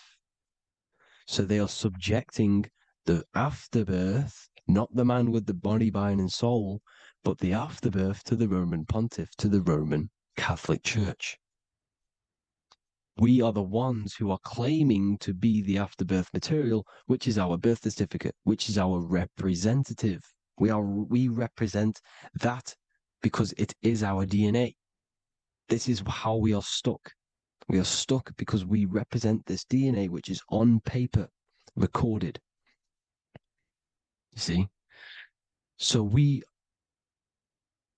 being untaught, uneducated in these subjects, we are subjecting ourselves to this system, to this slavery, because we just want to live.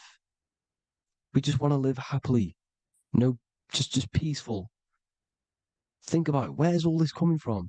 Where's all this war, all this killing, deaths coming from?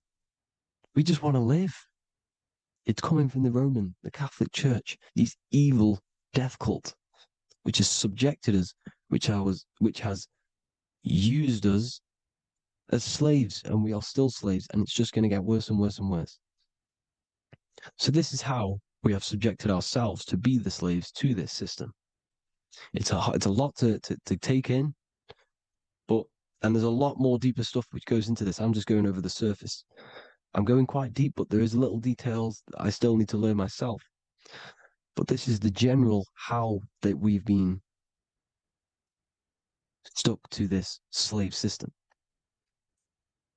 So we are batteries, okay? This is why we get charged. When you go in a court, you get charged, okay?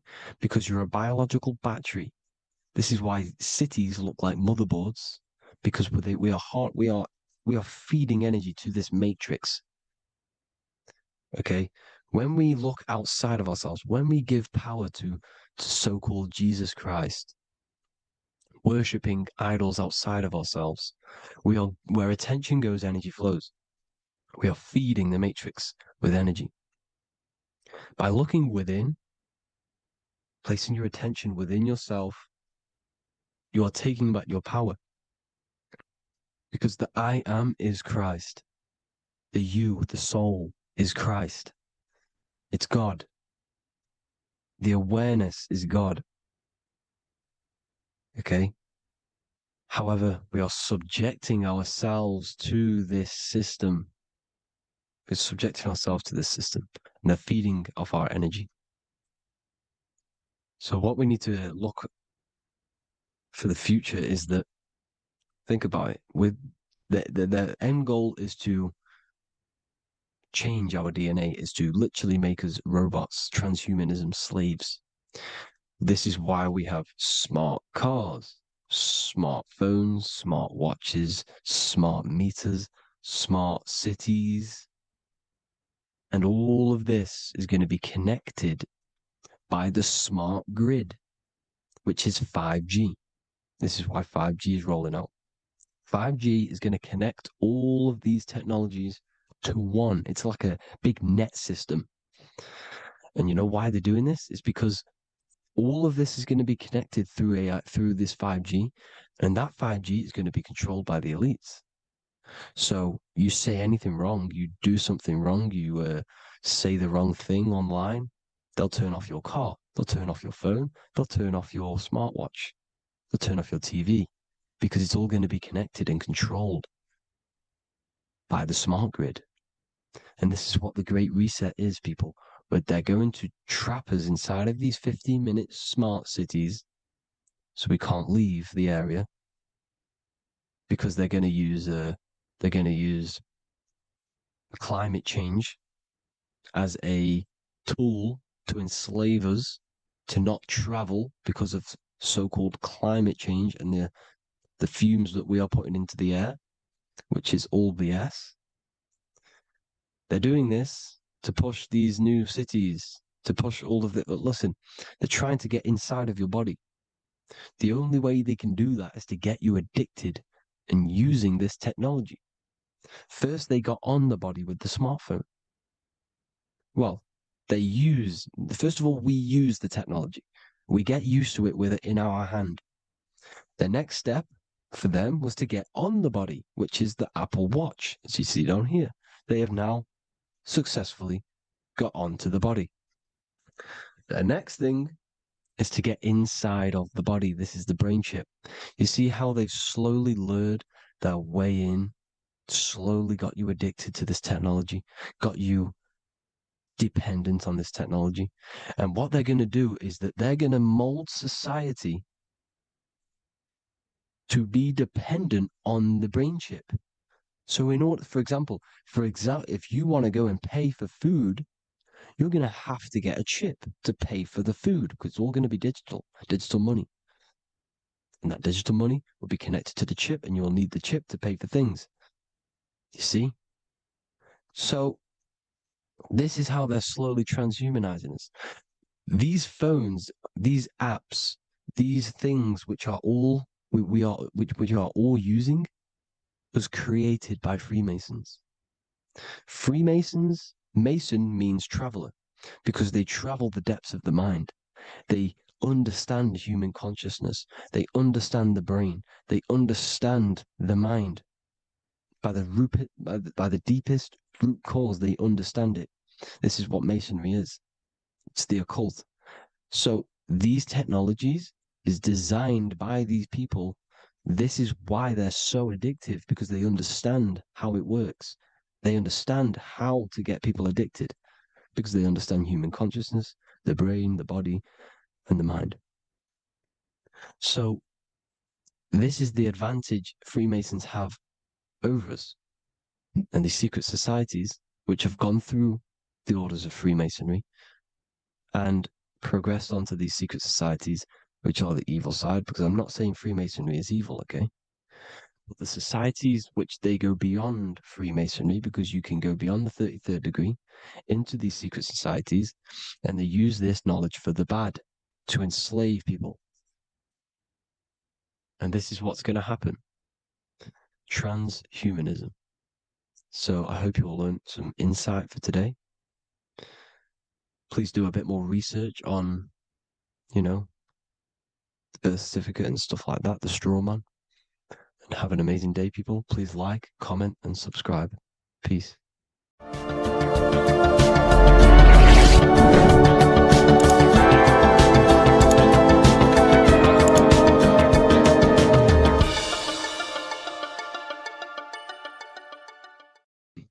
This one secret that is hidden and guarded within secret societies grants you profound power, which can fully transform your life and perspective on reality.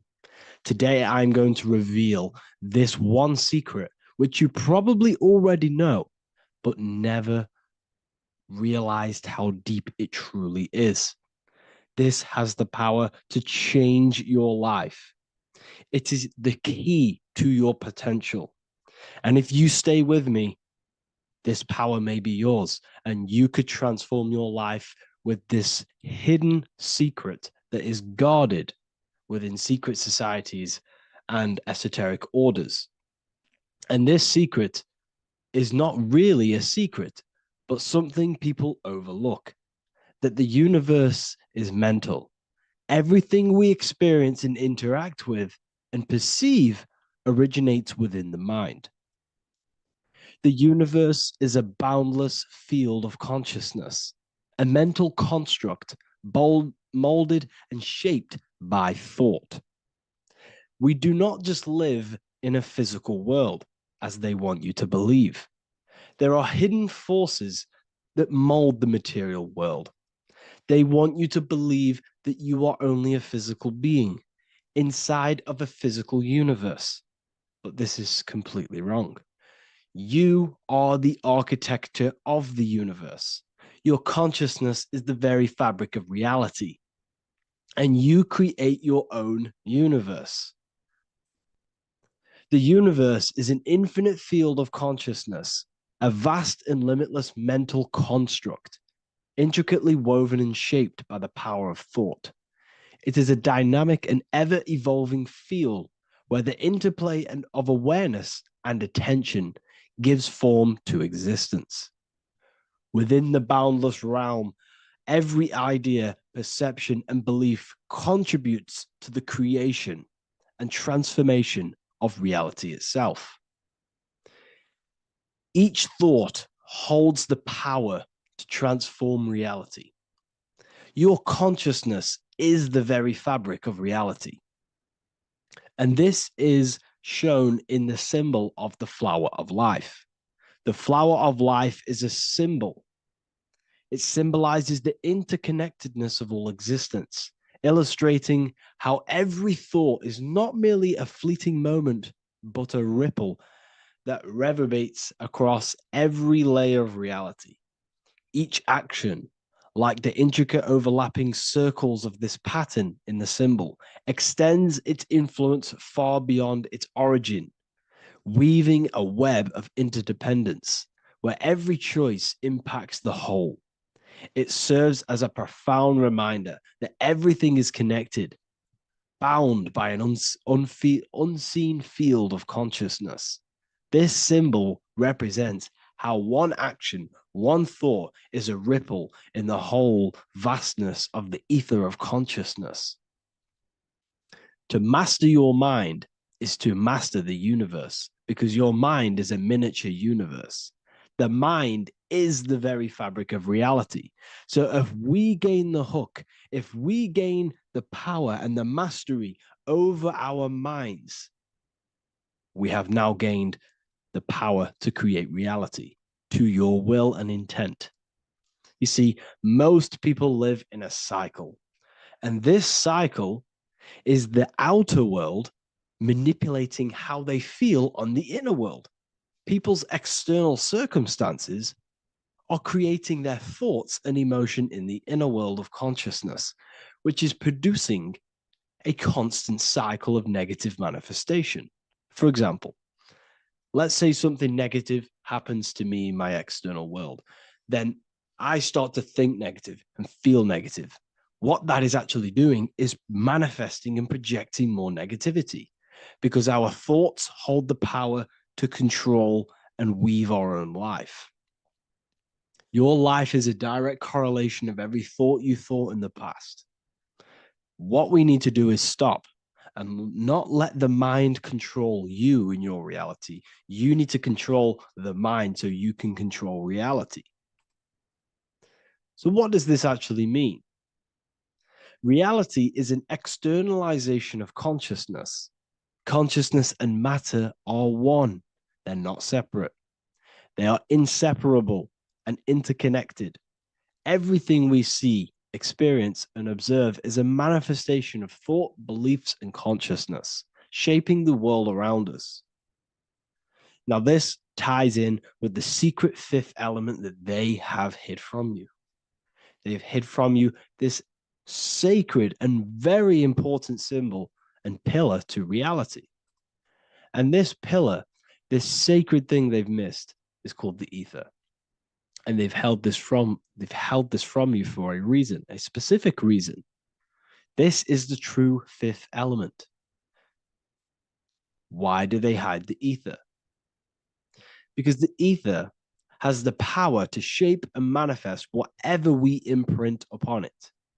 Every thought is a vibration interacting with the ether and actively shaping our reality. The ether, you could see it as the codes to physical reality. It's like an energetic blueprint which surrounds all physical objects. It is the life force that gives life to all things. All energy comes out of the ether and returns back to the ether. Energy, it's 0-point energy, and it is an infinite source of energy. So this is why they hide the ether, because whatever our mind can imprint onto the ether, we can create into a reality. And we imprint the ether through thought and imagination. The mind holds the power. The mind is the very source of reality. The material realm is not separate from the mental realm. Rather, it is intricately shaped and influenced by it through the ether. This subtle, all-pervasive medium bridges thought and matter, allowing consciousness to mold and manifest the physical reality. To transform our lives, we must first transform our minds. True change begins within, as our thoughts, beliefs, and perceptions shape the reality we experience. By shifting our mindset, we unlock the power to reshape our world and recreate the life we desire. This is the power of the mind, and this is the power that's been hidden from you. We're not taught these things in schools for a reason, because they don't want us all to be conscious creators. Instead, they feed you your beliefs. They feed you your thoughts through the music, through the entertainment, through the movies, through the news. They're controlling your thoughts with this information. They're installing beliefs and information into your mind. So you are producing their reality. But this is what we need to stop.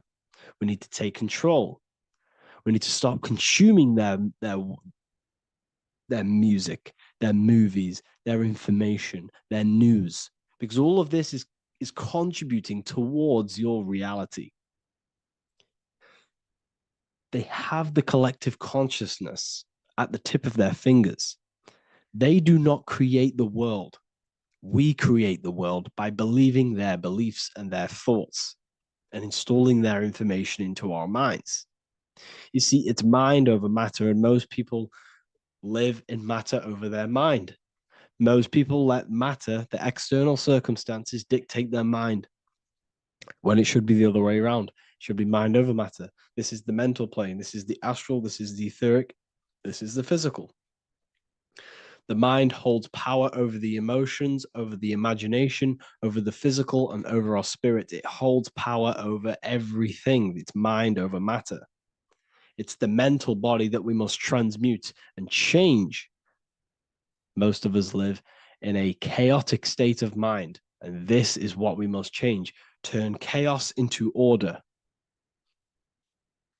So we need to be mind over matter. We need to install this belief into our subconscious.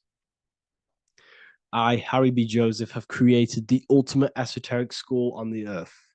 As a member, you'll gain access to live mentoring calls twice a week, along with new lectures, books, and exclusive content released every week. Additionally, you'll have a full access to all my life-changing programs. If you're ready to transform your life and start your journey today with me, join Ethereal University. These are the campuses. We have the real lecture sections filled with lectures that you can watch. Manifestation Mastery, which teach you exactly how to reprogram your subconscious mind so you can live that reality. Sexual Alchemy, the path to empowerment of how you can transmute your sexual energy. The Real Library, where you gain access to powerful esoteric books, PDFs. Symbols of Secrets, an amazing course. The course that allows you to see beyond the veil that has been pulled over your eyes, the language of symbolism that secretly rules the world. I teach you how to read symbolism. Esoteric Exchange, live calls. You get to rewatch all of the old live calls. Mindwave Hub, this is a place of binaural beats where you can listen to infinite amounts of binaural beats. So you can meditate to them. Meditation section, numerology, health section, and electromagnetism. This is a life-changing place. And if you are serious, we only accept serious about changing your life and studying the occult and esoteric, this is the place for you. I've been there. I've been on YouTube looking around for valuable information, trying to find good accounts, good channels. It's very hard. I had to go through years of trying to find good information on YouTube. But what I've done is, instead of you searching around everywhere for bits of information and connecting the dots, I've put it all into one big place. You get your binaural beats, you get all the programs you need to walk the path of enlightenment to transform your life. I will connect with you on the inside, and I hope this lesson, this lecture, you gained some information, you gained some power from it. Please like and comment, or don't. It's up to you. If you have any reviews, if you have any ideas of lectures that you know, if you don't understand certain things, make sure to leave a comment and I can make a lecture about it. I can make a video about it for sure. I don't mind taking recommendations for videos. So I thank you all, people. Have an amazing day.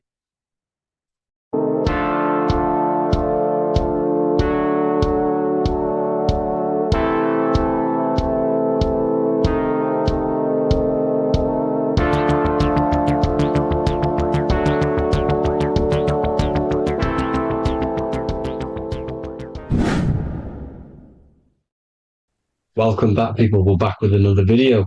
Let's jump straight into this. Make sure to tune in till the end because this has got so much information in this video.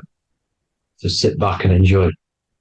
So everything's Taurus fields. The Earth's a Taurus field. Everything's Taurus, which is electromagnetic field, electric and magnetic. The center of the Taurus field is where the two opposing forces meet in the center. And this is what creates the plane of inertia, the dielectric plane of inertia. Okay? You got red shift, blue shift, positive, negative, south and north pole, right? This is what the ancients were showing with the tree of life. As you can see here, this is the plane of inertia and this is the Taurus field. Everything consists of this. Everything is a Taurus field. A atom is a Taurus field. Okay, now the inertia is the 0 point. So this plane is a 0 point. It's the balance between two poles. Okay, now this creates matter because matter is two opposing forces in motion equalized. So these two forces coming together is what creates matter on this physical plane. And this is why we can't see the electromagnetic field, because it consists of one of the elements, which is either electric or magnetic, but when they combine together, it's what creates this physical plane, which is physical matter, which is light in motion. Now, everything is one. Don't get confused by duality. Duality is two opposing forces, but them two opposing forces are created by the same substance. It's two aspects of the same substance. So, for example, water and ice are the same thing, you know what I'm trying to say, but it's two aspects of the same substance because all is one. The whole universe is one. All goes back to the one, which is God, the creator, or magnetism, whatever you want to call it, because magnetism pulsates. Electricity has two poles, red shift, blue shift. Okay? So red shift, blue shift is electricity, and electricity vibrates. And all vibration always comes back to a standstill point. But magnetism is what pulsates. This is why your heart pulses. You breathe, which is a pulse. This is the breath of the universe, magnetism. Now, this is why the earth is green, okay? Earth can be spelt heart. If you just move the H to the beginning, it spells heart, okay? Because the heart is the center of the torus field, which is the heart chakra for us humans, okay? We consist of the same field, as you already know. Heart being the center, which is green, which is the center of the seven colors. The center of the seven colors. This is the most powerful chakra in your body. People think it's the crown chakra, but it's the heart chakra because it's the center of the torus field. You must align them all and combine them all into one, which is the heart chakra. Now, earth is green. Nature's green. Okay, this is because we live on heart chakra, the plane of inertia. It's the center of the torus field. Okay, and this is what the Egyptians called Isis, which is nature. Nature is balanced, and nature is female, Mother Nature, because it looks after us with the fruit it grows with abundance, and the water. It's a female energy, Mother Nature, and this is the symbolism of an equal, balanced arms. This is the scales, it's balanced. Mother Nature is balanced. This is why the sky is blue, because what comes after the heart chakra? Blue. Sky is blue. We live in Midgard. This is what the ancients called Midgard. You don't have to take this tree literally. It's a metaphor. We live in Midgard, where both positive and negative duality here. Now, Mount Meru. Mount Meru was known as the center of the earth, okay, or known as Hyperborea. And this is the North Pole, the electromagnetic North Pole. But when I say Mount Meru, it's not an actual mountain. They weren't saying there was a real mountain in the center of the earth, a magnetic rock. No. The plane of inertia, okay, there's something called a hyperboloid. That's what it's called, a hyperboloid. And this is the center of the torus field. And this hyperboloid is what is in the shape of a mountain, you see? So if I go to this next one, they say Hyperborea on this map. Why did they call it Hyperborea? Because this is the hyperboloid in the center of the torus field. And this is the electromagnetic mountain, a metaphor. Mountain, what they're metaphorically saying, this is the electromagnetic mountain at the center. The double vortex, the center of the torus field, which is the North Pole. Pole of electromagnetic energy. So this is why they call it Hyperborea. It comes from the word hyperboloid. And the center of the earth is so sacred. And they symbolize this with, obviously, the North Star, which is Polaris. And this is where the swastika comes from, because it's the four seasons moving around the North Star. This is the Big Dipper constellation moving around the North Star, which is Polaris. There's that pole again. Pole. Magnetic pole of the torus field. And this is where the green, emerald green, aurora borealis comes from. It comes from this center hyperboloid at the center of the earth, where the most electromagnetic energy is stored. The center of the plane of inertia. The center of the plane of inertia. This is the all-seeing eye as well. As you can see, they got the sun, the moon, This is the Masonic cosmos, the sun, the moon, and the all-seeing eye, because the eye is Polaris, the eye of the stars. It's all the big eye. Now, the eye means a lot more as well. It's not just that. There's different ways you can interpret symbols. Now, this is the emerald tablets. Deep in Earth's heart lies the flower, the source of the spirit that binds all in its form. Okay? The flower of life is thine own place of thine spirit, and stream through the earth as thine flows through thy form, giving off life to the earth and its children, renewing the spirit from form unto form. This is the North Pole. This is what he's talking about. He's talking about the aurora borealis. Aurora borealis. It's the earth's aura. Emerald green. Heart chakra. Plane of inertia. Green. Earth. Heart. You see? All related. Now, there's many symbolism of this. So much symbolism of the ancients. The 7 layers of heaven. 7 layers of heaven, which are the 7 planets. Okay? These planets are the solar system. It's the solar system because we are the soul. We are the sun, the soul. And we're inside of a solar system, which is the 7 planets. That's why there's 7 layers of heaven. Okay? The rings of Saturn, the rings of the planets are moving around us. Okay? So, this is what the ancients were depicting in their cosmology.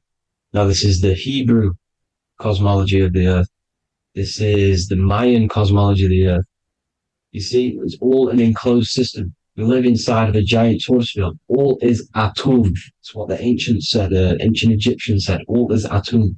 Atoms are torus fields. Don't be tricked by the modern science today with the current model of an atom. It's completely wrong. They're hiding the torus field. They're hiding the electromagnetic field, which is in everything.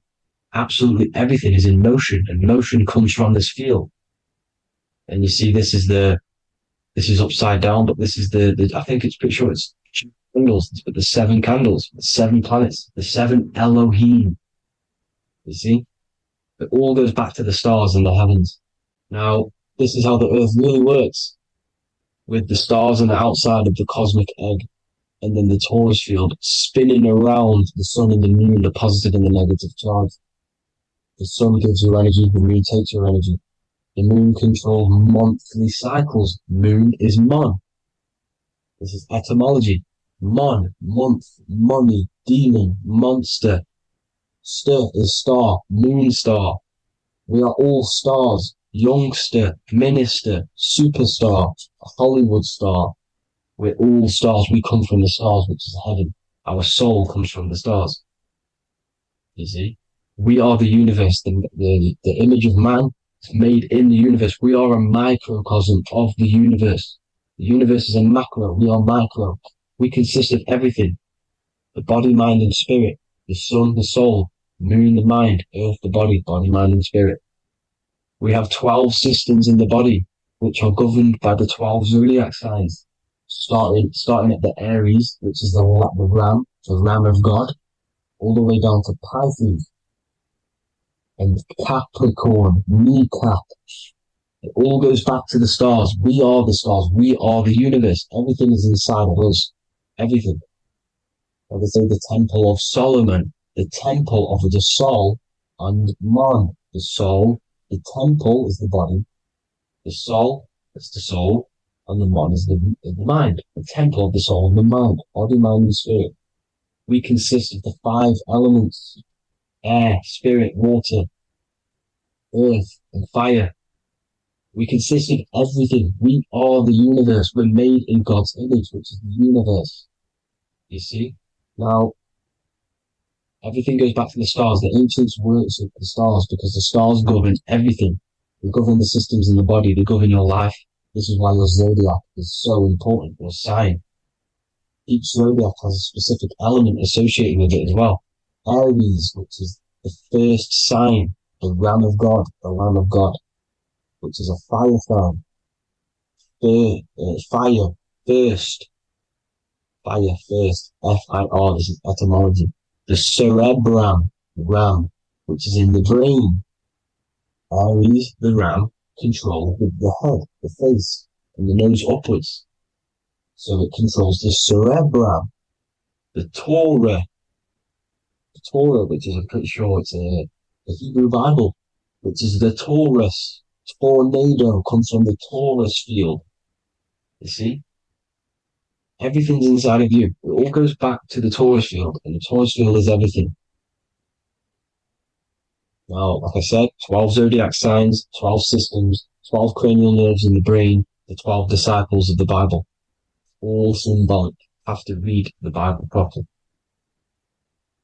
Now, this center, at the center of the earth, right?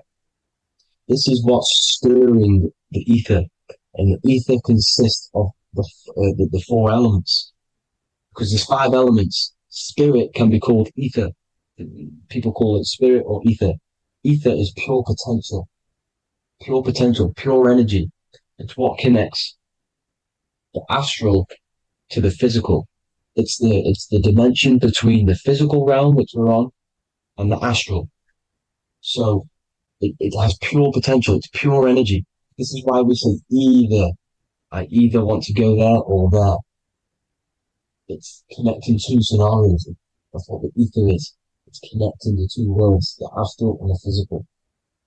The center is like the cosmic womb. There's a black hole in the center. This is the center of the Taurus field. This is the womb of creation. This is the womb of creation. And inside of this black womb are the 5 elements, and everything's being stirred around. Everything's in motion. Light is motion. Everything's motion. Now, like I said earlier, light crystallizes into physical matter. They are the same substance. Spirit and matter are the same substance, but different variations, different aspects of the same substance. Low vibrational spirit turns into matter. High vibrational matter turns into spirit. Or light, whatever you want to call it. Matter is light crystallized. This is where we get the 7 metals from. The planets. The planets are light. Specific frequencies and vibration of light. When these lights, or the planets, materialize, material metals materialize, they turn into the 7 metals. Saturn turns into lead. That's why lead is red. Saturn is red. The sun turns into gold. That's why the gold is yellow and the sun is yellow.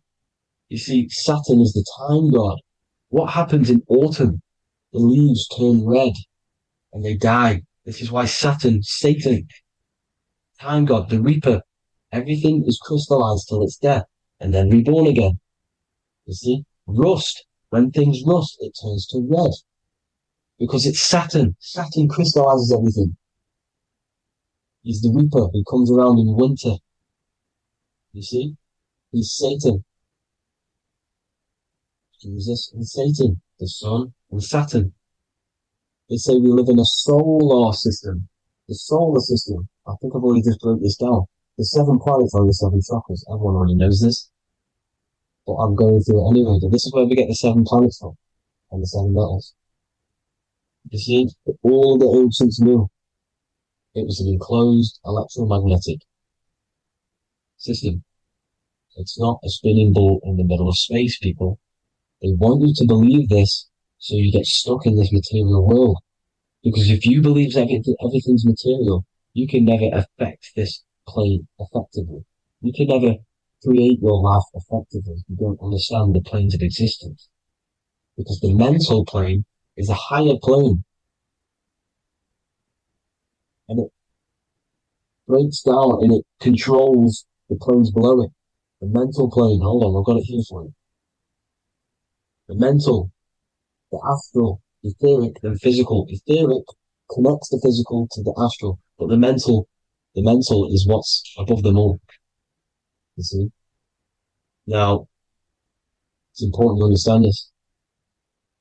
It's important. However, the ancients always talked about the enclosed system. Only NASA, which is introduced around the Roman times, not NASA, but the globe earth was introduced around the Roman times. Okay? By these Masons. These Masons introduced this because they wanted to take over the minds of the masses and control them. These people worship the physical realm. They know how it works. They know the ins and outs of it. They know how to do the magic. They know how to do it all. They understand it all. That's why Masonry have to take the oath. The oath of not speaking. You're not allowed to speak about anything you learn about in Masonry because they're discovering the truth about your mind and how it creates reality and stuff like that. So this is the Masonic cosmology, the 5-pointed star, the 5 elements, the checkerboard for duality, positive and negative, the 2 aspects of every substance. This is another ancient painting depicting the firmament, the stars inside the firmament, the sun. You see, the ancients worshipped the sun because it's so important for sustaining our life. It's the only reason we're alive is because of the sun. But then people think it gives you cancer today. They brainwash you to think the sun gives you cancer when it's the #1 source of all life. They want you to believe it's a big, spinning, dangerous ball in space. It's not. It's here to give us life. It's God's son. That's why Jesus is known as God's son. It is the Son of God. God created that to sustain us. You see?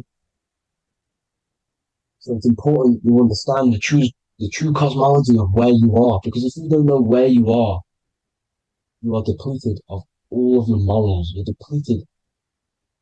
You're demoralized. You're lost. You don't know where you are. You don't know where you exist. Okay? Once you accept the globe model, the heliocentric model, you will subconsciously think that you come from nothing. This is why they implemented the evolution theory just after the globe model was introduced by Charles Darwin. Charles Darwin came in after the globe model. He's a Mason, he was another Freemason, and implemented evolution where we came from monkeys, because they want you thinking less of yourself so they can manipulate your mind. You see?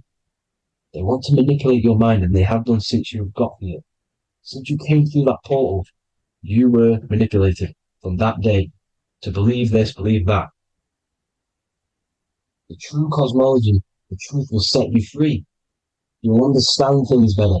You will feel better in yourself when you know the sun is here for you. You'll feel better in yourself that you know that you didn't come from a monkey. You were created as a human, a manifester, a creator. You're so intelligent. Your mind is amazing. You can manipulate matter, mind over matter.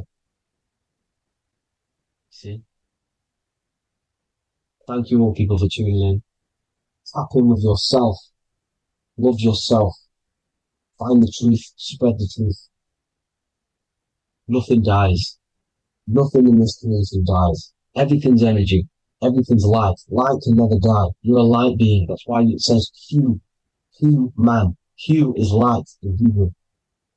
Or Latin. Either one of the two. You are light. You're a light being. You never die. Ever, ever, ever die. Ever. Stop thinking you're going to die. This body will die because it contains electricity. And electricity always goes back to a standstill point because of vibration. Electricity vibrates. You are pure light. You will never ever die. Thank you all people. God bless. Make sure to like, subscribe and share.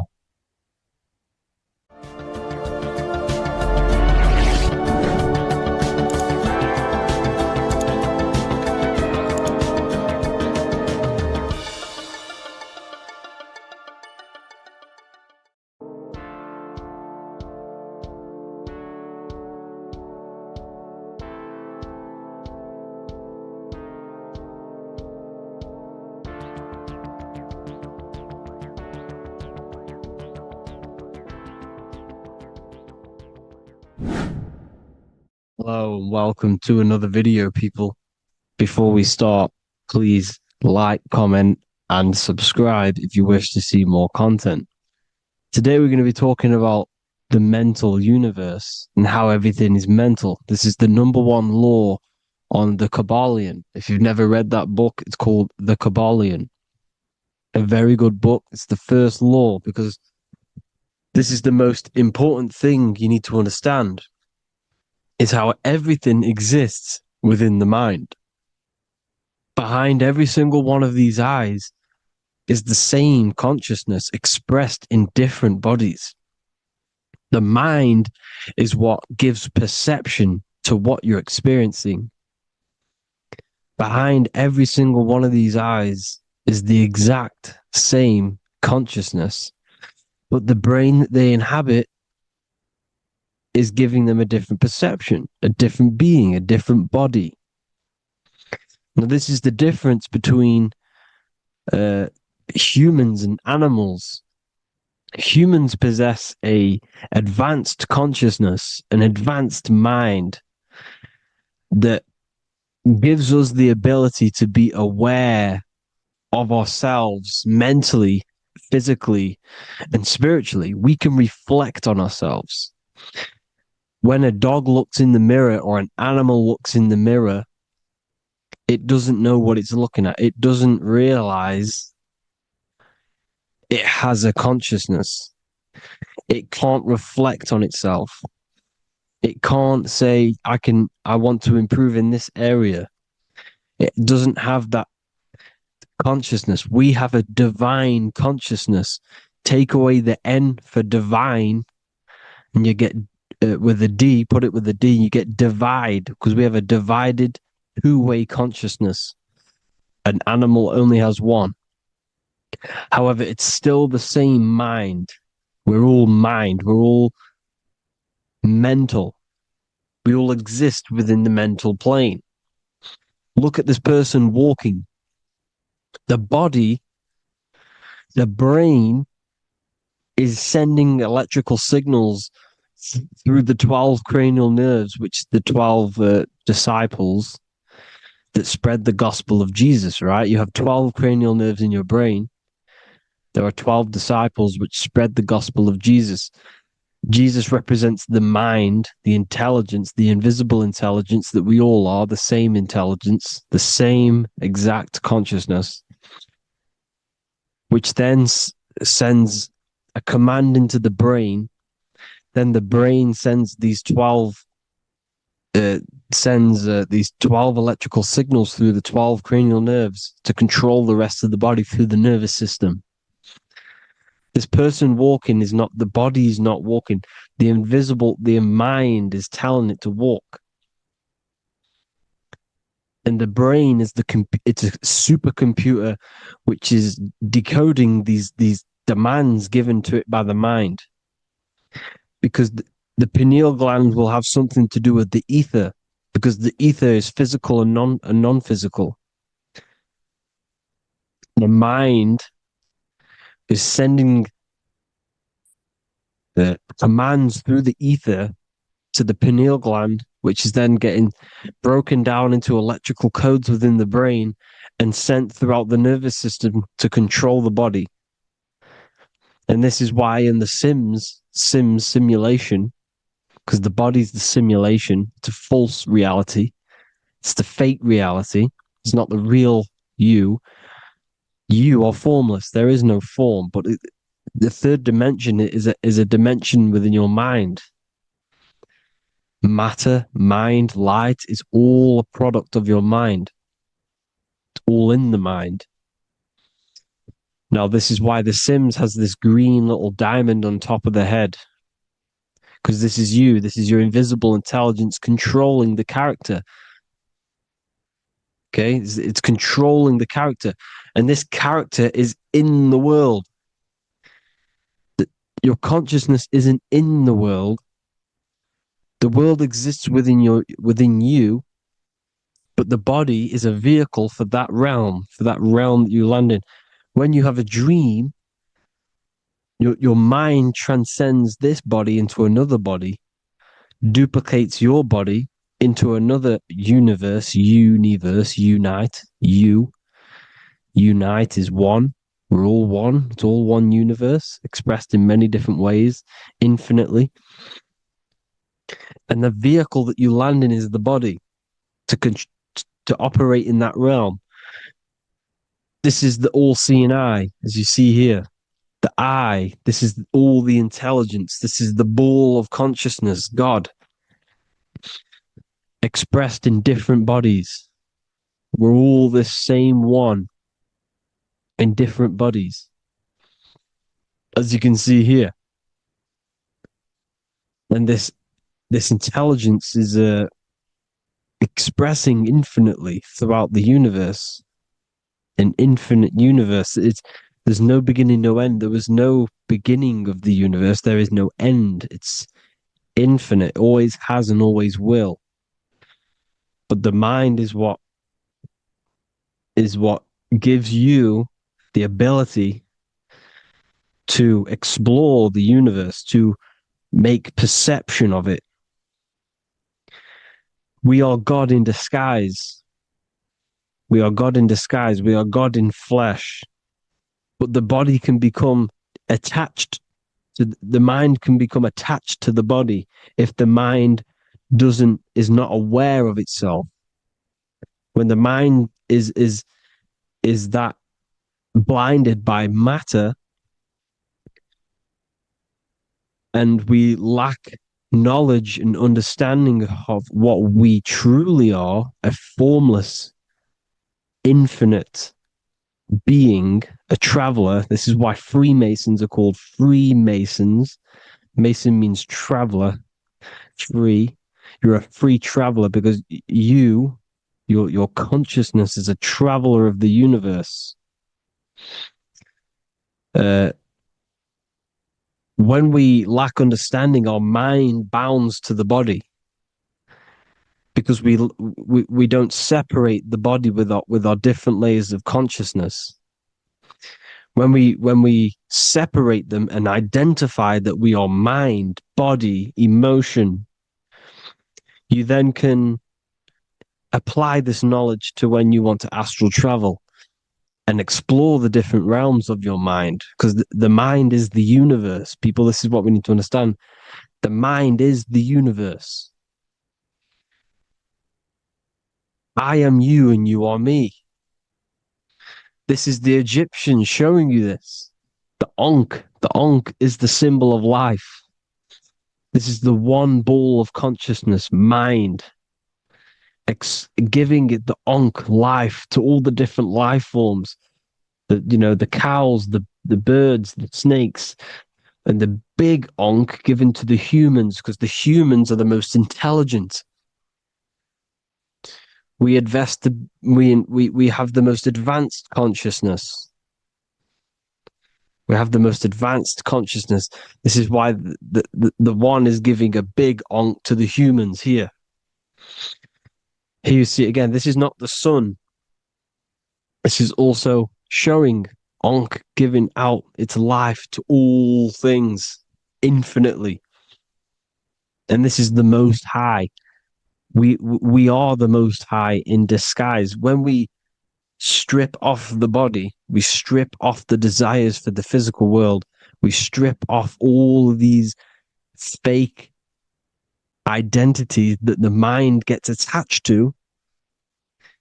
That is God. The universe. You are the universe experiencing itself. I and I. The letter I and the number 1 is just one line. The letter I is the number 1. Because your I am, when you refer to yourself as I, every single one of you who's watching this video refers to yourself as I, which is the one. We are all the one. We are all intelligence. We are all invisible. We are all the one. 1 is the only number. 1, 2, 3. Everything goes up in ones because there is only one. Doesn't matter how far you go down the line with numbers, all of their numbers are created by 1 because there is only one. It's me and you are the exact same consciousness expressed in different bodies. Mind. Cause. There is only one cause. There is only one mind. There is only one being.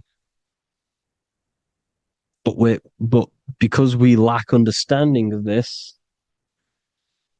we think we are the bodies. And this causes division, because the physical world is the most illusionary world. It's an illusion. It's all an illusion. Now you see with the two, you look with the two eyes, but you see with the inner eye, the mind. Okay, the mind is the mental plane is a shared plane, and it gives perception to what you're looking at. The mind. I'm affecting you when I speak, because the mental plane is shared. We all share mind. We all express mind. When I'm speaking to you, I'm affecting you because we are mind. So the words that I'm saying, which are being manifested from my mind, are being manifested through my body into vibration, is affecting you. I'm affecting you with what I'm saying. And these words are having an effect on your mind, because we're all mind. This is why you need to be careful what you're listening to, music and all sorts. Because music can also create thought loops within your mind. Because the chorus, we shouldn't be listening to choruses. Choruses are loops. And what they're saying in the chorus is being looped. And this can create thought loops within your mind. Go and listen to an old song that you used to listen to about 5 years ago, 10 years ago, 20 years ago. Go and listen to an old song, and you guess what? You will get nostalgia. Why will you get nostalgia? Because that song will trigger the thoughts that you were thinking in that time of listening to that song. So songs with choruses create thought loops, and they reprogram your subconscious mind. It's important why music is very powerful. Mine and mind, same word. See, language is the truth, people. This is why I use language in all of my presentations, especially the English language. It's riddled with occult truth. I is my me, I, you and me, or I, one. We are not the name, we are I. Every single one of you is I, because we are all the one, all mind. Now, the only thing that is truly mine is my mind. When you say something is mine, it's an illusion. It's not yours. The only thing that is mine is mind, my mind. Okay? It's my mind. It's the only thing. It's the same word, mind and mind. Like I said before, everything's one. Hot and cold is different degrees of the same thing, of the one substance, of degrees. The 7 colors are different frequencies of the one white light. Everything is one. There is only one. We are all one. Everything is one. Hot, cold, day, night. It's the same degree of one, which is mind. The mind's perception is what's giving it, labeling it hot or cold. The mind's perception of colors is what is giving it red or purple, hot or cold. There is only mind. The mind gives things perception. There is only one, that is mind. The conscious and the subconscious mind. The male and the female, these are married. The subconscious mind is your hidden part of the mind. Okay, it's hidden. You can access it through different meditations and Reiki teachings, and dreams or manifestations of your subconscious. This is how you know mind and matter are one, because your mind creates matter in dreams. Your subconscious manifests everything in a dream, in the astral realms. The conscious is what you're conscious of, what you're consciously thinking of. So me, I am conscious that I am speaking into this mic and creating this video. My subconscious mind is the hidden part of the mind, which is speaking to my heart, telling it to beat. It's telling my food to digest. It's regulating all my blood. It's doing everything in my body without me being conscious of it. Without me being conscious. The subconscious is the feminine. The conscious is the male. The Bible, of course. Proverbs 12:4. Helpful, not helpful, an excellent wife is the crown of her husband, but she who brings shame is like rottenness in his bones. In the same way, husbands should love their wives as their own bodies. He who loves his wife loves himself. You can take that physically, you can take that literally, or you can take it metaphysically. See, the Bible's written in such a way where you can take it as your level of realization. He who loves his wife loves himself. If you love your subconscious, if you love yourself, you speak good about yourself, because your subconscious takes everything literally. If you say, I hate you to someone, your subconscious does not know the difference between me and someone else. It only thinks me, me, me. Why? Because mind is the only thing that exists. You are mind, I am mind.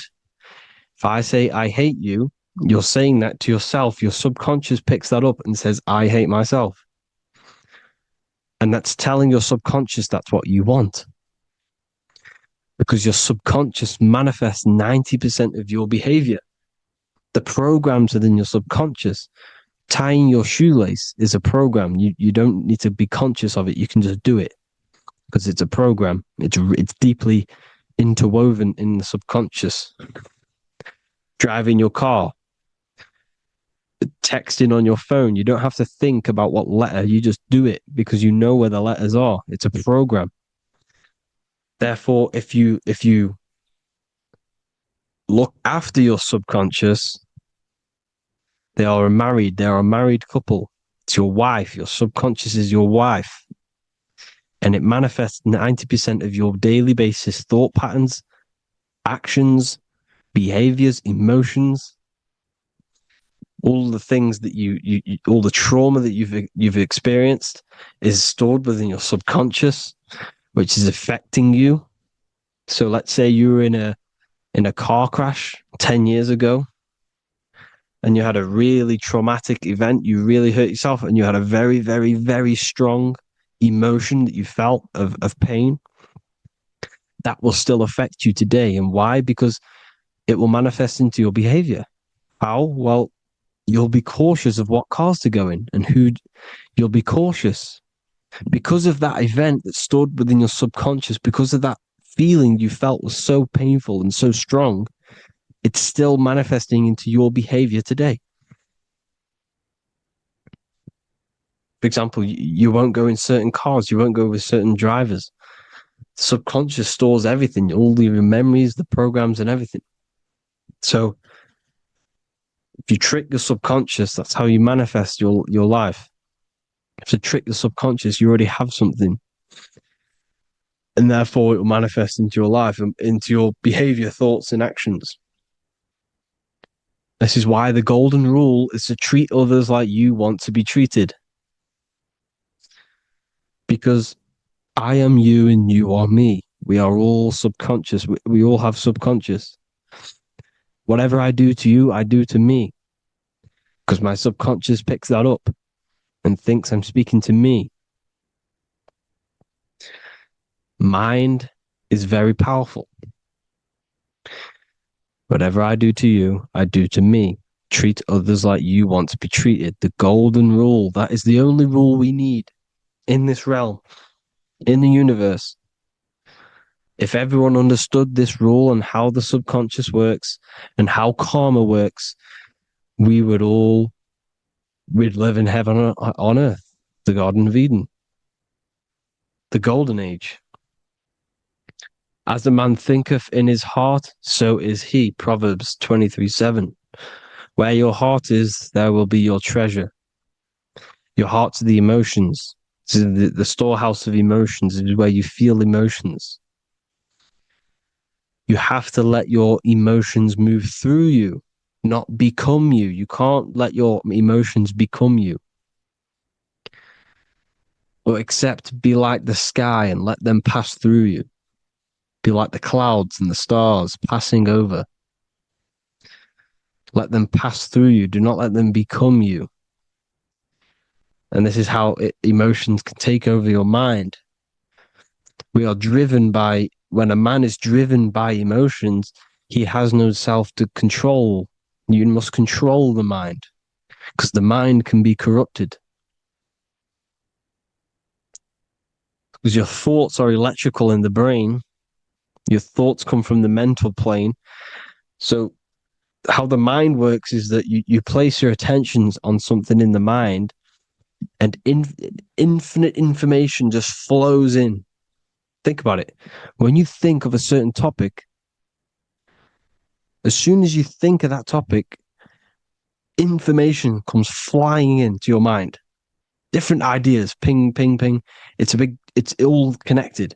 It's why we call it a mindset, because your mind sets itself to frequencies. And when we think of something, we tap into that frequency, and just the universe, the mind, the mental plane just flows in information based on that frequency and that thought. The universe is just information. All of the information out there, nothing is new. It's all there. You just have to tap into it. You can tap into these different thoughts, and it's all there. Everything already exists within the mental plane. You don't think anything. You receive thoughts. We all share the mental plane. We affect each other. I'm affecting you. Listening to me is affecting your mental plane, your mind. The physical plane is the lowest plane. It's the world of effect. Everything you see in the physical plane is the effect of mind. Like I said, the person walking is the effect of their mind telling the body to walk. The physical plane is the lowest dimension of your mind. Mother Earth, we are in a mother. We're in the womb still. The earth is feminine. It looks after you. It provides you with food for free. It grows on trees with water. It's Mother Earth. It's the womb. The dome above your head is your mother's belly. Okay? Is your mother's belly. You're in the womb still. You're forever in the womb because your mind's constantly expanding. Because when the baby's mind figures out that there is a reality outside of its mother, it starts to hear the people on outside of its mother, what does it do? It figures a way out of the mother, and it becomes born again in the water, in a hospital, into the other world. It's the same with our minds. When our minds figure out there is other worlds beyond this physical, we explore them. The astral plane, for example. You figure a way out of the body. Because when you're the firmament, look at the word firmament, meant at the end. Firm is firm, something strong, something like a rock is firm. If your mind is firm like a rock, you will be stuck under the firmament. So, for example, people who are very programmed and can't think outside the box, they have a firm mind and they'll be stuck under the firmament because your mind is the only thing that's keeping you under the firmament. It's the only thing. When you're doomed Doom is dome. This is the dome, which is your head.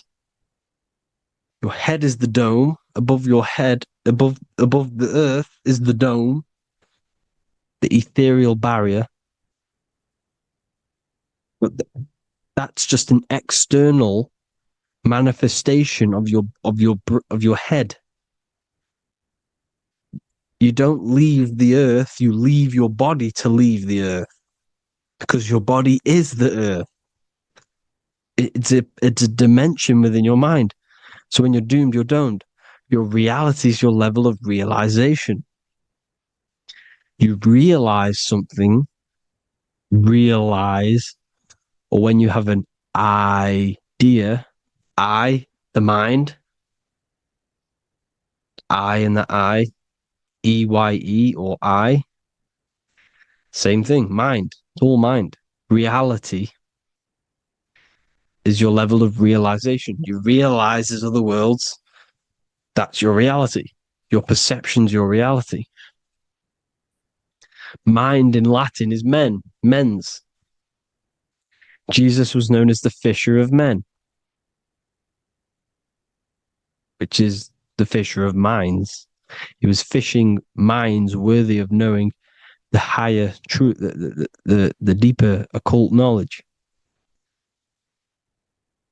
Jesus figured out that we are all God. And he got killed for it, because in that age they were trying to suppress this information. Jesus figured out he was God because we are all God, every single one of you, and they killed him because we're all mind. We are not the body. We're the invisible intelligence, which is God. But you are not God if your mind is attached to this physical world, to the worldly pleasures. If you master your mind and travel the depths of your mind, that is God.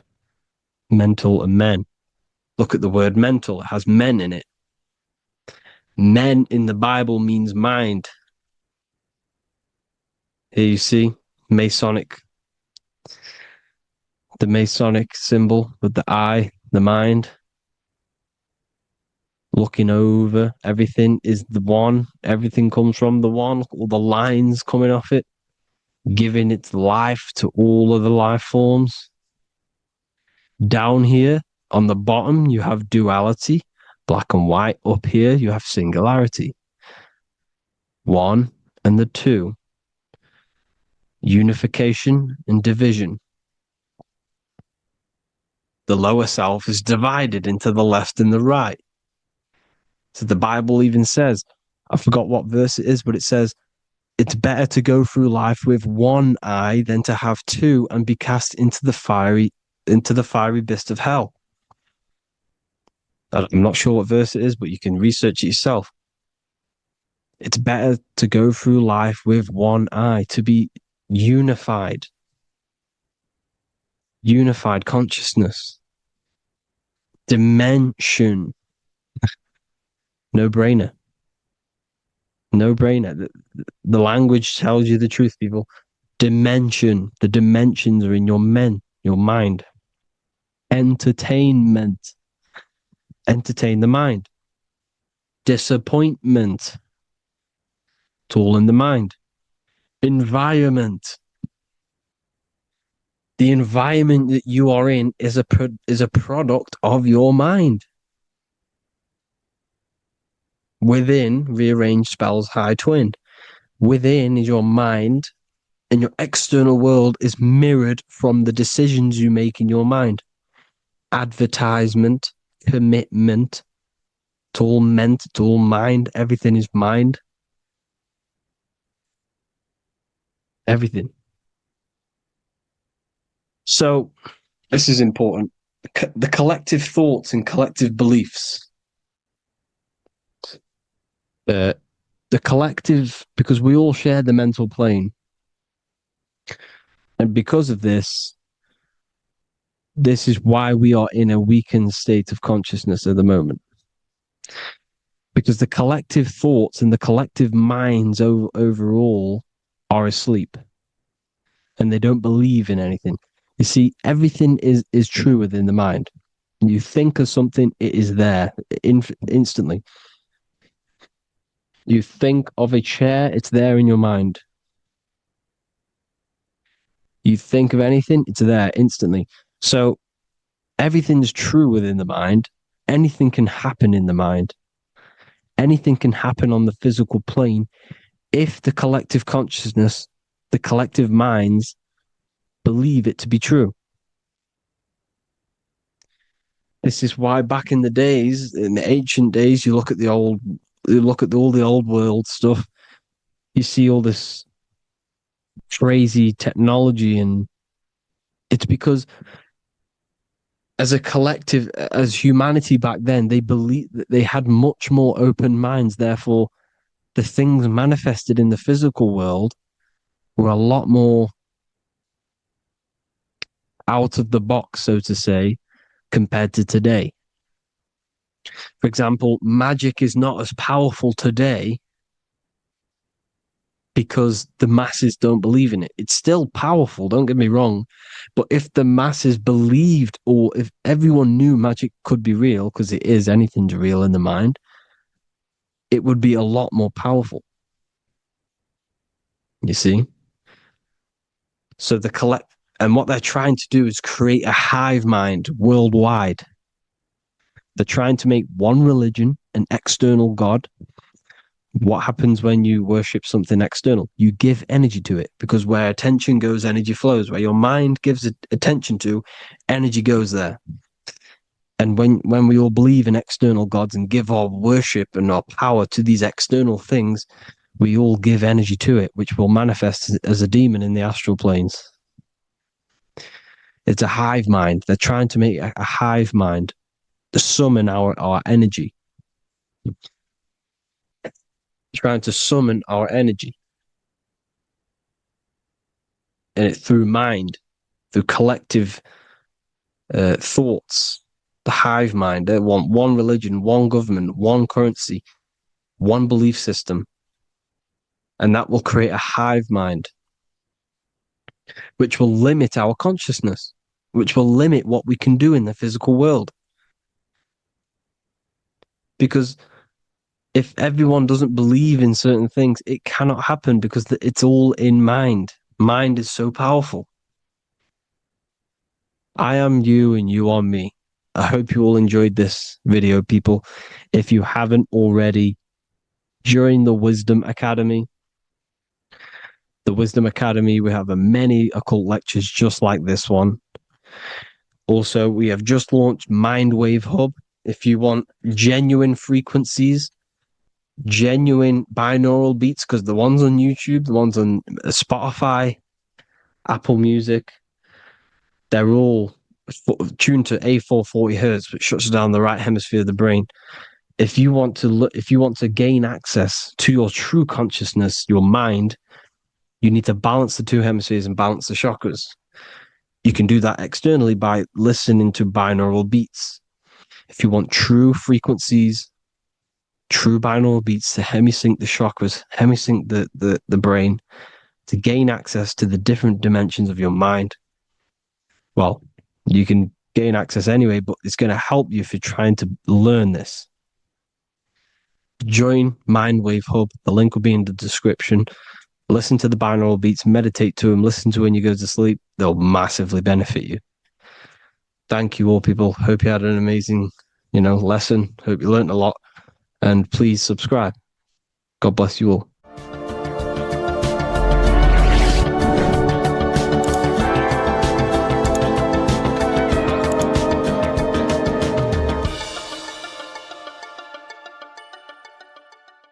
Hello, Seeker. Welcome to Revival of Symbolism, a channel devoted to the language of esoteric symbolism, helping you discover yourself and expand your consciousness into new realms of thought. I'm Harry B. Joseph, also known as Revival of Wisdom. In this video, we're going to be breaking down the occult and esoteric meaning of the tarot card, the Magician. This contains many layers of symbolism. Let's get straight into this. So if we look at the card of the Magician, the first thing we notice is this gesture, his hands. We have one hand up, one hand down. This corresponds to the teaching and the principle of the universe called the law of correspondence, also known as above, so below. As above, so below pretty much corresponds with everything in the whole world and life. Everything functions underneath this law. It teaches that everything below in the material plane does not exist on its own. Physical life does not create itself. It is not independent. It cannot sustain itself. Everything below in the material plane has its spiritual counterpart within the heavenly realms of higher consciousness dimensions. Everything above manifests that which is below. It's simply representing how reality is dual and you are dual. You have a self outside the mind, which is the physical body, and a self inside the mind, the spiritual self. While most people are fixated on the external self, the physical body, they never give attention to their internal self, the self inside the mind. The self inside the mind is limitless, has infinite potential, and is not bound to any true form or identity. The internal self is the immortal self, the higher self. It is the self that can turn anything, any thought, into a form within the realm of imagination. This is what we call the astral plane. The astral plane being a plane or a dimension that sits just above the physical plane, and it's the realm of imagination, emotion, and desire. Because in order for us to imagine something, we have some sort of emotion or desire to create it. Therefore, it is the astral energy, the desire and the imagination of something above in the higher realms and dimensions of consciousness that make it possible and physically created within the material realm. It is the astral forces of desire manifesting the actions of the physical body, because the physical body only moves to what we care about or we have a passion or desire. These forces, what we call passion and desire, are not just chemical reactions in your body. They are astral forces directly coming from your astral body. We think with thought.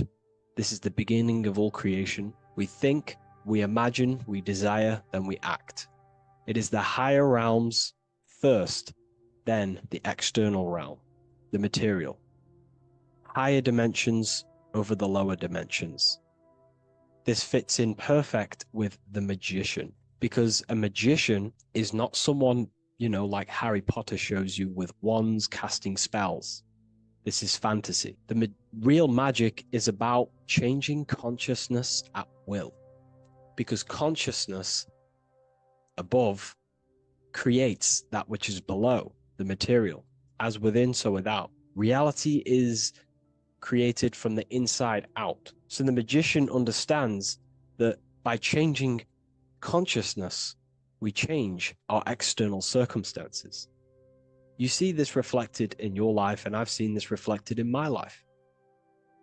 When you change your consciousness, for example, you start to spiritually awaken. You start to think differently, see the world differently. What happens to your external reality? Notice your friends start to say you've changed. You may not fit in with your current friendship circle. Your friends will change and you will outgrow them, and you'll have to seek to find new friends that fit with your new internal state of consciousness. This is teaching that the internal world rearranges the external world. While most people stay in a cycle of trying to change the external world, not realizing that they must first change the internal. This is what magic is about. Magic is about changing consciousness at will. Because when a magician holds the ability to direct all forces of their consciousness to a specific reality within them, to create that form and reality within the internal self, they can actually start to produce change in the external reality. We have masculine forces of consciousness, feminine forces of consciousness. The feminine forces of consciousness are imagination, intuition, emotion. The active masculine forces of consciousness are willpower, actions, and intellect, thinking. When we combine the imagination, seeing the reality within our mind, forming the reality within our spiritual vision, the internal vision of the soul, because imagination is the expression of the soul. It is creating with astral light, astral vision. Freemasons, occultists call imagination spirit vision. When we see that reality with our spiritual vision, this is why we have to increase our ability to vividly see within our imagination or the astral plane. If we do not develop these faculties of consciousness, we will struggle. This is what the esoteric is about. We have to increase and develop every part of our consciousness to develop spiritually, to try and reconnect with the internal world, while our whole past life we've been focusing on the external. When we combine the soul's vision of imagination with a feeling and a desire of creating that reality, that's then the internal world pretty much sorted. Then we have to combine that with willpower and actions. The masculine and feminine come together to give birth to a child. The masculine and feminine come together in your consciousness to give birth to a reality. It's about changing what's inside the self to produce change below. This is what true magic is. Look at the word magic, magi, and the word imagination, imagination. Imagination is about working with the forces of the soul and the forces of consciousness, producing change in consciousness at will to produce change in the external. This is what this represents. Changing above so we can change below. No point trying to change the external world, because the external world is already formed. It is a form, it is an effect. So to produce true change in the external world that lasts long term, we must first gain control over ourselves and produce change internally. This is why the magician is called to gain mastery in every element of their being. They have to gain control over every aspect of consciousness and develop every faculty of the soul.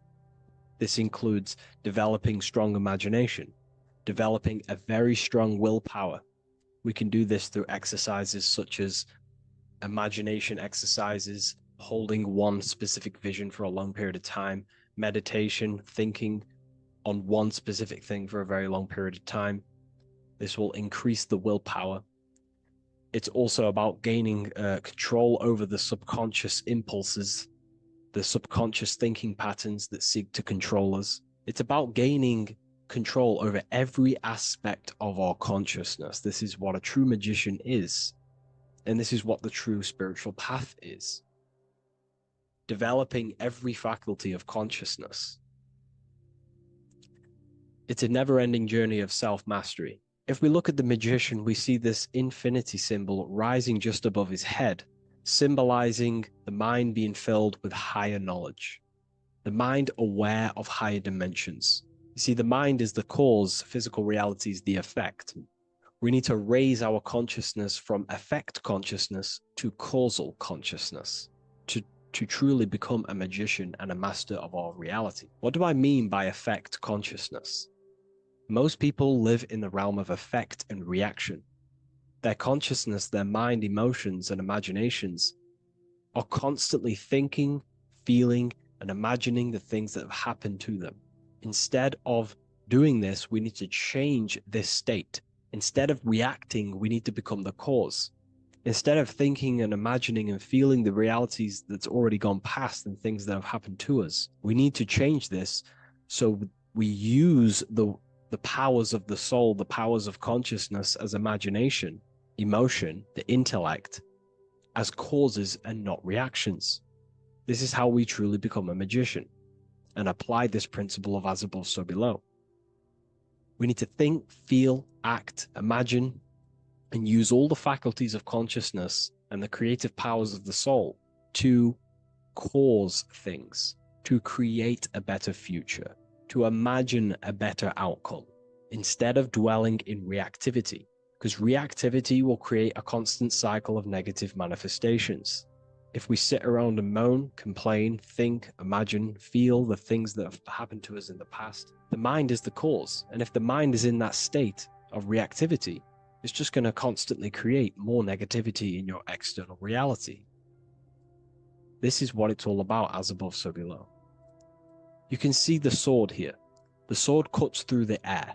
The air is one of the 4 physical elements. Fire represents the spiritual body of consciousness. Water represents the emotional body of consciousness. Earth represents the physical body of consciousness. Air corresponds to the mental body of consciousness. So this sword is a symbol of a sharp mind. The mind needs to become very sharp and very disciplined and very controlled, both consciously and subconsciously. What does this mean? We have to gain control over the mind. We have to become more conscious of the thoughts that are happening inside our mental field, because the mental field of consciousness is pretty much the birth of all creation. We think, imagine, feel, then act. So we must gain a sharp intellect, a sharp mind, a sharp, powerful mind. The sword is also a symbol of power. So this is a symbol of a powerful mind, a mastered mind. This is your sword. This is your tool to create, because you are a co-creator. As above, so below literally tells you that you are God itself. The same powers God used to think everything into existence, such as nature, the stars, the human body, the macrocosm, the world. God thought the world into existence. We live in a mental universe. All creation is first thought, then manifested physically. The same powers of thought God used to create the world is the same power that you use to create your world. You are cut of the same fabric of God. You are a microcosm, as above, so below. God is the macro, you are the micro. What is the wand? The wand is not real. This is not a real wand you cast spells with, but a symbol. The symbol of the wand represents direction of consciousness, willpower, and attention. We have 2 spiritual currencies which pretty much create our experience and reality: time and attention. That's why we say we spend time. And I pay attention. These are your currencies. These are how you create and generate reality. Moving on to Jesus and Satan, we see there's an exact same symbolism within the ancient paintings. Jesus pointing up, Satan pointing down. Satan is the egoic force within one's consciousness. He is a symbol. Satan is not a real identity or being or entity. He is a symbol of a personality and a force within one's consciousness. Satan represents the negative forces of the ego that tells you to do things that is wrong. In your heart, you know what is morally right and wrong. Let's say you're thinking, you get a random thought of stealing an old lady's purse. You, in your heart, know that is wrong. But Satan is the force inside of you that says, do it anyway. Don't listen to the heart. Get the personal gain. I want the money. That's Satan. Jesus is the higher mind, the aspect of our consciousness that dwells above the ego. It's the part of our heart that desires the spiritual. Our heart is the generator of our reality. And whatever we desire is what we generate. You only take action and generate your life on what you care about or what you feel. If someone's talking about something you don't care about, you say, oh, I don't care about that. But if you care, you will listen. If you care about something, you take action towards it. If your heart desires the material, you have been taken over by the egoic force of Satan. Not a real entity, a part of your consciousness, a part of your nature, the dark side of yourself.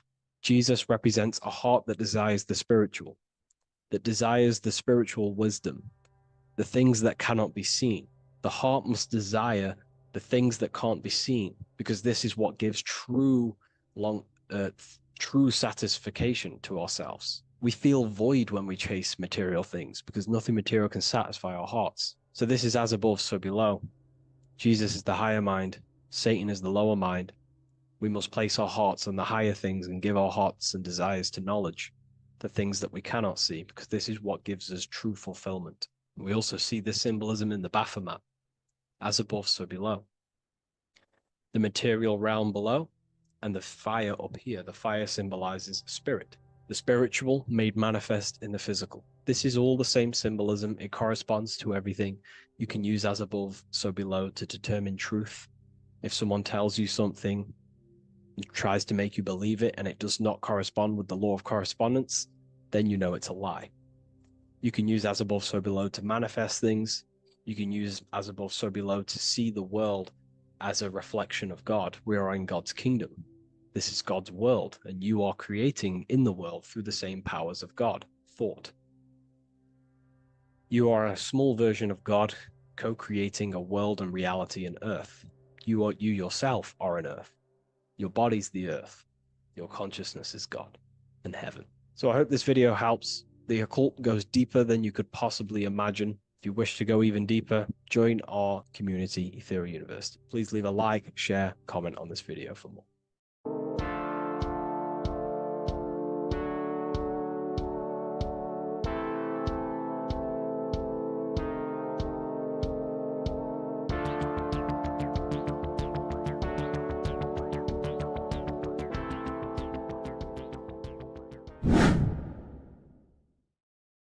What are we all doing, people?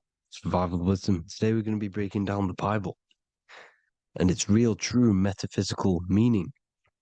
All of these slides within this video is taken from my book, The Book of Wisdom, so you can get all of these slides. So the Temple of Solomon, you are body, mind, and soul, which is the Holy Trinity, the moon, sun, and earth. The sun is your soul because the sun is its infinite source of energy. It is its own source of energy. And that is what your soul is. It's its own source of energy. The moon is mind. This is why you call people a lunatic. You're a lunatic. Luna means the moon. And inside of your mind, you have a specific mood. Mood is moon. And mind in German is Mond. And the word Mond means moon. And earth is your physical body because your body contains of the four elements, the four physical elements. Well, the Temple of Solomon is the temple of the soul and the mon, the soul and the mon, the soul and the mind. And it's the temple of the Holy Spirit in the Bible. Everything leads back to one singular point in the center of the brain. The brain is not the mind. It's mind over matter. Okay? The brain is the physical manifestation of the mind. The brain is the electrical computer which decodes the light waves given to it by the mind. This is why everything in the body leads back to one singular point. And we'll go over this in a minute. But this is controlling the physical body. This is the within. If you rearrange within, it spells high twin because within you is your twin, your true self. And it's just an entity in the center of the mind. And if you shut your eyes, you can feel it. Your awareness is in the center of the brain. So there's just an empty chamber in the center of the two cherubs, the two brains. They are two separate brains. They're two hemispheres. And the empty chamber, when scientists chop it up and see it's just an empty chamber, well, because you can't see in that plane of reality. You cannot see the mind. You cannot see thoughts. It is invisible to the human eyes, to the visible light spectrum, to the two eyes. The reason why we call it the third eye in the center of the brain, it's not the third eye, it's your true self. It's the mind and soul. It's an eye because it does see. It's the all-seeing eye that you always see here. There's some Masonic artwork showing the two pillars, the two cherubs, the two hemispheres of the brain, and the inner eye. This is the eye that sees all things. What do I mean by seeing all things? Not physically. It sees the mind. It's what, because your soul is watching the mind. You can observe the mind. You are not the mind, and if you meditate deeply enough, you can go beyond the mind. It's the all-seeing eye. It sees the mind. It sees what emotions you're feeling. It sees what you're thinking. It sees what you're seeing with the two eyes. It's the all-seeing eye. It sees all things. It's omnipresent. It's everywhere. Because the mind can be anywhere. The mind can switch itself into any place it wants. There is no limitations with the mind. So there is two hemispheres in the brain. And in the Bible, there is a quote saying the most holy place between the two cherubs. The two cherubs is the two hemispheres of the brain, and the most holy place is between them, which is what the Masonic artwork is showing. This is the all-seeing eye, the soul and the mind. in the center of the brain. And you will not see this with the two eyes.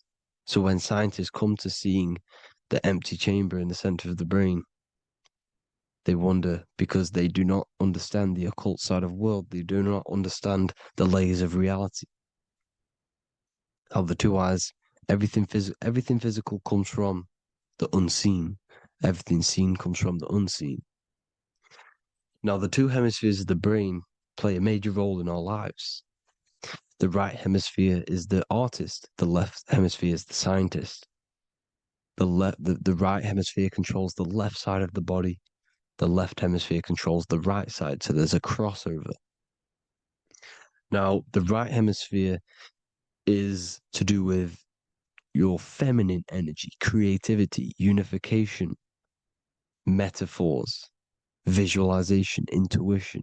The left hemisphere is to do with sequencing, facts, materialistic details, language, and logic. So they keep us normally trapped within the male aspect of our mind, which is the left hemisphere.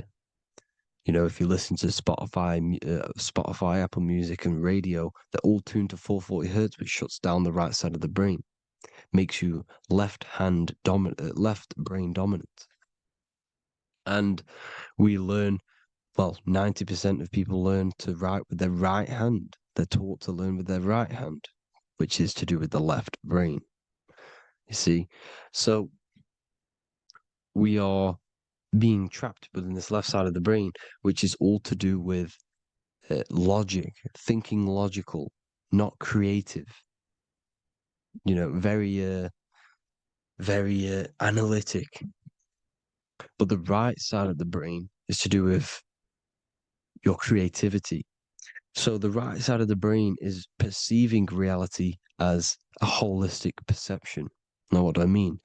If you're riding through a woods, for example, if you're riding through a woods, your right hemisphere is seeing the whole woods as one unified woods. The left hemisphere's job is to break down the perception given to it by the right hemisphere and break it down into individual trees. So what am I saying? The right hemisphere is seeing humans and everything in creation as one unified consciousness. The left hemisphere is seeing individual egos. This is why the left hemisphere is the place of the ego, the right hemisphere is to do with the higher self. They're both needed, though. I'm not saying one's better than the other. It's balance. Now, they don't want you to see the unified picture, perception of creation. They want you to think everything is individual, everything doesn't come from the one, because all things come from the one. And we experience the two in this reality, dualism. In order to understand the one, we have to experience the two to advance. So, anyways, let's get away from the two hemispheres. The right hemisphere, like I said, is to do with the higher self. And this is why in John 21:6, it says, cast the net onto the right-hand side of the boat and you will find fish. Meaning, cast your energy, cast your perception into the right hemisphere of the brain, and you will find God, unification, and higher self. You will see things from a unified perspective. How we are all one. Because we are all the same consciousness. The same spark that is in me is in you. This is why I am you and you are me. We are all the all-seeing eyes of God, just split up into individual bodies. We are all made up of the same essence, consciousness. And that consciousness, that mind and soul, is in the center of the brain. You are just in different avatars. And until we see this, we'll forever be divided and conquered. Until we figure this out as a collective consciousness, we will forever be divided and conquered and ruled over. This is why the Bible says, ye are gods. You are the sons of the Most High, because we are. We are the Word made flesh. We are God made flesh. Mark 16:19. So then after the Lord had spoken unto them, he was received up into heaven. Head is heaven, H-E-A, and sat on the right hand of God. God is the consciousness in the center of the brain. Heaven is the head, and the right hand of God is the right hemisphere of the brain, meaning he sees things in unification, creativity, intuition, the higher mind, the higher brain. When Moses crosses the Red Sea is the corpus callosum, moving from the left to the right hemisphere of the brain to see unified perception of reality. Head, H-E-A, heaven, same root word. This is why the ancients always depict God in the center of the brain. Here you see ancient Christian artwork showing God in the center of the brain, the light. Here you see it here. Here you see Ganesh, an Indian god, which is the brain. Here you see the Father, the Son, and the Holy Spirit in the dome, the brain. This is the brain, because you are God made flesh. That's what consciousness is. The upper room where Jesus meets the 12 disciples. It's the upper brain on the upper room. The upper room is the chamber, the empty chamber in the center of the brain. That's the room. And the 12 disciples are the 12 cranial nerves in the brain, which pretty much rule the body, all the cranial nerves. The tree of life, the cardiovascular system. This is why in Genesis it says the tree of life was in the midst of the garden. Midst meaning middle, because the middle of the body is the cardiovascular system, which is controlling all of the systems in the body. The tree of knowledge of good and evil is the nervous system. It's the spine and brain. This is what's detecting good and evil. The brain is the electrical computer with the left and the right hemisphere, decoding the dualistic world, decoding the light waves given to it by the external world. It is an electromagnetic computer. It is artificial intelligence. It is very intelligent, the brain and the nervous system, the human body as a whole. But the tree of knowledge of good and evil is the nervous system, because it is the tree that detects good and evil, makes you learn good and evil in this dualistic reality. Here you see Adam and Eve around the tree of knowledge of good and evil. Adam and Eve, male and female energies, with the serpent in the tree, and the tree of knowledge of good and evil. Well, this is the spine, the brain, and the serpent is the kundalini of the spine. The serpent is the S. That's why S, serpent, S, the letter S is the serpent. Sex and serpents make an S noise. You know, the Bible cursed the serpent. So we don't figure out the true religion. The true religion is raising the kundalini and becoming God-man and reaching our higher states, our true God self. Because once the kundalini is saved and hits the pineal gland, it activates 100% of the brain, when we're only using around 20 to 10% as of right now without the kundalini awakening. So when you use it, you're activating 100% of the brain. You're activating all the dormant brain cells. You're regenerating the body. And this is the serpent in the tree of knowledge of good and evil. This is the spine, brain. This is Adam, Eve, the male and female energies. The light of the body is the eye. Therefore, if thine eye be single, thy whole body should be full of light. Matthew 6:22. This is the single eye in the center of the brain. It is not the pineal gland. It is what's inside the pineal gland. You have to go beyond the physical world, and there are no words to describe things that are not physical, metaphysics. And the whole body should be full of light. Well, this light is the same pyramid that you see. You are the pyramid with the all-seeing eye on top. This is why the ancients built the pyramids with the stairs in the middle symbolizing the spine, because once you open all the chakras and balance them and raise the kundalini, you activates all of the brain, which gives enlightenment. The word enlight in ment. Ment means mind, light in the mind. Enlighten the mind. And this is enlightenment. We are the temple. And Jacob called the name of the place Peniel, for I have seen God face to face. Within spells high twin. Within you is the God self, which you need to manifest into the external world. And he's seen God in Peniel, the consciousness. He's seen his true self, consciousness, in the pineal gland. Genesis 28:10, Jacob's ladder. Jacob, he took a rock there and laid his head on it to sleep. Jacob had a dream. He dreamed there was a ladder that was on the ground and reached up into heaven. Head is heaven.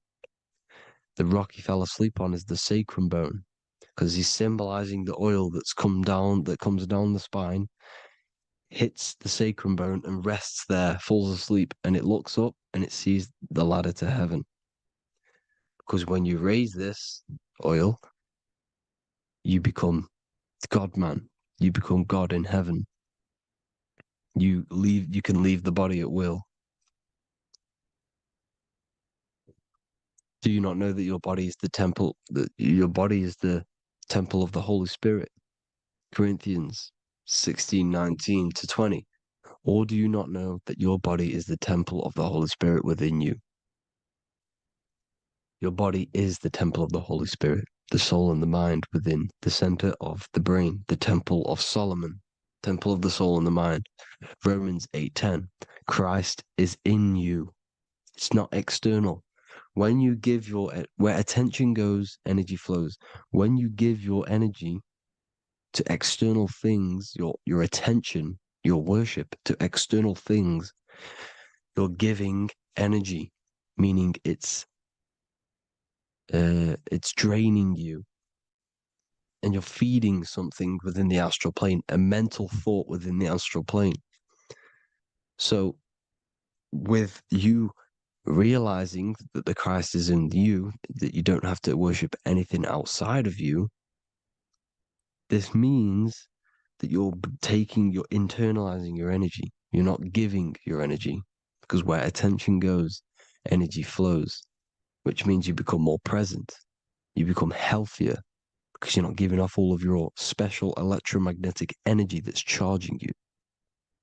This is why the religions run by the Vatican is all external. They're exoteric. Exoteric means external teachings. The esoteric is the internal, the hidden teachings. In Psalms 82,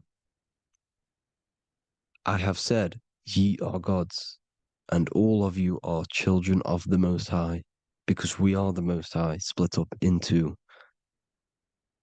individual bodies. That's what consciousness is. Consciousness is the Most High, and we have to raise ourselves to the Most High.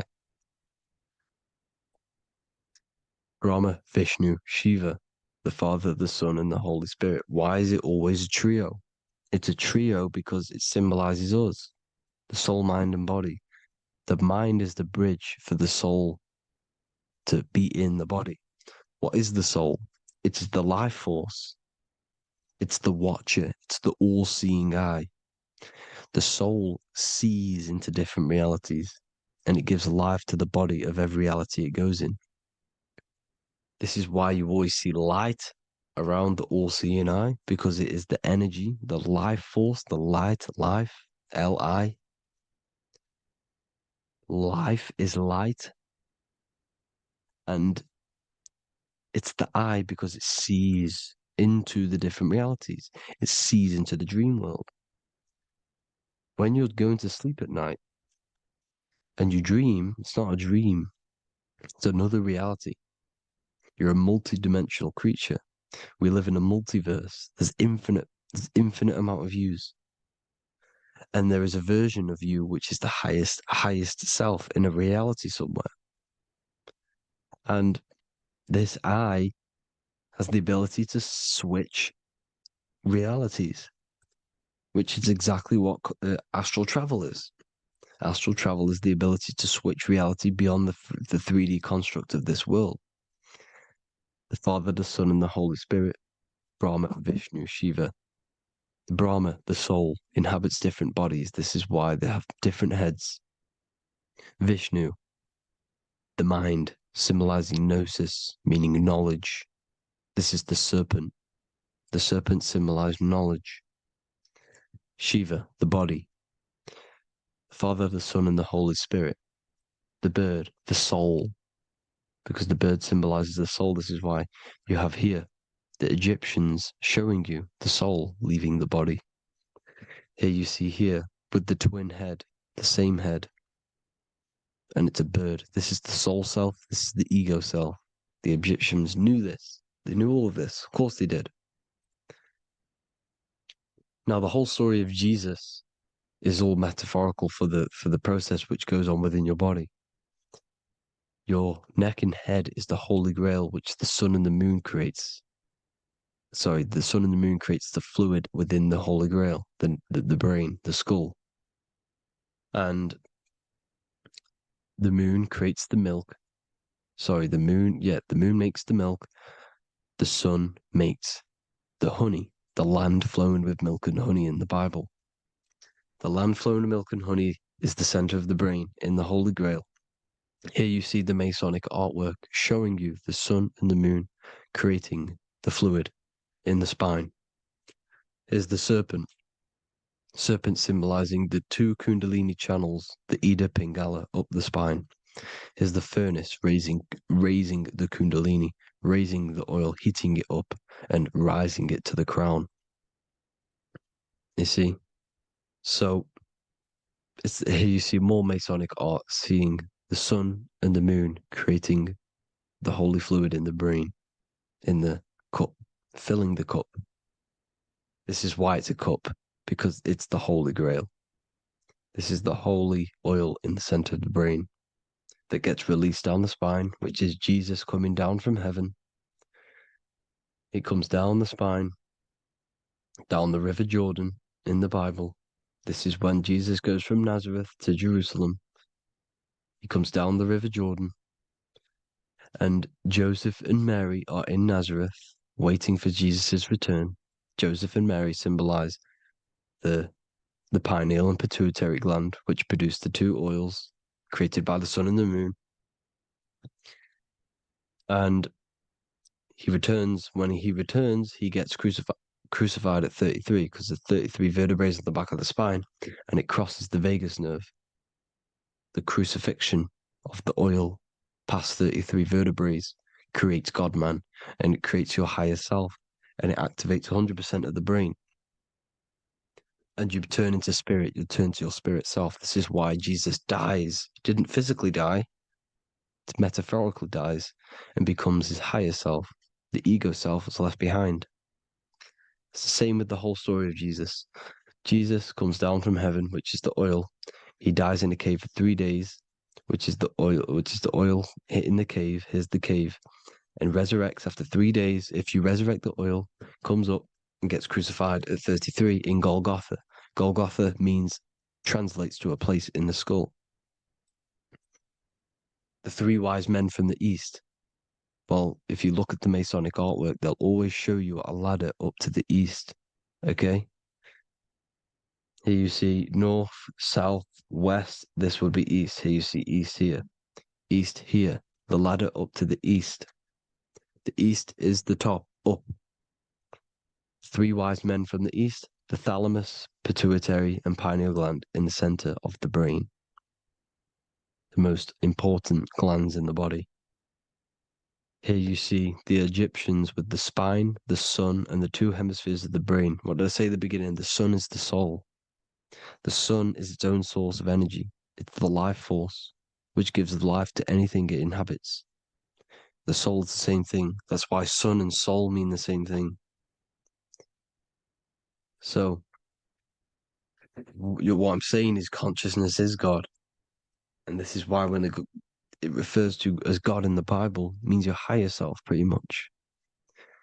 And returning back to this higher self, because God is something that you need to manifest. Consciousness is God, and your body is a reflection of the creation by God. This is why everything in the body corresponds with the stars. The stars rule the body. We are an image of the stars. This body is an image of the whole of creation. Aries rules the head. This is the cerebrum, the ram in the brain is the ram, Aries. And we have something called the cerebrum, Aries, the ram. This is the Lamb of God moving to the higher mind. Taurus, which is the lower brain and neck, the cerebellum, the bull Taurus, the lower mind, and the cerebrum and the cerebellum, the ram and the bull, is what makes you ramble on. Ramble meaning walking. The higher mind and the lower mind working together makes the body ramble. Ramble is what makes you walk along. Thank you to Santos Bonacci. Gemini, the two twins, rules the two arms, the hands, and the lungs. These are the two twins of the body. Sagittarius, the horse, which rules the hips. Hips means hippo. Hippo means horse. Hippopotamus means water horse. Hippo means horse, and this is why we call them hips, because horses have massive hips. Capricorn, the kneecaps. Pisces, the two fish, the 2 feet. Then they make us swim. We are an image of the stars, people.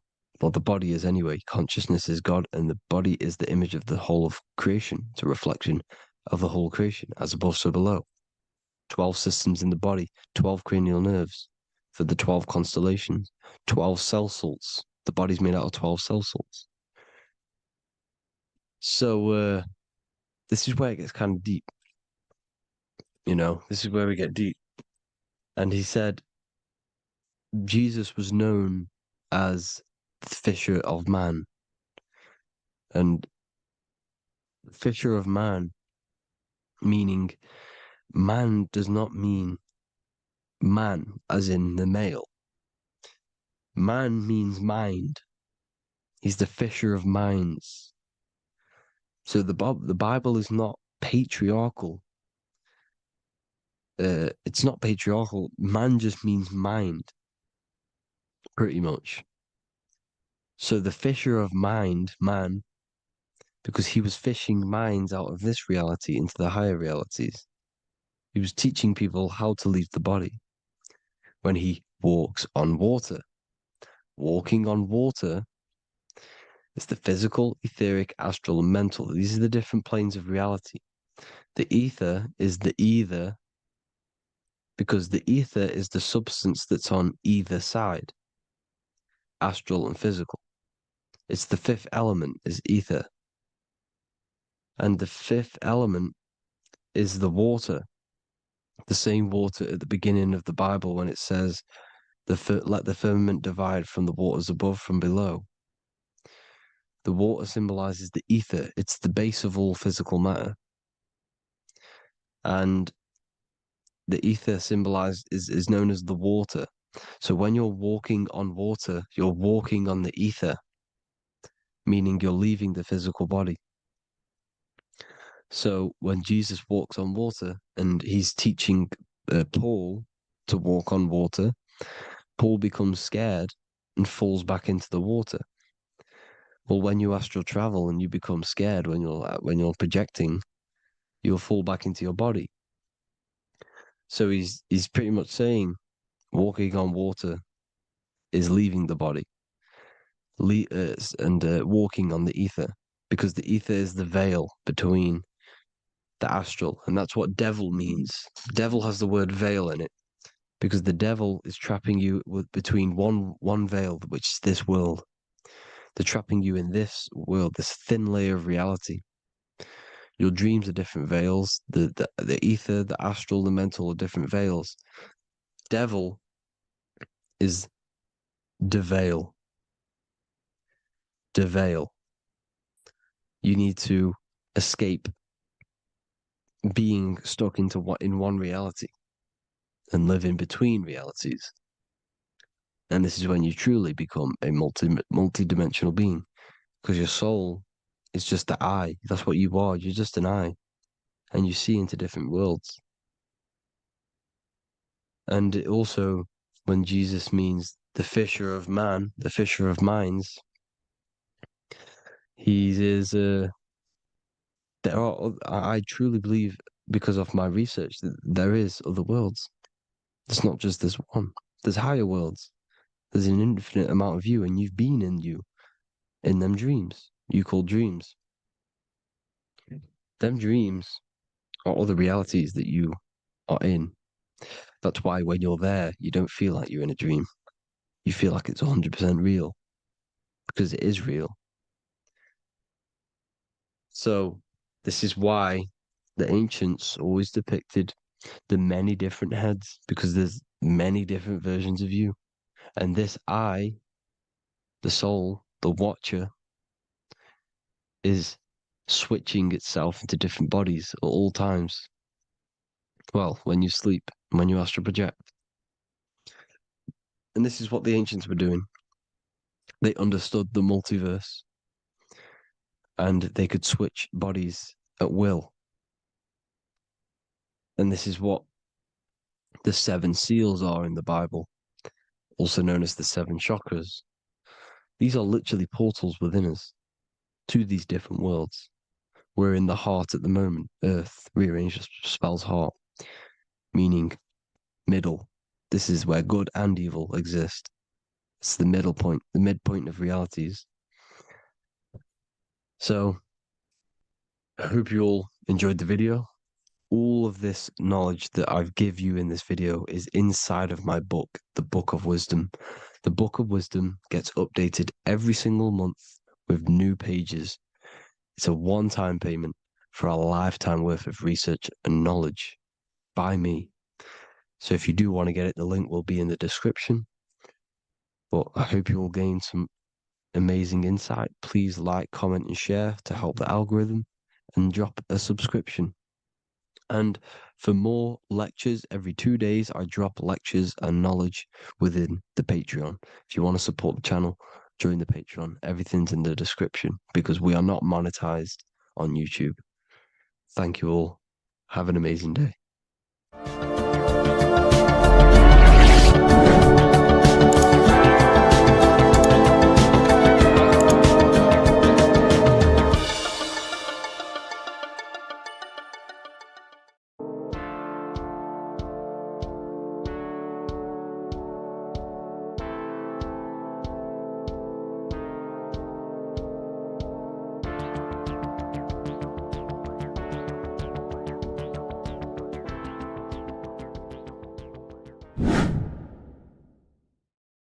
How are we doing, people? It's Revival of Wisdom.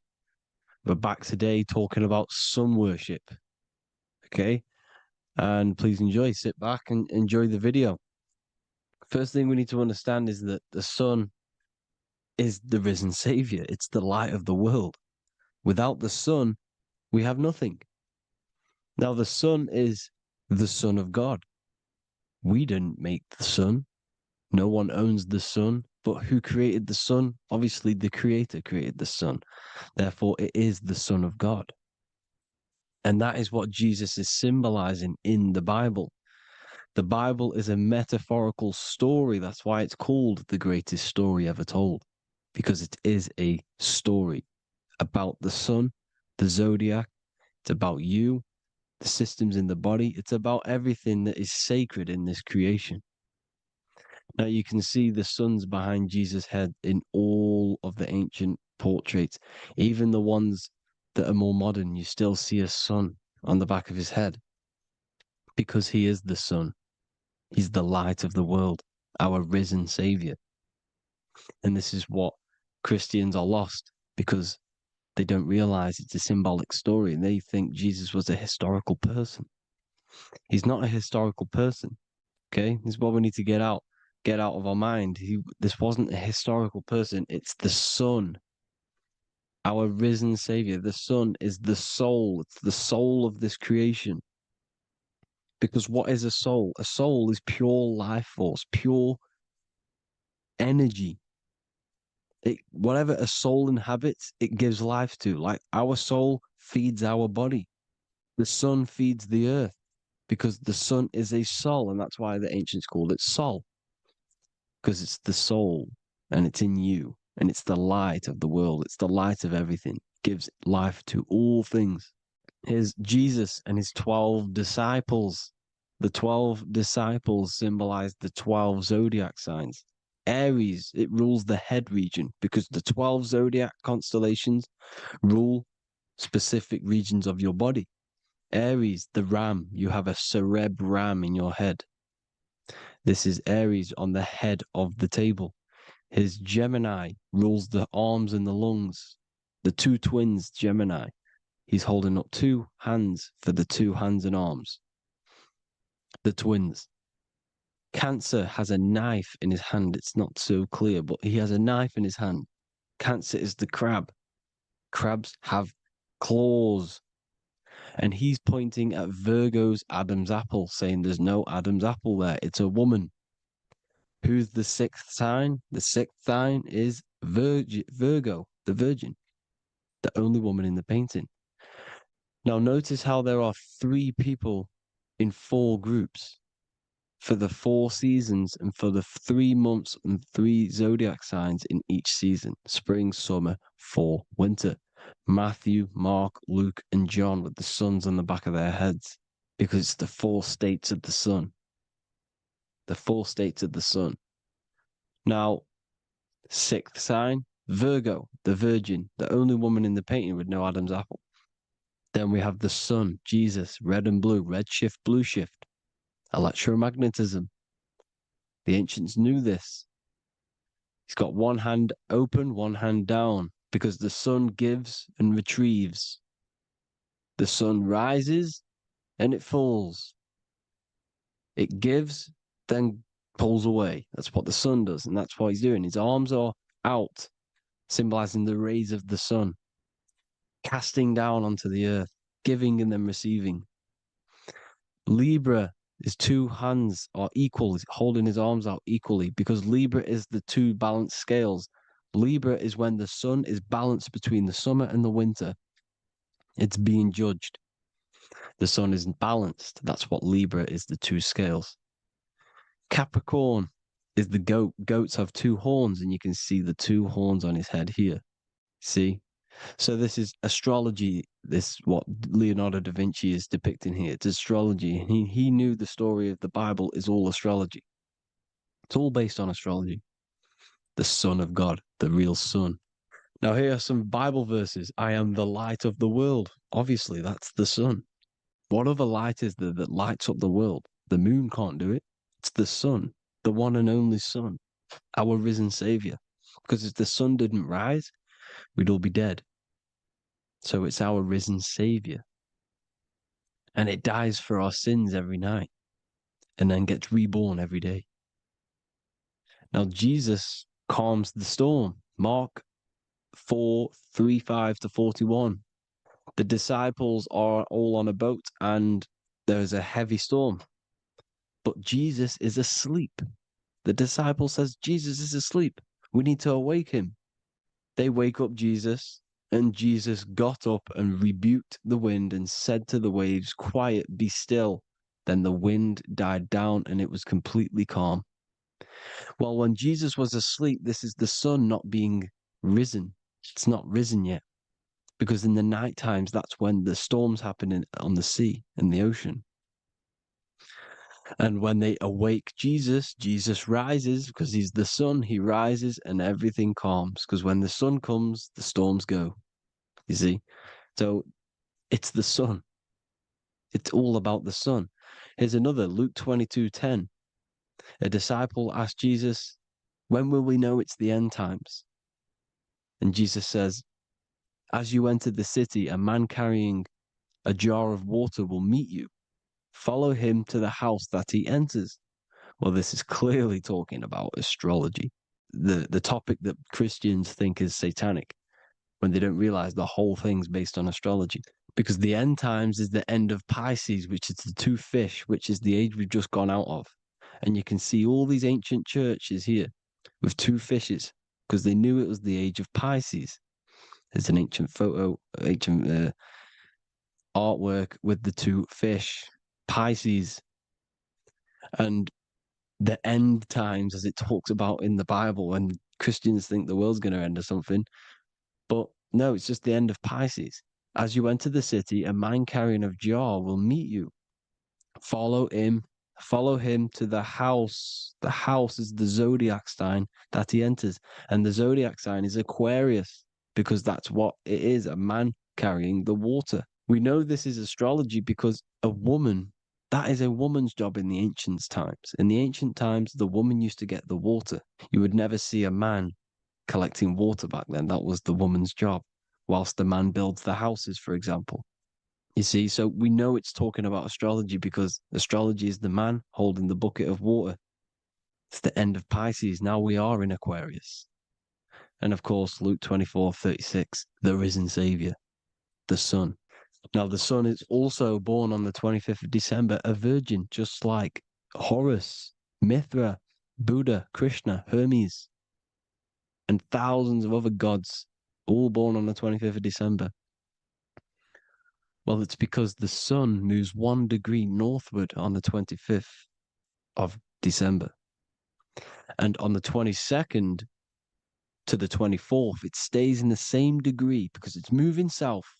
But then on the 22nd, it stays in the same degree on the Southern Crux constellation. And the ancients called this the sun dies on a cross because the cross is the Crux constellation, the Southern Cross. And it stays on that same degree for 3 days on the cross. The sun dies on a cross, and then on the 25th, moves 1 degree northward, bringing back the summer, the light, the warmth, the growth of crops. And this is the sun being reborn again, a virgin, because it's pure. And here's Mithra, another sun god before Jesus was around, before Christianity. It was Mithraism, and Mithra, Ra is Ra, the sun god, Egypt. It's all about Ra, the sun. You see the crown of thorns on Jesus' head, symbolizing the rays of the sun. And here are the rays of the sun on the back of Mithra's head. Krishna, the sun. Buddha, the sun. Horus, horizon. All born virgins, all did miracles, all resurrected. Dead for 3 days. Well, here he is, dead for 3 days on the cross. And resurrected, because it's the most ancient religion ever been on the face of the earth, the worship of the sun. And we should worship the sun, because without the sun we are nothing. The sun feeds us, feeds the earth, feeds everything. Without the sun we are nothing. It's been reversed, and now we're worshipping man. When we're worshipping a man called Jesus, was never real. It's all about the sun, the most high, the most powerful, potent, celestial body in the sky, the orb that feeds us every day. It dies for our sins and rises every day. It's the sun. Now on the Holy Communion Day, it's the worship of the sun. They give out many suns. Here's Jesus holding a sun. And they raise the sun on Sunday because they go to worship their sun god on Sunday. Not Saturn Day, not Moon Day, Monday, but on Sunday when the sun is exalting. And they hold suns up above their heads because the sun rises. They're symbolizing the sun rising above their heads as Savior. It's the sun. It's the Holy Communion Day. And here's Jesus giving a piece of himself to the children. It's the sun, the light. Judas was known as a backbiter, a backstabber, because he stabbed Jesus in the back. He betrayed Jesus. Well, this is just another astrological story about the constellation Scorpio, because the Scorpio is the J, looks like a J. J for Judas, the scorpion, the backbiter. Scorpions backbite. They bite with their back. And what does Judas do? He betrays Jesus by kissing him to let the warriors know who they need to get. So he kisses Jesus and Jesus gets stabbed in the back. Well, when you get stung or bit by a scorpion, they leave like a kiss. So Judas kisses him and gets betrayed. Well, this is because the sun, when it hits Libra, it's balanced. The sun is balanced because it comes through summer. Now the sun's starting to die. The sun's starting to die. It hits Libra. And then as soon as it hits the scorpion, the Scorpio, it gets betrayed because now the sun has to fall to winter and Saturn is there waiting to take over the darkness of the winter. So he gets stabbed in the back by Scorpio, Judas, the Scorpion, the backstabber. You see, it's an astrological story. Here's Mary. Mary means marry, which means pure. The sun is pure. No one gave birth to the sun but the God. And it's born every day. It's born every day on every year. It's born pure. There was no controversy. There was no, activity for the sun to be born. It's pure. Now, the 7 metals come from the 7 planets. The sun gives you gold, and this is why the sun is golden. It looks gold. And this is why the banks are backed by gold, because gold is the most valuable metal, because it's the sun, the most valuable celestial orb in the sky, in the heavens. Well, here's Jesus, another ancient symbol of him being crucified on the cross with the big sun, the Southern Cross constellation. The sun dies on the cross constellation. And if you go to the old etymology dictionaries, you will see sun and son is the same word. They come from the same etymology roots. You can use them for no matter what, but they've been confused today. But if you go back to the old dictionaries of etymology, they are interchangeable. You can use them. Son, sun, sol, it's all the same thing. The 12 disciples, 12 brothers of Joseph, 12 tribes of Israel, 12 breastplates on the stones, because it's all the 12 astrological signs. They could have used any other number, but there's 12. Because 12 is the mind, which is God. 7 is the number of matter, which is man. 7 energy centers in the body. 12 cranial nerves in the brain, because it's the mind. 12 is the 12ness. The zodiac is literally the mind of God, the signs of God. Now here we see here, Job 38, 31 to 33. Can you lead forth a constellation in the season? He's asking you, can you read the sky? Can you read the heavens? Canst thou bring forth the Mazzaroth in its season? Mazzaroth means 12 signs, the zodiac. Why did they translated every single Hebrew word in the Bible into English, but they decided to leave out Mazzaroth? Why? It's because if that said zodiac, Christians would have a different view on the Bible, but they leave that out. But Mazzaroth actually means the 12 signs, the zodiac, and the stars means sign. The word stars means sign because the stars are signs, things to come, which is off in Hebrew, which means sign, things to come. You see a sign on the road, it's something coming. But God is saying, no, what does he say? To qualify as a director, a judge of man's life on earth, one must be able to govern the heavenly bodies that rule the earth. It's telling you to read the heavens. We need to read the heavens. Astrology, the 12 zodiac signs, the mind of God. It's telling you, read the Mazzaroth, read the zodiac, because they are things to come in your life. They are signs. It's not satanic, it's made by God. God said, let there be lights in the firmament of the heavens to divide the day from the night, and let them be for signs. Signs are things to come. The 12 zodiac signs. It's all about astrology. Here's Mary holding the sun. His son, her son. It's the sun in the sky. The one and only, the most high. The soul, the solo because it's on its own. The most powerful, Ra, radiance. Here's the Pope holding the sun. All 3 popes holding the sun because they're sun worshippers and they know the true meaning and origins behind Christianity. Sun worship. Here's the Vatican is a sundial. Yes, this is literally a clock. Your watch is a sundial.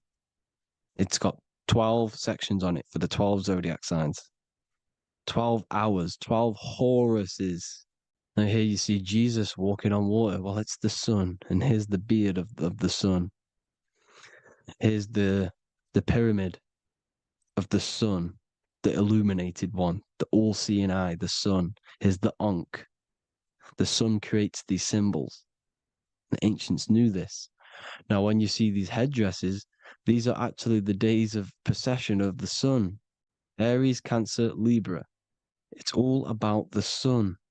Here's some more sun worship going back to Egypt. Ra, Horus, Osiris, and Set. Jesus and Satan is Horus and Set. The sun and Saturn. Saturn rules the winter, Satan. Jesus, the sun, the light of the world, rules the summer, rules the day. Satan's the night, Saturn's the night, the sun is the day. The evil brother, Satan. Well, Horus comes, well, this is where we get the word hours from. There are 12 Horuses. The sun moves in 12 Horuses, 12 hours. Where's Horus? What hour is it? Where's Horus? His Ra, 12 noon, Ra, radiates, powerful, the most high sun. That's why he has a sun on the top of his head. These are the 4 states of the sun. Set, sunset. This is why we say sunset, because the sun is setting. His sunset, his Horus, horizon, the Horus is rising, Ra radiating, and the sunset. Then midnight is Osiris. Here's another ancient symbol for the sun, the scarab. Ra, the sun, scarab. It's got the word Ra in it because it's the sun. Here's the sun on top of the scarab with the wings. Because scarabs roll dung up hills, and then they'll let it fall down the hill to gain more matter. To gain more bigger, like a snowball effect. And this is, the ancients saw this as a process of the sun, because the sun climbs up the hill and then it falls. So they used the scarab to symbolize the process of the sun. The sun climbs and falls. Here's an ancient Egyptian cat cutting off the head of the serpent.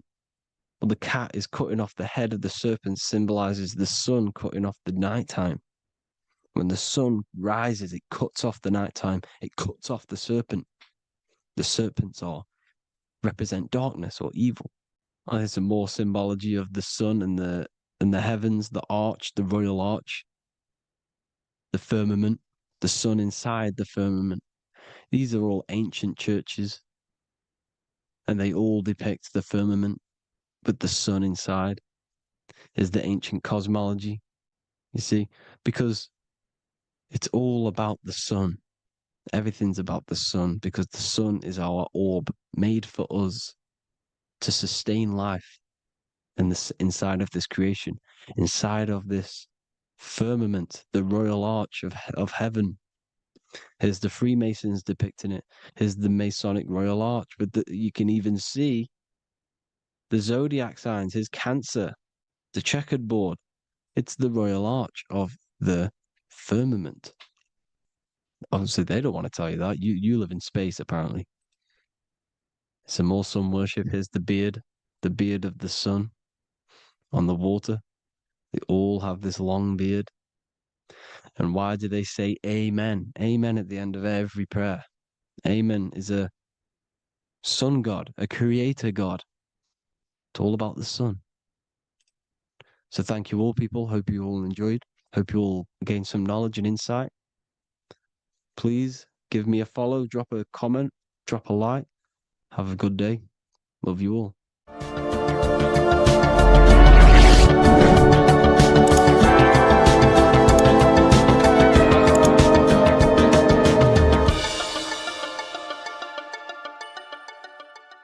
Welcome to Revival of Wisdom. Today, we're going to be talking about portals, portal symbolism, what portals are, okay, and how they show them to us. because they have to tell you the truth, guys. This is the thing with the universal law. They have to tell you the truth. And they tell you through symbols, they tell you through movies, and different things like that. But let's jump straight into this. So first I want to talk about the Freemasonry symbols. Okay, so first we got, obviously this is some Freemasonry art, but notice how you've got the ladder with a key. Okay, so this is ladder symbolism with a key. So maybe this is talking about ascending. Okay, because look, because this is ascending into the heavens, because it's a ladder with humans going up it with a key. In order to ascend, you must have the key. Okay, so what else do we have with a key? Well, the Netflix show Lock and Key, which is all about portals and keys. Because what the keys do, they open doors, gateways. Okay. So what's interesting about this is that they've got this key here, which represents the Kundalini energy rising up the spine. Okay, but we'll come back to this. But it's that same portal key symbolism. We've also got the Vatican. The Vatican is in the shape of a key. Okay, so you can see the start of it here and the end. So this is key symbolisms. Keys open doors. And notice how it's got the 8-pointed star. Okay, what is the 8-pointed star? Okay, we'll come back to this. This all ties in, guys. I'll break it all down for you. But then you've also got the god Janus. Janus, okay, is known as the god of the doorways. He's an ancient god of Rome, and they worshipped him. However, he's not a god, he's more like a high-level ranked demon. Because he is the god of the doorways. And notice how he's got two faces. Because doorways always have two sides. You're going into somewhere, there's always two sides of a door. And he's always depicted with two sides of a face and a key, because he holds the key to the doorways, to the portals, to other worlds and realms. Okay, as you can see, he's always got two faces and a key. Okay, so now we have the Sumerians, the Anunnaki, and they are always depicted with the two faces. Why do they have the two faces? Because they're symbolizing doorways, and the Anunnaki come to Earth through doorways and portals. So these are what these gods are symbolizing in their artwork. But they always have the 8-pointed star. Okay, what is the 8-pointed star? You see how they always have, look, let me try to find another one. It's the 8-pointed star. This 8-pointed star is Polaris. Okay, Polaris, just like the Vatican has the 8-pointed star with a key. Polaris is the center star. Polaris is a fixed star, it doesn't move.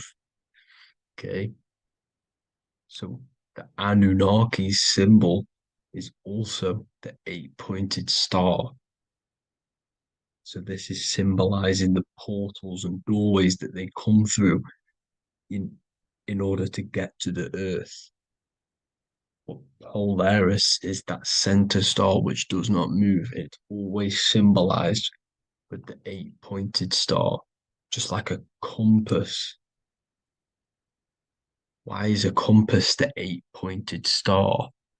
Because at the center of our realm is where the most electromagnetic energy is stored.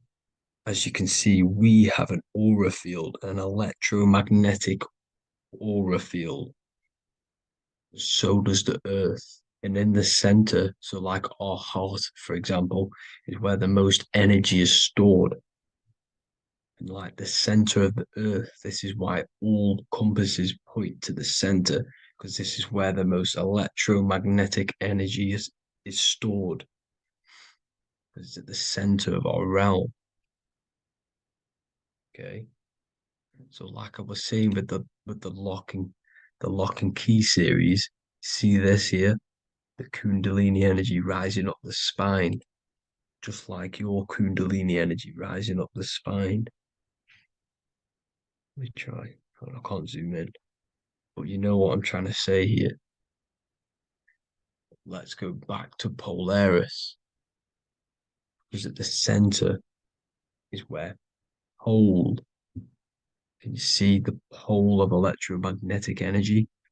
Polaris, the North Pole. It's symbolized, the truth is in the words. It's like a pole of electromagnetic energy. And this is where the aurora borealis comes from. Notice how it's got the word aura in it, because it's the Earth's aura, electromagnetic field. Just like you have an aura, also known as the northern lights, because it's coming out of this center hole in the center of our realm, where the black sun is. And this is where the electromagnetic energy is coming up from. And this is what the aurora borealis is, or the northern lights. It's just electromagnetic energy. And it's symbolized through our symbols, the original O. Okay, because it's like a pole through the middle. Polaris. So this Polaris is the sky vault. It's the portal into this realm. Because this is what the Anunnaki are always talking about. Always symbolize it with the 8-pointed star. And just like a compass, it's the 8-pointed star pointed to the center, to Polaris. Okay. See here on the Sumerian tablets with the 8-pointed star again. And how we know it's talking about portals with this 8-pointed star is because CERN 666 are opening up portals to the underworld, letting in demonic entities into this realm. How do we know it's a portal? Because their Hydra Collider has 8 points, just like the 8-pointed star. So they are creating synthetic portals to the underworld to let these demonic entities into our realm. But what is the key? Because if we're talking about ascending through Polaris, notice how here on the masonry art, this luminary here, so this is the sun, that's the moon, this is Polaris, because it's a luminary with what? 1, 2, 3, 4, 5, 6, 7, 8 beams coming off the luminary, just like the 8-pointed star. So you see the ladder with the key going up to Polaris. It's symbolizing ascending out of Earth. So what is this key that they're keeping from us? Because it's a human holding a key going up the ladder to Polaris. Well, chakras. We have 7 chakras. Okay, so this is what they are telling us in the lock and key symbolism. The Kundalini energy rising up the spine. Okay, just like they have 33 vertebrae on the back of your spine. Okay, this represents the Kundalini energy going up your 33 vertebrae, just like in masonry has 33rd degrees. Okay, so what is the key? Your chakras. Your chakras have to be unlocked. Okay, you have to unlock your chakras, and you can't unlock this one without going through this one. You have to go through them all. It's like a ladder, just like Jacob's ladder. You can't go from the bottom to the top. You have to unlock each one. Okay, just like you have 7 chakras, you have 7 layers of your aura. Okay, you have to unlock your chakras to the highest point in order to reach Christ consciousness. And this is the key that they're talking about. They're symbolizing the organic portal within each and every one of us to ascend out of this realm. Okay, so this is the key that they're talking about, and they're holding back this knowledge to keep us trapped in this 3D realm. Okay, so like I was saying with the 33 vertebrae and the Kundalini energy coming up the spine, 33 vertebrae, you can see this sort of symbolism going up to the light, because it's the light.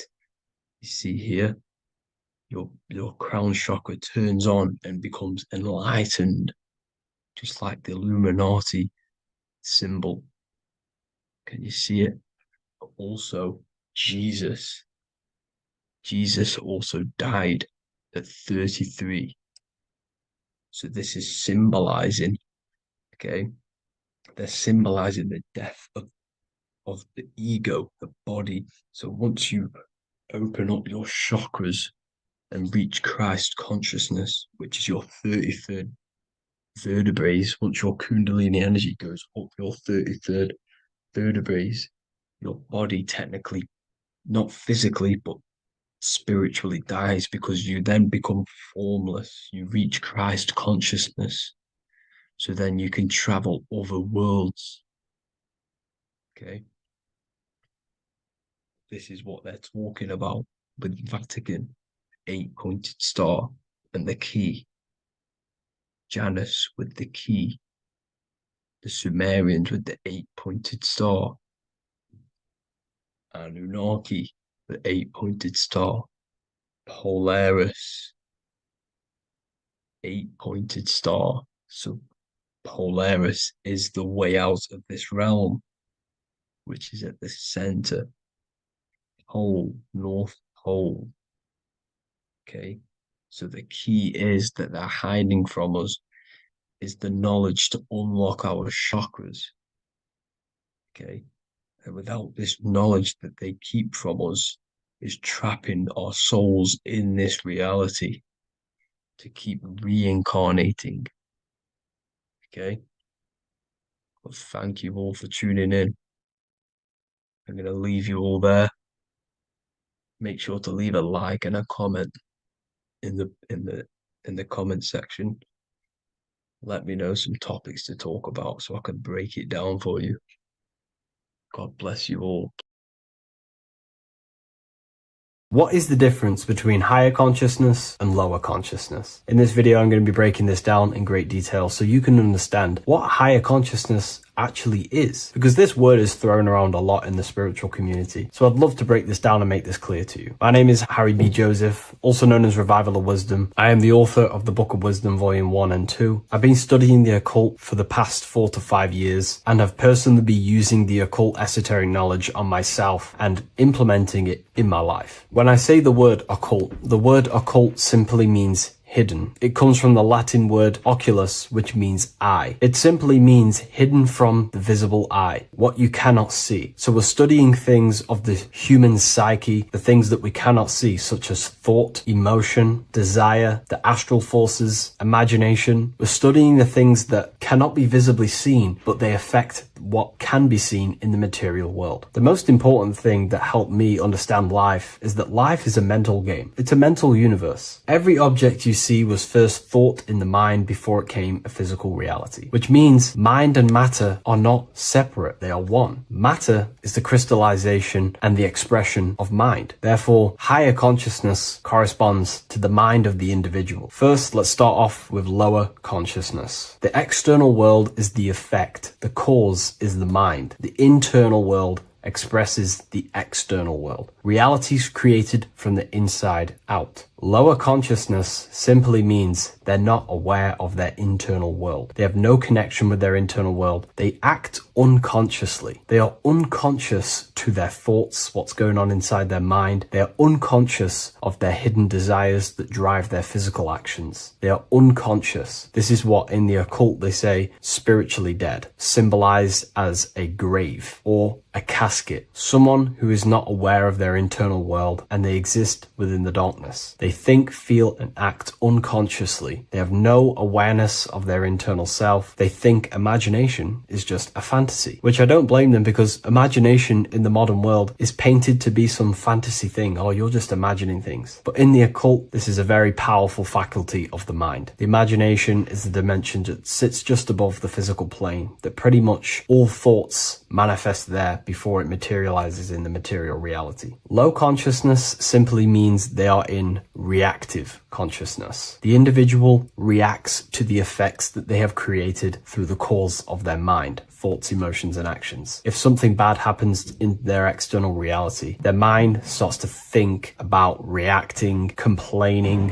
which ultimately creates a negative cycle of manifestation. They're simply blaming the effects outside of them that are the causes of the individual's mind. They are in reactive consciousness, which pretty much has no personal power. A low consciousness also means you are emotional, reactive. You are easily triggered by situations or people. Anger, fear, defensiveness arises quickly, often before conscious thought. This is associated with the reptilian brain. The reptilian brain does not think, and it is the modality of consciousness that keeps the individual not critically thinking, simply just reacting to the world. They make decisions based on instinct. They make decisions based on fear. This is a low consciousness. Another symptom of low consciousness is that the individual only thinks in reaction to their five senses. They only think in the terms of their five senses. They sense something in their five senses and they simply just react and they think around the five senses. They do not use their spiritual faculties such as imagination, willpower. Low consciousness people are mainly stuck in their ego. The ego inside of the occult and esoteric teachings needs to be overcome. We have to face our ego because the ego tells us we already know everything. I don't need to know anything else. I have my belief system. I'm happy with believing whatever. Everything else is just a fantasy. I believe everything that's already told me within school. And the ego stops them from expanding their mind into the esoteric teachings or more things about life. They're ignorant to gaining more knowledge because they think they already know everything that has been given to them within institutions such as schools. In the occult, we have to face our ego and submit to it and say, we do not know everything. There is so much more that we need to learn about ourselves to expand as an individual. A low consciousness person or individual is reactive. Their thinking dwells in the past or worries about the future. The now is rarely accepted as it is. They're never in the now. They're either thinking about the past or the future. A low consciousness is also attachments to self-image, beliefs, opinions, roles, history, and is mentally rigid. Their mind doesn't want to expand. They're stuck on a certain belief, a certain thing, and they're not open to accept anything else inside their mind. And a challenge to them feels like a personal threat. And instead of being self-aware and responsible, they see others as the cause of their unhappiness and the negative things that they are manifesting in their reality. A low consciousness also seeks for validation outside of themselves. They try to cover things up with materialism or whatever it is. But now let's move on to a higher consciousness. This is what we call causal consciousness. Causal consciousness is a state where the mind of the individual is mastered. Their mind does not dwell on the effects of the external world because the individual who has a higher consciousness understands that the world outside of them is the effect. It is the world of form. Force and form are two dualities within the occult that are very important. Everything outside of you is form. Everything inside of you is force. The forces inside of you create the form outside of you. The person with a low consciousness simply just reacts to the external world, creating a constant cycle of negativity. But the person with the higher consciousness understands that whatever happens outside of them cannot be changed. It is already manifested. Therefore, there is no point in complaining. If the person with the higher consciousness understands if they don't like something, they can change it internally. If they can't change it, then they change their mental attitude towards it. This is the law of polarity. Light and darkness are the same thing, but just different degrees of light, which means we have the ability to to shift our mindset and perception towards things to make sure it's positive. The person with the higher consciousness, even though something bad may happen to them in the world of effect, they can change their mindset towards it and ultimately change their actions to change that reality. There's no point reacting. It's simply what we do to create the change. A higher consciousness means their mind is ordered and disciplined. They do not think random thoughts. The person with a higher consciousness and a trained mind in the occult has a mind of a powerhouse of control. They understand that the mind is the cause of all things, therefore we have to gain mastery and control over the mind, or else it will produce constant chaos. Their mind is ordered and disciplined. The person with a higher consciousness is always self-aware. This is very important. The person with a lower consciousness never is self-aware. They give attention to random thoughts, they give attention to negative thoughts, they give attention to negative imaginations, they start daydreaming about worrying about the future or the things that happened to them in the past. This is all useless. You're using the creative powers of consciousness for the negative. The person who is trained in the occult and has a trained mind with a higher consciousness understands that their mind is the cause, and they are always aware of the thoughts that they are entertaining inside their mind. There is a level of mastery where one can achieve the conscious awareness of every single thought in their mind every single day. Now, this is very difficult to achieve, but this is one of my goals personally. It is the thought that it is the seed of creation. And if we give random thoughts attention, these seeds can be planted in our subconscious and ultimately drive that effect into our reality. The trained mind, thought and intention manifest more effectively because they arise from unity, not fragmentation. You become the conscious creator rather than the unconscious reactor. Higher consciousness also means that you know what to do to produce a change in your reality. If there's something bad happening in my reality, I know that there's some sort of change that needs to happen within me. For example, if I start a cycle of negative thoughts, I know that there needs to be some mental work constructed on my mind. This will happen. On your path of self-mastery, you will fall back into old thinking patterns or something that happened to you in the past. These little patterns will show up again. But when you have a higher consciousness, you know exactly what to do to execute on changing that part of yourself. For example, if I catch myself thinking negatively for the past 2 days, I know I need to do affirmations and to reprogram my mind to counteract them negative thoughts. Or if I start overthinking and I start to lose control over my mind, then I know I need to do a meditation of stillness where I think about nothingness and develop my willpower. A higher consciousness knows where these things are coming from because they understand themselves. Higher consciousness also means they have unity consciousness. This is what the triangle is. Unity consciousness. The I within the triangle. The I in the triangle is the number 1. The triangle is the number 3. These are the 3 expressions of consciousness: thinking, feeling, and acting.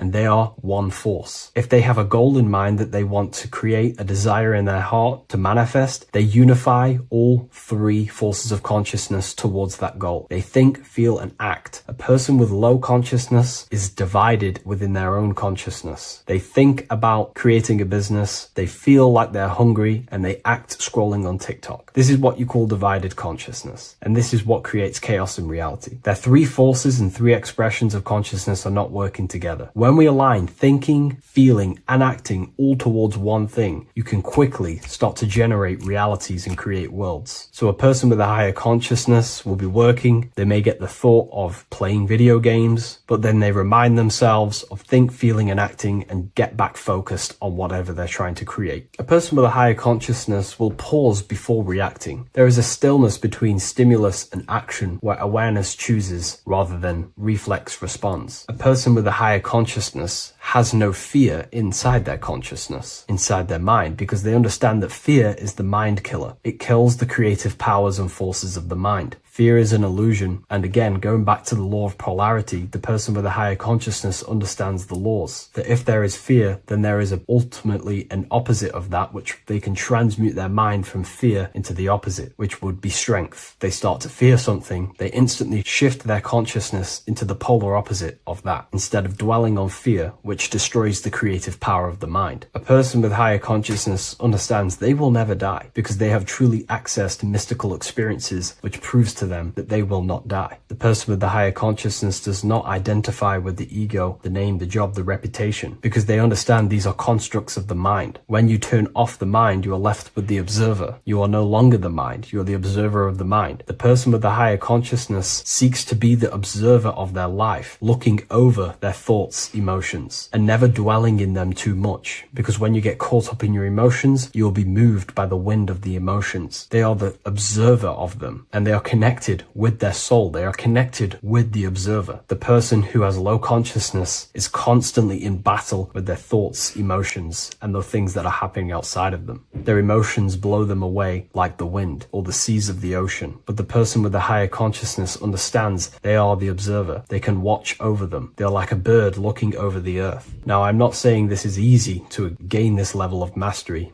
but now you can start to understand the mind of a person who has a higher consciousness and aim to become this person to ultimately live a better life. Higher consciousness is not this mystical, magical thing with, most spiritual teachers will paint in your mind. It's simply just self-control. And when you have control of yourself, life becomes a lot better. Instead of being caught up within the battlefield within your own mind and emotions, living in reaction and complaining in a negative state of mind, the person with the higher consciousness also understands that their dreams are showing them messages from their subconscious mind. Every person, every event, everything that was said, everything that happens in your dream is a materialization of something that's going on inside your subconscious mind. If there is a person chasing you in your dream and you are in fear running away, this means that the subconscious is showing you something through the allegory or symbol of that person chasing you. There's something inside of you that you are maybe running away from, and you need to identify that and change it. So I hope this video gives you some great insight and a bit of an idea what higher consciousness is. Again, higher consciousness is about having faith, because when you were in the lower consciousness like myself, before all of this, I didn't know what higher consciousness is. Therefore, you have to have faith that it's going to lead you somewhere, that the work that you are doing to try achieve self-mastery is going to take you to another level. You have to have faith in yourself that higher consciousness is going to be better for you. If you do not have faith or the desire in your heart to generate that higher consciousness, it's not going to happen. Keep your eyes on the light, keep your desire on the light, and keep faith in your heart to generate this higher version of yourself. Thank you, everyone. I'll see you in the next video.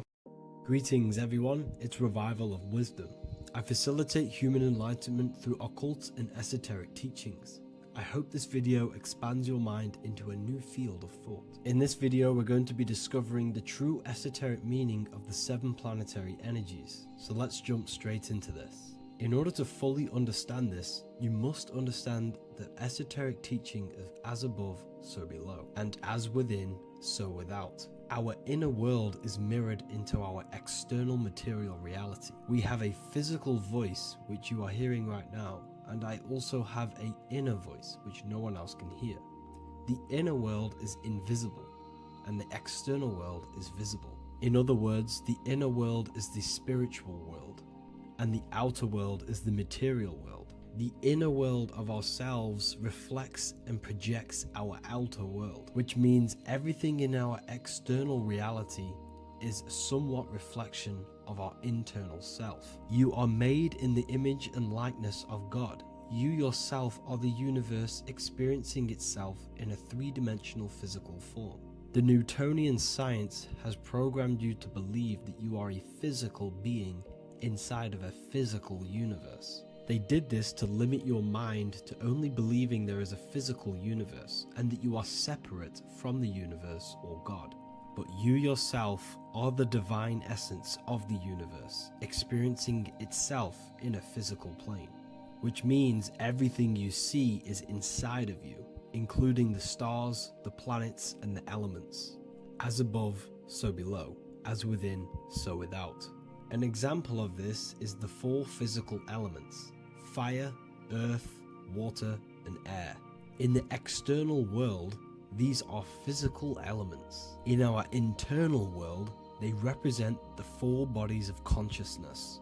We have 4 different bodies. We have a material body, we have a spiritual body, an emotional body, and a mental body. The mind is not made out of the same substance as the body. The emotions is not made out of the same substance of the mind and the body.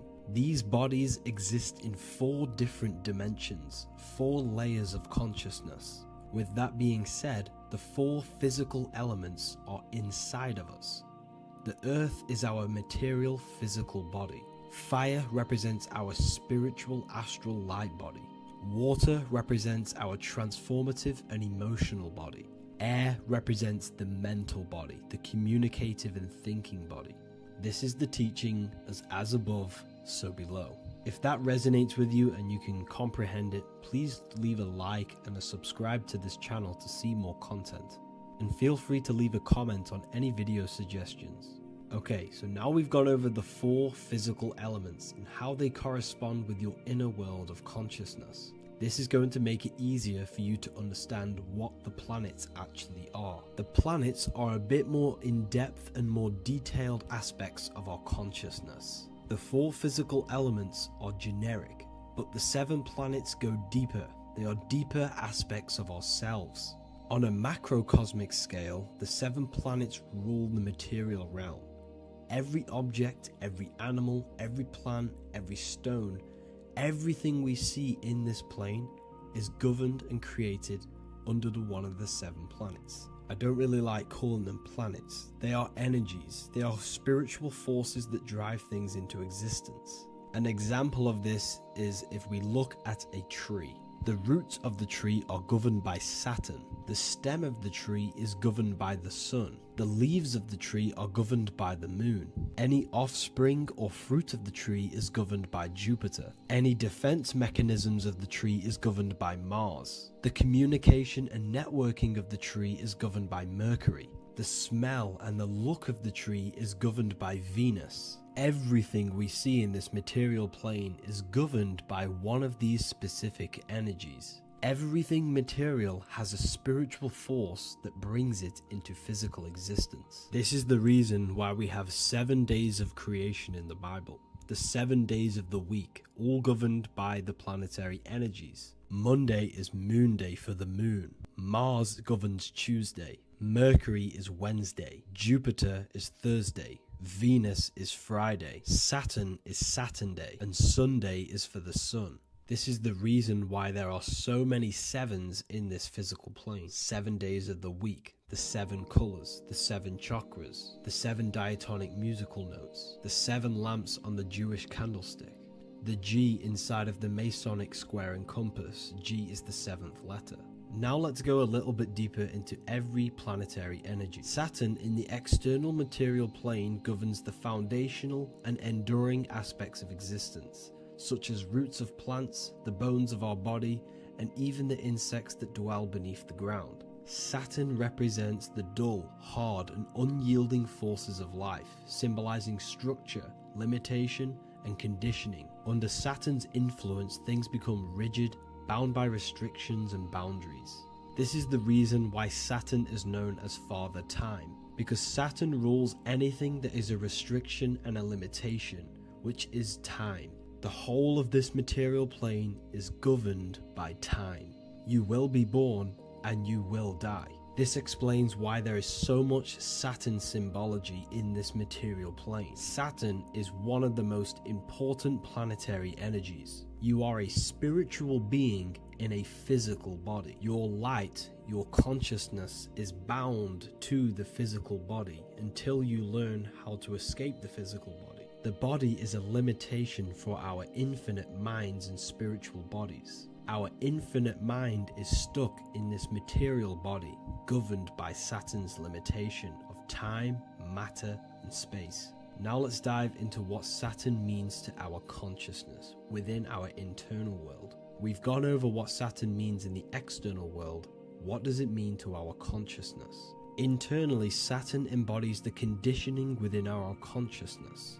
When the Saturnian aspect of our consciousness dominates, we become overly rigid, fixated, and restricted in our thinking and actions. For example, Saturn's influence is strongly felt in today's world, where many people's minds are confined to societal norms and conditioned responses. Saturn is the aspect of our consciousness, our minds, such as limiting belief systems and limiting thoughts and emotions. This is the negative thought that you can't get rid of, that's holding you back This is a Saturn aspect of our consciousness. However, this is not a negative thing. The Saturnian aspect of our consciousness is a great teacher, guiding us through difficult life lessons that ultimately lead us to growth and expansion. Saturn's energy allows us to experience and overcome fears and limitations so our minds can expand into new fields of thought, into new life.